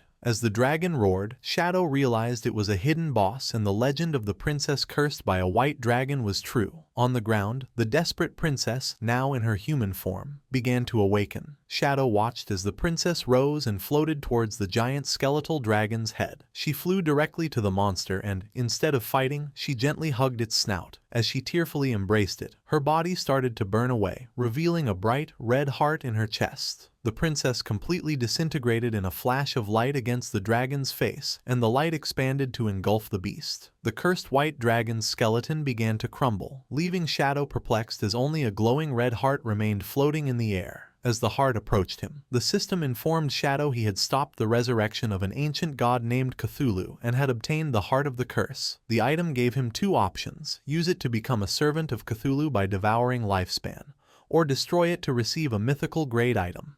Faced with the choice, Shadow weighed his options. He considered that using the heart might grant powerful new skills, but the description suggested it was a parasitic curse that could lead to him being devoured by Cthulhu. Deciding the risk wasn't worth it, he chose to destroy the heart immediately. As he crushed the pulsating organ, it exploded in a brilliant flash of light. Shadow was surprised by the intensity of the blast, which completely engulfed him. When the light faded, he found himself transported. He was still on top of the magic leaning tower, but something was different. He realized he was inside the body of a knight with horns, looking down at his own armored hands. He wondered if he had triggered some kind of trial or memory. Just then, a young princess with long greenish hair ran up and affectionately called him Atez. He saw a young man with white hair and horns sitting on the wall. The princess asked Atez if he was going out again. Atez explained with an apologetic smile that an enemy had summoned a monster to attack the harbor, and as a guardian of the kingdom, he had to go provide support. The young princess became furious, calling him a liar and reminding him that he had promised to teach her to ride the wind that day. She argued it was a 7-day journey to the coast, so it was impossible for him to return today. She was upset he was lying to her just like her father always did. She pointed at him angrily, declaring that all men were terrible liars and scoundrels. Ates, looking flustered, tried to calm her down, asking where she learned such harsh words. He then presented her with a silver scale-like object, calling it the Scale of Promise. He explained that under its witness, anyone who broke a promise would lose their wings and never be able to fly again. The princess, blushing and flustered, immediately rejected the gift, exclaiming that she didn't want Atez to lose his wings. Reassuring the princess, Atez promised he would not break his word and told her not to underestimate his wind-riding skills. He then unfurled a pair of magnificent, large white wings. The princess watched with stars in her eyes, exclaiming that his transformation was always handsome and cool. Before leaving, he promised to return for dinner and explained that his 3 shadow guards would stay to keep her company. With that, Ates launched into the sky and flew away, as the princess waved and wished him a safe journey. Filled with determination, the princess declared that since Ates was working hard, she couldn't fall behind either. She commanded the shadow guards to follow her, announcing she would go prepare ingredients so Ates could have a grand dinner. At this point, Shadow understood he was witnessing a memory sealed within the heart of the curse, showing the past shared between the desperate princess and Atez, the white dragon. The narrative then shows fond memories of the princess spending the day with the shadow guards, happily picking mushrooms in the forest, encountering a strange rabbit, and fishing by a lake, all happening in their kingdom with the magic leaning tower in the distance. Later, exhausted but happy, the princess presented a large feast she had prepared. She proudly listed peculiar dishes, like steamed rock and volcanic ash pizza, stating they were all Ates's favorite foods. She waited expectantly, believing he would return soon. But as night fell, she fell asleep at the table while waiting for him. An elderly attendant gently woke her, telling her it was very late and time to rest. He pointed out that the food on the table had grown cold. Startled and shocked at how late it was, the princess frantically asked the attendant where Ates was, wondering why he still hadn't returned.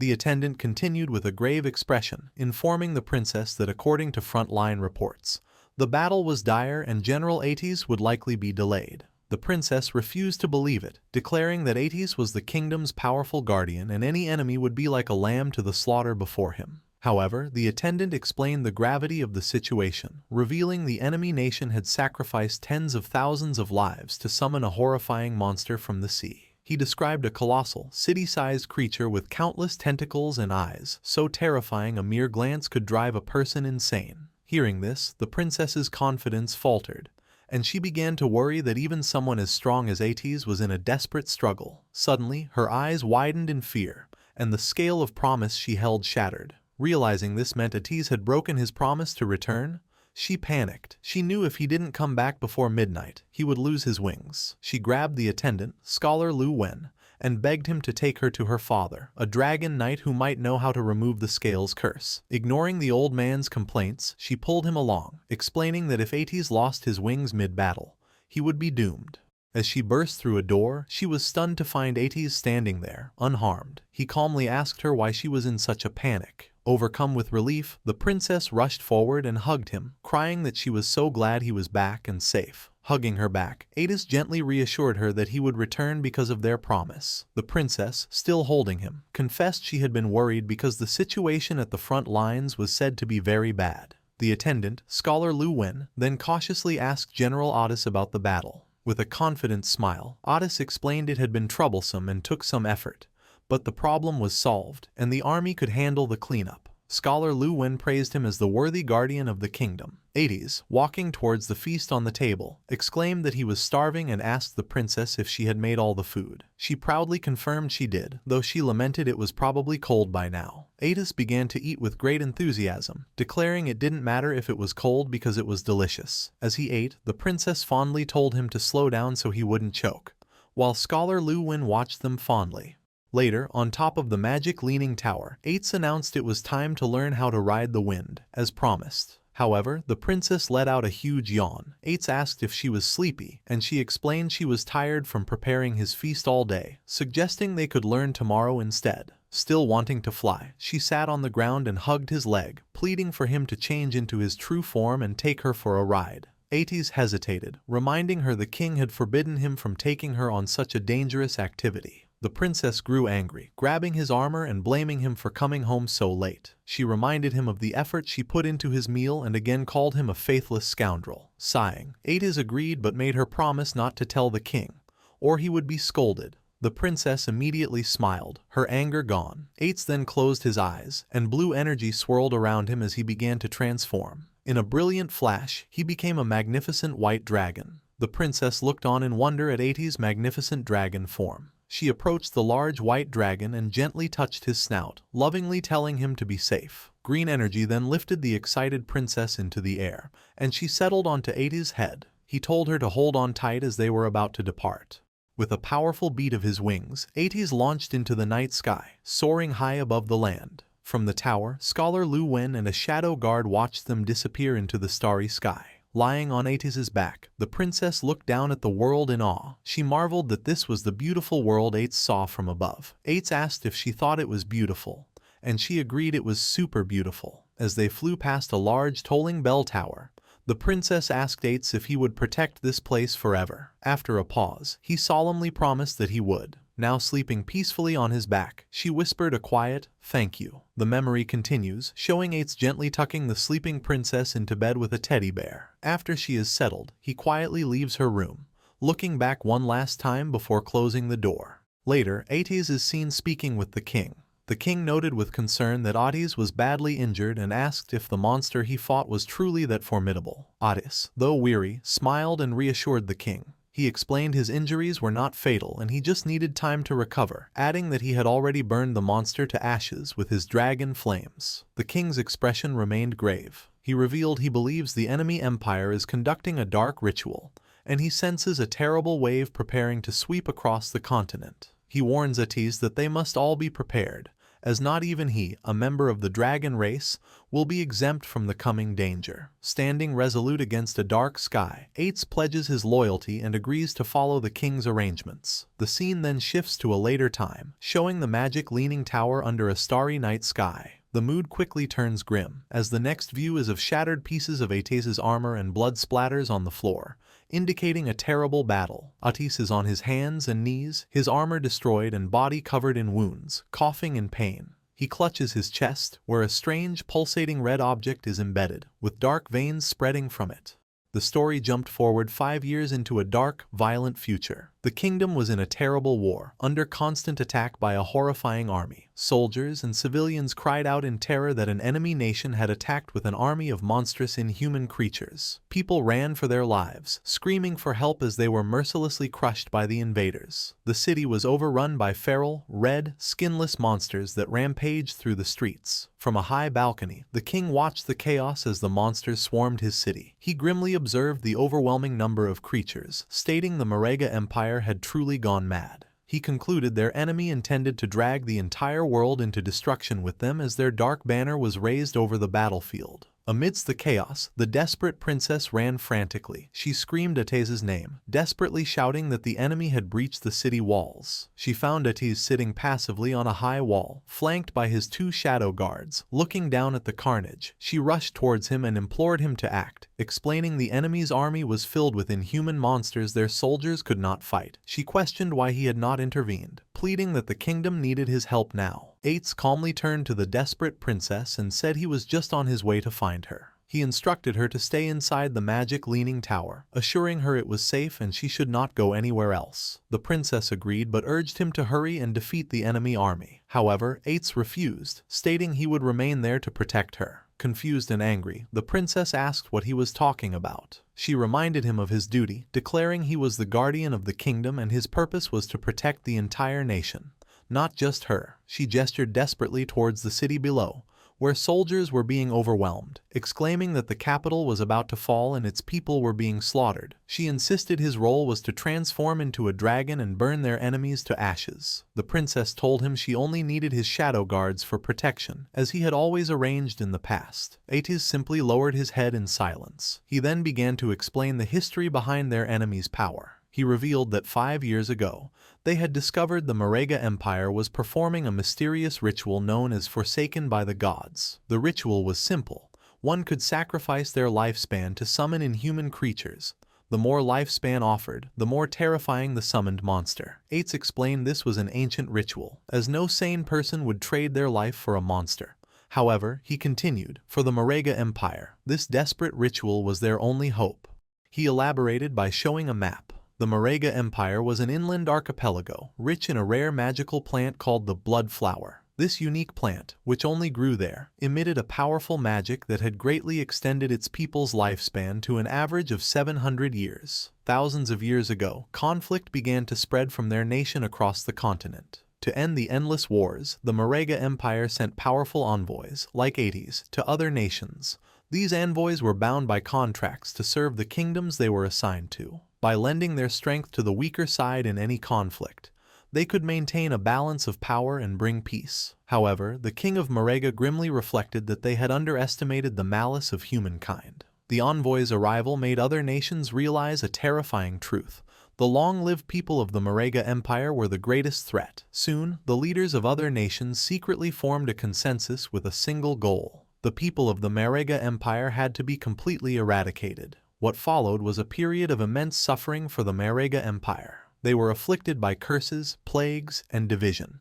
Even their own envoys were turned against them. The other nations relentlessly plundered the Marega lands until the blood flower finally began to wither and die. Without the flower, the balance of power was shattered, and the Marega Empire lost its last bit of value. The death of the last blood flower's petal triggered a devastating avalanche. The Marega Empire was invaded, and its people were slaughtered by their former allies. The sole reason for this disaster was greed. The other nations could not stand for the Marega Empire to possess a resource they could not have. In the darkness, the dying people of Marega clung to one last, desperate hope. That hope was the ritual, forsaken by the gods. As terrifying purple energy surged through a chamber of bones, the ritual began. This was less a ritual and more a curse. Every person from the Marega Empire was branded, causing their lifespan to drain as monstrous creatures grew inside their bodies, eventually bursting out. These monsters had only one purpose: to destroy humanity. Bringing his story to a close, Ates turned back to the princess, his face etched with pain as he prepared to tell her the consequence of this curse. As the princess listened, Ates revealed his face, now covered in grotesque, bloody growths. He explained with a sorrowful expression that he could no longer transform into a dragon. From now on, he would only become a monster. The princess stared back in shock and horror, stammering his name as she asked why this had happened. Ates continued, revealing a deep secret. He stated that very few people knew the true identity of the Marega people. They were also known as the dragon race. The envoys like him were called guardians of the kingdom by most humans. The princess's eyes widened as she processed this stunning revelation. Standing on the wall, Ates told her that an unstoppable tide of darkness had swept across the continent and the end of humanity was here.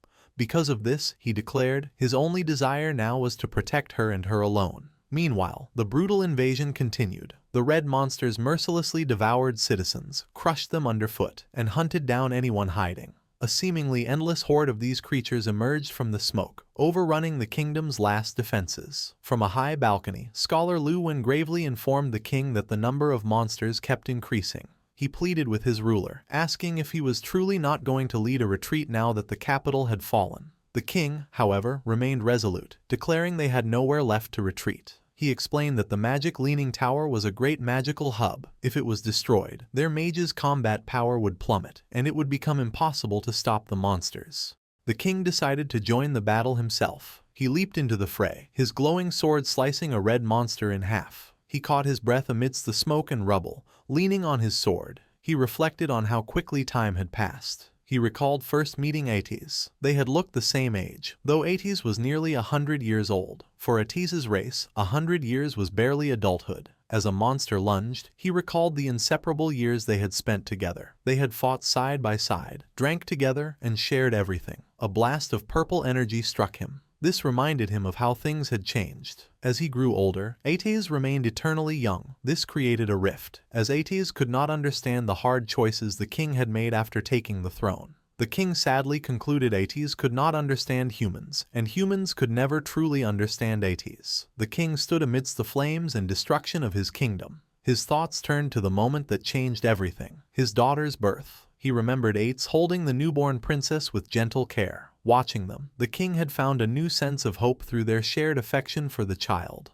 On the battlefield, a new massive threat loomed below the king. A shadowy monster with glowing purple eyes gathered a sphere of blue energy for a powerful attack. The king stared forward, his face calm as he accepted his fate. The creature unleashed a devastating blast of energy at him. As the light engulfed him, the king's body vanished, his final thoughts filled with regret that he had been wrong about everything. A massive explosion ripped through the castle, signaling the king's defeat. From the magic Leaning Tower, the desperate princess saw the distant blast and cried out in shock. Ates, beside her, calmly stated the capital had fallen and predicted the monsters would head for them soon. As if on cue, a swarm of dark-winged creatures descended. A shadow guard shouted a warning that monsters were approaching. The creatures slammed against a powerful blue barrier protecting the tower. Ates reassured the princess that the tower was protected by a strong barrier, making it nearly impossible for monsters to break through. Suddenly, an injured Scholar Lu Wen appeared on the tower wall. The princess turned in surprise, exclaiming his name. Leaning on his staff, the scholar told Ates he had come on the king's orders to escort the princess away. The princess expressed her alarm at how badly he was injured. Ates agreed to the plan, stating he would use his wind magic to send them to a designated location, and asked if their contacts were ready. Scholar Lu Wen confirmed that all preparations had been made, but the princess interrupted, confused. With a heavy heart, Scholar Lu Wen delivered the news. Her father, the king, had fallen. The princess was in shock. He explained the king had arranged for her to escape to a neighboring country for safety. The princess anxiously asked if Ates would come with them. Ates turned to her with a sad smile, asking where he could possibly go. He revealed the monsters below were his own people, the Marega. He explained he was an enemy to all, and no matter where he might flee, humans would hunt and kill him. Kneeling on the edge of the wall, he looked down at the horde and accepted his fate. He declared that a knight's falling place became a dragon's tomb, and this was where he belonged. He vowed to remain and protect it until his lifespan drained away. Hearing his solemn promise, the princess's expression shifted from grief to resolve. She suddenly used her wind magic to leap away from Scholar Lu Wen and back to Ates. She landed before him and declared that if he was staying, she would become his dragon knight. She reminded him this was her home and she would protect it with him. She proudly boasted that her wind riding skills were perfected and asked how they could form a contract. Ates looked up at her, shocked and speechless at her unwavering loyalty. Moved by her loyalty, Ates took the princess's hand in his armored one. With a gentle, sorrowful smile, he agreed to her request. He presented the silver scale of promise, explaining it would be their contract, just like old times. The princess smiled brightly, delighted the contract was so simple. She happily began to seal their pact, promising that they would forever. But Ates cut her off, finishing with a heart-wrenching twist. He said their promise was to never see each other again. The princess's face fell, her eyes wide with shock and disbelief. Before she could react, Ates unleashed a powerful gust of wind, launching her and Scholar Lu Wen away. As they flew, he entrusted the princess's safety to the scholar. The princess screamed Ates' name in confusion and betrayal as she was carried away. Alone on the wall, surrounded by wind magic, Ates told her to go, insisting her place was not with a dragon's tomb. The scene took a horrifying turn. Scholar Lu Wen, his eyes glowing with red light, plunged his hand into the princess's chest, ripping out her still beating heart. He chillingly told her she had a place where she belonged, a place for humans. Ates watched from the tower in utter shock at this betrayal, while the princess stared in horror as her life was stolen. As he died, the scholar gasped a final warning to Ates, telling him to be careful and revealing the Marega were not the only ones cursed. His face was then consumed by a monstrous red growth. From the scholar's body, a massive tentacle monster erupted, grabbing and devouring the princess's heart. The monster cackled, mocking Ates about the delicious flesh and lifespan it consumed. It then taunted him, asking if killing the person Ates loved was suitable revenge for being burned by his dragon flames in the past.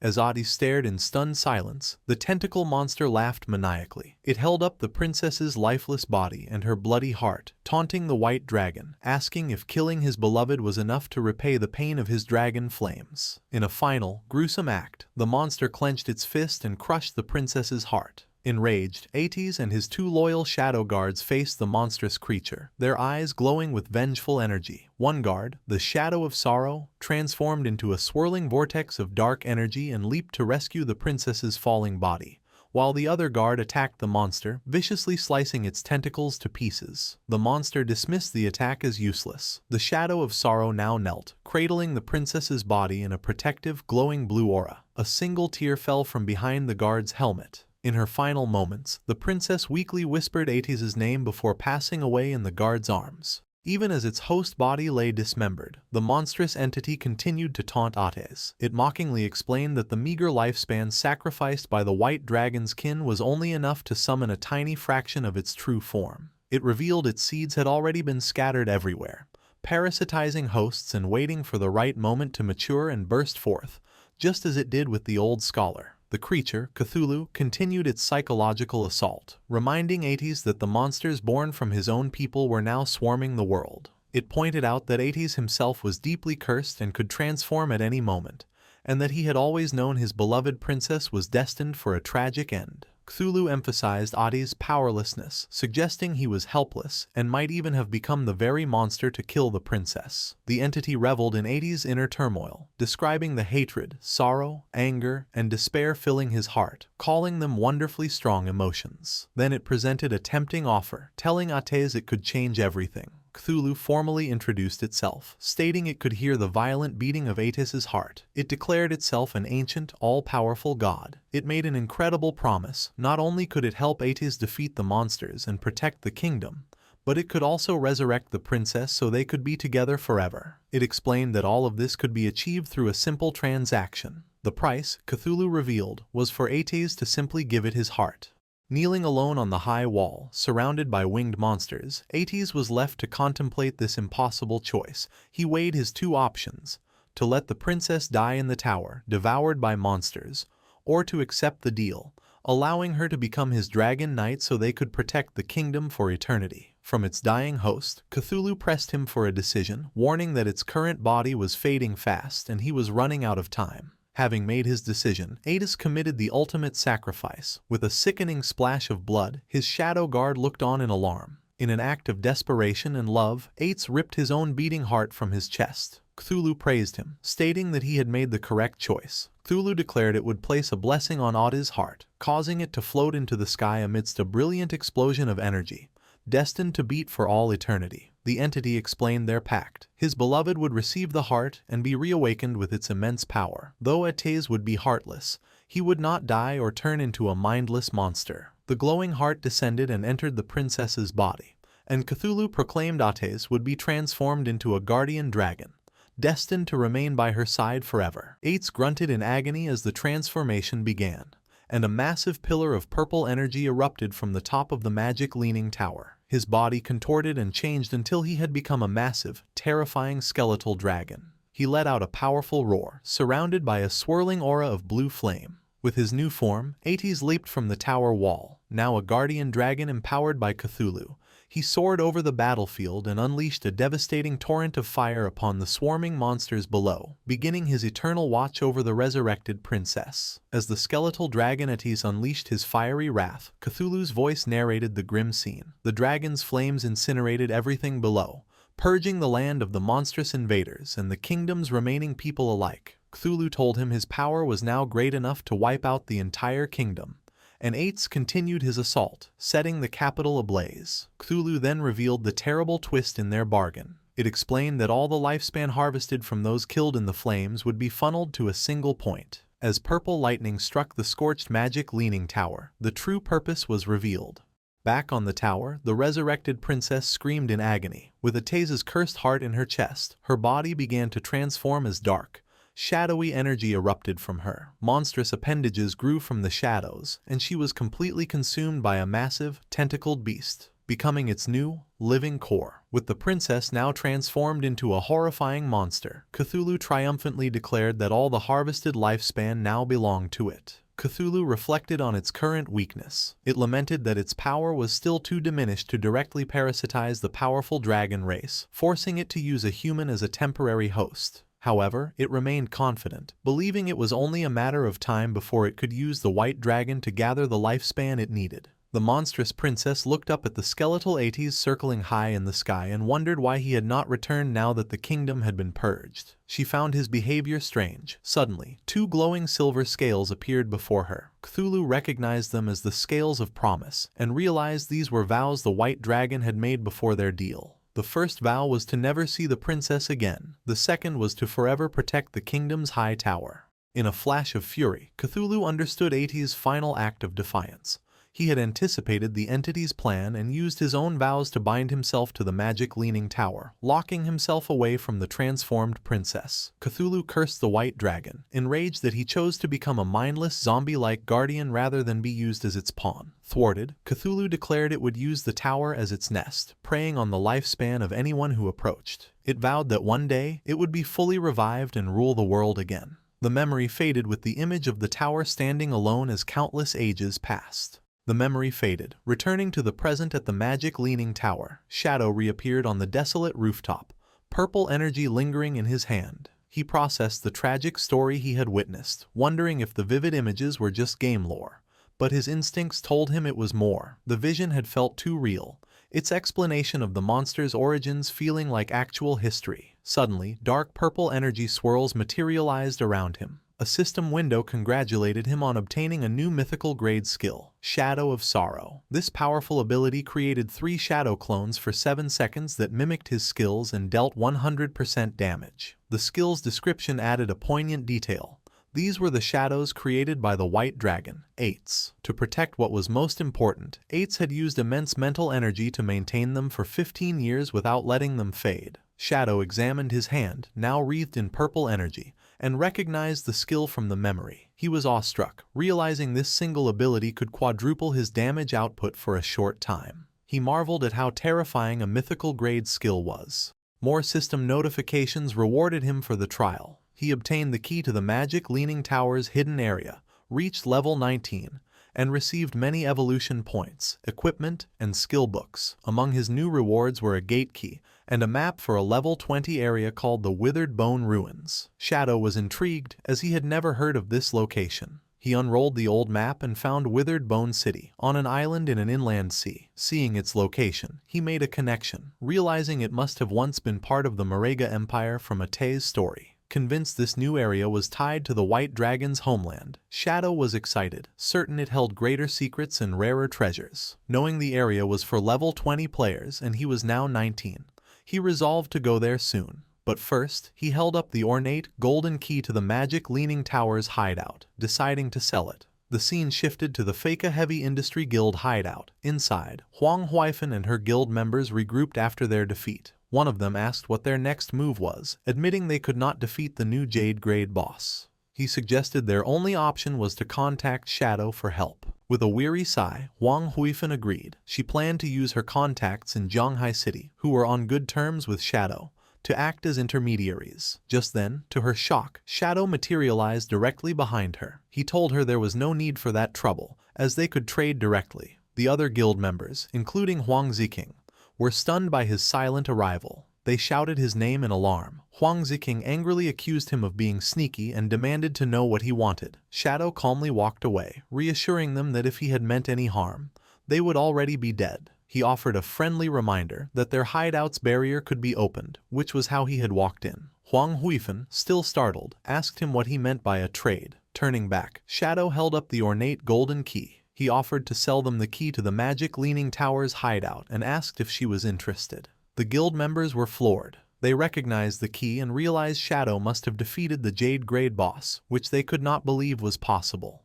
Huang Huifan eagerly accepted and asked him to name his price. Shadow stated his price remained the same, 1,000 years of lifespan. While his mother agreed, Huang Ziqing erupted in fury. He screamed at Shadow, calling him shameless and accusing him of planning this from the start. Pointing an accusatory finger, Ziqing laid out his theory. Shadow had first attacked him, used it to destroy their portal, cut off their reinforcements, and gotten their team wiped out.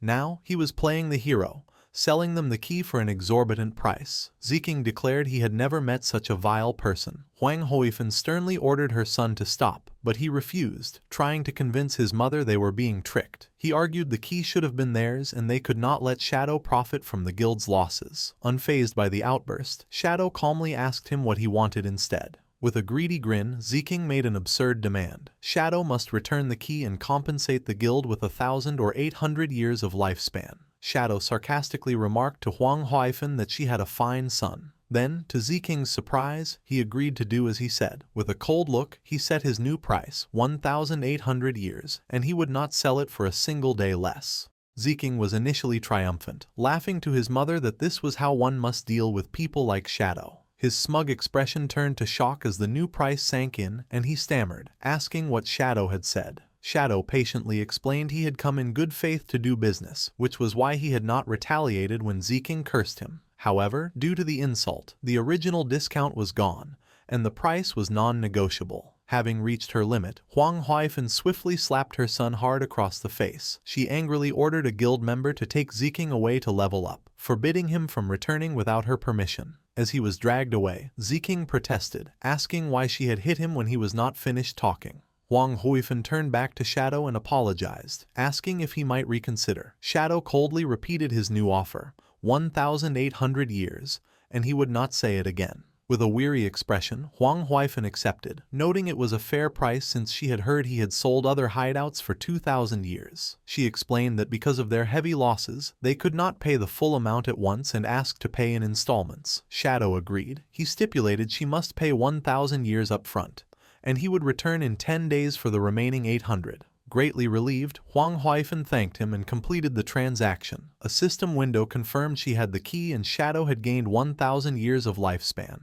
As he faded away, Shadow said his goodbyes. He thought the Feka Heavy Industry Guild had potential, and selling them a good hideout would help them become an important asset for the Great Xia server. With their new base secured, Huang Huifan addressed her guild. She announced the platinum grade hideout was now theirs. To pay their debt to Shadow, she instituted a 50% lifespan tax on all members. She acknowledged the high rate but framed it as a necessary investment, urging them to work hard. Her guild members responded with renewed determination. Out in a forest at sunset, the small party with Huang Ziking tried to reason with him. A girl told him not to blame his aunt and that he was wrong, but Ziking angrily dismissed her. He muttered to himself, vowing to make Shadow pay sooner or later. Their conversation was cut short when a party member spotted a silver-grade boss, the human-faced Spider Emperor. They immediately prepared for battle. As the others engaged the boss, Ziking hung back. His teammates warned him the boss used poison and to be ready with a detox spell, which he nonchalantly confirmed. However, instead of helping, Ziking turned and fled into the woods, abandoning his team. As he ran, he cursed them as idiots, thinking they could fight the boss themselves. He was disgusted by the girl who had tried to lecture him, wondering what his mother was thinking trying to set them up. He found a secluded spot and crouched, seething with resentment. He believed his entire guild was made of spineless rats, who only developed slowly and safely. He thought they did not understand the true path to power was to seize every opportunity. He concluded that Shadow must operate this way, which was how he had become so powerful. With a sinister smile, Ziking revealed he was not as foolish as his guildmates thought. He scoffed at confronting Shadow without a plan. He then summoned a dark, ornate vase with a single glowing red eye, declaring it a treasure from a jade-grade chest. A system window identified the item as the Abyssal Vase. By reaching into it, the user could randomly pull out a powerful skill, but it had a long 48-hour cooldown. Reaching into the vase, Ziking pulled out a small, grotesque, fleshy object. The system informed him he had acquired an epic-grade skill, the Abyssal Puppet Curse. This magic let him turn any corpse into a puppet he could completely control, retaining all the deceased's original abilities. Ziking laughed with manic glee, overjoyed with his new power. He hatched a plan. If he could kill Shadow, he could use this skill to enslave him, becoming truly invincible. As he celebrated, the Abyssal Vase glowed with a menacing purple aura. A final, ominous message warned that the abyss holds extraordinary power, but when one gazes into it, the abyss also gazes back, foreshadowing a dark future for Ziking. In the withered bone field, a desolate graveyard in the Magic City ruins, night had fallen. During a battle, Ghost Spirit used her energy-infused paper ribbon to wrap around and pierce a skeletal monster's eye. She beheaded the enemy with a precise blow, dealing over 5,600 damage. System notifications appeared, informing her that her weapon had upgraded to gold and she had enough experience for a class advancement. Standing amidst the energy orbs of defeated enemies, Ghost Spirit sighed in relief, confirming she had enough experience for her advancement. With a determined expression, she accepted the class advancement. A bright magic circle formed at her feet as a column of purple energy surged from her, enveloping her in the transformation. After completion, the system detailed her new abilities. Her weapon was now the Yellow Spring Chainblade, Gold, which could change shape. Her class had evolved to Yellow Spring Evil Ghost, Tier 2, granting a passive stealth bonus and unlocking 2 new skills, Eye of the Yellow Spring and Touch of the Yellow Spring. The system explained the eye was a mental attack that trapped enemies in an illusion, while the touch allowed her to track opponents by their aura. Transformed and enveloped in a blue aura, Ghost Spirit now wielded her weapon as a fearsome scythe. The system notified her she would deal double damage to lower-level opponents, with a 50% chance of applying a burn effect. With her eyes glowing golden, she felt stronger than ever. She knew her increased damage, speed, and new mental attack would let her avenge her parents and defeat Dongfang Yue, and the source of the plague wielder. Ghost Spirit messaged Shadow, her teacher, informing him she had advanced to Tier 2 and would repay his guidance. From a rooftop, Shadow saw she had logged off. Understanding her thirst for revenge had led her to immediately seek out Dongfang Yue. He recalled his past life where Ghost Spirit had gotten her revenge, but sparing a dog had allowed a Beastmaster to track her. This exposed her real identity, leading to a massive hunt by powerful families. The resulting war caused heavy losses for official forces, and Ghost Spirit eventually died of exhaustion, leaving the Magic City region in chaos. Shadow reflected on her potential, but worried her youth and unstable mind made her reckless. To prevent her from repeating this fatal mistake, he decided to log off and check on her in the real world.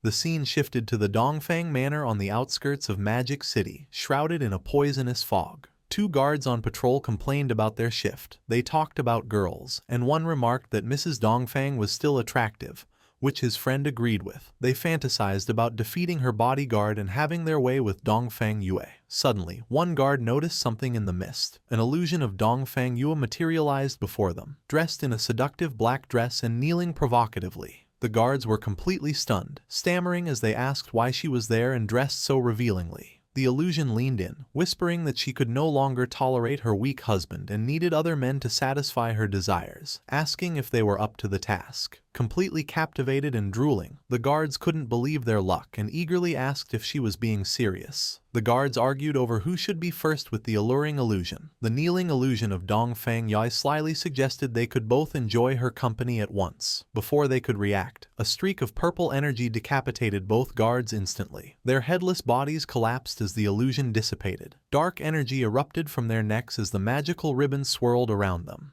Ghost Spirit appeared from the shadows, catching her weapon. She immediately leapt into the air, escaping the manor grounds. Meanwhile, Dong Fang Yui's formidable bodyguard, the Fart Master, was relaxing in a hammock. His senses sharpened and he remarked to himself that a little mouse had snuck in. Ghost Spirit landed silently on the manor rooftop. She paused thoughtfully to assess the situation. Suddenly, she was shocked as the Fart Master descended on her from above with incredible speed. He grabbed her by the neck in mid-air, and they both plummeted towards the ground. He unleashed his signature attack, a powerful blast of gas from his rear, which hit the ground with explosive force. The impact created a crater, with the Fart Master pinning Ghost Spirit to the ground. He mockingly explained his ammonia barrier covered the manor, allowing him to sense her arrival. He identified her as the little lady who had escaped before, grabbed her neck, and noted she would not get away this time. Ghost Spirit struggled helplessly, her face a mix of pain and fear.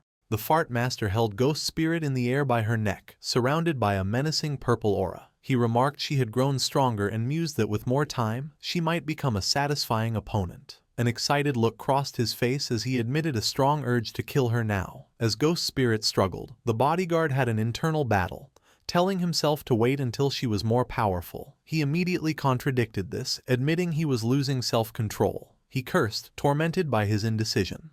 Losing control, his grip tightened with a sickening sound. He panicked, realizing he had accidentally crushed her to death. Horrified, he let her lifeless body fall to the ground, shouting in despair. Suddenly, he froze as a purple energy claw pierced his chest from behind. In disbelief, he turned to see Ghost Spirit behind him, her arm in his back. The body he had dropped was a decoy.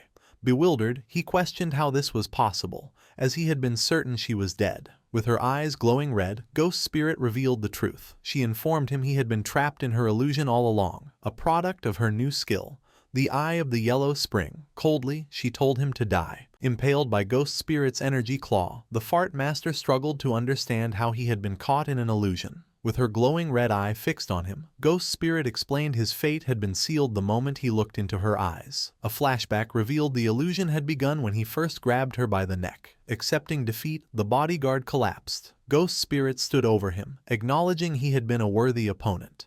Her victory was cut short by a commotion from the manor. Dong Fang Yui threw open a window, angrily shouting about the noise and threatening to fire everyone. Her anger turned to shock as she saw her powerful bodyguard's body dissolving into black smoke in the courtyard below. Panicked, she screamed there was an intruder and called for help. Armed guards rushed into the main hall, taking defensive positions to protect Mrs. Dong Fang and find the intruder. The noise awakened her son, Nantian, who sleepily asked what was happening.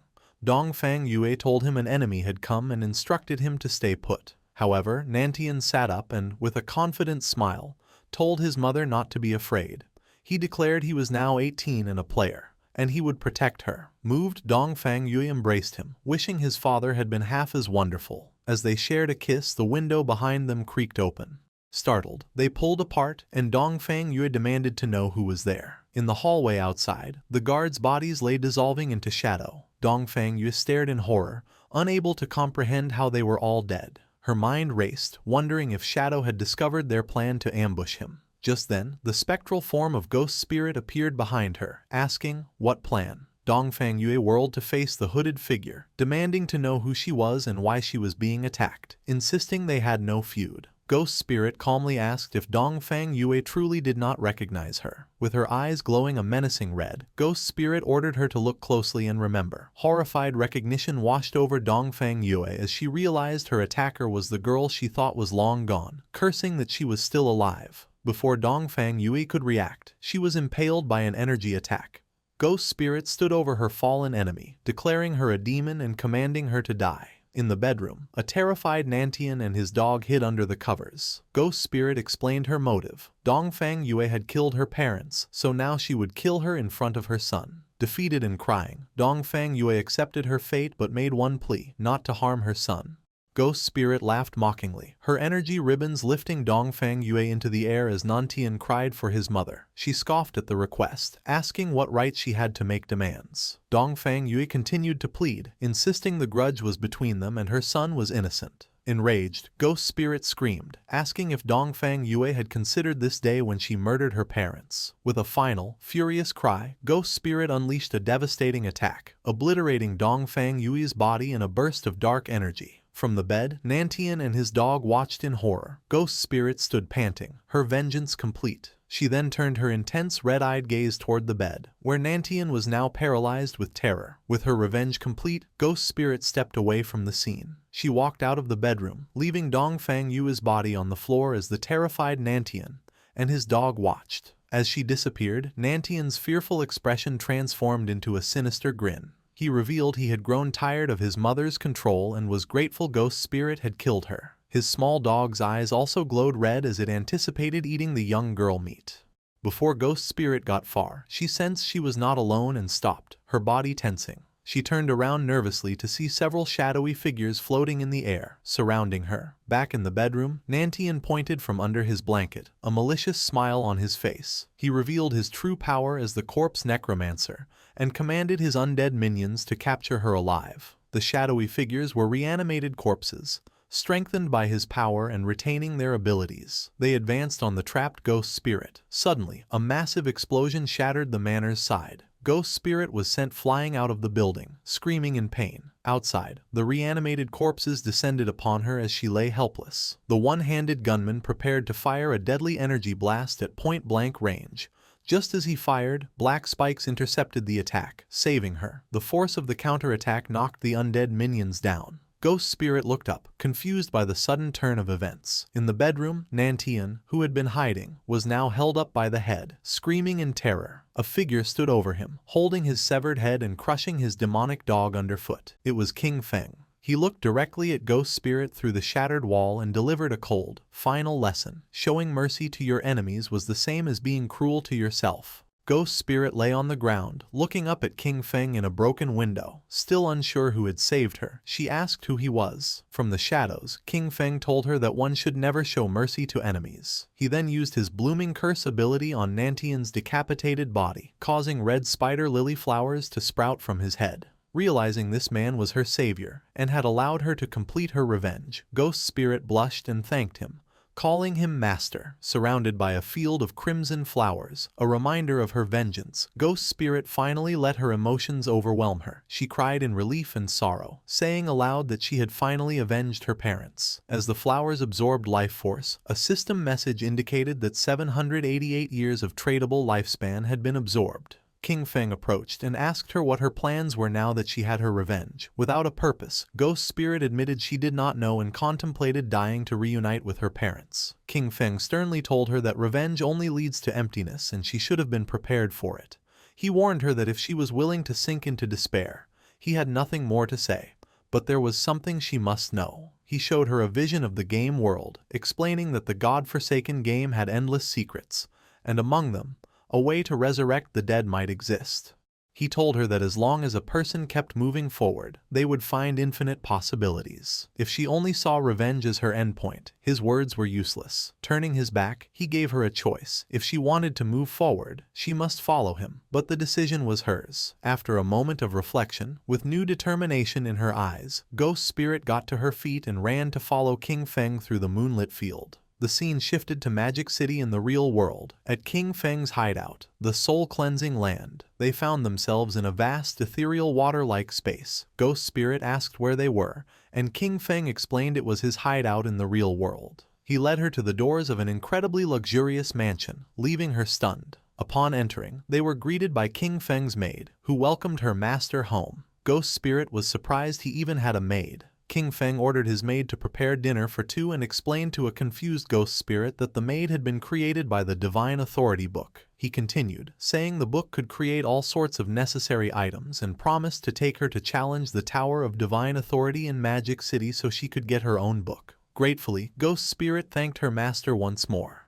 The scene shifted to the Chu family manor in Magic City. Sometime after King Feng and Ghost Spirit had left, a man rushed in, yelling at his men to hurry with the rescue, declaring that no harm must come to his wife. This was Chu Kunshan, Dongfang Yui's husband and a military staff officer. He was confused, recalling a frantic call for help from his wife and wondering who could have attacked so late. His immediate suspect was Shadow, and as he ran into the manor, he worried their secret fireworks factory plan had been discovered, though he quickly dismissed the thought. Inside, his personnel were investigating the scene, examining a large crater in the empty bedroom. An officer reported to a shocked Chu Kunshan that while there were clear signs of a battle, they had not found a single person. Growing more frantic, Chu Kunshan demanded to know the whereabouts of his wife, son, guards, and servants. The officer confirmed the grim reality: no one was there, not even any bodies. Chu Kunshan was enraged, realizing this was what had happened to the Dongfang family.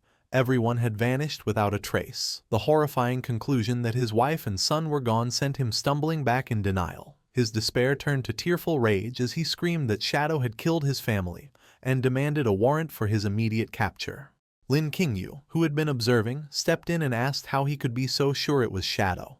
He furiously retorted that it was because his wife's family, the Dongfangs, were also killed by him. Unfazed, Lin Qingyu pointed out the lack of evidence in the Dongfang case, making the connection to his wife's disappearance tenuous. With a sharp glare, she questioned if he had inside knowledge, suggesting perhaps his family had a grudge with Shadow, and this might be simple revenge. Her questions struck a nerve, and a furious Chu Kunshan warned her to watch her words, questioning if she was interrogating a military staff officer. Lin Qingyu calmly told Chu Kunshan his threats were useless against her. She revealed that recently, the Sky Dome Guild had captured members of the Magic City Black Dragon Hall and handed them to the authorities. During interrogation, the men confessed that Chu Kunshan had ordered the attack on Shadow's hideout. They also admitted to a plan to lure Shadow to a fireworks factory with the intent to kill him in a massive explosion. She explained that the authorities had originally planned to capture them all at the factory. However, with Dongfang Yu now missing, she was officially suspected of fleeing justice. Lin Qingyu then accused Chu Kunshan of abusing his authority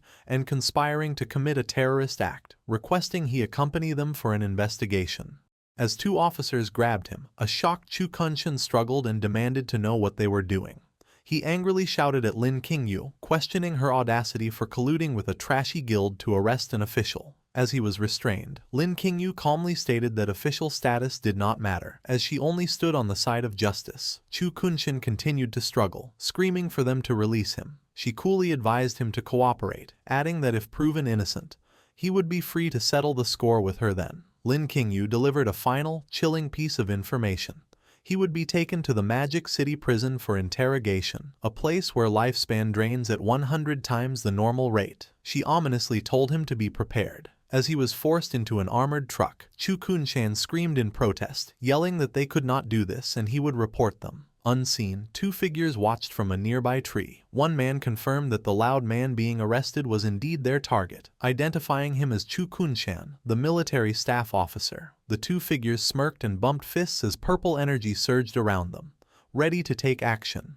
A convoy of armored trucks drove through a forest road at night. Inside the lead vehicle, Chu Kunshan continued to protest his arrest to Lin Qingyu. A guard calmly informed him that the arrest had been ordered from above, leaving Chu Kunshan speechless. Suddenly, a bright blast of energy hurtled toward their vehicle. The blast impacted the truck with immense force, sending it careening off the road in a violent crash. Inside the overturned truck, Lin Qingyu braced herself, cursing. She looked over in shock to find the guard who had been sitting next to her was now dead, his face frozen in terror. Pinned by the wreckage, Lin Qingyu realized she was stuck as the truck's roof was torn open from the outside. A hand reached through and grabbed the unconscious Chu Kunshan by his collar, pulling him out. The two assailants, a man with a pompadour and a girl with blue hair, stood atop the wreck. The man held up Chu Kunshan, declaring that the mission had been easy. Just then, reinforcements from the second truck arrived, ordering the pair to release their prisoner and surrender. The two assailants only laughed, mocking the officials. As the arriving officers took aim, one of them noticed another threat. A large, muscular man with glowing red eyes descended from the trees, swinging a massive flaming hammer. He brought the weapon down with incredible force, striking the official's vehicle and leaping away as it erupted in a massive explosion, with screams coming from the flames. The man with the pompadour and another bald, muscular man watched the destruction. The pompadour-wearing man remarked on the attack's power, stating that a Mr. Theodore had not been lying. The hammer-wielding attacker landed amidst the fiery wreckage as orbs of lifespan floated up from the fallen officers. He laughed maniacally, reveling in the power of his attack and the joy of killing the official dogs of Great Zia. The muscular man with the hammer stood amidst the fiery wreckage, gloating over a glowing card he held. He boasted that the card from a Mr. Theodore had multiplied his attributes by 5, giving him the power of a level 50 player even though he was only level 10. He complained that the slain officers had dropped very little lifespan. The man with the pompadour dismissed the loot, reminding him their real reward from Mr. Theodore would be 1,000 years of lifespan.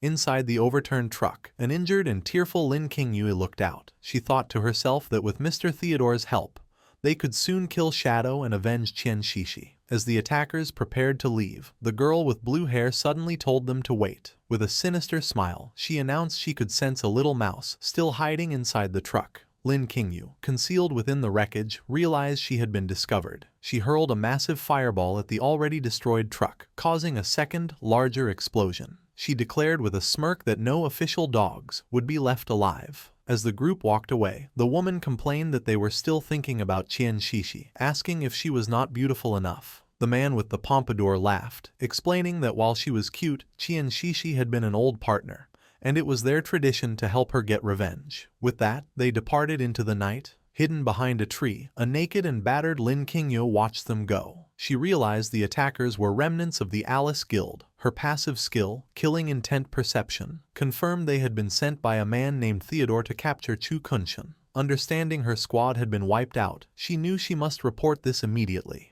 Having left the real world, Shadow had brought Ghost Spirit to the Tower of Divine Authority, located within the ruins of Magic City. He explained to a surprised Ghost Spirit that the NPC guarding the tower was known as Old Mom, but her true name was Queen Vier of the Waning Moon. Shadow elaborated on her tragic past. Vier had witnessed the brutal murder of her son and daughter. The trauma had driven her mad, and she now lived under the delusion that her children were still alive, often giving players impossible quests. He revealed that there was a way to exploit her delusion. If a young man and woman entered the tower together, Viger would mistake them for her long-lost children. This made the challenge significantly easier and improved the rewards. Shadow then instructed a horrified Ghost Spirit that when they entered, she must immediately call the NPC Mom, explaining this was why she had earned her nickname. He told her to focus on that while he handled the rest. Hesitantly, Ghost Spirit agreed, and they walked towards the tower's large glowing doors. Inside, a path of light led them to Viere, who appeared in a starry, ethereal space. With tears of joy she welcomed them, calling them her children and asking if they had returned for the Divine Authority book. Playing along, Shadow confirmed that was why they were there. Addressing her as Mom, Ghost Spirit, embracing her role, began to cry, telling Vier how much she had missed her. Vier was overcome with emotion, saying she had missed her child as well. She explained that while she wanted to give them the book, the rules dictated they must first complete a challenge. She summoned her avatar, a massive level 20 Jade tier entity, and told them they must defeat it. A system notification confirmed they had received Mother's Blessing, boosting all their stats by 20%.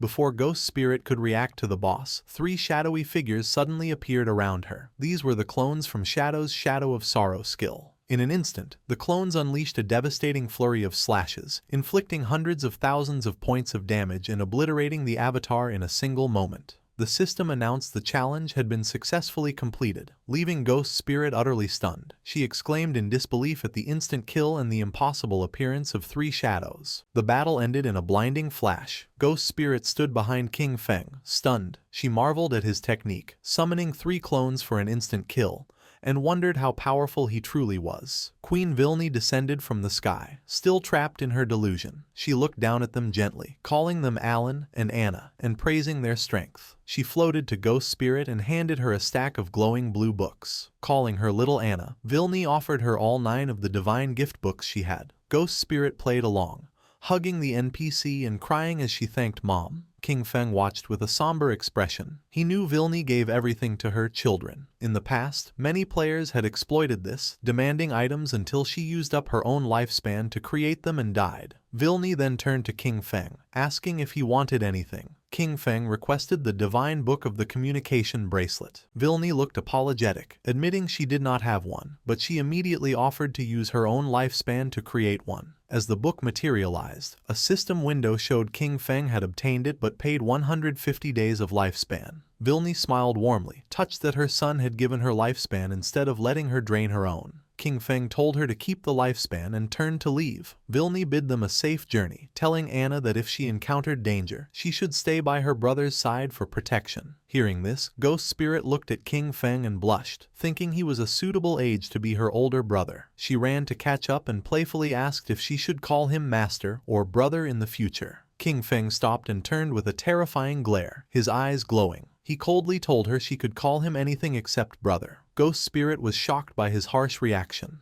As he walked away, she awkwardly agreed, wondering why he had rejected the title and if he had a tragic past connected to the word. Captain Anyu contacted Shadow via voice chat, asking to share his friends list. Shadow was confused, so Anyu explained. A serial killer has appeared in Zhonghai City with 7 victims, and rumors are spreading that Shadow is the killer. She explained the victim's time of death matched Shadow's login times. The killer was meticulous, leading many to suspect him.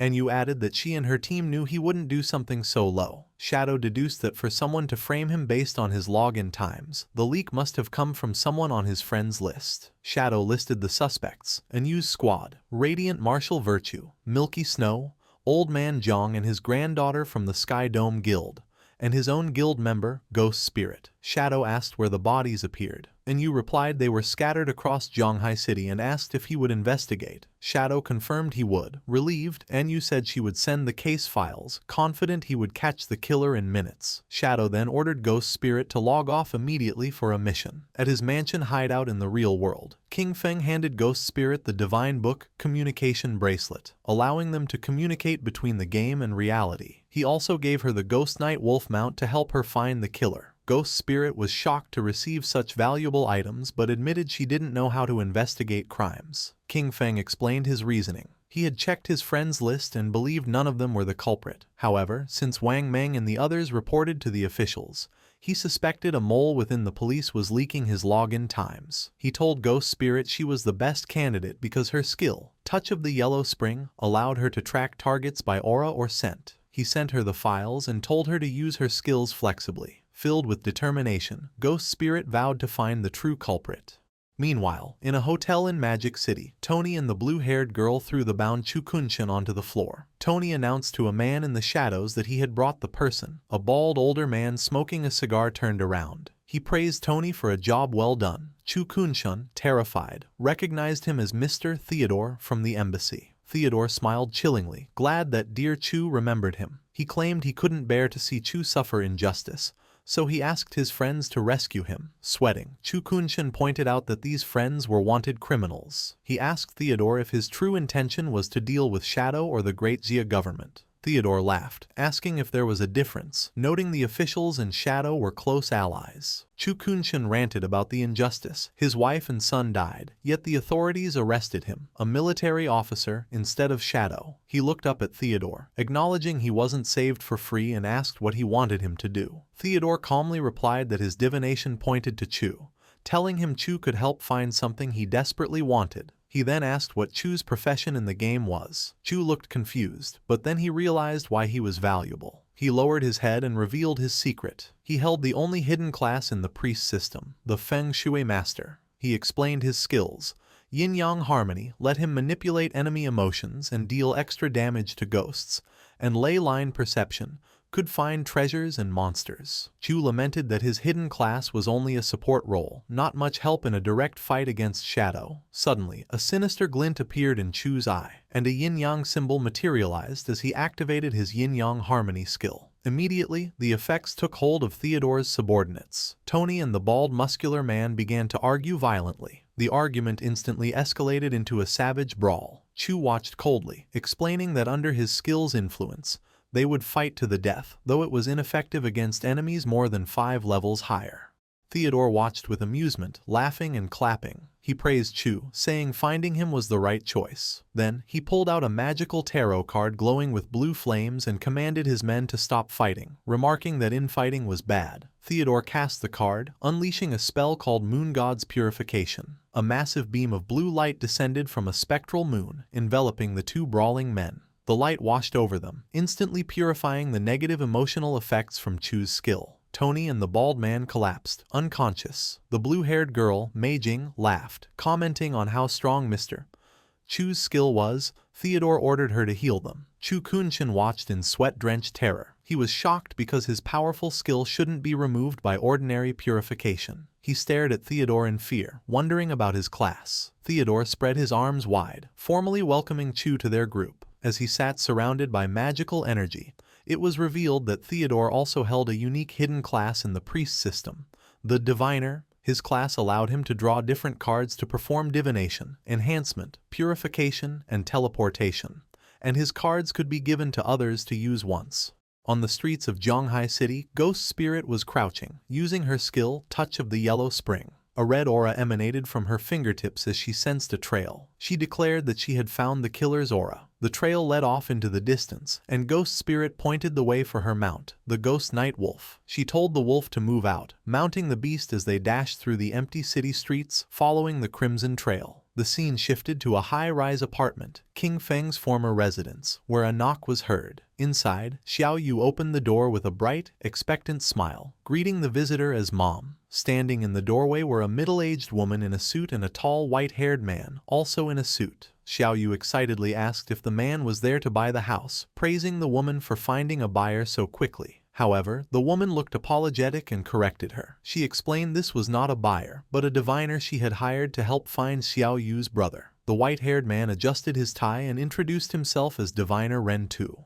Xiao Yu's expression fell. She asked why they needed to divine her brother's location. The woman sadly revealed she would be moving away in a couple of days and could not rest easy leaving Xiao Yu alone. Shocked, Xiao Yu asked why she was suddenly moving. The woman explained that Zhonghai City officials had extracted a platinum-grade hideout, the church sanctuary, and had invited the Mengsha River Guild to move in for safety. The woman pointed to Ren Tu, urging Xiao Yu to accept his help, claiming his divination was very accurate. Ren Tu stepped forward, agreeing. He tried to persuade Xiao Yu, saying that King Feng was reliable and if she begged him properly, he would surely help her. Xiao Yu crossed her arms and angrily rejected the offer. She thanked the woman for her good intentions but declared she did not need it. She bitterly stated that after 19 years, if he had said he did not want her, then that was it. She questioned the point of finding him. Internally, however, Xiao Yu thought she was currently guarding Shadow's hideout and saw him often. She was convinced Shadow would eventually discover her merits and let her join his guild. The woman sighed, resigned to Xiao Yu's stubbornness. She advised Xiao Yu to try the divination anyway, then excused herself to go pack. As she left, Ren Tu remained. He asked Xiao Yu for any items her brother had used for the divination. Xiao Yu snapped at him, repeating that she did not need him to divine anything. Ren Tu ignored her and walked into the apartment, looking around. He mentioned he had heard the siblings had lived together and concluded the house itself was enough of a medium. Xiao Yu followed, demanding to know who had let him in. Ren Tu smiled charmingly and said he felt they had a destiny, so he would perform the divination for free. Without waiting for permission, Ren Tu raised a card that glowed with blue magical energy. He told her she could look at the result.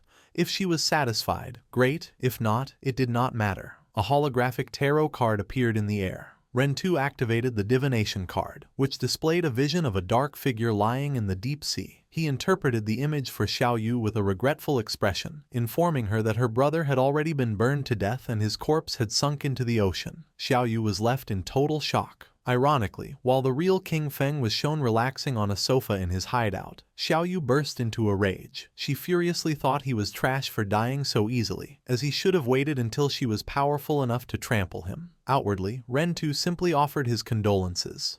Rentu then changed the subject, mentioning he had heard she interacted with Shadow. He claimed his divination had found Shadow's location and asked if she wanted to go with him. Holding a gold card, he explained he could teleport her there immediately. He manipulatively suggested that although her brother was dead, if she recognized Shadow as her new brother, everyone would be happy. Xiaoyu eagerly agreed. Internally, she scoffed that King Feng had gotten off easy by dying, but decided it did not matter because Shadow would surely protect her. As she accepted, Rentu activated a blue magic circle beneath them, and they were transported away. They rematerialized in a dark, dingy room that looked like an abandoned lab. Xiaoyu looked around in confusion, asking where Shadow was. Rentu, looking menacing as he removed his suit jacket, coldly replied that he should be asking her that. Without warning, Rentu struck Xiaoyu with a vicious right hook to the face, causing her to cough up blood. He then grabbed her by the ankle, dangling her upside down and demanding she tell him everything she knew about Shadow. Terrified and crying, Xiaoyu stammered that she did not actually know him. Rentu accused her of lying, reminding her she had claimed to guard his door and see him often. He delivered a brutal punch to her stomach while she hung defenseless, knocking her unconscious. Rentu remarked that she had fainted too easily and was shocked she had not extracted a single ability from the game to protect herself. He dragged the unconscious Xiaoyu across the floor. He spoke on the phone, telling the person on the other end the prey was ready. With sadistic hunger, he asked when he could make his move, complaining that his blade was thirsty. Rentu threw Xiaoyu's limp body onto a metal table. He checked his phone and read a message from his boss forbidding him from killing her without further instructions. Rentu clicked his tongue in disappointment. However, a sinister look returned as his eyes glowed red. He pulled out a scalpel and decided that if he could not kill her, he would just play with her slowly. Meanwhile, in a restroom, Officer Xiaoma noted there had been no news of Shadow logging off for 2 days. He walked out, reasoning that a person's need for food became very high after extracting game stats, making it impossible for Shadow to stay online this long.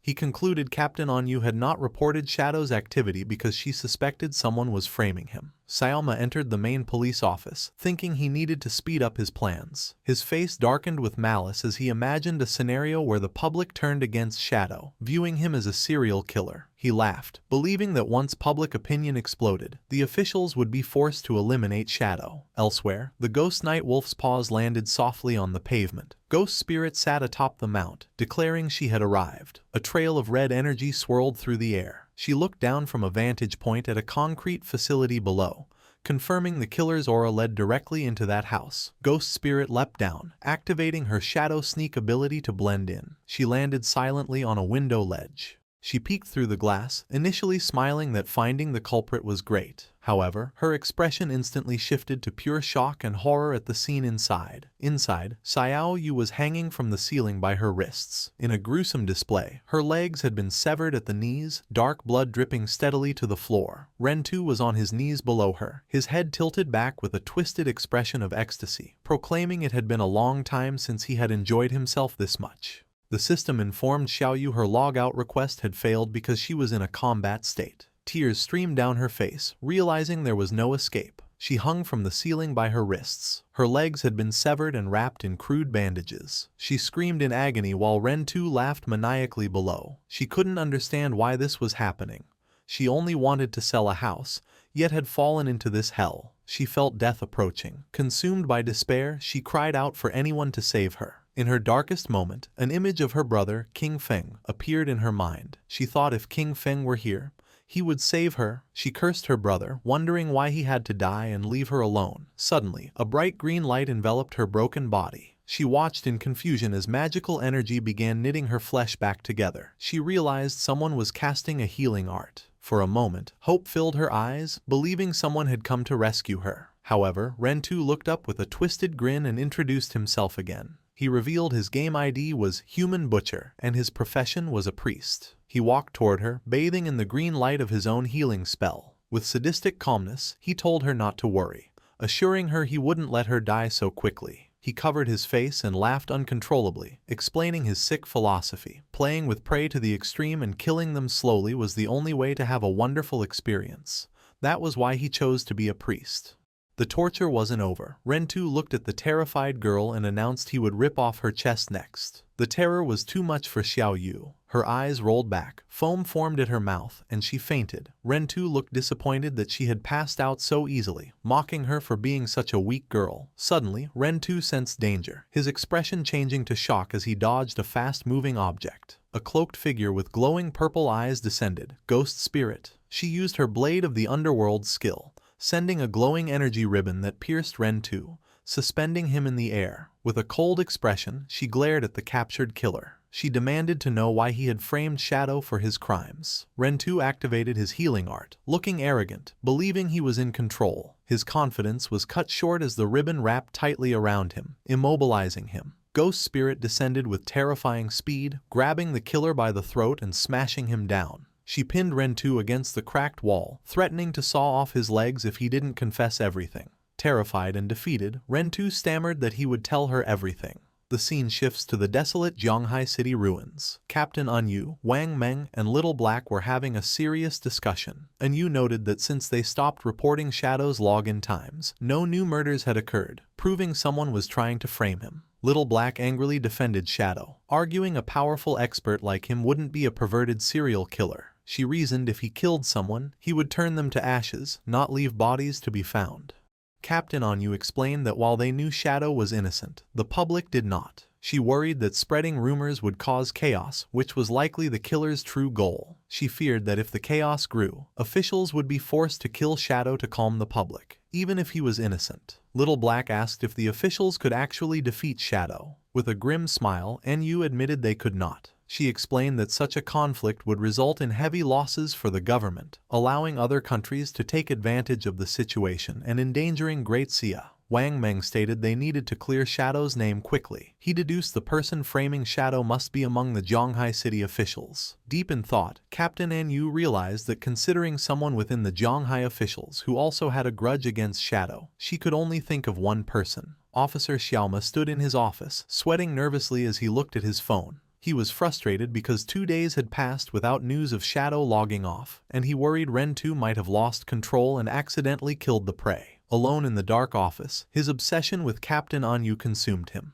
He imagined her face, convinced that as long as Shadow existed, he would never have her. Desperate, he held a glowing card, thinking for Anyu's sake he would become an enemy of all Great Xia. Suddenly, his phone vibrated. He read a message supposedly from Rentu, stating the prey had escaped. The message demanded 3 years of lifespan to extract a tracking skill and provided an address for Xiaoma to deliver the payment. Furious his subordinate failed such a simple task, Xiaoma clenched his phone. He realized that if this plot was exposed, he would be ruined, so he had no choice but to go and fix the mess himself. He drove to an abandoned industrial facility under a gloomy sky. Entering the dark warehouse, Xiaoma called out for the human butcher, angrily asking why he let the prey escape. However, he stopped, his expression turning to pure shock. He looked up to see a terrifying sight. Xiaoyu was hanging from the ceiling, but next to her, his own hitman, Rentu, was also bound and unconscious. Before Xiaoma could react, a beam of purple energy shot from the darkness.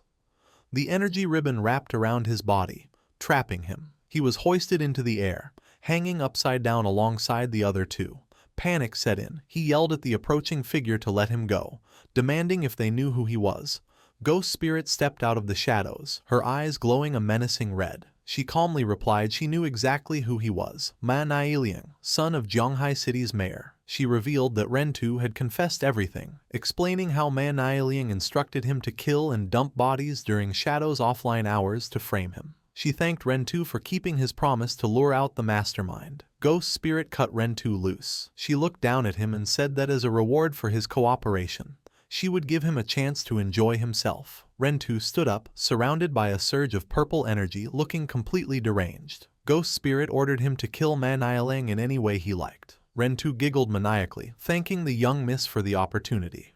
Ghost Spirit ordered the brainwashed Rentu to kill Manhwa using his favorite method. Rentu, completely under her control, agreed with a maniacal laugh, telling Manhwa to stop struggling. Manhwa screamed, but Rentu lunged forward with a scalpel. The human butcher mockingly apologized to Boss Ma, claiming he had no other choice. Manhwa looked up in terror as the blade aimed for his throat. However, Manhwa was prepared. Just before the blade connected, he activated a golden card. A shockwave erupted, pushing Rentu back and allowing Manhwa to roll to safety. A massive explosion of fire and energy engulfed Rentu. Ghost Spirit watched calmly as the blast lit up the warehouse. When the smoke cleared, Rentu lay dead, his body transforming into lifespan orbs. Manhwa stood panting, glaring at Ghost Spirit, realizing she must be Shadow's disciple. Furious, Manhwa slapped a glowing golden card onto his forehead. The card, imbued with the power of the Sun God, granted him a massive agility boost for 2 minutes. A golden crossbow appeared in his hand as he declared he would kill both Shadow and his disciple. Moving with incredible speed, Manhwa leapt through the air, firing multiple energy arrows at Ghost Spirit. She calmly dodged the barrage, weaving through the explosions.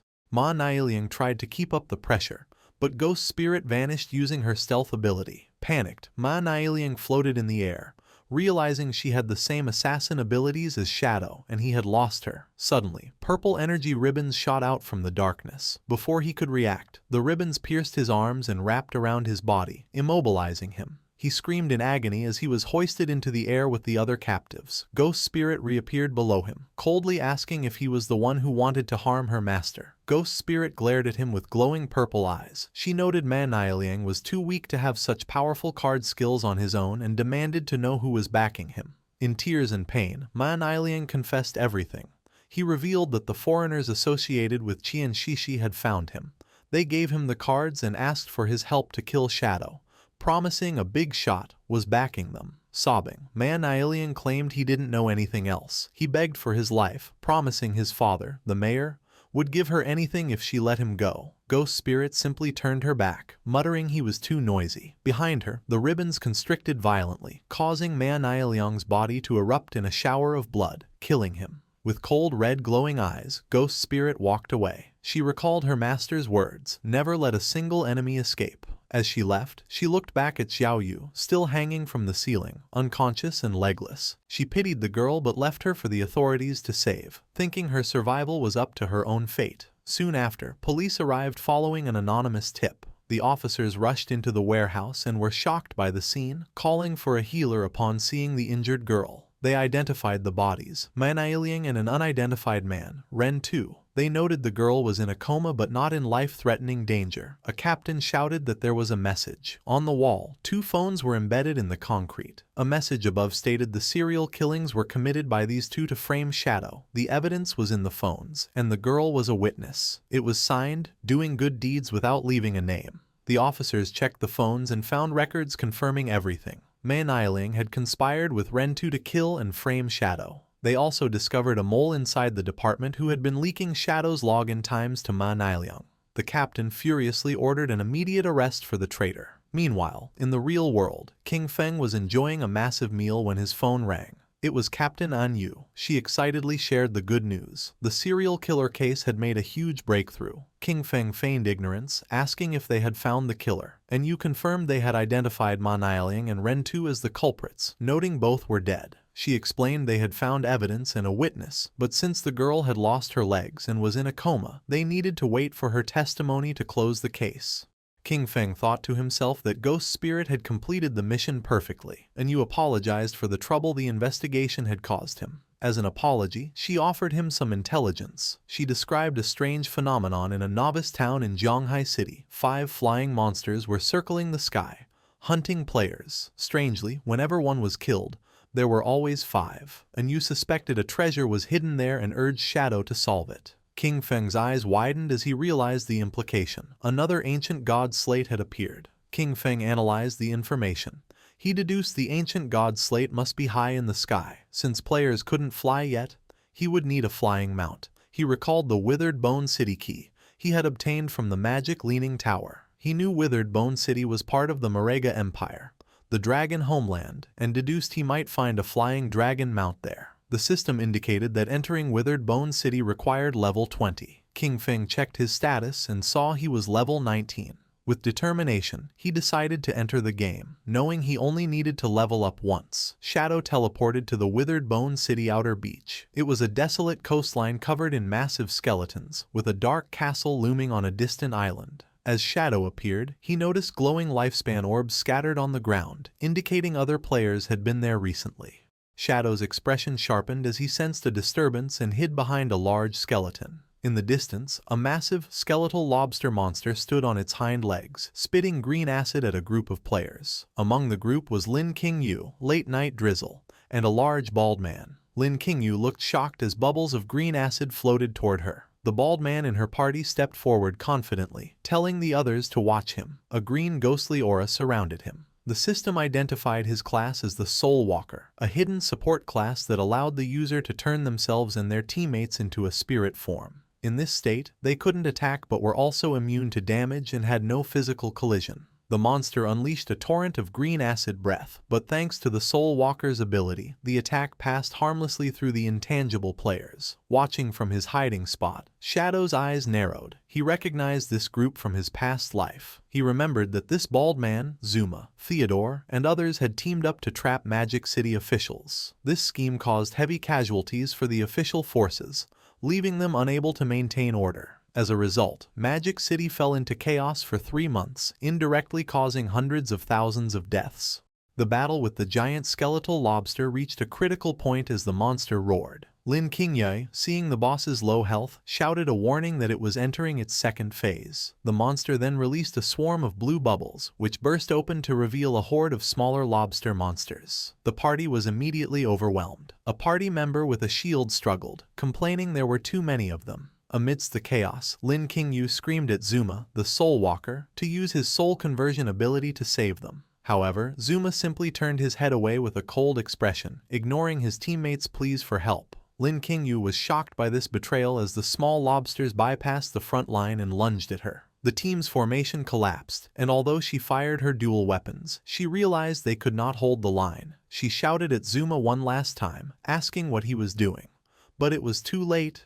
The massive boss and its minions lunged at her as she fell. Terrified, she looked up as the monster prepared to devour her. Just as the monster struck, a blur of blue energy slashed through the air, cutting the creature into pieces. Shadow had entered the fray, moving with blinding speed as he unleashed a skill that instantly sliced through the swarm of small lobsters. He leaped over the stunned Lin Qingyu and landed with a devastating area of effect attack, a swirling vortex of dark energy that annihilated the remaining enemies. A system window appeared, confirming Shadow had killed the Jade-grade lobster boss and obtained a massive amount of experience, evolution points, and over 9 years of lifespan. As Shadow stood amidst the loot, Zuma looked on in total shock, realizing the famous Shadow had appeared. The confrontation took a violent turn. Shadow appeared instantly in front of the bald man, Zuma, glaring with intense killing intent. Before anyone could react, Shadow unleashed a swift strike, chopping off Zuma's head in a single motion. As the headless body collapsed, a system notification confirmed Zuma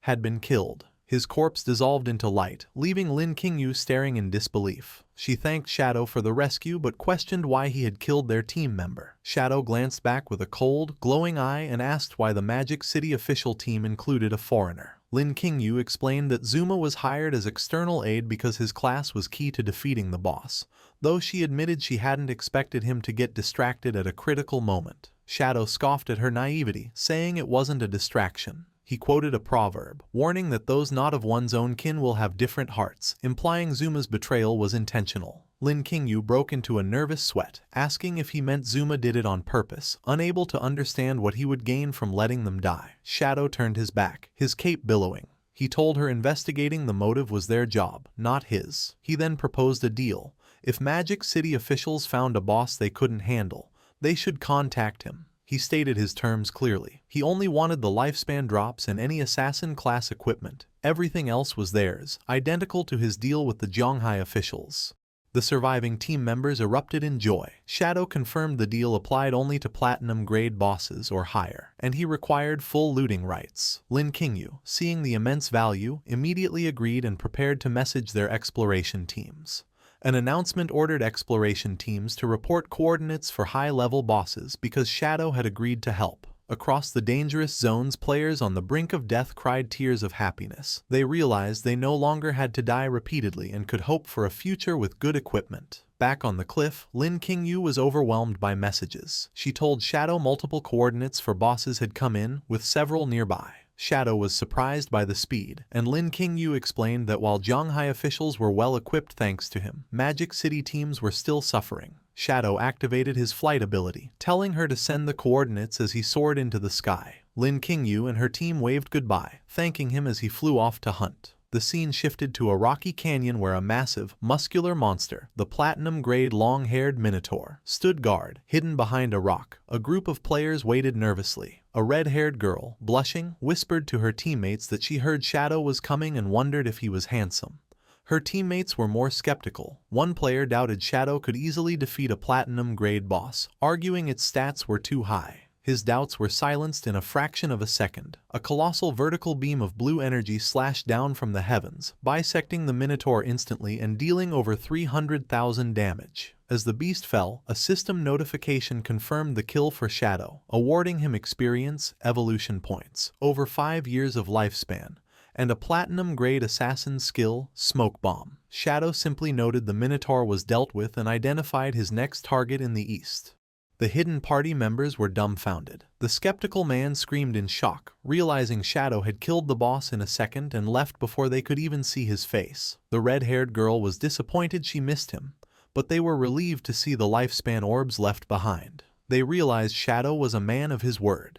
He had taken the lifespan but left all non-assassin equipment. The scene shifted to another location. Without warning, massive white spikes erupted from the earth, sending a group of players flying. A terrifying jade-grade boss, the noble's eldest son, Traitor Lulu, in dark lava armor, emerged with a giant flaming sword. A player shouted in panic, realizing they had underestimated the perception range of a jade boss. The giant knight swung its flaming sword down at a terrified player. The player froze, thinking his life was over. Just before the blade could crush him, a streak of purple energy sliced through the air, chopping the boss's arm clean off. The player watched in shock as the massive arm and sword flew away. Shadow descended from the sky, unleashing his Shadow of Sorrow skill. 4 shadow clones appeared, surrounding the boss. In a blur of motion, they struck, dealing massive damage. The system confirmed the kill, awarding Shadow experience, evolution points, over 10 years of lifespan, and a jade-grade skill, Merge into Darkness. The rescued players watched in awe, unable to comprehend that each shadow dealt over 300,000 damage. They questioned if they were even playing the same game as him.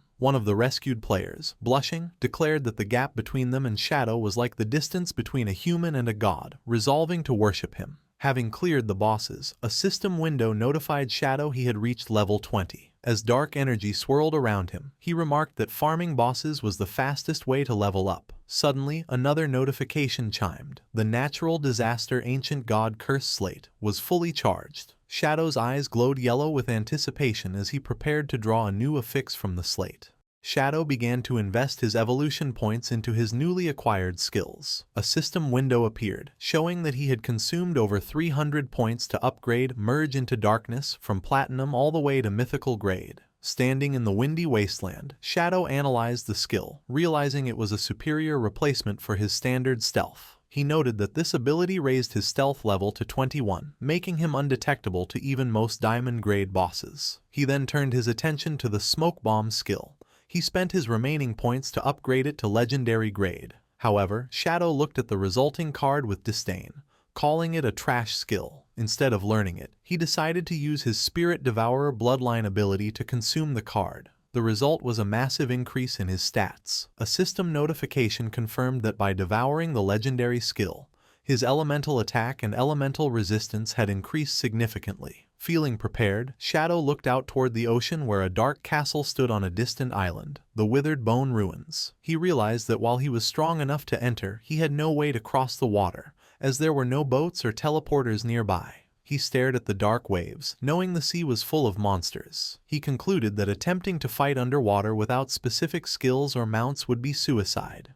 Seeking a path, Shadow opened his map. He noticed a strange icon indicating a locked door located right on the shoreline. Curious about this anomaly, he transformed into a streak of shadow and dashed toward the location. He arrived at a cave entrance blocked by a massive ornate stone gate. As he approached, a glowing chain appeared over the door. The system informed him the door was locked and asked if he wanted to use the Withered Bone City key. Shadow was surprised, realizing the golden key he had obtained earlier, likely from the Magic Leaning Tower trade, was the specific item needed here. He pulled the glowing key from his inventory. As the heavy doors groaned open, Shadow stepped forward, though he wondered aloud how a door on this side of the coast could possibly lead to the ruins on the other side of the sea. Shadow stepped through the glowing gate, his form blurring as he activated his speed. He noticed the path descended sharply and realized with surprise that he was heading deep underground. As he traveled through the dark, rocky corridor, he deduced the tunnel's purpose. It traveled beneath the ocean floor to connect the mainland coast directly to the isolated island. Shadow continued through the long subterranean passage until he finally saw the exit ahead.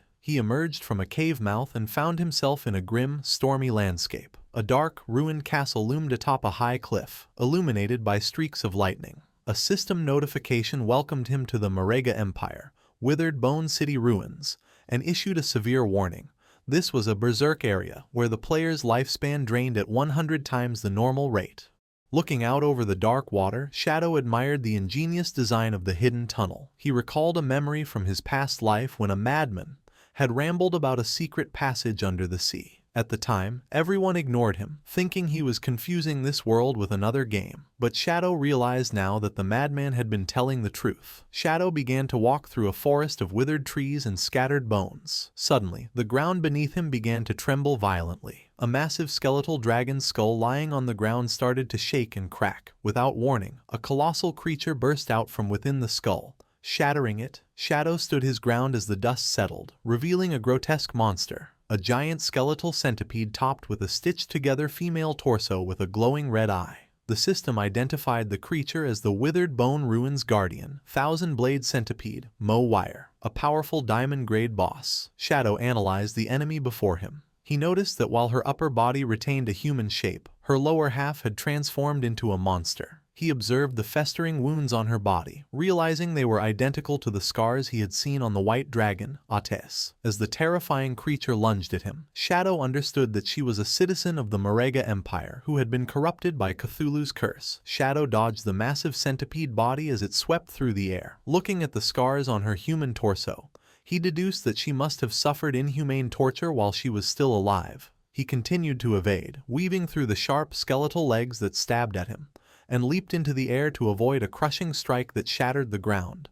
Launching his counterattack, Shadow activated his skills. He summoned his shadow clones and used a technique called Blessing of Release to inflict massive additional damage. In a flash of purple energy, he and his clones unleashed a synchronized shadow flash slash, striking the boss 4 times instantly. The blade slashed across the monster's neck. Shadow's eyes glowed as the system indicated his skill cooldowns had instantly reset.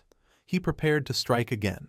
He unleashed the Blessing of Release once more, surrounding Mo Wire with a chaotic aura of red energy. The 4 shadows coordinated a final, devastating formation attack, slicing through the boss from all angles with beams of purple light. Mo Wire's monstrous body was sliced into pieces, exploding in a burst of magical fire as Shadow landed safely on the ground. A system notification appeared, confirming he had killed the Diamond-Grade Guardian, Mo Wire. He gained a massive amount of experience, evolution points, over 10 years of tradable lifespan, and multiple items. Shadow looked down solemnly and told her to rest in peace. As she died, the monster faded away, briefly revealing the spirit of the beautiful woman she once was. She smiled peacefully, finally free from the curse, before dissolving into glowing orbs of lifespan.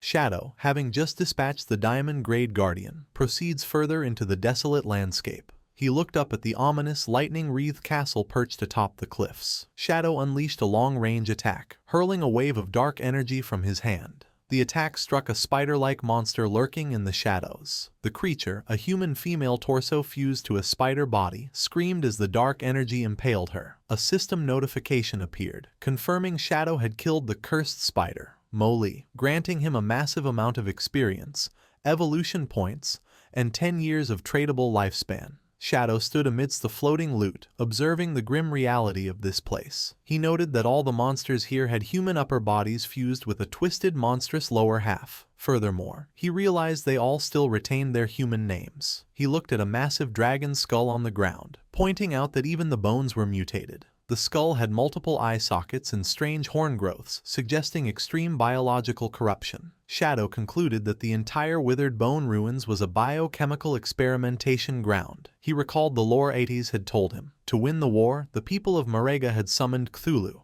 an ancient sea god who cursed the city. This curse twisted everyone, transforming the entire population into monsters. As Shadow walked deeper, he sensed the curse becoming thicker and more intense the closer he got to the city center. Suddenly, a massive object plummeted from the sky. A giant, rock-skinned golem crashed into the ground in front of him, blocking his path. The system identified the enemy as the Royal City Guard Commander, Ma Ren, a level 25 platinum-grade boss. The golem glowed with internal magma-like energy. Shadow looked up at the towering giant but was unimpressed, questioning why a Royal Guard Commander was just a low-level platinum-grade boss. The Guard Commander raised its massive stone arm, glowing with red energy. It slammed its fist into the ground with earth-shattering force, but Shadow easily evaded the attack, leaping aside as the ground cracked beneath the impact. The battle began as Shadow unleashed his Shadow Blade, striking the stone golem with a powerful slash. However, as the damage numbers popped up, a strange bounce effect triggered. Shadow was shocked to feel pain as the exact damage he had dealt was instantly reflected back onto his own body. Shadow landed on the ground, realizing the danger. He identified the ability as damage reflection. Staring at the glowing red eyes of the Royal City Guard Commander, Shadow analyzed that this boss had 10 times the health of a normal platinum boss and a terrifying 100% damage reflection attribute. He noted grimly that if he hadn't had his black light shield active, that single exchange would have killed him. He realized he could not be careless in such a dangerous land.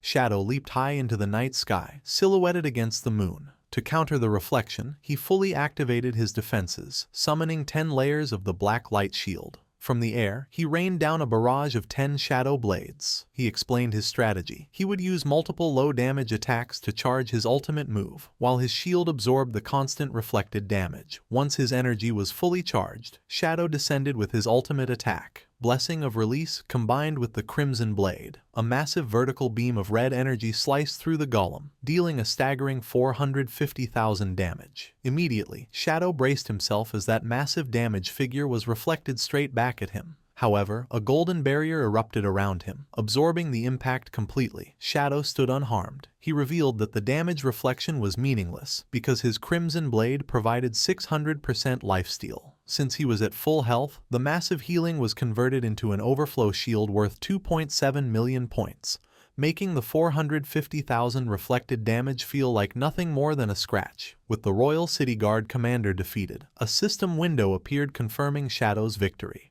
He received a massive amount of experience, evolution points, and over 14 years of lifespan. However, the message contained a warning. The commander's death had alerted every guard within the city. Shadow paused, confused by the sudden shift in the atmosphere. High on a cliff, a monstrous sentry blew into a large horn, sending green sound waves rippling through the air to signal the alarm. Immediately, the ruins came alive. Monstrous figures began to descend from the cliffs in droves.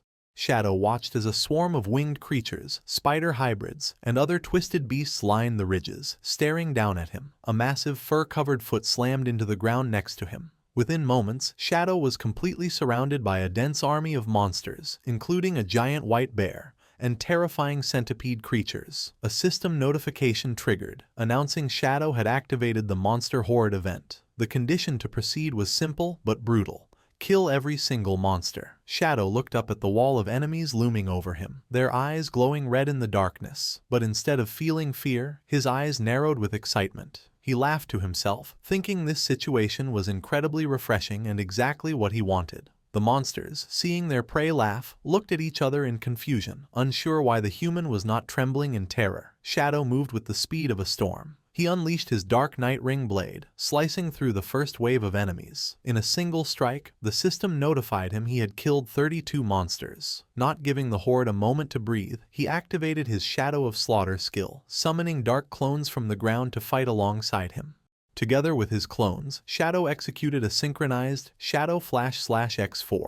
The burst of purple energy decimated the monster ranks, instantly raising his kill count to 165. The chaotic energy beams sliced through everything in their path, dismembering lion men, shark hybrids, and other twisted creatures. Shadow continued his relentless assault, descending with another Dark Night Ring Blade X4 attack. His dark magic swept through the battlefield, and with every swing, the kill count climbed higher, reaching 518. The battle turned into a one-sided massacre. System notifications flooded his vision as the death toll rose exponentially, jumping from 600 to over 2,000 in seconds. As the fight raged on, the kill count soared past 8,000. The entire battlefield was illuminated by thousands of glowing orbs of lifespan from the fallen army. Finally, silence returned. Shadow stood with his eyes glowing purple, having killed a total of 10,086 monsters. A system window confirmed that he had killed all the monsters, and the road to the Withered Bone City Ruins core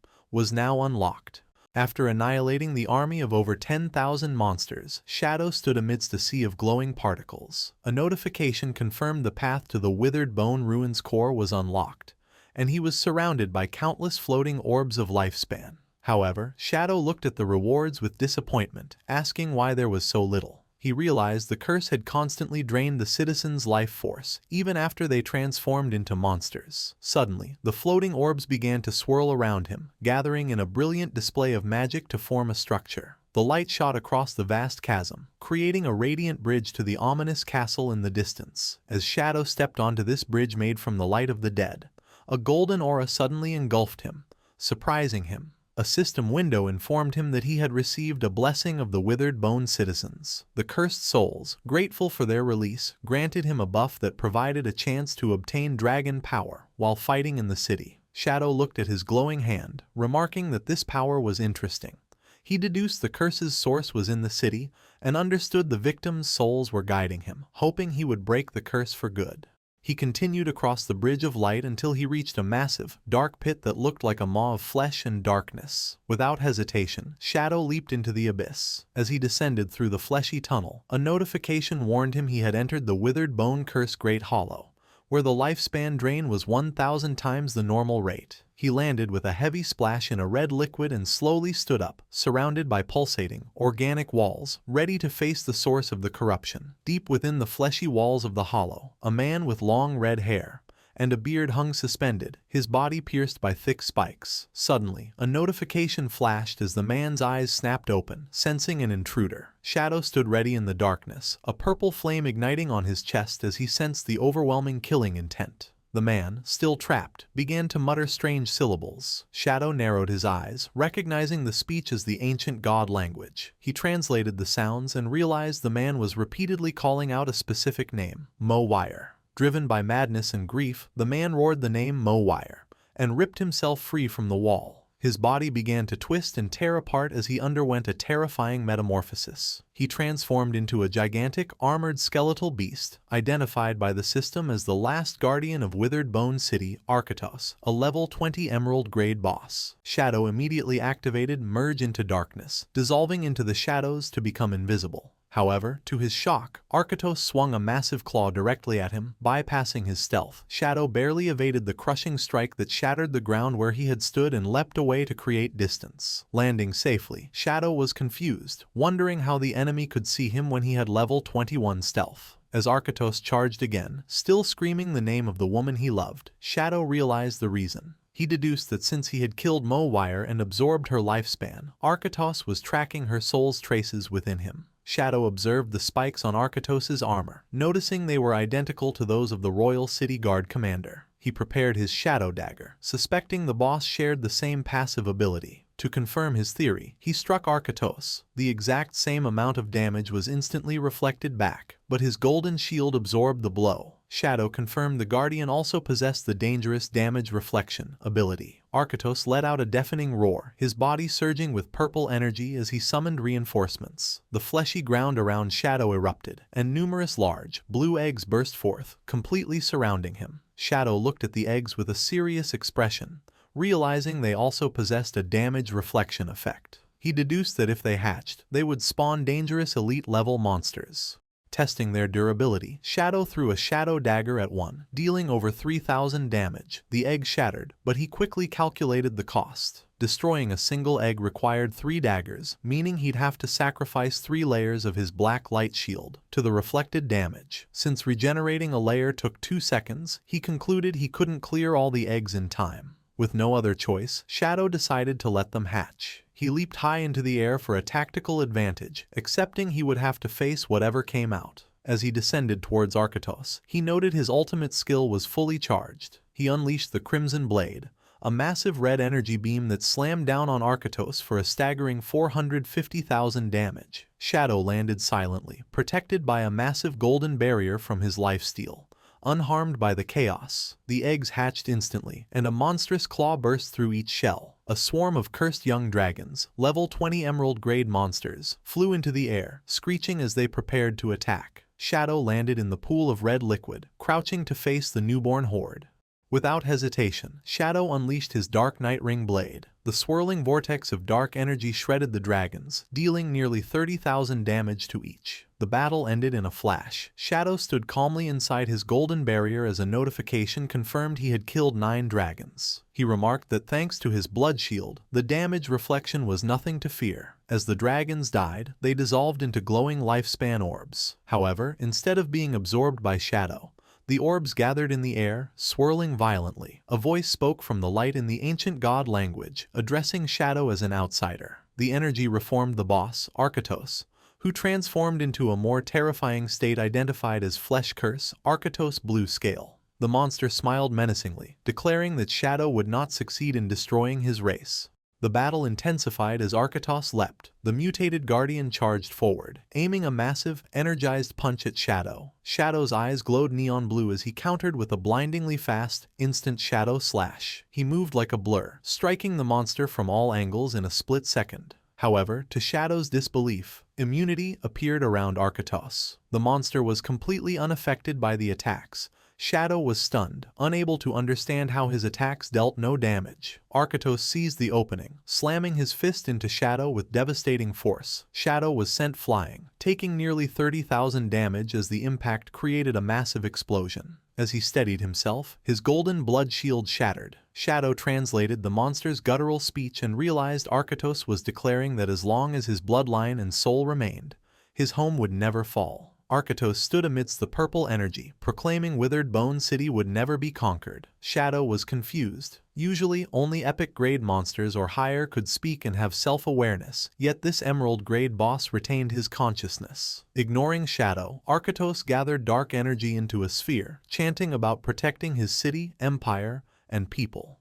The Guardian unleashed his Demon Dragon Cannon, a vertical beam of destructive energy. Shadow reacted instantly, leaping high to dodge the blast. He landed and countered with a Shadow Blade, but again, the attack was ineffective. Arkatos walked through it, completely immune. Shadow cursed, realizing he desperately needed to break the monster's invulnerability shield. Arkatos unleashed a new technique. A grotesque ribcage of raw flesh materialized, trapping Shadow inside. The system identified it as the Flesh Prison, and a countdown began, showing Shadow's lifespan draining away by the year. Shadow broke into a cold sweat, realizing Arkatos was siphoning his life force.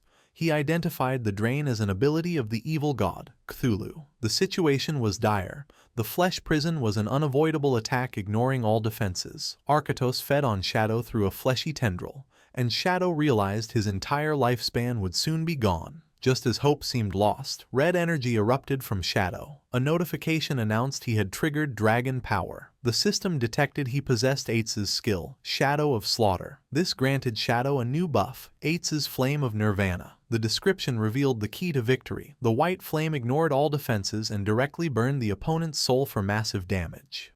Shadow's eyes glowed with orange dragon fire as he realized this was the true power of the dragon race. He counterattacked with the enhanced Dragon Shadow of Slaughter. His clones materialized, wreathed in holy fire, and descended on the monster. He followed up with a Dragon Instant Shadow Slash, cutting through the air with blinding speed. Arkatos' immunity was shattered. The attacks connected, dealing tens of thousands of damage and inflicting a severe burn. Arkatos screamed as the white flames consumed him. In his final moments, he begged Cthulhu for strength, crying that he couldn't die because he had to preserve the dragon race. Shadow stood calmly, the spirit of Eitz's manifesting behind him. He told the dying guardian the truth. His actions weren't protection. By summoning Cthulhu, he doomed his people to an eternal curse. With a cold glare, Shadow told him to feel the flame of Nirvana and let it cleanse his sins. Shadow delivered the final blow with a dragon Crimson Blade, a colossal beam of red energy dealing nearly 500,000 damage. The last guardian was incinerated. A system window confirmed the kill, awarding Shadow 1 million experience points, 120 evolution points,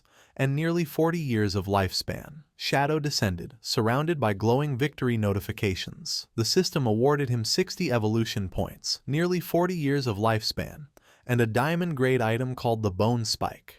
As the dragon power buff faded, Shadow analyzed the rewards. The 1 million experience points proved the city's monsters had funneled resources to Arkatos. However, the lifespan reward was suspiciously low at 39.8 years. Shadow suspected most of the lifespan had been stolen by the evil god, Cthulhu. Suddenly, a grotesque chest emerged from the red liquid on the ground. A system message informed Shadow that using dragon power had unlocked a hidden reward. The chest opened, revealing 2 glowing golden items, a withered bone rune and an epic grade Mount Bell. Shadow inspected the rune, a key to the tomb of the withered bone god. He noted that 3 runes would grant him entry to the secret ruin. Next, he held the golden bell, intrigued by the epic grade mount item, and decided to see what it would summon. Activating the item, a massive winged skeletal dragon materialized. The system identified it as King of Scavengers, Osiris, a level 20 epic grade entity, now soulbound to Shadow. Osiris was a former guardian, now a flying mount and combat pet that could summon smaller bone dragons. To Shadow's surprise, the dragon spoke intelligently. Osiris looked down, asking in shock if Shadow was the one who purged the city and killed Arkatos. Shadow calmly confirmed the deed and asked the dragon if it knew the truth about the cursed place. Osiris recounted the city's tragic history. It was an old guardian who died long ago but was resurrected by necromancy to fight in the war between the Marega Empire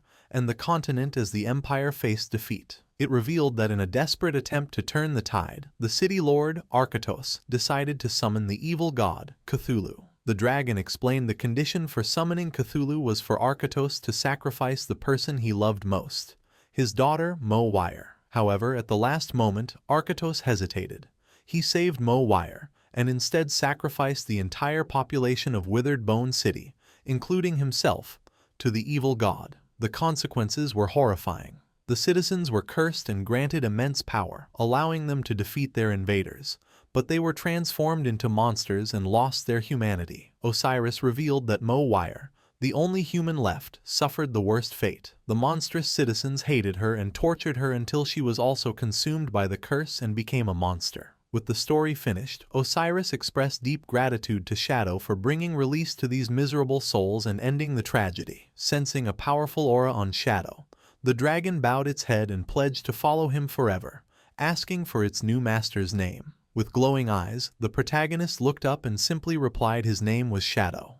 The massive skeletal dragon, Osiris, lowered its wings and head in submission, pledging its loyalty to Shadow and declaring him its master from this day forward. However, as Shadow inspected his new prize, he noted that for an epic grade mount, the dragon's attributes were somewhat strange. He pointed out that a level 20 epic boss should typically have at least 10 million health points, yet the interface showed Osiris had only a little over 100,000. Shadow deduced that this weakness was likely due to the nature of its resurrection. Since Osiris died long ago and its power dissipated over time, this forcibly awakened skeletal body retained only a fraction of its original strength. Reviewing the dragon's offensive skills, such as summoning bone shields and firing spikes, Shadow found them mediocre. However, he was pleased with its ability to summon 12 Jade-grade winged dragons, realizing they would provide him with excellent aerial vision. The true value of the mount was revealed in its mobility. Shadow noted that because the dragon's body was made of lightweight bone, its flight speed was incredible, reaching 360% speed, or roughly 450 meters per second, which broke the sound barrier. Shadow concluded that despite the mount's lack of combat power, the supersonic travel speed alone made it a satisfying acquisition. Just then, a system window appeared, notifying Shadow that he had met the conditions for a class advancement. He was surprised, realizing that the massive experience gained from clearing the Withered Bone ruins, over 1 million points, was enough to trigger the upgrade immediately. With a determined look, he activated the advancement. A vortex of dark energy began to swirl around him, and magical runes manifested in the air as the energy intensified. Shadow stood within the chaos, his eyes glowing with power, as a red ring of energy formed around him. The system confirmed the success. His Shadow class had advanced from Tier 2 to Tier 3. His attributes skyrocketed, with his strength and constitution doubling from 27 to 54, his spirit doubling to 90, and his agility jumping significantly to 144. Along with the stat boost, Shadow obtained a new class passive skill called Shadow Arc. The description revealed a powerful mechanic. Any damage, negative status, or stealth removal he suffered while invisible would be delayed by 1 second. Within that 1 second window, he could perform actions to negate the damage or the status effect completely. Shadow looked at his hand and laughed confidently, realizing that as long as his reaction time was fast enough, this skill would allow him to nullify almost any attack while he was in stealth. Shadow reflected on his new class advancement with deep satisfaction. He was certain that in his past life, no player with the Shadow class had ever survived the third advancement. Otherwise, the power of the Shadow Arc skill would have been famous for drastically lowering death rates. He reasoned that while a 1 second window for reaction seemed short, high-level players possessed incredible reaction speeds, making it more than enough time to cast multiple skills and turn the tide of battle. Moving on to his rewards, Shadow manifested a glowing red energy in his hand, revealing a diamond-grade weapon he also obtained. The system window identified it as the Spike of the Skeleton, a powerful dagger that significantly boosted physical and elemental attacks, along with a unique effect that broke the enemy's defense and resistance. Shadow equipped the weapon immediately, noting that between the class upgrade and this new gear, his power had increased massively. Ready to leave the ruins, the skeletal dragon Osiris leaped into action, and Shadow landed gracefully on its head. He decided to test his stealth capabilities with the mount and activated Merge into Darkness. As dark energy surged around them, Shadow was shocked to discover that the dragon's stealth level was actually level 21, which was higher than his own current level. Impressed, Shadow commanded the dragon to take off so he could witness its speed firsthand.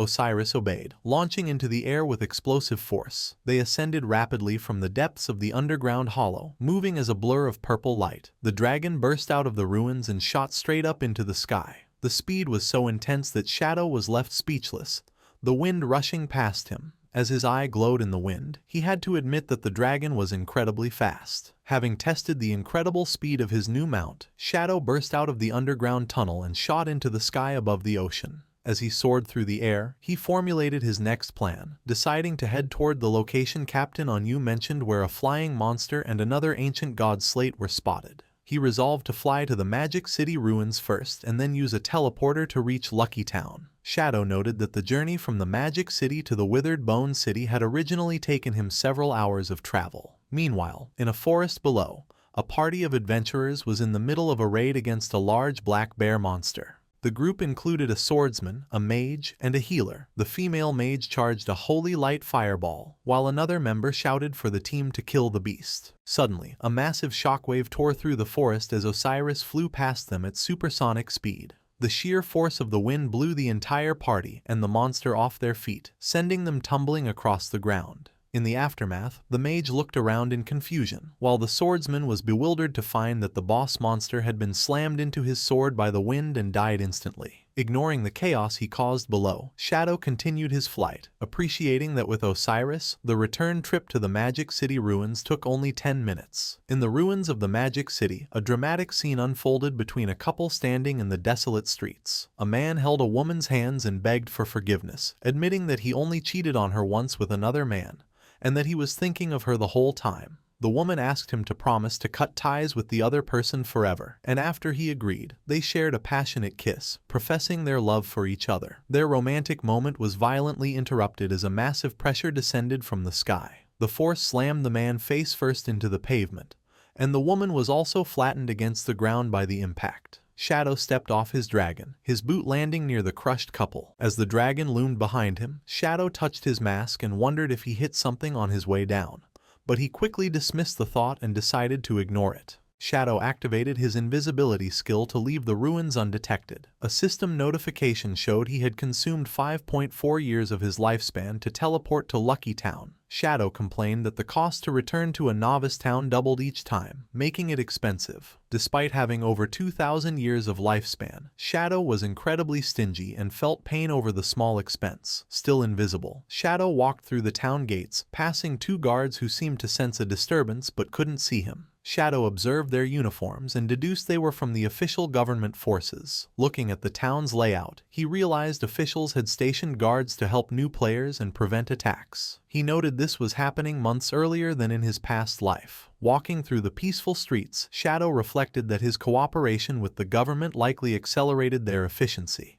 He noticed that even elderly players were surviving well in this protected environment. He passed a heartwarming scene of an old man and woman sitting on a bench, acting like a couple in love. Suddenly, Shadow was startled by a desperate cry for help. At the town gate, a massive black insect monster had seized a player. The two official guards Shadow passed earlier sprang into action. The female guard cast a spell from her magic book, creating a holy shield around the player that blocked the monster's attack. The male guard charged forward, cursing the monster, and executed a powerful leap slash, striking the creature for over 1,600 damage.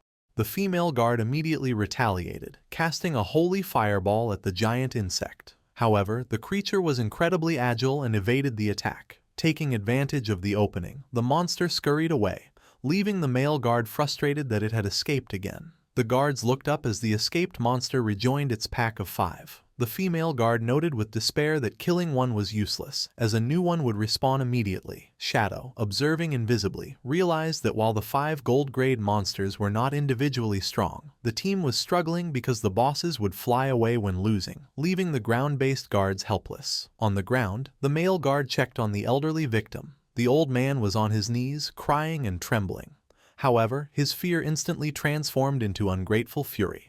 He screamed at the guards, calling them useless. Sitting in the dirt, the old man continued to berate his rescuers. He complained that these flying monsters had been blocking the town for days, making it impossible to hunt. He accused the guards of failing to care for the elderly and threatened to file a complaint. The female guard, stressed and confused, tried to calm him by explaining that Shadow was arriving. The male guard, losing patience, told the old man to show some respect. The mention of Shadow only agitated the crowd. The old man and the onlookers began to shout, asking where Shadow was. They mocked him, saying, "Big shots are always too busy and he was taking too long just to kill a few bosses." The increasingly hostile mob yelled that if Shadow was so powerful, he should be helping them. A bald old man shouted that he was waiting for his son to farm Lifespan and Shadow was wasting their time.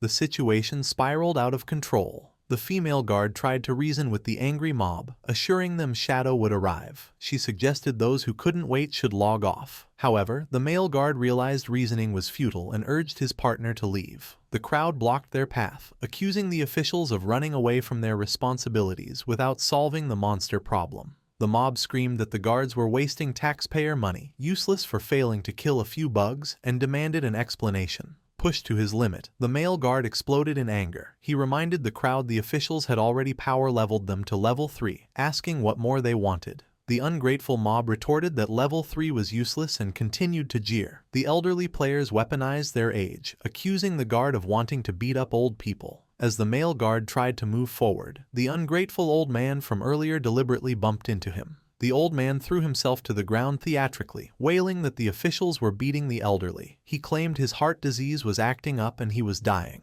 The male guard looked down in panic, insisting he didn't touch him. The mob seized this opportunity, surrounding the guards and daring the officials to beat them to death. They claimed their old lives were worthless and accused the government of not only failing to help but actively hurting them.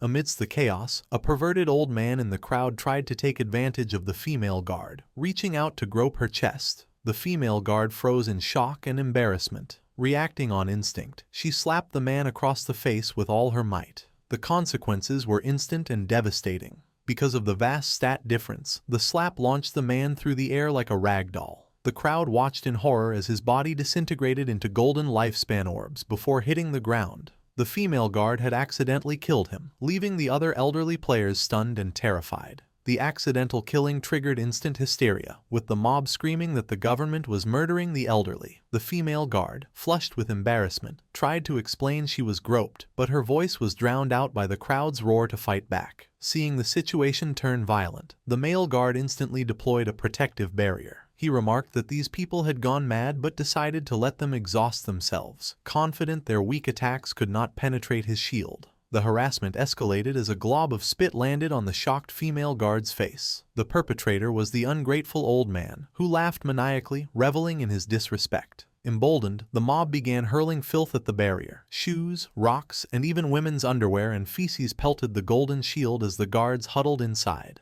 Suddenly, a terrifying presence descended. Shadow materialized on his skeletal dragon Osiris behind the riotous crowd. A heavy silence fell as the massive dragon loomed over them. Shadow and his dragon glared down with glowing eyes, radiating an aura of death. Without a word, a massive gust of wind erupted from the dragon. The force was catastrophic. The elderly players were blasted away like leaves in a storm, unable to resist. Their bodies were flung violently against the surrounding trees with bone-crushing force. Silence returned to the forest. The two guards stood safe within their barrier, looking out in disbelief. Where the angry mob once stood, only dozens of golden lifespan orbs remained, indicating Shadow had instantly wiped out the entire group. High above the town, Shadow and his skeletal dragon, Osiris, soared into a swirling orange vortex. Shadow spotted his targets, 5 winged insect monsters flying in formation, linked by magical energy to a floating stone tablet. Recognizing the object, Shadow commanded his dragon to give chase. From the ground, the 2 official guards watched in awe as the massive dragon pursued the monsters against a red, eclipse-like sun. Shadow stood firm on the dragon's head as dark purple energy surged, preparing for an aerial strike. The 5 insects frantically tried to escape with the slate, but they were no match for the dragon's speed. Shadow's eyes glowed with intense purple light as he locked onto his prey.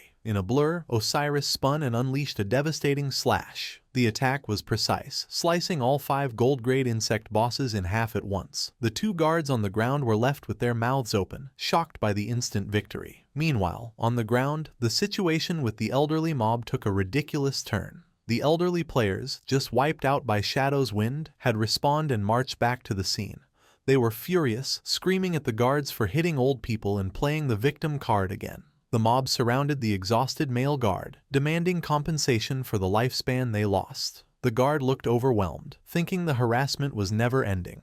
Suddenly, a shadow fell over the group. The guard looked up to see the massive corpses of the 5 insect bosses plummeting from the sky directly above them. Before the mob could react, the giant carcasses crashed down with bone-crushing force. The impact flattened the elderly players, killing them a second time and turning them back into lifespan orbs. The stone slate landed upright in the dirt, surrounded by the glowing orbs of the twice-deceased old man and his companions. Osiris landed gracefully next to the loot. Shadow looked around, genuinely confused. He wondered why there was so much loot when he had only killed 5 bosses, unaware he had accidentally farmed the annoying mob. The ungrateful old man, just crushed by a falling monster corpse, crawled on the ground. Instead of being thankful, he pointed an accusing finger at Shadow, screaming about the danger of falling objects and demanding to know if any law was left in this world. Shadow ignored the ranting and crouched to pick up the slate. However, the old man stood up and confronted him. He yelled that he was speaking to him and demanded respect, using the excuse that he had eaten more salt than Shadow had eaten rice to justify his arrogance. As Shadow reached for the slate, the old man grabbed the other end, trying to snatch it away.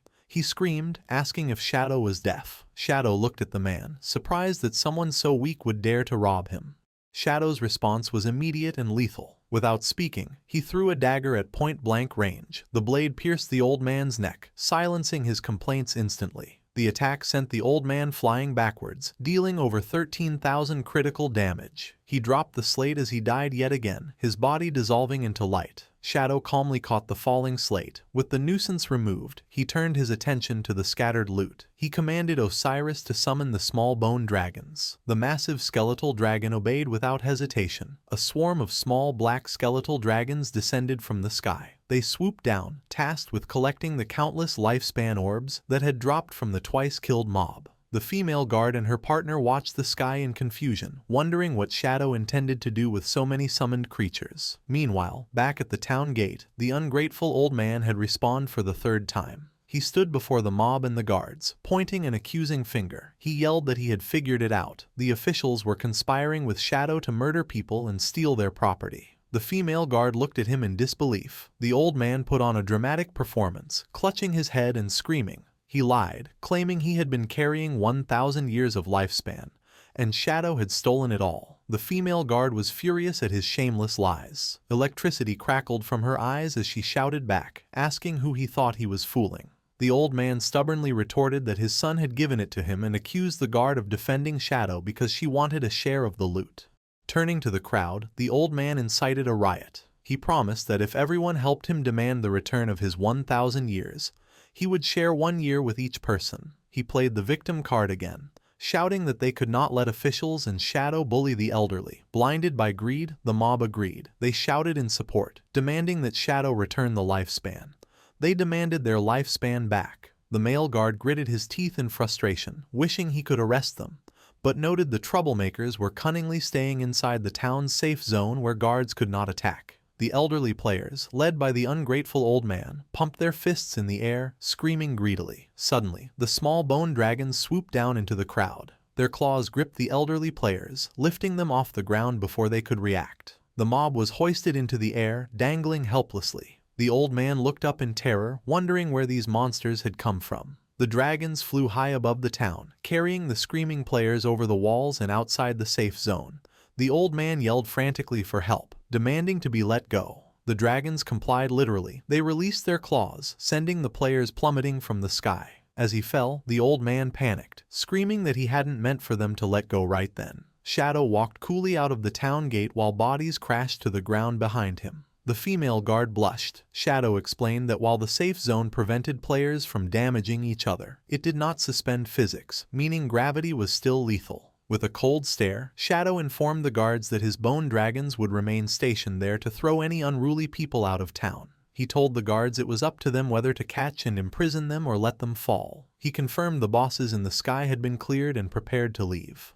The male guard called out, pointing out that Shadow had not collected the scattered loot. As his body dissolved to teleport away, Shadow simply told them to keep it as a gift, leaving the guards stunned. The male guard was in awe of Shadow's generosity. He looked at the ground covered in glowing lifespan orbs, marveling that the expert had left behind so much treasure. He turned to his partner, the female guard, calling her Electric Fox, and invited her to help him collect the loot. However, the female guard was completely distracted. She stood frozen with a dreamy expression. The male guard looked at her with a mix of confusion and disgust, asking what she was doing. Completely infatuated, she clasped her hands together and declared that her heart had left along with Shadow. To snap her out of it, the male guard tossed a lifespan orb at her. It struck her on the forehead with a solid impact. She cried out in pain and anger. The male guard scolded her to stop daydreaming. He brutally reminded her that a big shot like Shadow would never look at a minor character like her, saying she was a toad wishing to eat swan meat. Triggered by the insult, the female guard lashed out, shouting that he was the toad.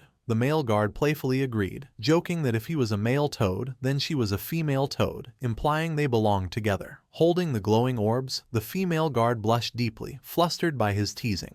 The skeletal dragons continued to drop screaming elderly players from the sky.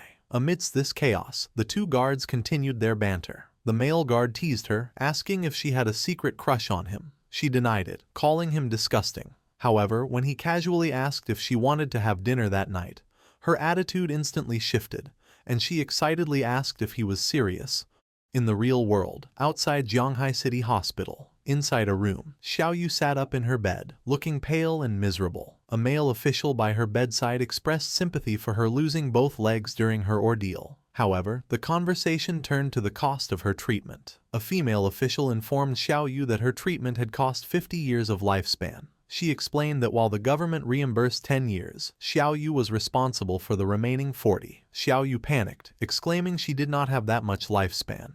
Desperate, she asked if she could mortgage her 2 houses to pay the debt. The female official coldly replied they had already evaluated her properties, and in this new world, the houses were only worth 3 days of lifespan. Xiaoyu was shocked, screaming that she had spent millions and 200 days of lifespan on those properties. Unable to believe their value had crashed so hard, she frantically offered 500,000 in cash, but the officials explained old world currency was void and only lifespan was accepted. Xiaoyu trembled, admitting she didn't have enough. The male official gave her an ultimatum. She had 3 days to gather the lifespan, or they would stop all medical treatment. They offered a solution. She could be sent to the official logistics team to work off her debt. The work involved mining, gathering materials, or rebuilding in the game world for at least 15 hours a day. Xiaoyu covered her face and cried, arguing that she was a cripple and couldn't do physical labor. The official countered that while disabled in reality, her game body was complete, and high-level healing skills might exist in the future to restore her legs. Xiaoyu broke down screaming, terrified of the status, not the work. She yelled that she didn't want to be a laborer or be around sweaty, smelly people, calling it disgusting. She threw a tantrum, wailing that she was already pitiful and demanding to know why she was being treated this way, insisting none of this was her fault. The two officials stood silently, unimpressed by her victim mentality. The female official offered another solution. She asked if Xiao Yu had any family or friends who could act as guarantors. She explained that if she could find someone to vouch for her, they could approve a loan for the 40 years of lifespan with a low interest rate, allowing her to avoid forced labor. Tears streamed down Xiao Yu's face as she thought about her options. She fell into despair, believing her brother, King Feng, was dead. She thought of her mother but was unsure if she would be willing or able to guarantee such a debt. She curled up in pain and fear, sobbing quietly. Alone in the dark room, she admitted to herself she didn't know anyone who would help her, feeling completely abandoned. Suddenly, the door was kicked open with a bang. A loud voice announced that help had arrived. The two officials turned in surprise, while Xiao Yu looked at the entrance in confusion. A tall, muscular man entered, followed by a subordinate recording the event on a phone. It was the Knights Templar Guild leader. He reached out his hand, demanding Xiao Yu's phone and scoffing that 40 years of lifespan was a trivial amount. Xiao Yu recognized him. The guild leader smiled at her, claiming his heart ached when he heard of her disaster. A notification popped up on Xiao Yu's phone, causing her to blush. The guild leader had transferred 100 years of tradable lifespan to her. She stammered her thanks, overwhelmed by his generosity. The guild leader sat on her bed and put his arm around her, telling her there was no need to thank him. He said if she needed more, he could continue to help her get loans. However, Xiao Yu noticed a detail on the transaction regarding a 30% annual interest. The guild leader casually explained this was the 3 points interest for his guarantee. He then put on a charming smile, telling her to focus on her treatment and get well soon. He declared that the Knights Templar Guild was her strongest backing and her true home. Moved to tears by his perceived kindness, Xiao Yu looked up at him with admiration and thanked him, unaware she had signed a predatory contract. As the Knights Templar Guild leader prepared to leave, his subordinate continued to record. The guild leader waved goodbye, telling Xiao Yu to rest well because he had business to attend to. He left her with a final, manipulative comment, assuring her that no matter when, the guild would be waiting for her return. Xiao Yu was left alone, tears streaming down her face, but her despair had turned to resolve. With a flushed face and determined expression, she clenched her fist and vowed to do her best, completely falling for his act. Outside the room, the guild leader's demeanor shifted. His subordinate showed him the recording. The guild leader approved, ordering him to edit the footage properly before publishing it. As they walked down the hospital corridor, the guild leader gave specific instructions on how to spin the story. He wanted the propaganda to emphasize her miserable situation and highlight that while no one else would help, only their guild stepped up. A sinister grin appeared on his face as he revealed his true intentions. Since Xiao Yu had caused the guild a loss, he would use her tragedy as an advertisement to recruit more members. He viewed this as the true way to make use of waste.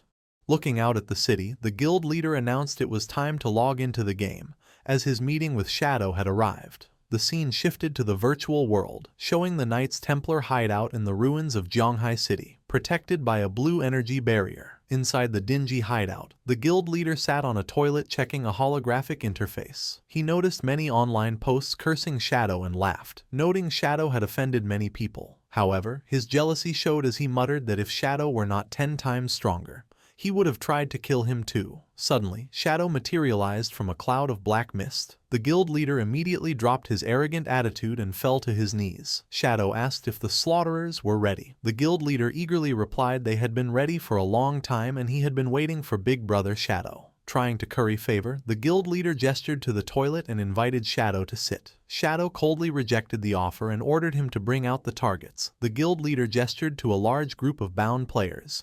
He presented 200 slaughterers, players with red names, and told Shadow they were all there for him to deal with. Shadow accepted the offering. With a casual acknowledgement, he walked past the guild leader. In a display of power, Shadow unleashed his dark energy, instantly slicing the gathered slaughterers into pieces. The guild leader watched in awe as the bodies were torn apart by invisible blades. As the prisoners died, they dissolved into a sea of lifespan orbs. A system notification confirmed Shadow's slaughter value had decreased by 2 layers. Standing amidst the floating lights, Shadow told the guild leader their debt was settled and turned to leave. Desperate to keep Shadow's favor, the guild leader hurriedly called out to stop him, shouting he had something urgent to report. He asked if Shadow had offended anyone recently and projected a holographic screen showing a viral news post. The article featured a picture of the ungrateful old man from Lucky Town, with sensational headlines accusing Shadow of killing an old man, scamming people, and colluding with corrupt officials. Shadow looked at the image and recognized the troublemaker he had dealt with. However, Shadow's sharp eyes caught another notification on the screen. It was the propaganda advertisement the guild leader had just created. The headline read, "Poor girl brutally mutilated and lost legs. Knights Templar Guild gives generous help," with a photo of a crying Xiao Yu. Shadow was stunned. He exclaimed her name, realizing the victim ghost spirit had rescued from the serial killer Ren Tu was his sister, Xiao Yu. He chuckled to himself, remarking on how small the world was and what an incredible coincidence it was. Keeping his discovery to himself, Shadow simply said, "Understood," and vanished. The guild leader, oblivious to the realization, stood by the toilet and bowed enthusiastically, shouting for his big brother to take care and come back often. High in the sky, flying on his skeletal dragon Osiris, Shadow contacted his disciple. He ordered Ghost Spirit to investigate and eliminate the persons spreading the slanderous rumors online, deciding this small matter wasn't worth his personal attention. Ghost Spirit appeared in the communication window, furious that someone dared to slander her master, and vowed to handle it immediately. Standing on a high rooftop in Zhonghai City, Ghost Spirit looked at a holographic screen with angry disbelief, wondering how anyone dared to spread such vicious rumors about her master. The screen showed a news article with the face of the ungrateful old man from Lucky Town, claiming Shadow had plotted against an elderly person. Ghost Spirit found the accusation and the man's face disgusting. With cold determination, she pulled her hood over her head, declaring she had memorized the culprit's face. She immediately leapt from the edge of the building, a trail of purple energy following her as she vowed to bring him to justice. She dove through the air, gliding between the skyscrapers straight for her target. The scene shifted to a residential complex called Lakeview Garden, outside the home of a man named Feng Xiaoying. A hand knocked violently on the door. Outside stood a young man named Ma Dagon with a woman and their injured, drooling child. He furiously shouted for Feng Xiaoying to come out, accusing Feng's dog of knocking his son down the stairs and paralyzing him. He screamed that Feng could not escape responsibility. He slammed his fist against the door again, demanding an explanation. The door swung open, revealing Feng Xiaoying, the ungrateful old man from Lucky Town. He looked annoyed and aggressive, shouting at the family to stop bothering him. Feng Xiaoying pointed at Ma Dagon, accusing him of using his perspective eye's ability to spy on his wife showering and threatening to call the police.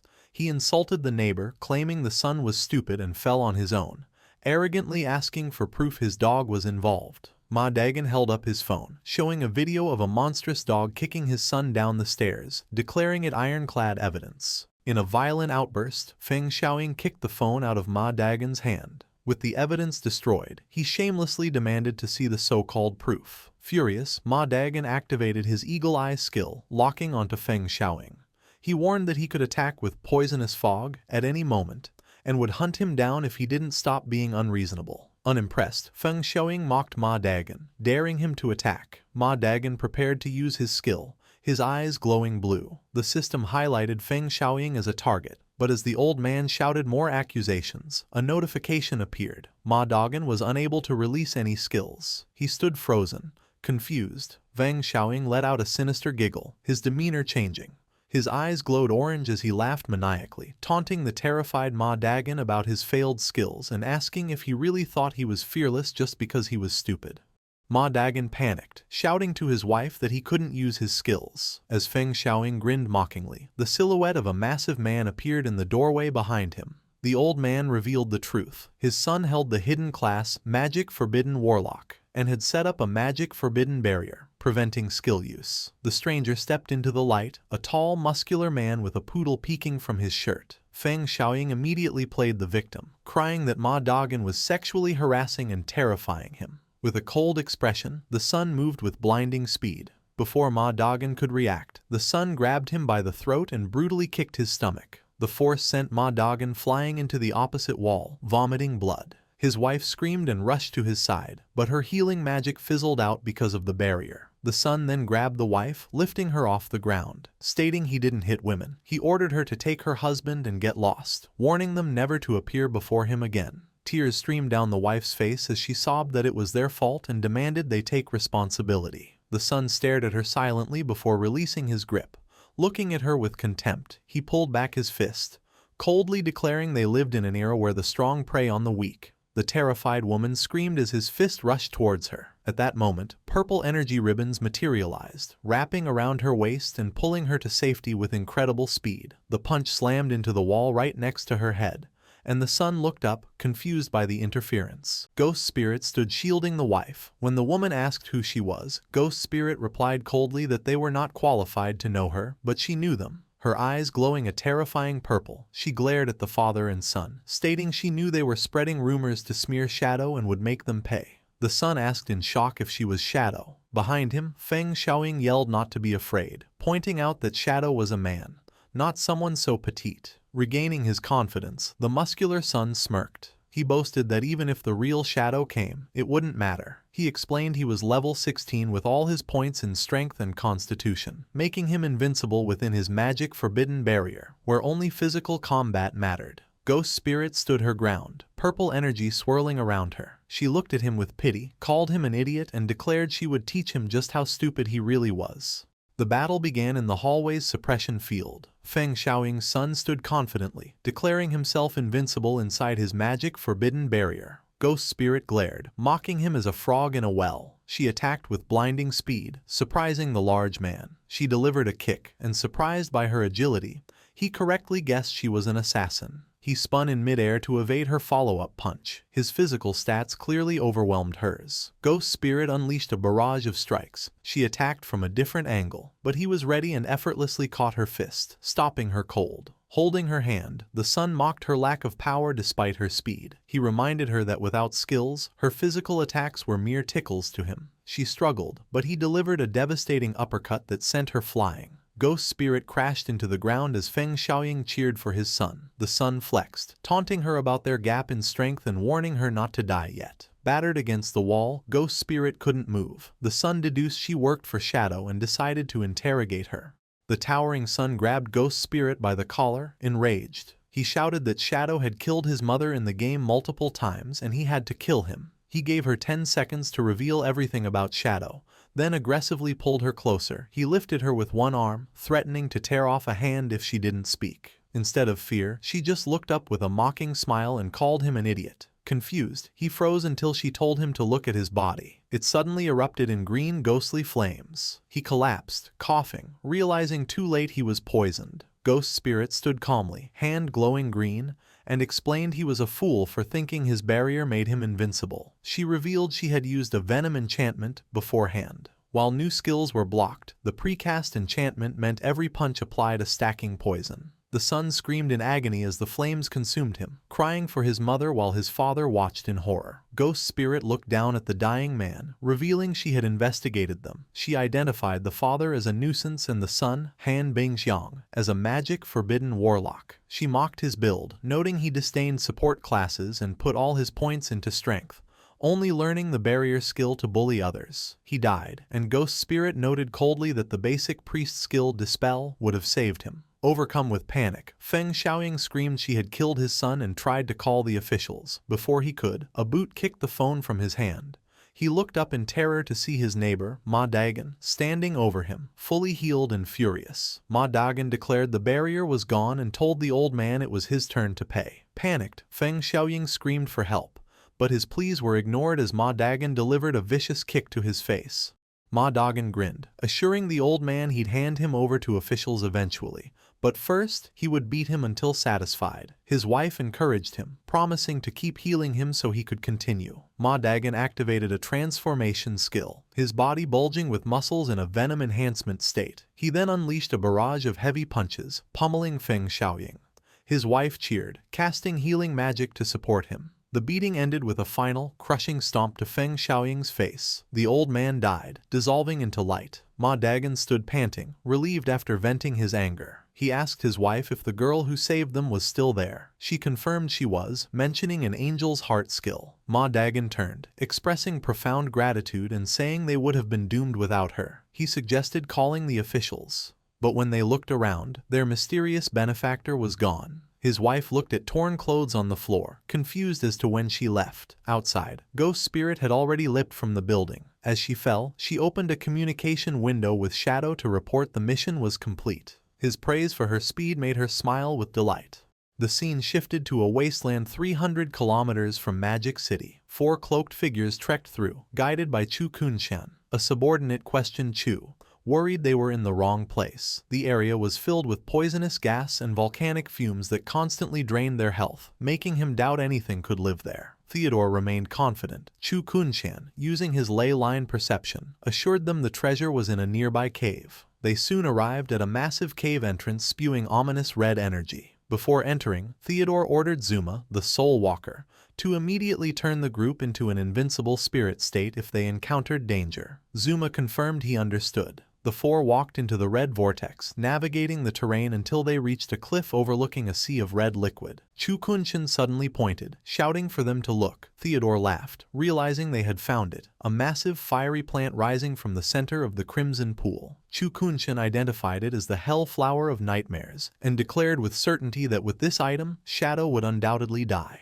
Theodore's group arrived at the Deep Purgatory Volcano, a nightmare zone where the system warned the lifespan drain was 10,000 times the normal rate. Zuma began to tremble, asking Theodore what the fiery entity was, as just looking at it made his soul shiver. Theodore calmly identified it as the Hell Flower of Nightmares, and reassured Zuma that as long as they didn't wake it up, they would be safe. Chu Kunshan noted that since they had found Theodore's item, it was time to reveal the full plan. Theodore agreed and called over his subordinate, Tony, handing him a glowing blue book called the Divine Book Wall Construction. He explained it could build walls instantly by consuming lifespan. Tony looked at the book in surprise and activated it, causing a massive stone wall to materialize out of thin air. Tony analyzed the structure, noting it cost 10 days of lifespan but only had 100,000 durability. A sweating Tony expressed his concern to Theodore, arguing he had seen Shadow's attacks and feared this wall wouldn't be enough to stop him. Theodore sternly replied that he was aware, which was why Tony's priority for the next few days was to constantly build walls to increase the book's proficiency. Theodore pointed to the Hell Flower, ordering Tony to increase the wall's durability to 10 million points. Theodore then revealed his trap. He would lure the Chinese officials and Shadow into this cave, and once they were inside, Tony was to build the wall and seal the only exit. To ensure the targets lowered their guard, Theodore explained that he and Zuma would enter the cave with them. He detailed the escape plan. When he signaled to wake the boss, Zuma must immediately use his Soul Walker ability, allowing them to phase through the wall and escape safely, leaving Shadow and the officials trapped.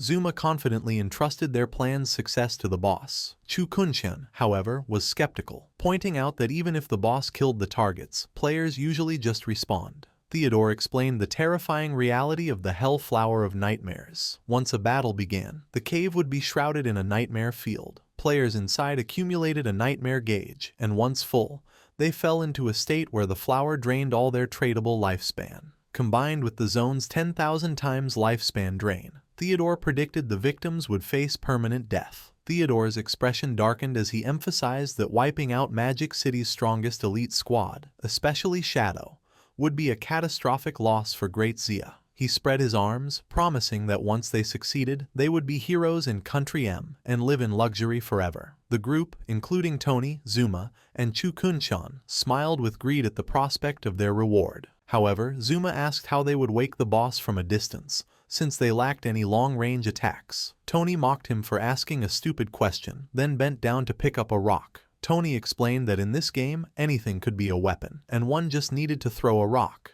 With foolish impulsiveness, Tony actually threw the rock at the Hell Flower. The rock hit the flower, instantly enraging it. A massive surge of energy erupted as the boss began to awaken. Theodore screamed in panic, calling Tony an idiot and frantically ordering Zuma to use his Soul Walker ability immediately. As the boss's terrifying aura flooded the cave, Zuma transformed them into spirits, and the group frantically fled through the tunnel to escape the monster they had accidentally unleashed. Back outside the cave, the group recovered. Theodore, furious at the incompetence that nearly cost them their lives, violently kicked Tony to the ground. He screamed at Tony, calling him a fool for almost getting them killed.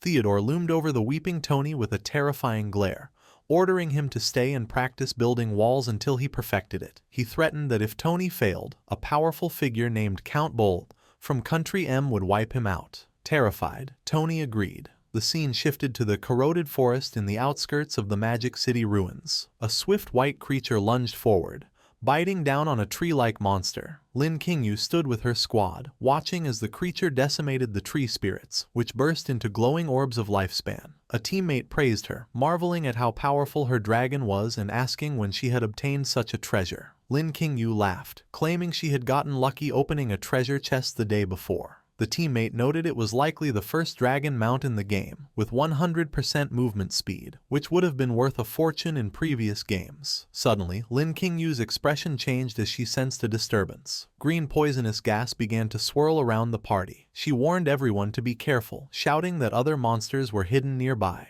The ground shook as massive wooden spikes and vines erupted, surrounding the party. Massive green vines whipped through the air, knocking the players and the white creature backward in a chaotic explosion. A gigantic, terrifying tree monster rose from the forest floor, identified as the corroded ancestor, Asura, a level 25 emerald grade boss. The squad was pinned down. The male teammate lay on the ground in despair, calculating that the boss had 1 million health while his own damage was only 1,000 per second. He frantically asked what they should do. Lin Qingyu opened her interface and screamed their only solution.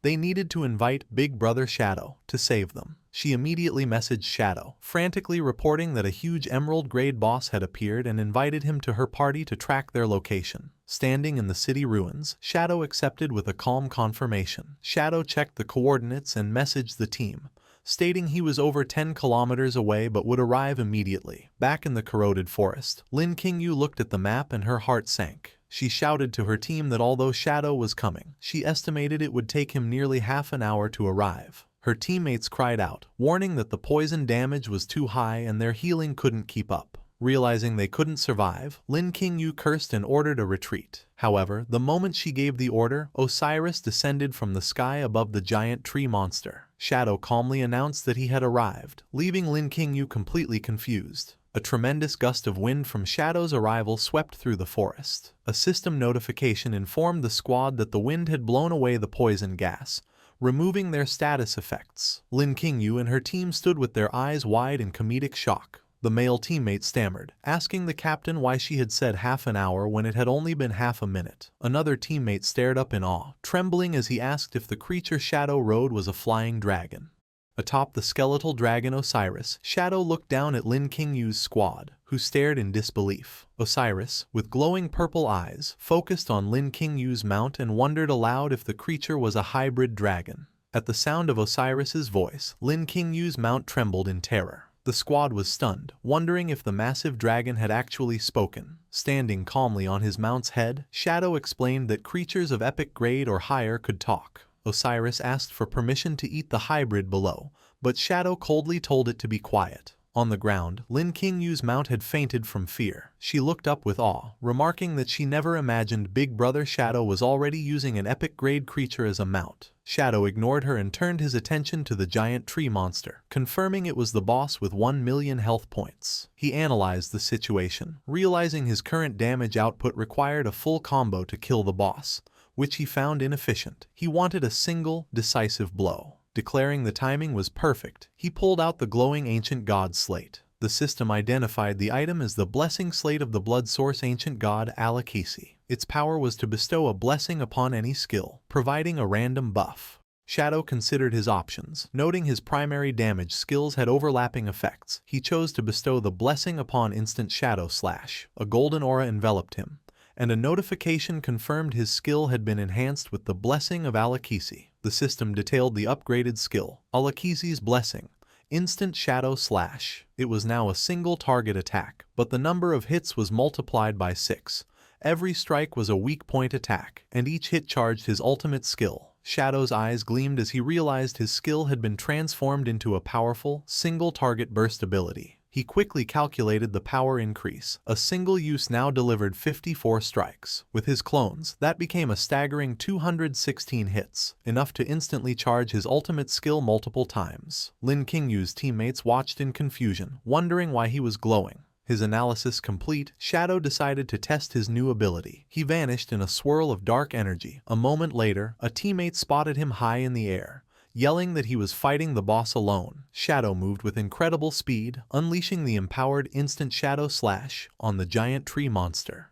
The boss was hit by a devastating storm of attacks, with dozens of damage numbers, each over 10,000, erupting at once. The attack instantly filled Shadow's ultimate skill meter. His eye glowed with red energy as he realized a single basic skill use was now enough to fully charge his ultimate. Without pausing, he charged forward and unleashed the Crimson Blade. The massive red slash cleaved through the boss, dealing a final 450,000 damage. The system confirmed he had killed the Emerald Grade boss and detailed his rewards. The onlooking squad was stunned. The male teammates screamed in disbelief that he had instantly killed an Emerald Grade boss. Lin Qingyu, however, remained calm, asking if this was the first time they had seen Big Brother Shadow fight a boss, implying such feats were normal for him. Surrounded by a fading red aura, Shadow assessed his new power.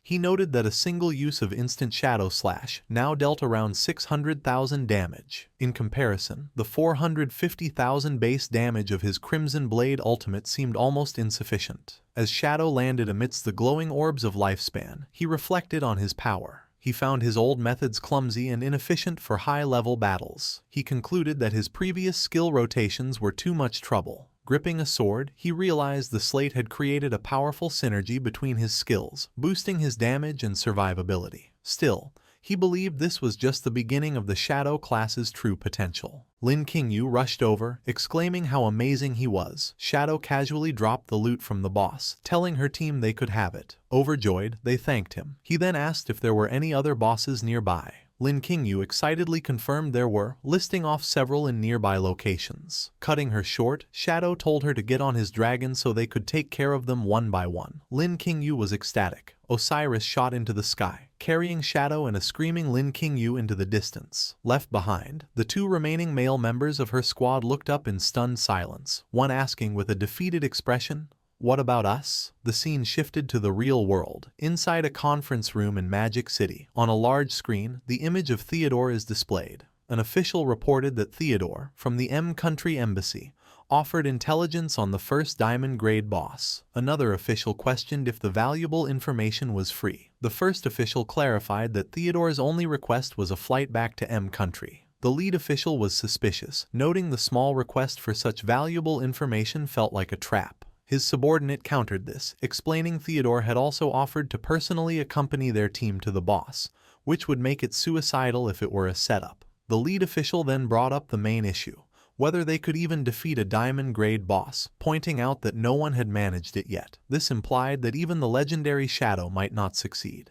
The lead official proposed a new strategy, cooperating with Shadow. Another man at the table enthusiastically supported the idea. He stated that reports showed Shadow could easily solo Emerald Grade bosses. He argued that combining their elite forces with Shadow's power could make the first kill on a Diamond Grade boss possible. The lead official remained skeptical, demanding to know if the reports were just rumors. In response, his subordinate held up a phone, showing a clear video of Shadow in battle. He explained the footage was captured using a phone created by a Divine Authority book, leaving the lead official speechless. Convinced by the proof, the lead official agreed to cooperate with Shadow. The other officials unanimously agreed. The leader announced he would immediately dispatch someone to contact Shadow. Elsewhere, a heavily armored mechanical monster stumbled forward. Shadow unleashed his signature attack, the instant Shadow Slash. A massive beam of blue energy bisected the enemy in a single strike while Shadow stood calmly, his cape fluttering. With the enemy defeated, Shadow called out to Lin Qingyu, who was peeking from behind a tree. He told her to come out and collect the lifespan orbs because they needed to head to the next location. Lin Qingyu approached, flushed and excited. She reported that officials had discovered a Diamond Grade boss and asked if he was interested. Shadow's eyes narrowed with intrigue and he asked her for more details. Lin Qingyu explained the boss was inside a volcano and revealed its name, the Hellflower of Nightmares, instantly grabbing Shadow's attention. Shadow recalled a fiery plant rising above the city ruins. This monster was known for bringing the first major crisis to the Great Xia officials. In his memories of the past, a foreign power had used the Hellflower of Nightmares to wipe out over 100 official professionals in Magic City. The tragedy threw the region into chaos for half a year, causing thousands of deaths. Shadow recalled the mastermind behind this disaster, a man named Theodore. Suspecting her team hadn't found the boss, Shadow questioned Lin Qingyu about it. She admitted a foreigner found it, and the higher-ups had decided to organize a massive 100-person group to crusade against it. Shadow immediately dismissed their decision, claiming they understood nothing of the true danger. He ordered Lin Qingyu to find 25 elite players who were at least level 18 and had completed their first-class advancement. Lin Qingyu was shocked by the demand for such high-level elites and asked if he really needed that many people to assist him. Shadow confirmed her assumption. He explained that although the Hellflower of Nightmares was a diamond-grade boss, its stats were close to an epic-grade monster's. He outlined 2 ways to defeat it. The first was with absolute power, which he admitted he currently lacked. Therefore, they had to use the second method, a standard strategic raid requiring a team of at least 25 people. Lin Qingyu questioned why they shouldn't just follow the official plan to send a 100-man team, reasoning more people would be easier. Shadow refused to explain the details. He stared at her intensely, telling her to either trust his instructions or do whatever she wanted. Lin Qingyu broke into a nervous sweat under his cold gaze. However, she reflected that while Shadow was unpredictable, his actions had always benefited the officials. She wondered if he was right and the officials were truly ignorant. Making up her mind, Lin Qingyu agreed to help but stated his requirements were too high and she could only gather 10 people. Shadow accepted this, saying 10 would be enough and he would get the rest. As he dissolved into blue energy, he told her to meet him at the Magic City ruins in 3 days. Lin Qingyu was left standing alone, looking at the spot where he vanished and asking herself if she could truly trust him. In a vivid dream of the past, a warrior in blue armor, King Feng, stood firm with a golden shield, blocking an attack and warning his sister to be careful. He moved with incredible speed, slicing the monsters to protect her. With the danger past, King Feng reached out a hand to his sister, smiling warmly and reassuring her that everything was fine. However, the dream shifted. King Feng's smiling face darkened, morphing into the masked, cold expression of Shadow. In the dream, this masked figure called out a name, Xiao Yu. Suddenly, Xiao Yu's eyes snapped open in shock. She woke up in her hospital bed, sweating and crying. Sitting up in the dark room, she realized she had had the same dream again. She reflected that since she lost her legs, the figure in her dreams had become clearer. She remembered how this man took her to level up, protected her, and gave her everything. Through her tears, a shocking realization hit her. This time, she saw his face clearly and identified him as her brother, King Feng. Her eyes glowed as she realized that he was not dead. The realization screamed in her mind. King Feng was the legendary player, Shadow. Xiao Yu knelt on her bed, trembling. She reasoned that the places and monsters from her dreams later appeared in the game, proving her dreams were real. She asked herself if King Feng really was Shadow. Desperate for the truth, she lay back down, deciding she must log into the game immediately to find him and confirm their relationship. Xiao Yu lay in her hospital bed, consumed by doubt. Tears streamed down her face as she reasoned that since Shadow had ignored her so many times, he likely didn't want to acknowledge her. Even if he was her brother, she feared no one would believe her and she might even lose her life for it. The trauma of how she lost her legs shot through her mind, and she trembled under the covers. However, lying in the dark, she realized this was her final hope. With a surge of determination, she decided to use her last bit of strength to grasp this chance and reunite with him. In the game, inside the Knights Templar hideout, the guild leader was supporting Xiao Yu, asking why she had suddenly logged in. He explained that although her legs were intact in the game, her stats were halved, and she suffered from a stumble debuff. As he spoke, Xiao Yu lost her balance and fell. The guild leader asked if she was hurt, but Xiao Yu, playing the victim, cried that she wanted to repay the guild's kindness. She begged to continue her job of watching the door for Big Brother Shadow. The guild leader feigned being touched by her loyalty and helped her to the door, noting she was familiar with the task. Suddenly, a system notification appeared. It was a private message from Shadow to the guild leader, Chen Wuming, asking if he wanted to claim the first kill on a diamond-grade boss. The leader's attitude changed instantly to frantic excitement. He shouted that he dreamed of such a chance and dropped Xiaoyu to run off, saying he had urgent business. As he ran, Shadow sent follow-up instructions, telling him not to rush. Shadow ordered the leader to find 2 specific people, Safety First, Anquen, and Grey Rose, Dongfang Yue, and to meet him in the Magic City ruins in 3 days. The guild leader eagerly accepted.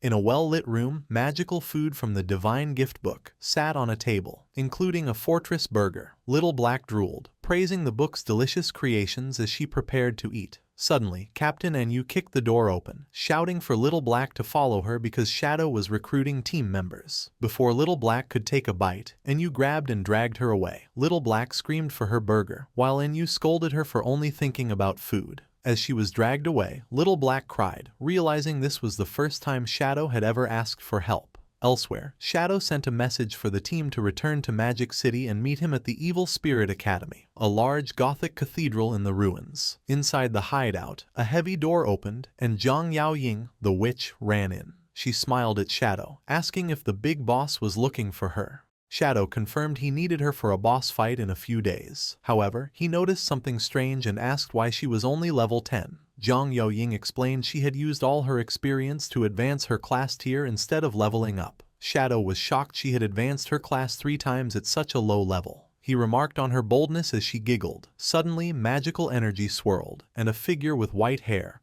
red skin, and horns emerged. It was Xiao Yu. She walked confidently to Shadow and announced her arrival, calling him Master. Shadow was doubly shocked. He looked at the demon girl and exclaimed why she was also only level 10. Xiao Yu explained she remembered her master's teaching that class advancement was most important, so she had also completed her 3rd advancement. Sighing, Shadow turned and told them to follow him, promising to level them up over the next few days. The 2 girls cheered, excited to see their master's skills. 3 days later, at the wild volcano in the Magic City ruins, Captain Anyu, Wang Meng, and Little Black arrived. Little Black was still crying about the burger she missed. Captain Anyu ignored her, looking toward the meeting point. Suddenly, Anyu's expression froze. She looked into the valley, shocked by the number of people gathered there. She noted that while there weren't many, everyone looked familiar. The group was full of elites. There was Anquan, the perfect evasion swordsman, the only man besides Shadow who could solo a boss. Next was the arrogant Knights Templar Guild leader. Then came Dongfang Yue, the number 1 ranked mage. Wang Meng sweated, listing other famous names he recognized. He realized all these top-ranking players had come for Shadow's summons. Standing apart from the group, Theodore and Zuma watched. The Chinese players whispered, wondering about the 2 foreigners. Zuma was nervous, pointing out to Theodore the small group was not the army they were promised. He worried their plan to trap everyone was exposed. Theodore remained calm. He reassured Zuma that everyone here was the elite of the elites, and that quality was more important than quantity. He claimed this small group proved the officials were taking the boss fight very seriously. Theodore then revealed he had used his Omen of the Star God's skill to divine the outcome, certain of their victory. Theodore stared into the darkness, recalling his prophecy. It promised that the flower would bloom, dragging the victims into a nightmare, while he, the only lucky one, would be guided home. He was confident everyone else would die, allowing him to escape to Country M. Looking at his companions, he mentally apologized to Zuma and the others, knowing they would not be so lucky. Suddenly, a massive shockwave blasted through the gathering, throwing players aside. A player on the ground looked up in horror at a giant creature descending from the sky. From the swirling dust, a colossal skeletal dragon, Osiris, appeared. The players gazed up in shock. Players screamed in horror, wondering if the dragon was the diamond-grade boss. Then someone pointed to the dragon's head. Standing on the beast was Shadow, his yellow eyes glowing with immense power. The crowd erupted. They realized the massive bone dragon was Shadow's mount. Theodore and Zuma stood frozen, sweating. Theodore stammered, terrified by Shadow's rapid growth and his epic-grade mount. Shadow leaped from the dragon, landing in the center of the group. He raised his head, his glowing eyes locking directly onto Theodore with intense killing intent. In his mind, he declared that today, Theodore would die. Shadow walked toward Theodore, and the crowd parted around him. Theodore stood paralyzed as Shadow approached, ignoring everyone else. Shadow looked at the elites, stating calmly that everyone had arrived. He then ordered Theodore to take the lead. Theodore stood stiffly as Shadow walked behind him with an imposing presence. Sweat poured down Theodore's face. He was terrified, realizing Shadow knew his name even though they had never met. He forced himself to calm down, guessing that a top player like Shadow had skills to identify people. Turning to the crowd with a fake smile, he invited everyone to follow him to kill the diamond boss. Internally, he reassured himself that his divination was 100% accurate and his plan could not fail. The group arrived at a cave entrance glowing with an ominous red light. Inside, Chukunshin looked back in annoyance, warning his companions that the targets had entered. Behind him, Tony and Meijing were close, and she complained about the interruption. Meijing said the intruders had ruined their mood. Tony reassured her that after this job, they would escape to Country M and could enjoy themselves however they wanted. Shadow, Theodore, and Zuma walked into the tunnel. Theodore gestured for Shadow to follow deeper into the cave, as the ambushers whispered that they were approaching. Hidden in the shadows, Tony, Meijing, and Chukunshin prepared to strike, their eyes glowing. Tony declared it was time to avenge Shishi, while Chukunshin glared with hatred, mentally screaming for Shadow to die so he could avenge his wife and son. The team stepped into the deep purgatory volcano. The system warned them it was a nightmare zone, where the lifespan drain was 10,000 times faster, causing the group to look around with concern. Deep inside, Theodore stood before a colossal fiery plant bud, introducing it as the Diamond Boss, the Hell Flower of Nightmares. He suggested their numbers weren't enough and that they should get more people. Lin Qingyu rejected the idea, stating their team was full of elites. She bluntly told him to stop wasting time and explain how to fight the boss. Theodore's expression darkened as he ominously asked if she was sure, warning that once the fight started, there would be no turning back. Lin Qingyu looked at him with suspicion, asking what he meant. Avoiding the question, Theodore claimed it involved complex mechanics he didn't want to explain twice. He asked one last time if they were decided on fighting with just their group. Behind Shadow, the elites cheered confidently. They shouted that with Big Boss Shadow there, the boss would be easy to defeat. Theodore's face twitched with fury at their arrogance, and he muttered a sarcastic encouragement. Calling the Chinese players stubborn, he turned his back to them. He picked up a rock, telling them to listen closely as he would only explain the mechanic once. As the others listened intently, Theodore announced that the boss was simple and they only needed to know one thing. Suddenly, Theodore's eyes glowed red. He prepared to throw the rock at the Hell Flower, the same action that woke the monster before, and screamed that the only mechanic was for them all to die. The elites stared in shock, realizing too late they had been trapped. Theodore screamed and threw the rock, which struck the base of the Hell Flower of Nightmares. The single point of damage was enough to trigger the monster. Immediately, the massive plant erupted with fiery energy. The cave was plunged into a terrifying atmosphere as the nightmare debuff summoned shadowy figures around them. Wang Meng shouted in confusion, while Lin Qingyu screamed that it was a trap and ordered a retreat. However, as they turned, they found their path blocked by three sinister figures. Tony stepped forward, glowing with blue energy. He laughed, mocking the great Xia pigs, and said there was no way out. He used his wall construction skill,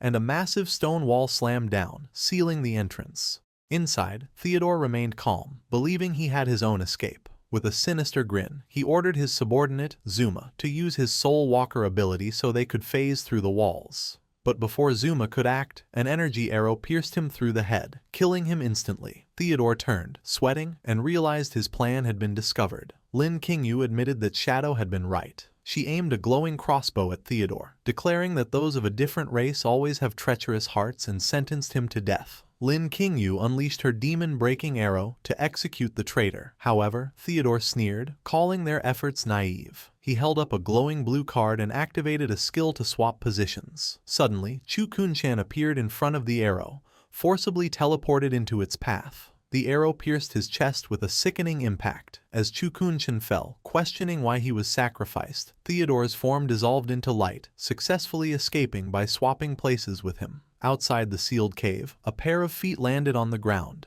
Theodore appeared, safe behind the wall. His subordinates, Meijing and Tony, looked at him in surprise. A card floated above Theodore's head, revealing his trump card, the Dark Star Boundary, which let him swap positions with anyone carrying his card. He had given it to Chukunshin specifically to use him as a scapegoat. Tony frantically asked where Zuma was, while Meijing noted Chukunshin was also gone. Misunderstanding the swap, Tony angrily concluded that Chukunshin must have betrayed them. Cursing the untrustworthy Great Xia people, Theodore ignored them and ordered Meijing and Tony to log off the game, informing them it was time to flee the country immediately. As his avatar faded, Theodore recalled Lin Qingyu's words, "If they are not of my race, their hearts must be different." He admitted her statement was accurate, using it to justify his own betrayal. In the real world, inside a dark apartment at night, a horrific scene unfolded. The physical bodies of Zuma and Chukunshin lay on their beds, shaking violently as the consequences of their in-game deaths took hold. Theodore looked at his fallen comrades, stating grimly that because they died in the boss's territory, they were dragged into the nightmare. He declared them beyond saving, offering a brief, cold expression of pity for losing a valuable asset like Zuma. However, his mood quickly shifted to relief. Theodore reasoned the sacrifice was worth it, certain that Shadow and all the elites trapped inside were undoubtedly dead. Walking through the room with Tony and Mei Jing, he revisited his prophecy, reciting that the flower had bloomed, dragging the victims into a nightmare. He declared himself the only lucky one, guided back to his long-awaited home. As he prepared to leave, Theodore planned for the future. He predicted this loss would severely damage Great Zia's vitality. Once they returned to Country M, they would dispatch elites to press the attack while their enemies were weak. With a final look of intense malice, his eye glowing, Theodore vowed that Great Zia would be completely destroyed. The situation inside the cave turned critical as the massive hell flower of nightmares fully bloomed, filling the cavern with a dangerous light. The players were thrown into chaos as a red bar appeared above their heads, showing the nightmare status. Panic spread as the elites realized something was wrong. A nervous Wang Meng explained the terrible reality of their situation to Little Black. Players in the nightmare state could not be revived or log off, so death here was permanent. This crushed the group's morale. They were trapped with a diamond-grade boss in a zone where their lifespan drained 10,000 times faster. Just as despair took over, a party invitation from Shadow popped up, surprising everyone. Shadow stood with his back to them, his cape flowing. He calmly assured the terrified group that since he had gathered them here, he would not let them die. He turned his head slightly, his eye glowing, and commanded them to follow his instructions. He promised that if they did as he said, they would defeat the boss. Realizing this was their only hope, the Knights Templar Guild leader and the others nodded in agreement. A system list filled as all the elites accepted the invite, including Dongfang Yue, Anquan, Xiao Yu, and Zhang Yaoying. With their trust placed in him, the crowd cheered for Big Brother Shadow. Shadow immediately began his tactical command. He turned to the witch, Zhang Yaoying, and ordered her to use Soul Link. She saluted playfully and used her giant brush to paint a massive magical rune in the air. The spell activated, and dark purple chains of energy shot out, connecting the souls of all party members. As the chains attached, Shadow explained the mechanic. The Soul Link shared their resistances. He revealed the strategy was to use this link to delay the nightmare gauge. This was why he had required players who had completed their first class advancement. Only they had the hidden resistance needed to withstand the nightmare. The group finally understood his foresight. The battle began as the Hellflower unleashed thorny vines, which immediately wrapped around several players, trapping them. Shadow warned the team that if anyone died or fell into the nightmare state, the boss would consume them to heal. He ordered them to prioritize survival and immediately revive anyone who fell. Taking command, Shadow explained the boss had 36 million hit points and 3 phases. In this first phase, the flower had 6 vines, and he had assigned a team to handle each one. He singled out Anquan, assigning him to handle a vine by himself. Anquan was surprised but pleased when Shadow praised his skills. The battle erupted as the vines lashed out with incredible speed. True to his reputation, Anquan dodged the attack perfectly and unleashed a skill called Moon Shadow against a vine. However, Wang Meng and the Knights Templar Guild leader were shocked to see a damage number of only -250. They panicked, wondering why the damage was so low. Shadow then calmly revealed a crucial detail. In the first phase, the boss had a 90% damage reduction shield. The team fell into despair, asking how they could possibly fight under these conditions. Ignoring their panic, Shadow leaped high into the air, activating Blessing of Release with instant Shadow Slash. A massive beam of blue energy slammed into the boss, dealing a staggering 666,666 damage despite the shield. Shadow remarked that this was how they had to fight. He followed up with a throat cut, landing another critical hit for over 630,000 damage. The Knights Templar Guild leader screamed in shock, unable to believe the damage. Shadow explained the strategy.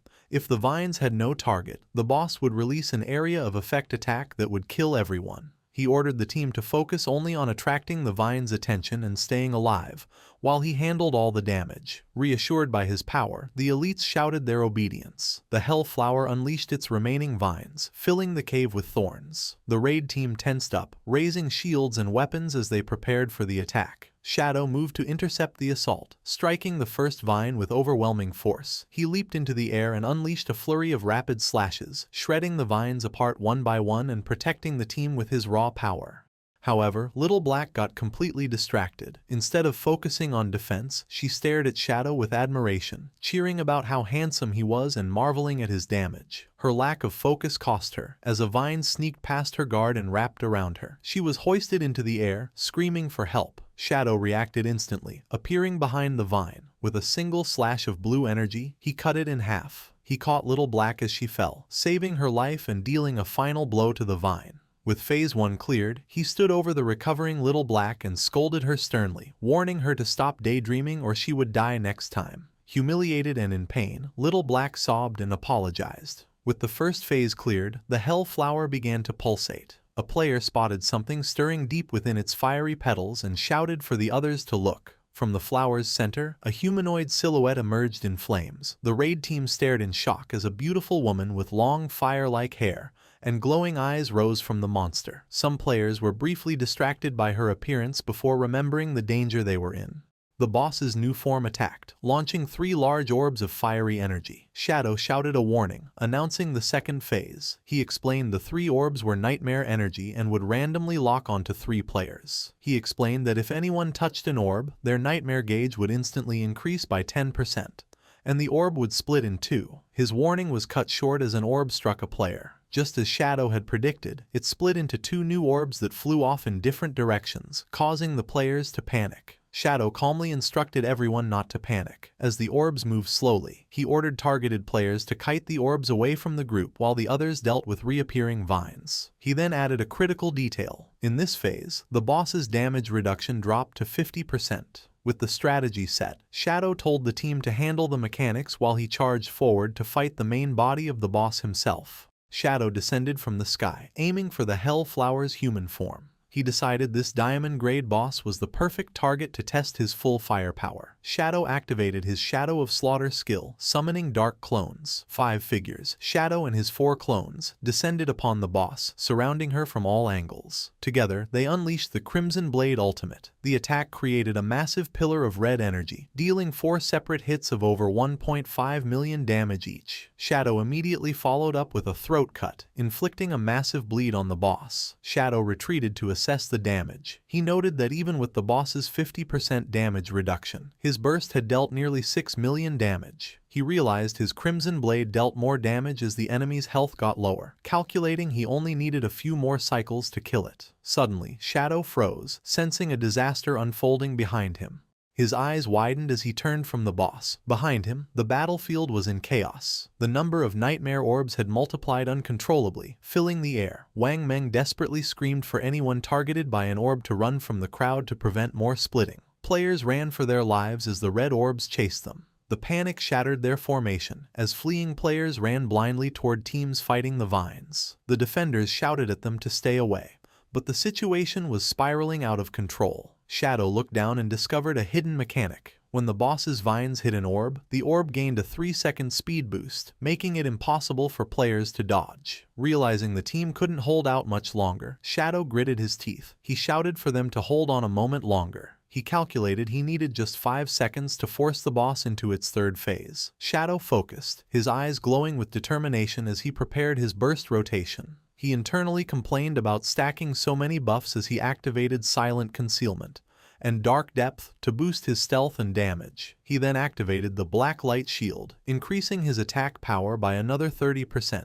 Finally, he used Shadow of Slaughter, summoning clones that inherited all his current buffs. With his preparations complete, Shadow leaped forward with blinding speed. He unleashed his modified skill, Instant Shadow Slash. He and his clones blurred, striking simultaneously. The area filled with blue energy slashes as the system registered a staggering 216 hits in a split second. Shadow shouted that he was not finished. He and his clones unleashed the Crimson Blade Ultimate. 4 massive pillars of red energy slammed into the boss, tearing through her defenses. The boss's human form vomited green blood, severely wounded. Shadow followed up immediately with a throat cut for a critical blow, dealing over 18 million damage to the monster. Nearby, the other players watched in horror and awe. While they struggled for a few hundred damage, they wondered if Shadow was even human after he dealt 20 million damage in a single wave. The boss reeled back, convulsing in pain. The giant flower stalk began to twist and turn a dark purple color, and Shadow warned the team that the boss had entered Phase 3.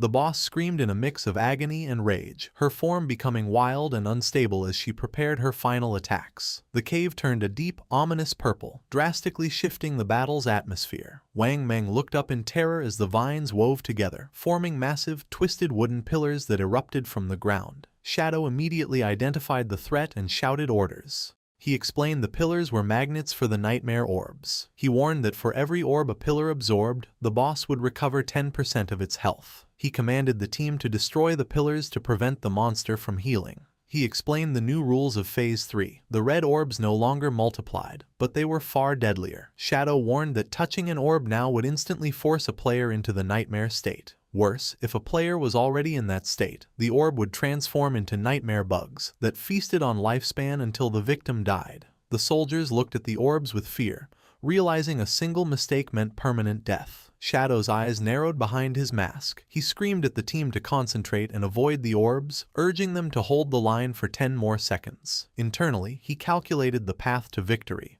The boss had less than 10 million health, and his skills needed only 3 more seconds to cool down. He knew one more full-power instant Shadow Slash would be enough to kill it. The situation deteriorated as a scream tore through the battlefield. Shadow turned, shocked to see a player's nightmare gauge completely fill, his eyes glowing red with madness. Wang Meng screamed in horror as he watched a teammate fall. He yelled that someone in their squad had succumbed to the nightmare state. The player collapsed, writhing in agony as a red orb hovered over him. Gruesomely, the red orb sank into the player's body. The transformation was instant and horrifying. The player's body burst open as hundreds of red nightmare bugs erupted from his flesh, devouring him from the inside out. The system confirmed the player, Summer Horse, had lost all lifespan and died a permanent death. The terrified guild leader ran blindly. Wang Meng tried to shout at him to stop running wildly, but fear had taken over. He realized too late the guild leader had led an orb to a wooden pillar. The guild leader apologized helplessly as the pillar's vines snatched the orb. The pillar immediately absorbed the orb, channeling energy into the boss. The Hellflower regenerated a massive 3.6 million health for each absorbed orb. Shadow watched helplessly as the boss's health climbed. He realized the situation was spiraling out of his control. He noted that everyone's nightmare gauge was reaching its limit and that this was his final chance. He grimly calculated that if the boss recovered over 20 million health, he wouldn't have enough damage to kill it. Sweat poured down Shadow's face as he stared at his own interface. In the chaotic battle, players panicked, screaming to dodge the red orbs that threatened permanent death. The team attacking the pillars cracked under pressure, shouting they couldn't hold on as their nightmare gauges reached critical levels. Shadow watched the scene spiral, grimly knowing the team would be wiped out if this continued. He knew he could escape alone using his boot's phasing effect, but hesitated, knowing everyone else would be doomed. Suddenly, a sword was raised. Wang Meng stepped forward and activated Holy Barrier for 7 seconds of complete invincibility. With glowing eyes, he yelled for Shadow to focus only on damaging the boss, promising to handle the defense himself. Shadow was startled by the tank's sudden resolve and questioned his plan. Wang Meng didn't hesitate. He activated Speed Blessing and charged into the field of red orbs. Little Black watched in shock as Wang Meng used his invincible body to collide with the orbs, preventing them from healing the boss. Captain Anyu screamed at Wang Meng, warning him he was being reckless. She explained that while the shield stopped the damage, his nightmare gauge was still filling, and once his invincibility ended, the nightmare bugs would instantly devour him.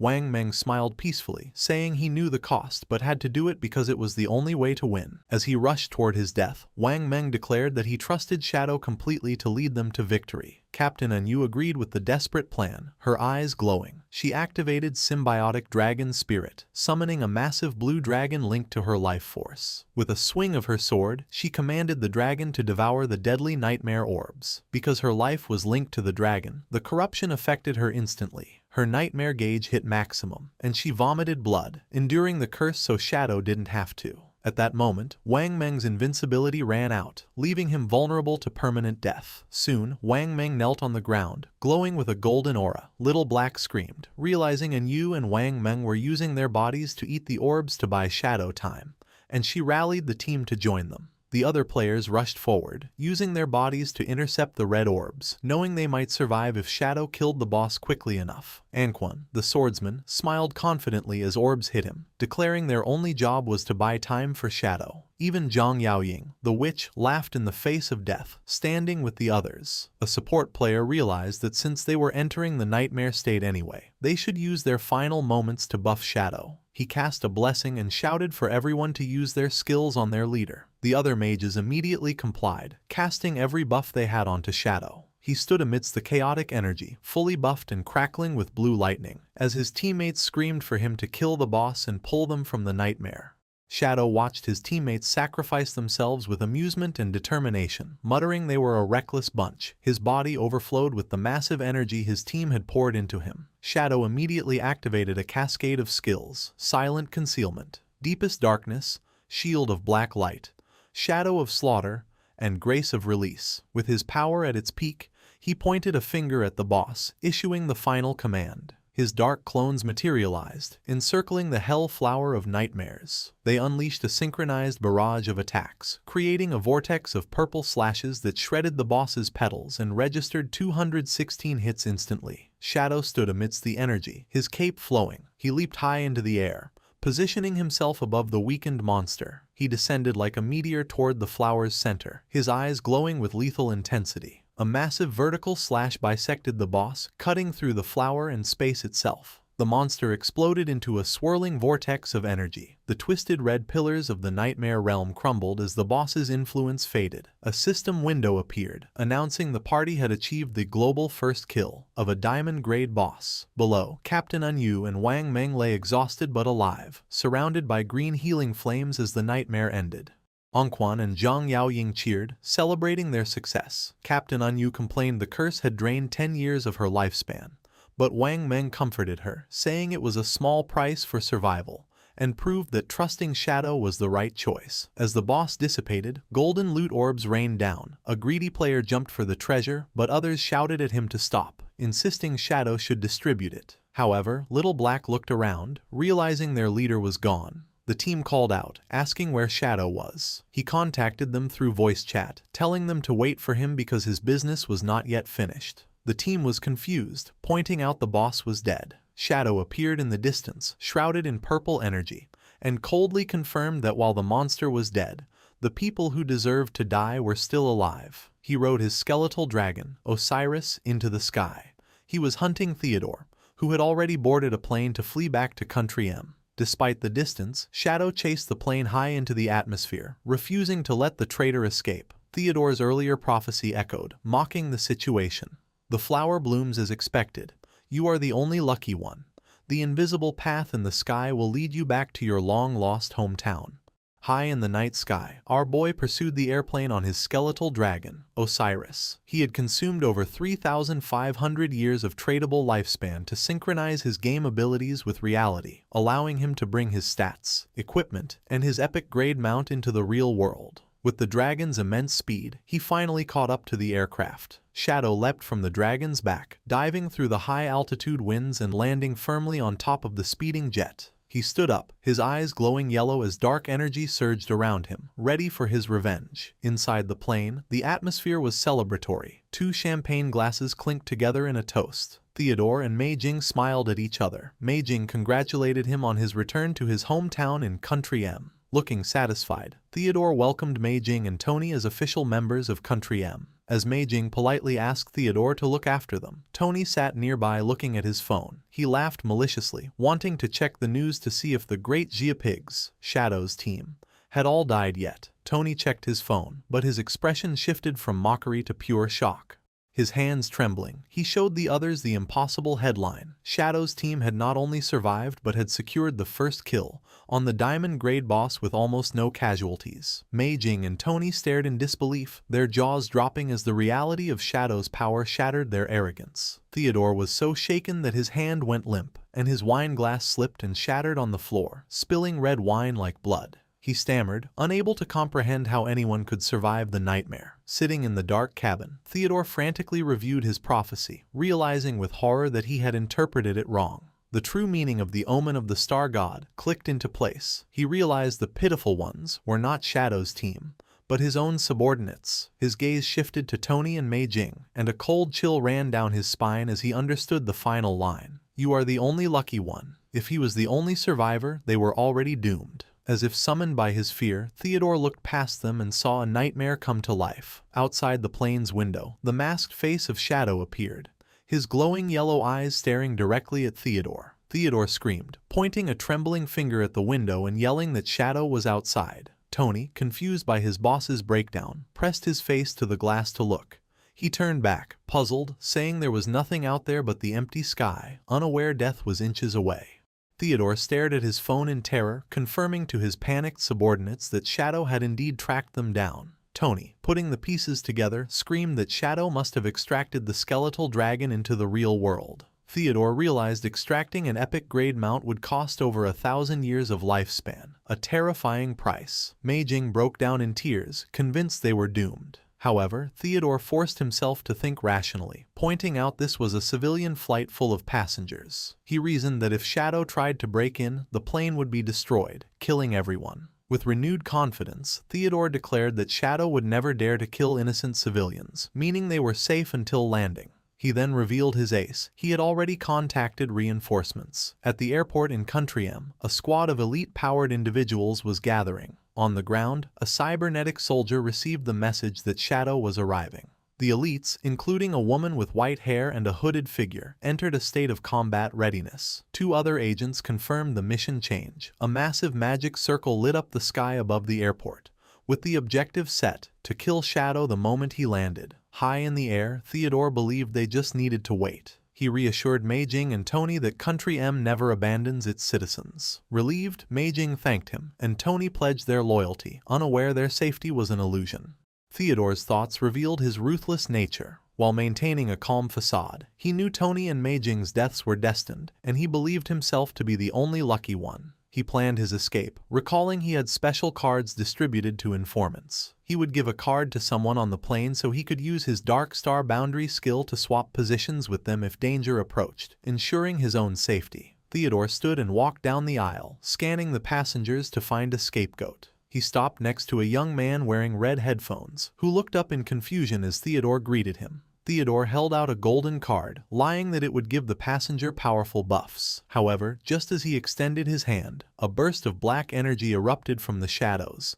The young man screamed. Theodore watched in shock as his subordinates died before his eyes. Chaos erupted as terrified passengers screamed. Glowing red, hell flowers, spider lilies, bloomed from the victims' bloody necks, a sign of a powerful skill at work. Theodore froze, sweat pouring down his face, realizing with horror that it was Shadow. He looked down at the seat. Tony and Mei Jing's corpses had vanished, leaving only bloodstains and the red flowers. Driven by the instinct to survive, Theodore decided he could not hesitate. He prepared to activate his Dark Star Boundary skill, telling himself that even if the mission failed, his priority was to live. However, before he could trigger the teleport, a sharp sound cut through the air. Theodore froze as his vision filled with blood. His right arm, holding the escape card, was sliced off at the wrist. He screamed in agony as his severed hand flew into the air. As the hand fell, Shadow caught it. He stood directly behind the terrified traitor, holding the severed limb. With glowing yellow eyes, Shadow mocked Theodore, assuring him he would indeed return to Country M. He explained the great Xia philosophy that fallen leaves return to their roots, implying he would send Theodore's corpse back home.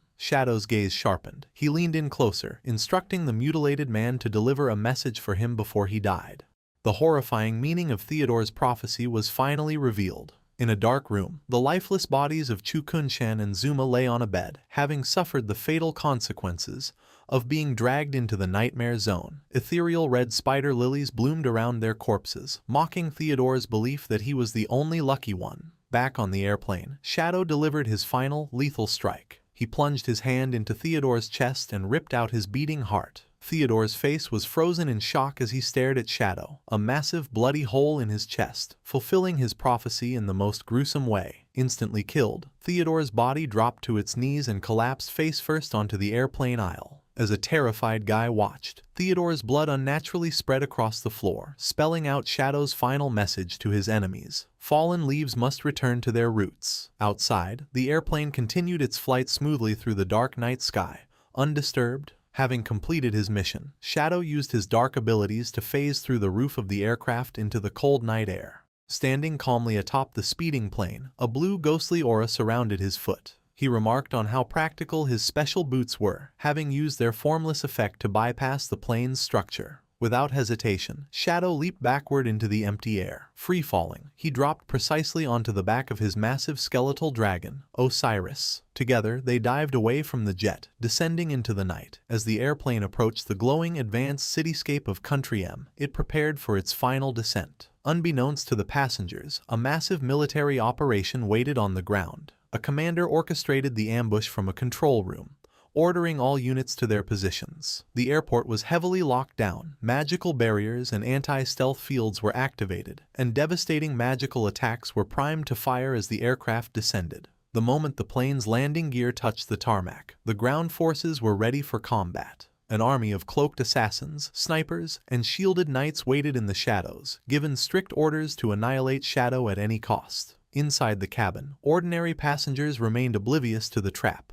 A young man with headphones looked out the window, naively wondering if Country M was always this intensely welcoming. Once the plane was docked, the cabin doors opened, and an agent stepped inside. However, as he and his partner looked down the aisle, their determined expressions turned to shock. They found Theodore's dead body on the floor and frantically reported back that he was dead, noting the terrifying message left in his own blood. The leader of the ambush force, a dark-haired man with glowing red eyes, furiously read the bloody message stating that anyone who offended Great Zia would be hunted down. He angrily realized this was Shadow's doing and that he had already struck. Desperate to catch their target, a masked ninja agent asked a nearby witch if the anti-stealth barriers had picked up any traces, assuming Shadow was still inside. The witch checked her magic but confirmed no invisible entities had been detected. Realizing the grim truth, the leader noted their anti-stealth barrier was at level 20, leading him to the terrifying conclusion that Shadow's stealth abilities must have been at an even higher tier, allowing him to evade their trap. Despite the presence of innocent civilians, a white-haired mage commander declared the threat level had reached S-class and ordered all units to open fire. A masked subordinate hesitated, pointing out passengers were still inside.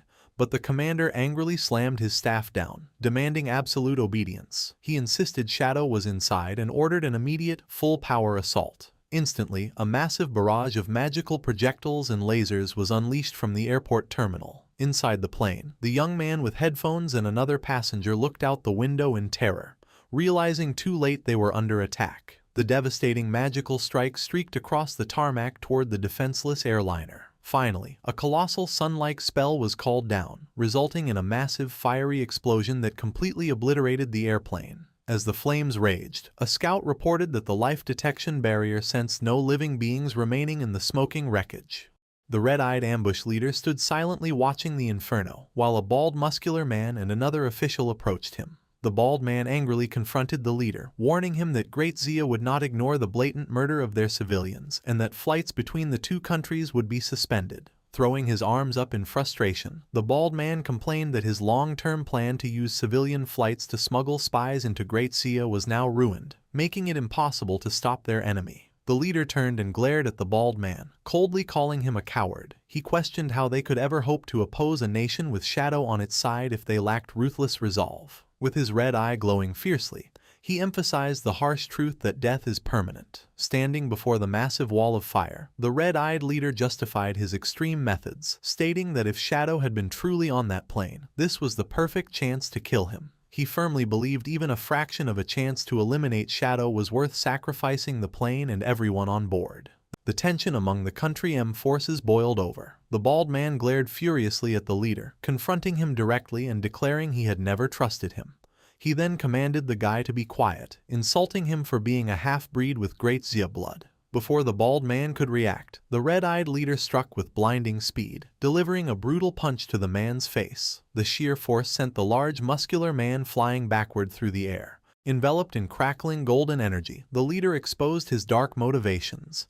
He declared his intense hatred for his great Xia bloodline, calling it a curse that brought him constant despair, but defended his absolute loyalty to Country M. The scene then shifted to the retrieval of their fallen comrade. Two agents, including the white-haired mage commander, approached the red-eyed leader, carrying Theodore's lifeless, mutilated body. They unceremoniously dropped Theodore's corpse onto the floor. The red-eyed leader knelt solemnly beside Theodore's body. As a mysterious purple and golden aura surrounded him, he told the fallen man to rest in peace, honoring him as a hero of Country M and promising to return him to his hometown for burial. Standing back up, the red-eyed leader's terrifying power was revealed. He held 3 glowing blue cards that manifested from his hands, unveiling his hidden class, the Corpse Collector, an ability that allowed him to extract power from the dead. Looking at the glowing magical cards, he coldly praised Theodore's massive contributions and the vast network of spies he had successfully planted. A system notification explained that touching a corpse granted him their professional skills,